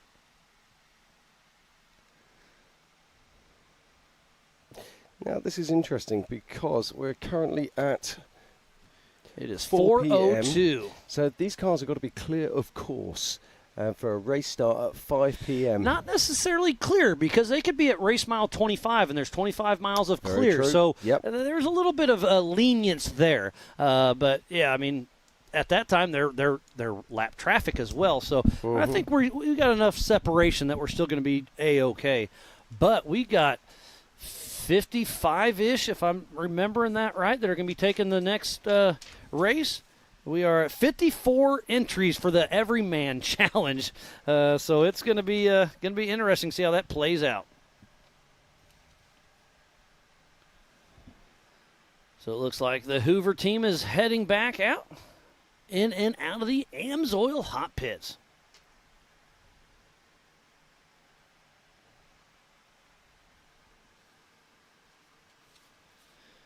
What a wonderful day it has been. Again, a huge thank you to Jason and Gayla Robinette, all of our volunteers, the media, the AOE crew, the Ultra4 USA staff, the racers, the fans, the marketing partners, USAC, and all of our safety crew out on site. Without each and every one of these aspects, we would not be racing here today for the 2023 Ultra4 USA Legends of Havasu.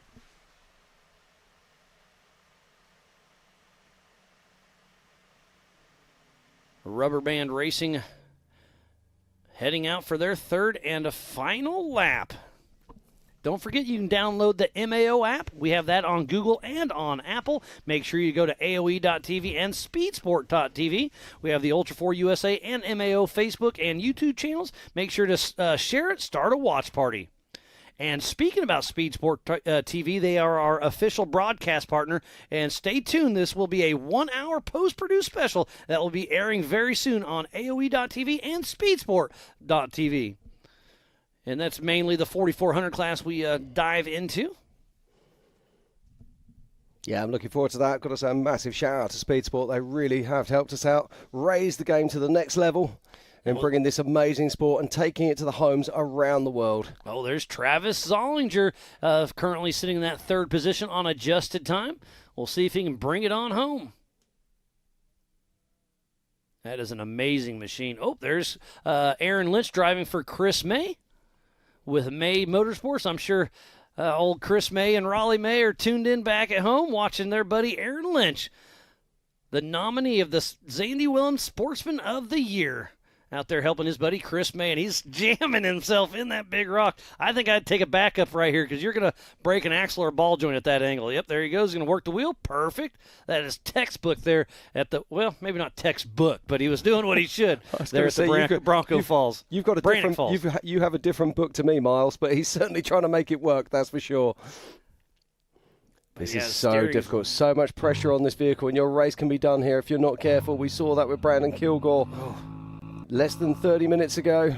So I think if this was me, I'd almost try to straighten up on that rock. But he deflects around. Perfect. Yep. So Aaron Lynch and JT Strickland make it around. So trying to lock down some points for Chris May, who is sitting second in stock for the national championship. But Byron Starrett's still out in front of him, I believe. So we'll see how it all shakes out. But Chris May's going to be excited if Aaron Lynch can land him right there on the podium. And very shortly, I think we're going to be seeing Robert Parker, a.k.a. Kyle Cheney, coming in to take the finish and complete 3 laps here at Lake Havasu. Oh, yeah. Who was that? I didn't get a visual. I wasn't paying attention. But, yeah, I think we're less than 10 minutes away from the checkered flag flying here at the race line start-finish.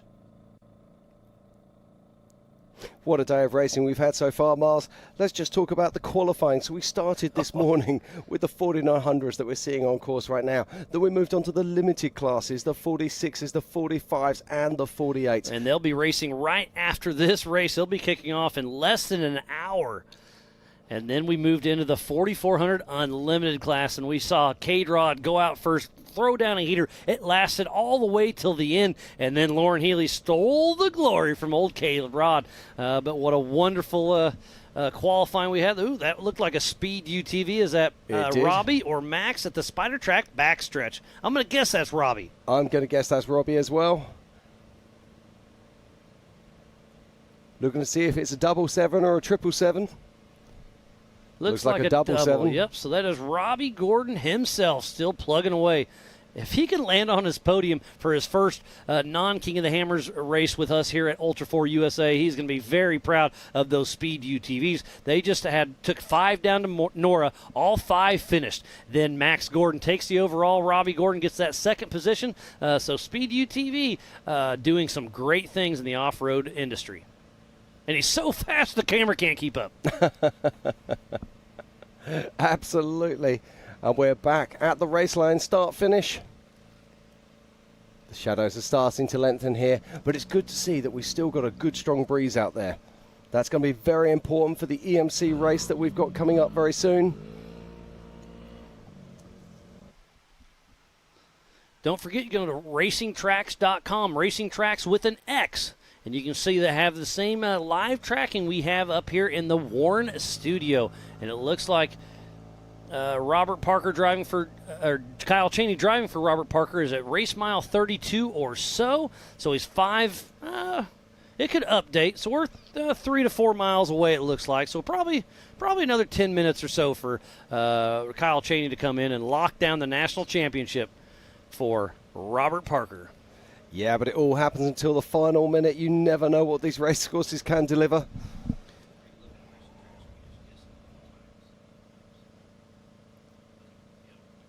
And it's never over until it is over.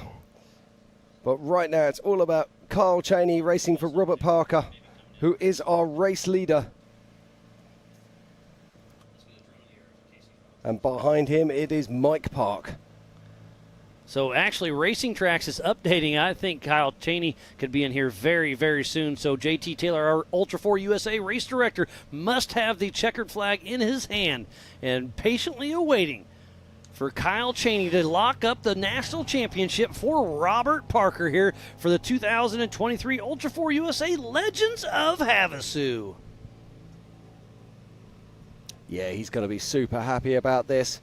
There's still a lot of track between him and the finish line. You've got to dig deep now as a driver. You've got to push your eyes wide. You've got to look as far as you can in front of you. Concentrate, let that wheel go soft in your hands. Just bring it on home.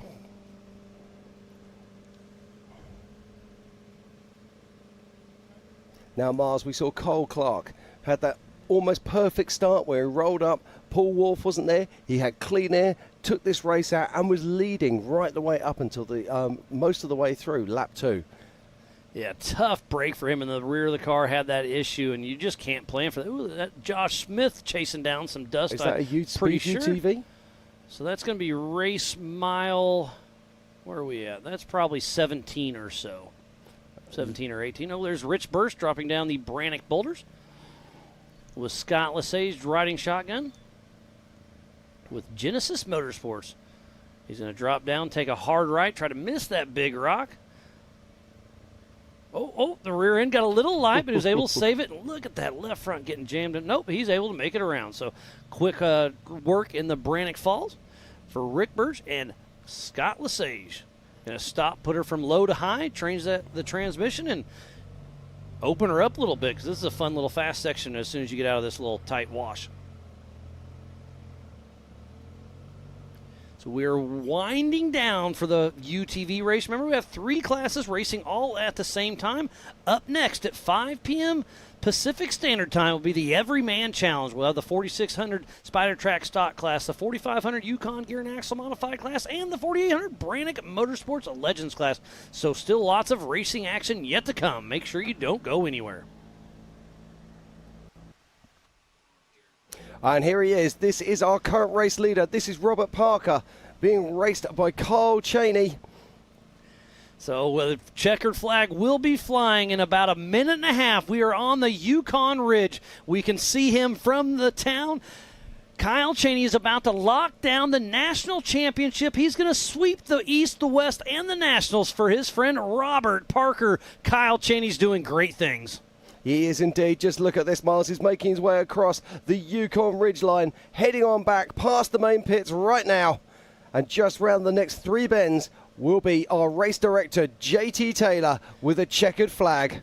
So Kyle Cheney driving for Robert Parker. 2 more turns to go, and he won the West. He won the East, and it looks like he just locked down the national championship for Robert Parker. 1 turn to go. The checkered flag is flying for Kyle Cheney right there at the race line, start-finish line. The checkered flag is out, and there he goes. Unofficial first place goes to Kyle Cheney driving for Robert Parker. Team Momentum doing great things this season.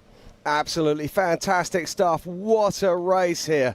Now, we saw him take that gamble first thing this morning, went out, qualified first, ended up in 12th position. We were like, whoa, that's not going to be a great position, but step up Kyle Cheney. He gave us a schooling. He went from 12th to 3rd on the first lap, and now he brings it in. Absolutely superb stuff there for Robert Parker and Kyle Cheney. So what a result. Yeah, it's absolutely amazing. How far back is Corey Willis, Travis Zollinger, and Mike Park for the Pro Modified? Looks like in second position is Mike Park. Then it goes back now, I'm just looking Corey here. Willis. I'm looking here, and we've got a battle royale going on between Travis Zollinger and Mike Park. Oh, you're right. I forgot. Yep, I'm seeing the trackers are bouncing either way, so it's going to be interesting to see. I reckon we're going to probably be around about 3 to 4 minutes before we see them. And then we're going to see Travis Zollinger and Mike Park. Mike Park in the 2-seat vehicle. Travis Zollinger, of course, in the ZRP single-seat vehicle. Oh, and there's, is that Byron Sterrett or Mike Park? I think that's Byron Starrett on that side of the course. So that's going to be race mile 17-ish or so. So, yes, that's Byron Sterrett. Yeah. Race mile 18. So Mike Park is further along. Oh, Mike Park, mate, he's coming into the finish very soon. He's at 32, yeah. Yep. So it looks like Travis Zollinger will grab the checkered flag next. We do have Brian Hamby that's stopped on course. Okay, so, it's going to be really close between Zollinger and Mike Park. So Mike Park and Jeremy Dickinson are battling to the finish. Now, the interesting thing is that Mike Park did have the lead over Travis Zollinger. So has he had a problem? Has he had a flat tyre? Lost a belt? So many things can happen out here. But I'm hearing there for Mike Park may have some VCP issues, so we'll have to address that once he gets in here. Getting some updates on my rugged radio from Racing Tracks. And there he is Kyle Cheney, who's been racing for Robert Parker today. Our unofficial race winner. And there's team owner Brian Fulcher with Team Momentum congratulating his driver, bringing it home for his best friend Robert Parker. Kyle Cheney doing great things. There's Kim Rimreed coming over to congratulate him. It's Tyler's mom. Oh, there's Nathan Parker over there. I hate to see he couldn't make his race, but he's celebrating with his team. Oh, lots of emotions will be high the rest of the weekend for the entire Momentum team. We saw Kyle Cheney at the MAO race in his Pro 4 battling with CJ Greaves just a month or two ago. Just missed the top box by the last couple corners, but now he brings it home here at Ultra4 USA. As Jason Soucy making his way around, and it does look like he's back to a single-seater. Looks like he kicked his son out. Shifts from low to high and trying to make it to the race line start-finish. Remember that Brownco Falls is at race mile 9.3. Yeah, Jason doing a great job there on the waterfall. It's one of the better lines I've seen. Not scared by the rock whatsoever. Puts his wheel onto it, drives over, holds the line, makes it so much simpler, and saves that drive line wear. And there is our race director, JT Taylor, just waiting for whoever it might be first. Will it be Mike Park? Will it be Travis Zollinger? He's talking to Jason Watt, who does a lot of prep for these Can-Ams. Helps the team Momentum. Talking to JT Taylor. Talking with his hands a lot, doesn't he? The growth of the 4900 class has been quite exceptional. It really has.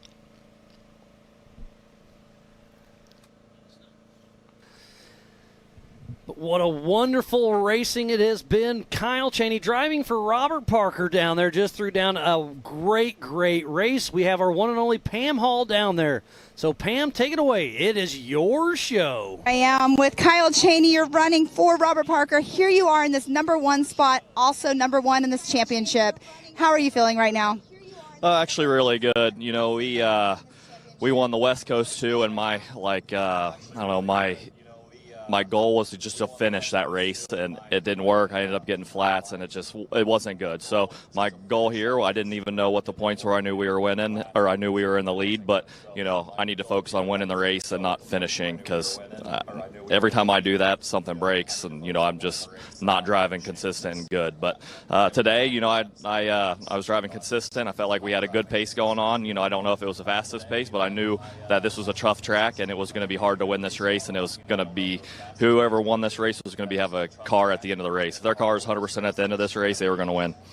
Well, I know that you came through and you started, I believe it was 12th. It was where you started qualifying. And then you ended up coming through after the first lap in that #3 position already. So you were definitely picking it up a notch. Did you see a lot of cars already off to the side whenever you were going through and in that #3 position right off the bat? No, there was only maybe one car pulled off. Most of the people we caught pretty quick and were able to pass, and the push-to-pass button actually worked really good. And, I got to give it up to Racing Tracks and all the racers. They were, once they saw the pass, they would pull over. It was actually awesome. Nobody was trying to hold me up or anything. And, I kept looking at mine, too, making sure if someone's coming behind me, I'm going to get over, too. But that was awesome having that. Well, awesome. I'm going to let you get to celebrating with your team right now. You were unofficially in this #1 spot, so I'm going to let you get going. Congratulations on an amazing race. Thank you. Thank you, Pam. And we just saw Travis Zollinger grab the checkered flag. So unofficial second place goes to Zollinger Racing Products, Mr. Travis Zollinger. What a great run he had out there in his single-seat Can-Am. And there's Mike Park. So remember, we got to check those racing tracks. There could be some issues there. But grabbing the checkered flag on adjusted time, moving into second place. But remember, we got to dot our I's and cross our T's. But Mike Park just moved into that second place unofficially. What a great run. So right now, unofficially, it's Robert Parker and Kyle Cheney in 1, Mike Park and Jeremy Dickinson in 2, and Travis Zollinger in that 3rd position. But we got to check those VCPs. And I've said a lot about Robert Parker and Kyle Cheney. So Robert Parker passed away a while back. It was a terrible thing to happen. Everybody hates to hear that. And then Nathan Parker, we saw him race in the stock class as well. That's his dad. So a terrible tragedy that happened. They brought in Kyle Cheney to take over for Robert Parker for that reason. So it's, Robert Parker's definitely heavy in our hearts. Brian Fulcher, that was his best friend with Team Momentum, the team owner. So he's keeping the tradition alive, and it's really cool to see what they have done for Robert Parker. And they brought it in with Kyle Cheney, and Kyle Cheney did it right, winning the West, winning the East, and it looks like he just locked down the national championship. So it's really cool to see him take Nathan Parker under his wing, for his father, and it's just, I don't know, it's hard to talk about. I'm getting goosebumps once again, but again, Robert Parker's definitely heavy in our hearts, and it's great to see the memory live on through Team Momentum. Thank you, Miles, for explaining that one.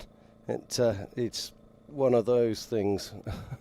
That's very, very cool indeed. Right, looking back on our racing tracks, and I can see that the next car that'll be coming in probably going to be here in around about, my best guess would be around about 5 minutes. It does look like it's going to be Corey Willis. Now, Corey Willis, if this is 1793, started in 24th position today, and is going to be making his way. I don't think he can affect the top three, but he's certainly going to be putting in an incredibly good time.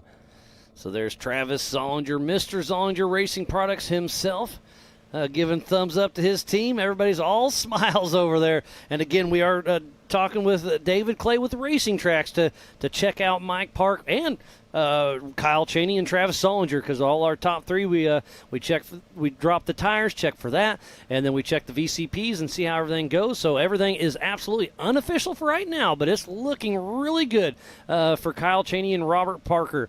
And then Mike Park, we'll see how that plays out between him and Travis Zollinger, because, man, they are super tight in points as well. This is Cody Willenberg now making his way onto the waterfall. And we are 100% going to start the Everyman Challenge at 5 p.m. So all of our limited racers, please get your cars to staging, because you're going to take off here in about 38 minutes. As it looks like that's Willenberg, if I'm not mistaken. It is indeed. Making short work of the waterfall there. Very nicely done indeed. 5:29, making his way back into the desert. With CW Motorsports. That's race mile 9 out there at the Brannock Falls.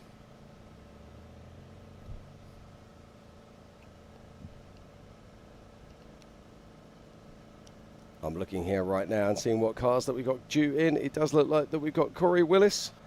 So he's going to be joining us in around about 4 minutes' time. Then the next car in will be the 143 of Tyler Remereed. But I'm guessing he's around about 12 to 15 minutes out at the moment. But don't forget, we have Glenn Young in the mix as well. The number 77. Yeah, just trying to find and locate 77. 77's Robbie Gordon, of course. Well, I guess we have two 77s in. We do, yes. So, whoops. That's what happens when you get a late entry. We slipped up on that one. So Robbie Gordon and Glenn Young sharing that number. There's Rich Birch and Scott Lesage making some dust on the Spider Track backstretch.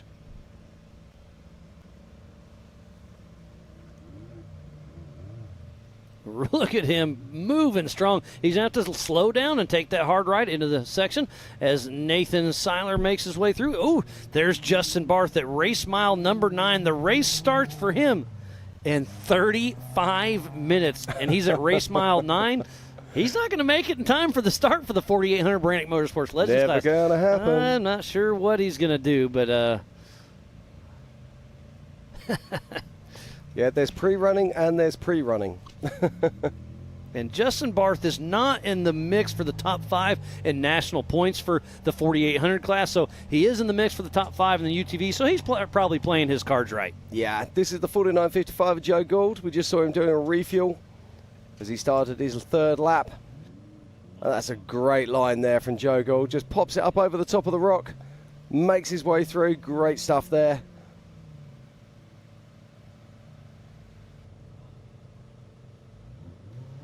So Joe Gould is just grabbing hold of a high ratio.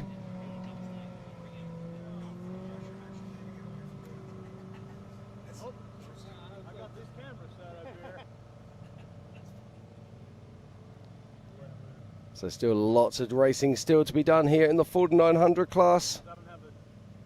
There's A.J. Hoover and his sister Leah with Rubber Band Racing getting ready to drop down the Brannock Falls in that Kawasaki.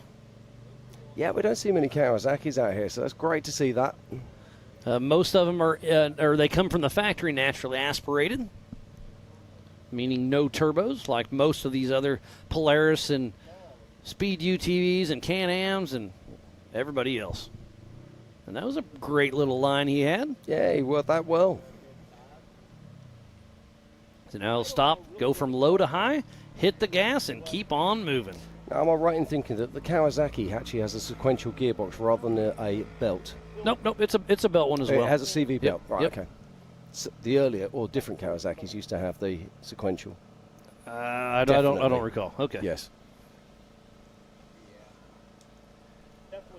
Here's somebody coming by. The checkered right, flag now, will be flying this. out. Who is this? That'll be the 1793 of Corey Willis. Corey Willis just unofficially moved into second position on adjusted time. I should have been paying attention to that. Corey Willis pushing hard all the way from the back because he started in 24th spot. So Corey Willis but I'll be honest with with a you, great run. I was watching that tracker. I called it, but I didn't think he was close enough to do that. That's a remarkable charge there by Corey Willis. I believe Corey Willis races over at Mid-America usually. Oh, yeah. He races short course. He races all of Ultra4. As there's one of his teammates, Matthew Walraven, number 118 with Rhett Bryan, riding a shotgun. Yeah, but Corey Willis, let's go back to that. He started in 24th position, moved his way all the way up, unofficial second. Corey Willis with a great shot, and he's in the mix in the points too. So Corey Willis, I believe, man, it's going to be really, really close. Corey Willis and Travis Zollinger are in the battle. So is Walraven. So second and third is going to be between Zollinger and Willis. Yeah, just looking here also, it's looking like Tyler Remereed is actually stopped on course at the moment, and he would have been our next finisher around about mice mile 28. And it sounds like our one and only Pam Hall is down in the pits with Mike Park to have a quick chat. So, Pam, what do you got for us? Park, you are unofficially in that number 3 position, but you literally just now got clicked off by Corey Willis. So being in that 3rd position, though, has got to feel pretty good out here. Yes, ma'am, absolutely. We've had a rough year, and I'm glad to be on the podium finally. So it all come together. So the race course out here that JT Taylor put together, everybody keeps comparing it to a mini hammer style course out here. But what's your opinion on the race course? It was fun. It was very technical. Definitely not as fast as I was thinking when we were on the way out here, but very technical, but it was fun. And you had a new co-driver in here with you, Jeremy Dickinson. He is with CA Technologies, and here you have him. How is it having a new co-driver in there with you? It was awesome. It was awesome. He did a phenomenal job. Made me way faster, so I appreciate him. So, Jeremy, I want you to give us a little rundown because you've been in a lot of courses. What would you compare this course to? It's a hammers course. A little bit of a goat trails, but yeah, basically JT hates IFS rigs. Well, you guys did an amazing job. You guys out here in this number 3 spot unofficially. Great job out there. I know a lot of people get you here. So who all do you want to thank for getting you guys out here? Yeah, absolutely. My family for allowing me to come do all this, and of course our whole team 904. They all support us and do a great job. And of course Evolution Power Sports and CA Tech, Demon Power Sports, G-Force Racing. Shocks were on point today. Netto Tires were awesome today. ZRP, Mr. Travis, that we battled back and forth with today. They help us out. Tire Spines and Rugged Radios. Awesome. Well, congratulations again, and it's an amazing year so far. I mean, you had a few hiccups, but here you are, 3rd place out here at Nationals, so congratulations. Yep, thank you very much. Awesome. Back to you guys. Well, thank you, Pam. And, Jeremy Dickinson and Mike Park brought it together. We'll see where the cards fall, but it's looking good for a 3rd place unofficial finish. But it's still Kyle Chaney driving for Robert Parker, unofficial 1, Corey Willis, unofficial 2, and Mike Park in that unofficial 3. And Travis Zollinger within just a little bit of time getting bumped in that 4th position. Wow, what a race we had on our hands, Jim.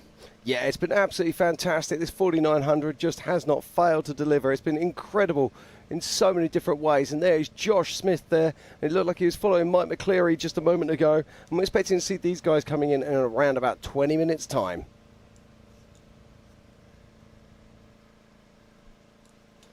Now that's going to be an interesting one as well, Miles, because we're going to have cars finishing as we've got cars starting. So what they're going to have to do is have to stop them up by that last turn or something, because we can't have them finishing as we're starting. So they'll have to do an adjustment finish for some of these. Oh, there's Robbie Gordon still moving in that speed UTV. Yeah, no, Robbie Gordon, he's having a great battle there with Josh Smith, that's for sure. That's got to be really cool for Josh Smith to be battling with Robbie Gordon, both in the open class. No, Robbie Gordon's in stock, I believe. I'm pretty sure. No, his tires are big. So, yeah, double check, but I'm pretty sure he's an open. Yep, you are quite right. He is an open. Hold on, I didn't hear you, Jim. What'd you say? Robbie Gordon is currently running in second place in open. But he's still pushing strong. Great to see such a new machine out there doing great things in the industry. Yeah, and Jake Versey is currently heading up in open right now.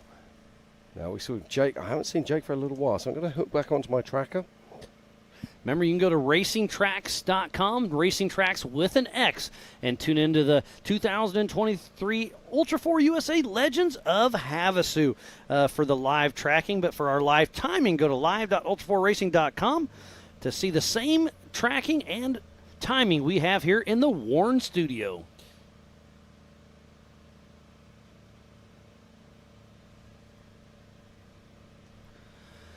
What a wonderful race we've had. We've talked to Kyle Cheney. We've talked to Corey Willis. So let's talk to Mike Park. I think we have Pam Hall down there. Pam, what do you got for us? Here I am with Corey Willis. Here you are in this number 2 spot.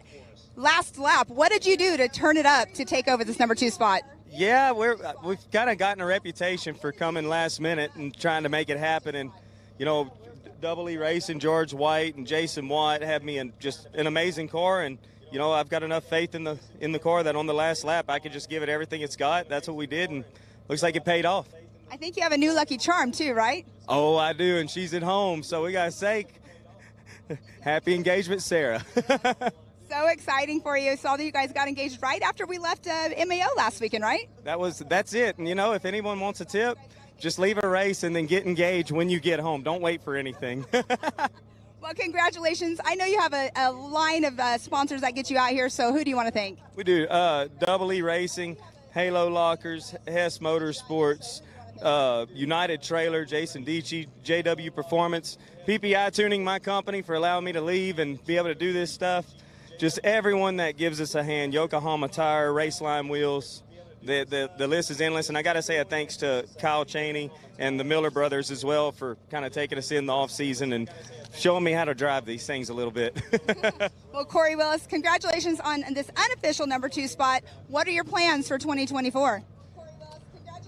We've got a few ideas. For sure going to focus on short course really hard, but we might pop on in here a few times too.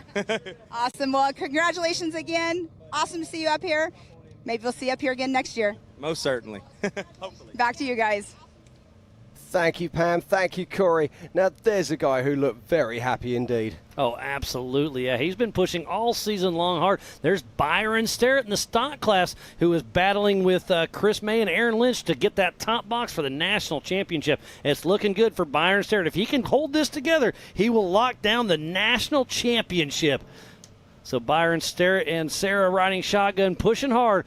So can we get 2 Team 904s on the podium for the Pro Mod and the stock class? It's looking good for the Floridians.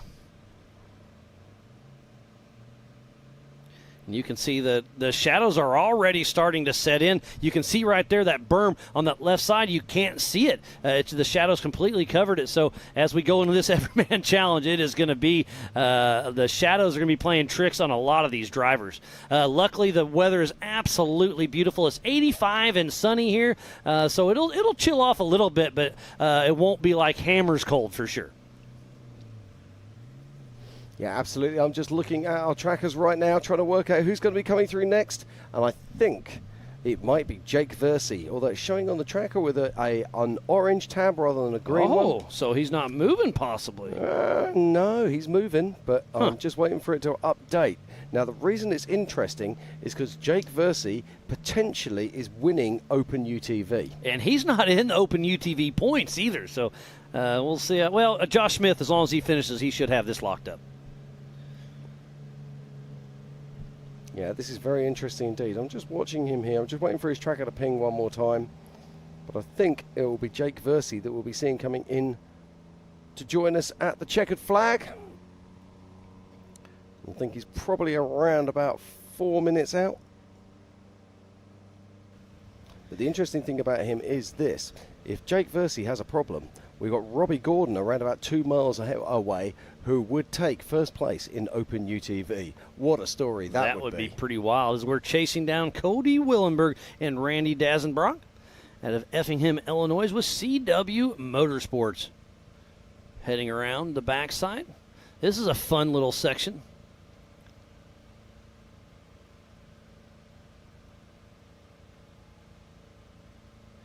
So Cody Willenberg running around up and down. Look how tight and technical this actually goes. But it sounds like we have Pam Hall once again with Zollinger Racing Products, Travis Zollinger. Pam? Here I am with Travis Zollinger. You were up here in this number 3 spot, and then at the last second, Corey Willis came through and ended up in that number 2 spot, knocked you down to the 4th position with Mike Park in 3rd. But here you are, an amazing race out here. We did see you did have a belt. Is that the only issues you had? Yeah, pretty much. Blew a belt on beginning of lap 2, had to get out and change that, and I knew that slowed me down a little bit, and then I had to pull my pace back just a hair so that I could stay alive the whole time. Well, I mean, we saw it happening on there, and we always talk about single seat. Usually people that have a co-driver, they are trained to get out and, get that belt changed really quick, but you did it pretty fast by yourself. Yeah, changing snowmobile belts my whole life. Figured it out. You're well seasoned then, but you're up here in this number 4 spot. Who helps you get out here to the racetrack? Man, my team. I just got to thank them, my family for supporting. They're out here with us this weekend, and just my team. The guys back at work and all the guys that help build parts and tune the car and everything. So I really appreciate them. Well, Travis Zollinger, congratulations. You are unofficially in that number 4 spot, but an amazing race out this weekend. Congratulations. Thank you. Thank you, Pam. Back to you guys. Thank you, Pam. That's absolutely fantastic. And look at this, Miles. This is Jake Versey making his way along the Yukon Ridgeline. And Jake Versey will be our first place in Open UTV. What a great run he has had. He's raced with us off and on for quite some time. Jake the Blonde Ambition Versey coming across the Yukon Ridge. And got to give a huge shout out to Dave Johnson. He was supposed to race with us, but he had some mechanical issues, wasn't able to do it. So he is enjoying Lake Havasu, found a little beach. So he's tuned in watching the live show, but playing in the sand. So Jake Versey comes around 2 more turns, and he will see JT Taylor with that checkered flag. And Jake Versey will lock out the Open UTV. So the flag is flying, coming into the race line, start finish. Ultra4 USA race director JT Taylor waving the checkered flag. Unofficial first place in the open class, Jake the Blonde Ambition Versey. Great stuff. And look how good this car looks, Miles. Yeah, it still looks like it's in great shape. It does. The one thing I am surprised at on this race is we're expecting an awful lot of tyre degradation. We're expecting a lot of flats. We've seen a few, but nowhere near as many as we expected. I agree. When we were building this course, we had a couple flat tires, and that's just cruising at slow speeds. So I assumed the tire attrition would be a lot higher. But hey, the course is getting burned in as we're watching Joe Gould with Rocky Mountain Speed and Fab. Yeah, Joe Gould's putting together a great race here, just keeping that pace nice and steady. And he's in the works of building a sequential transmission that'll bolt into a Pro R Polaris, so it's pretty cool to see what they're designing. Right now, it's still a factory transmission, but he's in the works trying to put a sequential in that Pro R. Wow, that'll be something very special indeed. Let's not forget the Pro R has a 2-litre engine, completely different to every other UTV platform out there. And look what's on our screen right now, Jim. That is Brent Harrell, the pole setter for the 4800 Brannick Motorsports Legends class. Everybody's getting staged up and ready. We should be racing with them here in about 20 minutes. So we'll have to stop the UTVs just on our left. So we'll have to do a manual stop time for them and get the 4800, the 46, and the 45s out on course. They will all be doing, the 45s and 48s will be doing the same 3-lap course. The 4600 Spider Track class will be doing 2 laps. They will indeed. We saw Brent Howell lay down an incredible qualifying run of 1:56. Remarkable stuff. Yeah, what a great run from him.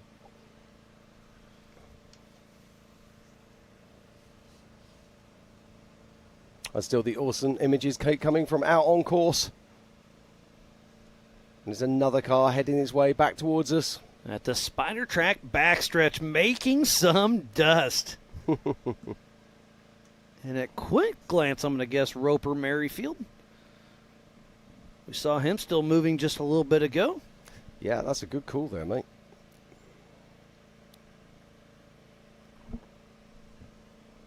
That is right around race mile 17.5.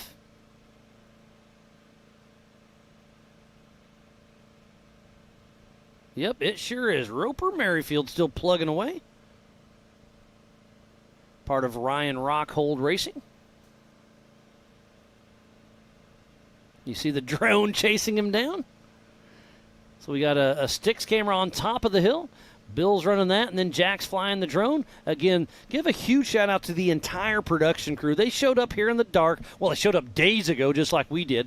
And to make all this happen with multiple camera angles, multiple drones, and, Clyde Bynum, the whole Speed Sport team, live media. I mean, it takes an army to bring it all together, but it's puts on live race media, brings it all together. Now, I think this is Matthew Walraven making his way towards the checkered flag.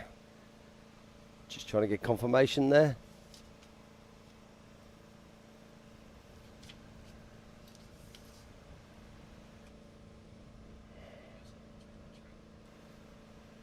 Yeah, that is the 118 of Matthew Walraven.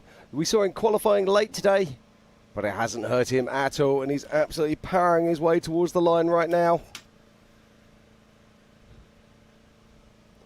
And he's in UTV Pro Mod. It looks like it's probably going to be a top 6 finish. So Matthew Walraven, one more turn, and he will be seeing the checkered flag. Race director, JT Taylor. So Walraven grabs the checkered flag at the race line start-finish. That looks like it puts him in 6th overall and 5th in Pro UTV. All unofficial at this stage, of course, but a fantastic run there from Matthew Walraven. There's Zach Swatsky. He's new to the Ultra4 USA team. He's part of the pit guys, but we brought him over to the other side. Great to have him. He's kind of job shadowing Alan Johnson and doing a little bit of everything.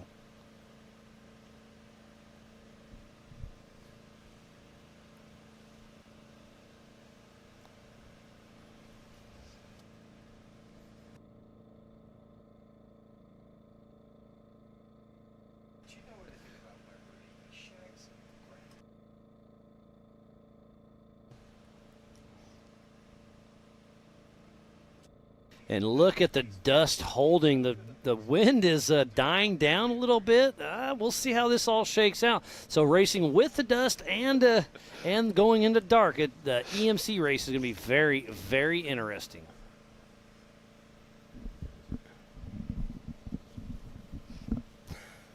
If you are just tuning in, this is the 2023 Ultra4 USA Legends of Havasu. We are winding down on the 4900 UTV races. We had 3 races going on all at the same time. We have unofficially locked down the podium for the Pro Modified class. Yeah, it looks like we're still waiting for finishers in the stock class. And we've already had, it looks like Jake Versey is currently in 1st position in the UTV Open. But it looks like we might have a 2nd place vehicle in UTV Open coming in very, very soon.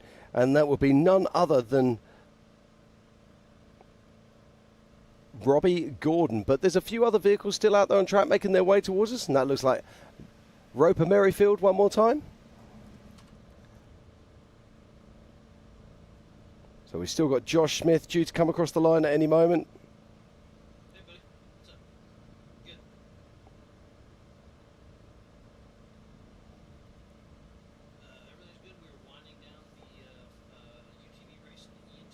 Yeah, so we're going to have a heap of cars joining us very soon across the start-finish line. And it looks like one of those will be Robbie Gordon.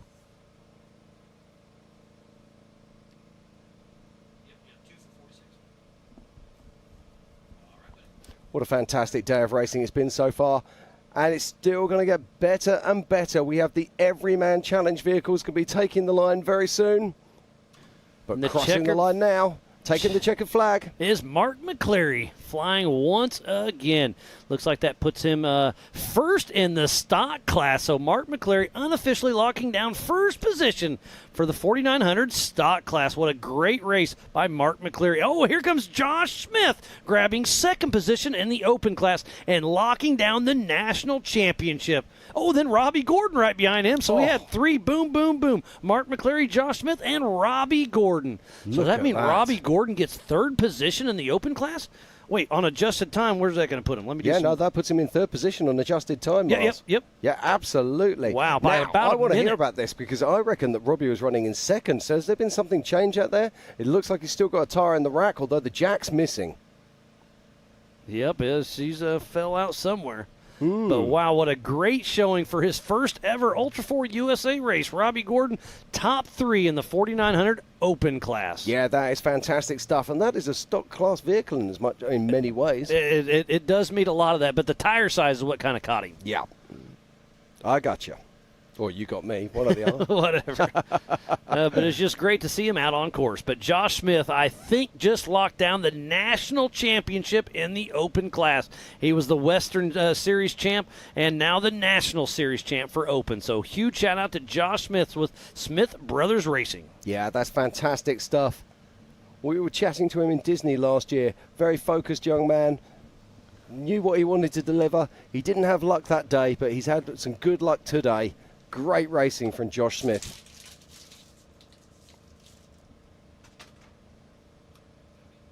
As the racing continues here, we've got Pam Hall down in the pits, and she's catching up with some fantastic interviews today. So let's pop on down to Pam Hall and see what you got.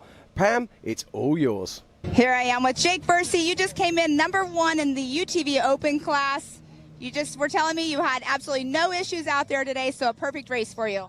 Yeah, it went really well. We had a blast. I mean, we were pretty conservative on laps 1 and 2, and then came over the radio that we had a chance for a run from the top, so we really turned it up on lap 3. But pretty unbelievable how the track develops. We thought we had like some killed tires, but it ended up everything was fine. It was just weird how the track develops. Yeah, we were just discussing that too. It's like when there's chatter bumps and stuff out there, it just makes your car completely feel off, but you obviously have no issues because you're in this #1 spot.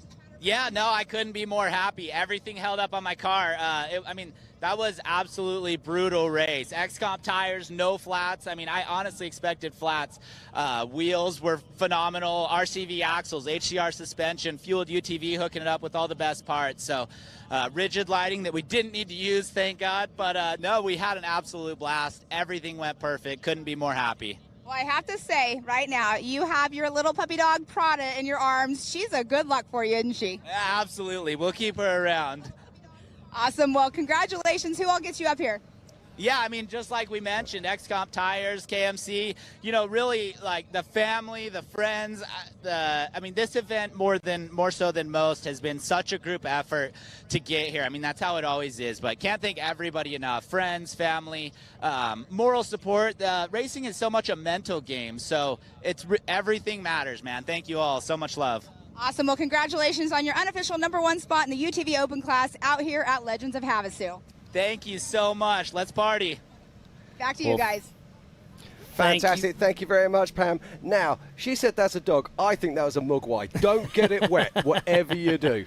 Uh-oh, and here comes Byron Starrett coming on in, gripping ready to grab the checkered flag for the 4,900 stock class. This looks like he may be locking down the national championship here at Legends of Havasu.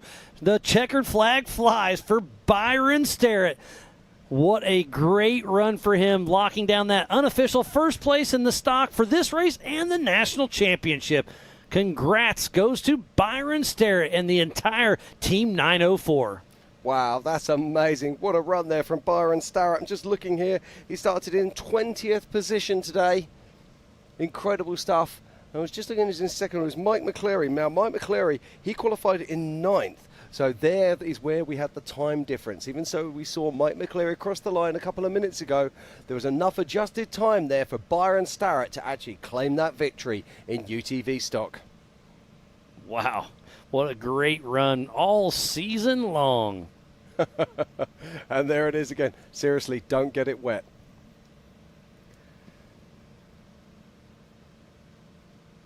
And that's A.J. Hoover and his sister Leah riding along with Rubber Band Racing. Race mile 17 or so. Yeah, and in around about 10 minutes' time, they're going to become the Hunted as the EMC classes take to the track. I can hear the horsepower right outside the Warren studio. They are ready to rock and roll. I can't wait for this race. This is going to be absolutely incredible. And we've also got some big stories from the back of the pack, but we'll come to that later as we continue to watch the 4,900 class here. And they've delivered some fantastic racing. 3 laps they've had to complete today. 3 37-mile laps. And it's been tough every single mile. So they'll still be racing out on this 37-mile lap, while the 4,600, 45, and 4,800, the Everyman Challenge class, is kicking off here in about 9 minutes. So we'll see how all that shakes out, but so far, so good.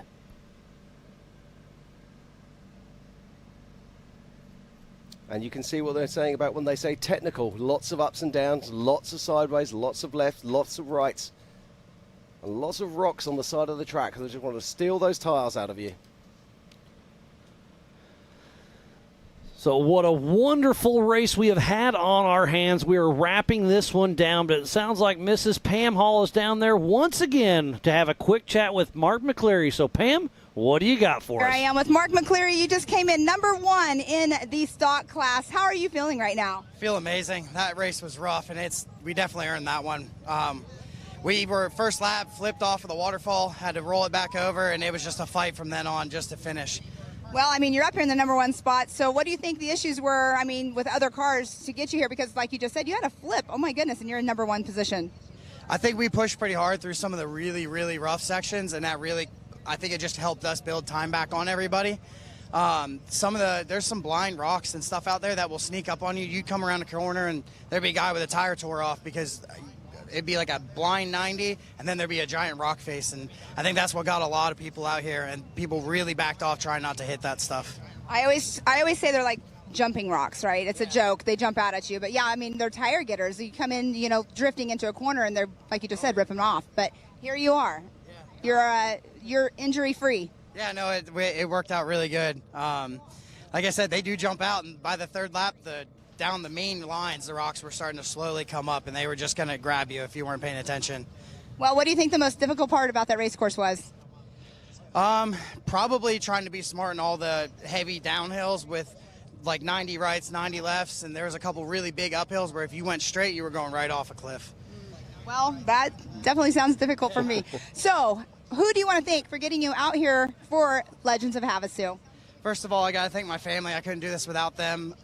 Big shout out to my co-driver / mechanic, Jason. He owns Dirt Monkey Performance. I got to thank Turned Up Racing, Gary at G-Force, Raceline Wheels, MRT Tires, Wayland Speed, PATV Power Sports. Anybody else, thank you. I appreciate it, but we did it. Well, congratulations. An amazing race for you. I mean, obviously you said you flipped, but here you are up in the #1 spot. Thank you. That was awesome. Awesome. Back to you guys. Well, thank you, Pam. And while we were talking down there, it is unofficial. It looks like Byron Starrett did take that number 1 spot. Mark McCleary unofficial in that 2nd position, but it was really close down to the adjusted time. But still, congratulations to Mark McCleary in that unofficial 2nd position. But Byron Starrett looks like he just locked down the national championship in the stock class. Yeah, absolutely fantastic stuff there from Byron. As I say, he started right the way back in 20th position, whereas Mark McCleary started in 9th, and that gives you the adjusted time difference as each car left the line in 30-second intervals. And we are only around about 6 minutes away now from the start of our EMC race. So it sounds like the race line finish for the 4900 will be closed here shortly, but they will still get their finishing points. We'll just have to manually time them, 100 yards back or so for safety reasons, obviously, because we can't start a race while a race is finishing for the timing loop. But wow, what a wonderful day of racing. We started out this morning at 8 a.m. Well, we started out this morning at 7 a.m. with a driver's meeting. Then at 8 a.m. we went qualified all the way till about 1 o'clock, and then started off the UTVs. Haven't had a break yet. Break in action. It's been fun, Jim. It's been fantastic. People say this race is very similar to King of the Hammers. Well, it actually is like King of the Hammers for us because we're working all day and into the night. Yeah, you're absolutely right, but I wouldn't have it any other way. And it sounds like Pam Hall's down there once again, so having some fun down in the Amsoil Hot Pits. Pam, what do you got for us? Here I am with Josh Smith. You're in this number 1 spot out here for the national championship, but let's talk about the race right now. What do you think about that race course? That race course is a lot of fun, a lot of challenging things, and a lot of things that'll bite you. I hear it's a lot of the rocks were jumping out and, the rock faces and everything were the kickers. What do you think the most difficult part of the race course was? Most difficult part was probably just the big bottom out bumps that you can't hit too fast. You're going to blow the front end apart, and I think that was the hardest part for me. Well, your car held together. Here you are. You were having some issues, I believe, with the steering belt. Is that correct? Yeah, we blew a power steering belt on the first lap, and then we blew a drive belt on the second lap. Well, a belt issue, a belt game, I guess I should say. But here you are in this number 1 spot unofficially for the championship. You're no stranger to it because last year you were the West Coast champion, this year and the national champion, and now here you are again for the open class, the champion. Yep, open class champion and West Coast open class champion. It's pretty cool. Well, who do you want to thank for getting you out here and being so successful out here with Ultra4 USA? I want to thank Luke and Molly. They're my biggest partner, and they helped me out a lot. I thank Corey Nasso and all my sponsors like ZRP and Maxxis Tire, KMC, RCV, Side-by-Side Performance, and Infinity Fab. So Corey Nasso, he helps a lot. He helped me get here today, and my brother Jared and my girlfriend Abby, they always help me out, and my mom, of course. Awesome. Well, congratulations. You get to go do some celebrating. We have our awards we're giving away tomorrow night, so enjoy Havasu. Awesome. Thank you. Awesome. Back to you guys. Well, thank you, Pam, and what a wonderful UTV race that was. We are getting ready to kick off the EMC class, so here's the Good Boy Vodka unofficial results in that 14.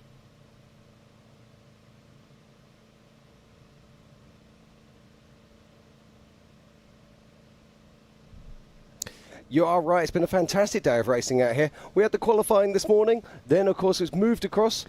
So in that top 10, it is Nathan Parker in 10th. 9th is Eric Yates. 8th, A.J. Hoover. 7th, Nathan Seiler. 6th, Cody Willenberg.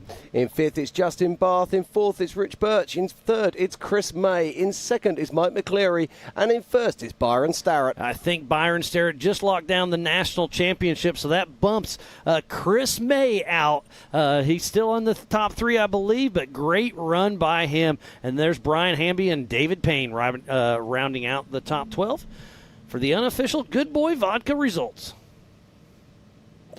Then we come into UTV Open. In 5th position is Cade Rod. In 4th is Jason Sushi. In 3rd position, his first Ultra4 USA race, Robbie Gordon. And then locking down the national championship, getting 2nd position in this race is Josh Smith. And then winning the race is Jake the Blonde Ambition Versey. And last but not least, the 4900 Pro Modified Good Boy Vodka unofficial results. In 10th position is Joe Gould, then Brandon Kilgore, Tyler Rimreed, Glenn Young, Cole Clark. Matthew Walrathan in 5th. In 4th, Travis Solinger. In 3rd is Mike Park. In 2nd is Corey Willis. But in 1st, Robert Parker, being driven by Kyle Cheney, gave them all a schooling with an astonishing 7-minute lead in this race. What a fantastic race this has been. And then rounding out the top, the rest of the Pro Modified in 11th is Tyler Gibbs, then Paul Wolf, Roper Merrifield, Max Gordon, Dustin Robbins, then Brent Lambeth. Again, that is your Good Boy Vodka unofficial results for the UTV race. So we are about to kick off the 4,600 Spider Track stock class, the 4,500 Yukon Gear and Axle Modified class, and the 4,800 Brannick Motorsports Legends class. So another great race yet to come. Yeah, I can't wait to get this race started. Brent Harrell is sitting on pole position for this one, Miles. It's going to be absolutely fantastic.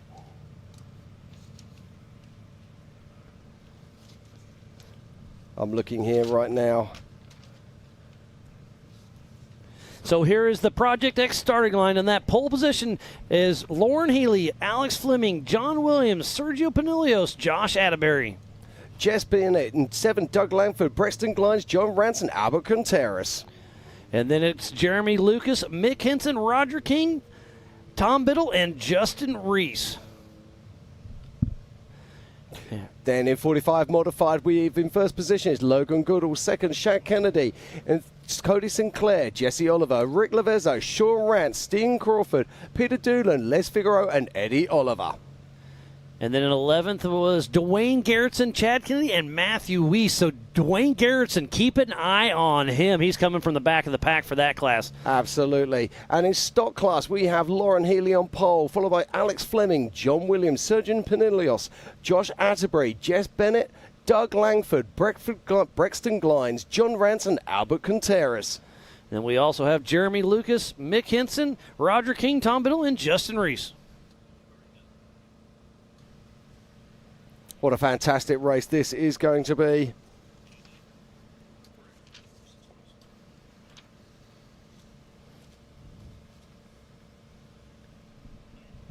And we can see there our pole sitter. That is Brent Harrell sitting on the line right now, qualified with a 1:56. And here's the 4,800 Brannick Motorsports Legends class. Brent Harrell, Jeremy Jones, Brian Trimp, Austin Thompson, Greg Neff, Antonio Drift, Steve Graff, Eric Weichel, Matt Torney, and Ryan Webb.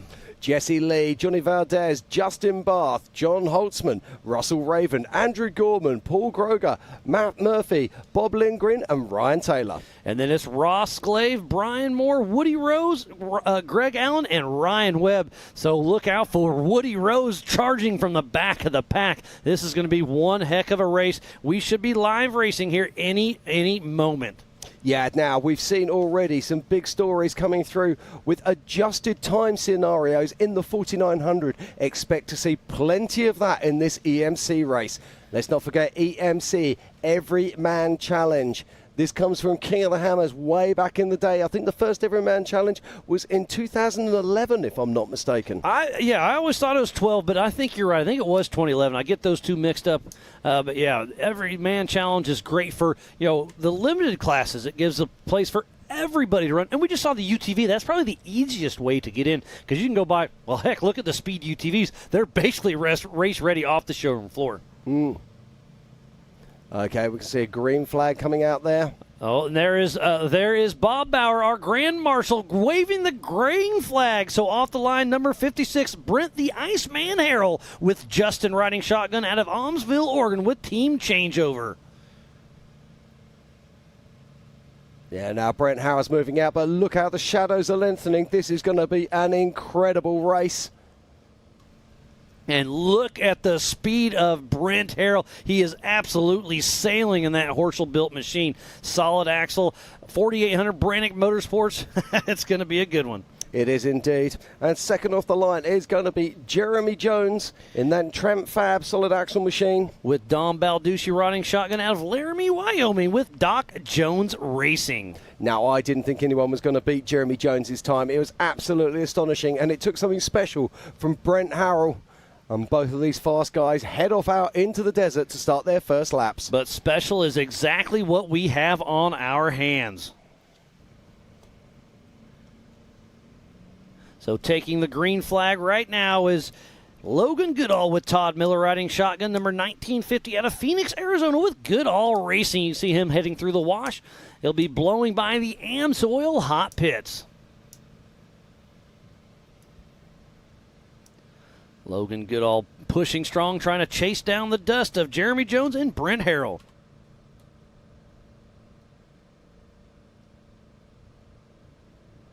And taking the green flag right now is Shad Kennedy with Jess Cooper out of Prescott, Arizona with Kennedy Motorsports in his Poison Spider chassis.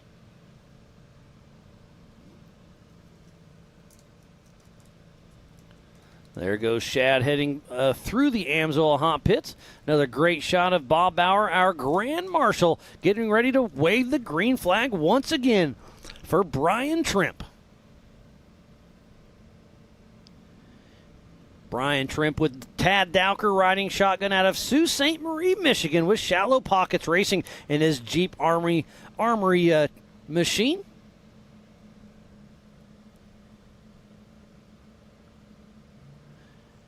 And this is going to be a one heck of a race. So our pole position in the 4500 Yukon Gear and Axle Modified class is Cody St. Clair getting ready to take off the 4561 with Tyler Haggard riding shotgun out of Ponder, Texas with SCR Motorsports in his Tribe 16 chassis. Cody the Texas Kid St. Clair. Remember, we do have 3 races going on at the same time. We have the 4800 Brannick Motorsports Legends class, the 4500 Yukon Gear and Axle Modified class, and the 4600 Spider Track Stock class. Yeah, we've got so much racing coming up here today. It's going to be absolutely incredible. And I'm just looking right now at our racing track.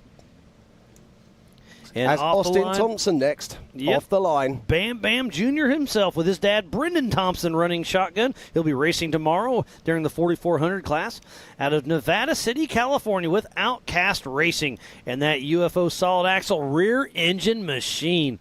It's an oldie, but a goodie. It is indeed. It's a car we've seen so many times at King of the Hammers. And next off the line is Greg Neef. With Eric Risco riding shotgun out of Broomfield, Colorado with Neff Motorsports in his Neff Motorsports chassis. And Bob Bauer sending another one out. Bob Bauer, of course, the Off-Road Motorsports Hall of Famer. Our Grand Marshal for the 2023 Ultra4 USA Legends of Havasu. This is the Everyman Challenge race. And next is the 449 of Antonio. With Kedden Ewing riding shotgun out of Mesa, Arizona with Let's Roll Off-Road with the OG Let's Roll Off-Road chassis. Yeah, laid down a really solid pace in qualifying. Very impressive indeed. It's got some big horsepower in that car. As we move next to Steve Graff. With John Dykus riding shotgun out of Litchfield Park, Arizona with Graff Racing his Steel Nuts Off-Road Ultra Pro chassis. So Steve Graff and John Dykus getting ready to grab the green flag. And there he goes. Bob Bauer having the time of his life there. And next on the line is Eric Weichel as we watch Steve Graff making his way out onto track.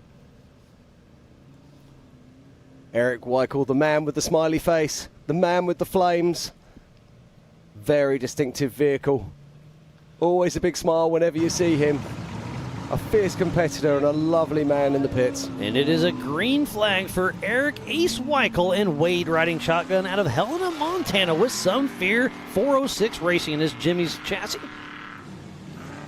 And there you see the big smiley face as Eric Weichel makes his way out onto the track. I love that for myself. I love that for the drones.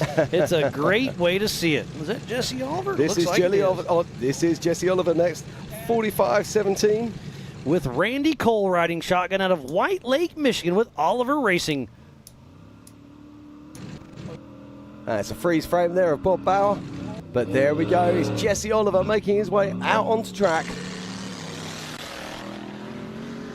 This is a 3-lap race. 337-mile loops of our course out here at Lake Havasu.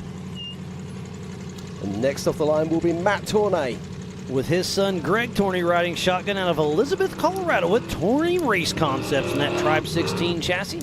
Great to see them racing once again. They're getting everything prepped up. They're anticipating a big 2024 season. And there we are off. Matt Torney racing off into the sunset.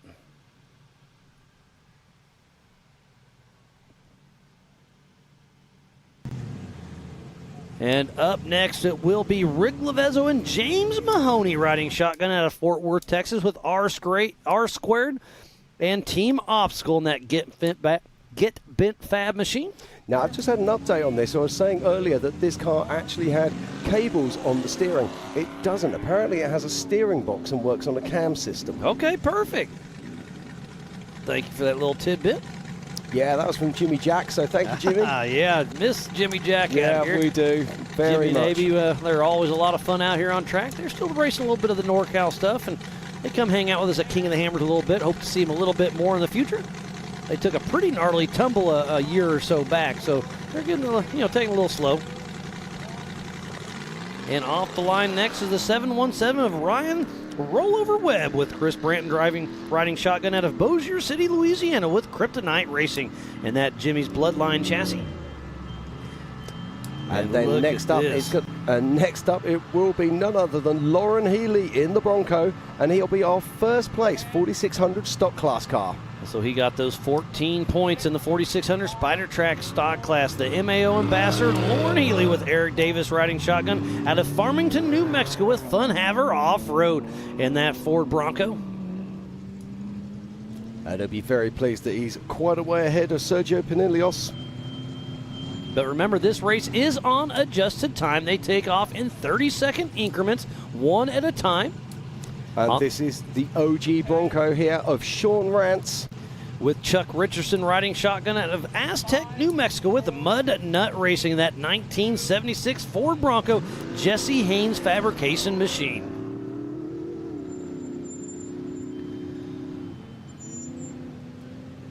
So that is race mile 3, that camera. So we got lots of dust getting stirred up out there as we're sending them out on this 37-mile course. The 45 and 48s run 3 laps. The 46s run 2 laps. We'll be racing into the dark. We will indeed. There still seems to be a good strong breeze out there. Fingers crossed it remains for the rest of the evening. So thank goodness Jesse Lee's paycheck came through and he got that extra bonus because he's out here racing with us with Ryan riding shotgun out of Prather, California with Giggles Racing. And then it's local boy Johnny Valdez, the 1717. And he's racing 4,800 and 4,400 in that same exact car with his buddy Aaron Kaiser riding shotgun out of Lake Havasu, Arizona with Telemetry Motorsports. And you're seeing quite a lot of these cars have got yellow lights on them. That's because yellow lights work really well in the dust. In the dust and the sunset as well. They're both going to be playing now, their tolls this on is going to be an interesting one. This is Justin Barth. So, hey, the driver record has to start or finish the race. I didn't think of that strategy. So Yeah. Justin Barth may be hopping in the Amsoil Hot Pits on the next lap around. He could be in there. Don't get me wrong. I'm not sure, but on my time frame, I didn't think he was going to make the start. Well, I might be able to help you on that, as if you can concentrate on the race start for me. So Justin Barth and Paul riding shotgun, the number 417 out of Springfield, Missouri with Barth Racing in this Jimmy's 4x4 48P chassis. Great to see it back in action after its terrible tumble in Crandon. But that just goes to show you how tough these chassis are. They send it back to Jimmy's 4x4. They got it locked and loaded and back in action.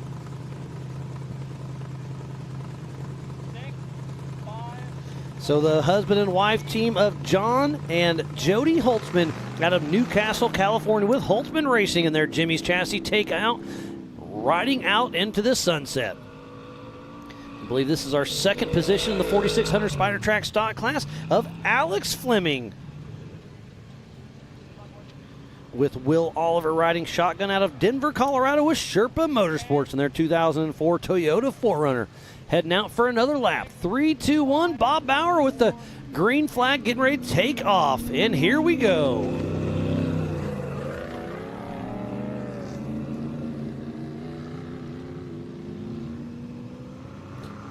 What I'm showing here as Justin Barth in the UTV being back in and having crossed the line. Okay, so he may have made it in, huh? Yeah, absolutely. Just in the nick of time. Literally the nick of time. So up next, the 421 of Russell Ruckus Raven with Toby Stacy riding shotgun out of Portland, Oregon with Raven Motorsports in his Outlet 4x4 chassis. If I'm not mistaken, he was the 2023 King of the Hammers Rookie of the Year.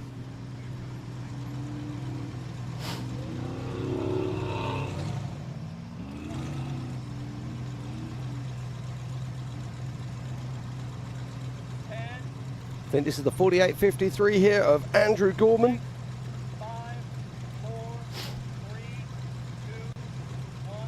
He gets the countdown and the green flag from Bob Bauer. So Andrew Gorman and Sean Smith out of Bell Canyon, California, with Gorman Motorsports in his Jimmy's 4x4 chassis. And next up on our 25th runner and rider will be Steve Crawford. Lots of communication through the rugged radios. We're getting ready to throw down Steve Crawford and Jimmy Haraji out of Paso Robles, California with SC Firestone Racing in his M&S Fab chassis.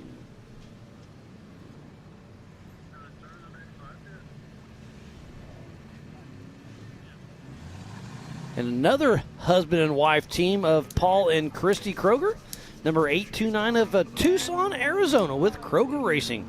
They've got a custom chassis junkyard LQ9 Turbo 400, and they're out here racing with us. And the green flag flies for Paul and Christy Kroger. And next up will be Peter Doolan. Making his way into shot. Just look how deep those ruts are getting on the start line. It's crazy. Now. They're getting burned out for sure. Pretty wild. So this is Peter Doolan and Jeff Perkins out of Dublin, Ireland with Hyronen Racing in that Genrite TL. And they're racing for cystic fibrosis. Great to see them bring in light to something that they hold dear to their heart. And speaking about the 4800 Brannick Motorsports Legends class, we have Brandon and Stan Haynes tuning in. Brannick Motorsports themselves, thank you for your support for so many years. They wish they were here, but they're loving the live show. Great to hear. And I hope they're enjoying it. A few cold ones on the side, I'm sure. Oh, they're not scared of those, I promise that. So John and Nate Williams off the line out of Logan, Utah with Crossfire Off-Road Racing in their 2021 Jeep JL, part of the 4600 Spider Track stock class. And it's a battle between this man and Lauren Healey. Who's going to win the national championship for the 4600 Spider Track stock class? Lauren Healey or Sergio Pinillos? Well, Lauren Healey does have the slight advantage. He's out on track already. But Sergio Pinillos, let's not forget, he's not feeling great at the moment. And there's no worse place to be when you're feeling unwell than in a race car. So let's hope he's feeling a bit better as he makes his way out on track. And Brad Goodfellow with Warren is riding shotgun with Sergio and out of Mount Dora, Florida with RPM Extreme and Warren Racing in their 2015 Jeep JK owned by John Schaefer. And it's Fig Speed next. This is Les in the 4578. And he's getting the count, and off he goes. Les Fig Speed Figaro out of Henderson, Nevada with Fig Speed Special in that 2014 JK, part of the 4500 Yukon Gear and Axle Modified class. The sun is starting to set. We've got about an hour before dusk really sets in, so hopefully we can get that first lap, maybe lap and a half with daylight, and then they're going to have to bank on their Project X lights. Absolutely. This is Josh Atterbury in his new Bronco. Just look at this machine, Miles. It's absolutely gorgeous. Josh Atterbury with Brandon Bain riding shotgun out of Show Low, Arizona with Cracker Fab Motorsports and their 2022 Ford Bronco. We have 54 cars in the Everyman Challenge. It is pretty impressive. Yeah, it's incredibly impressive. We move on to our next, which will be Jesse Bennett.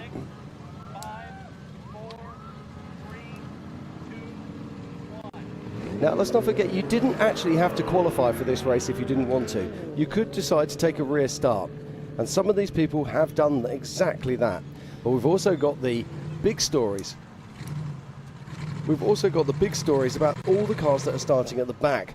The cars we would expect to be at the front: Dwayne Garrettson, Woody Rose, and of course Ryan Webb. So off the line right now is Matt Dog Murphy out of West Jordan, Utah, with crawler corns in his Jimmy's Trail chassis.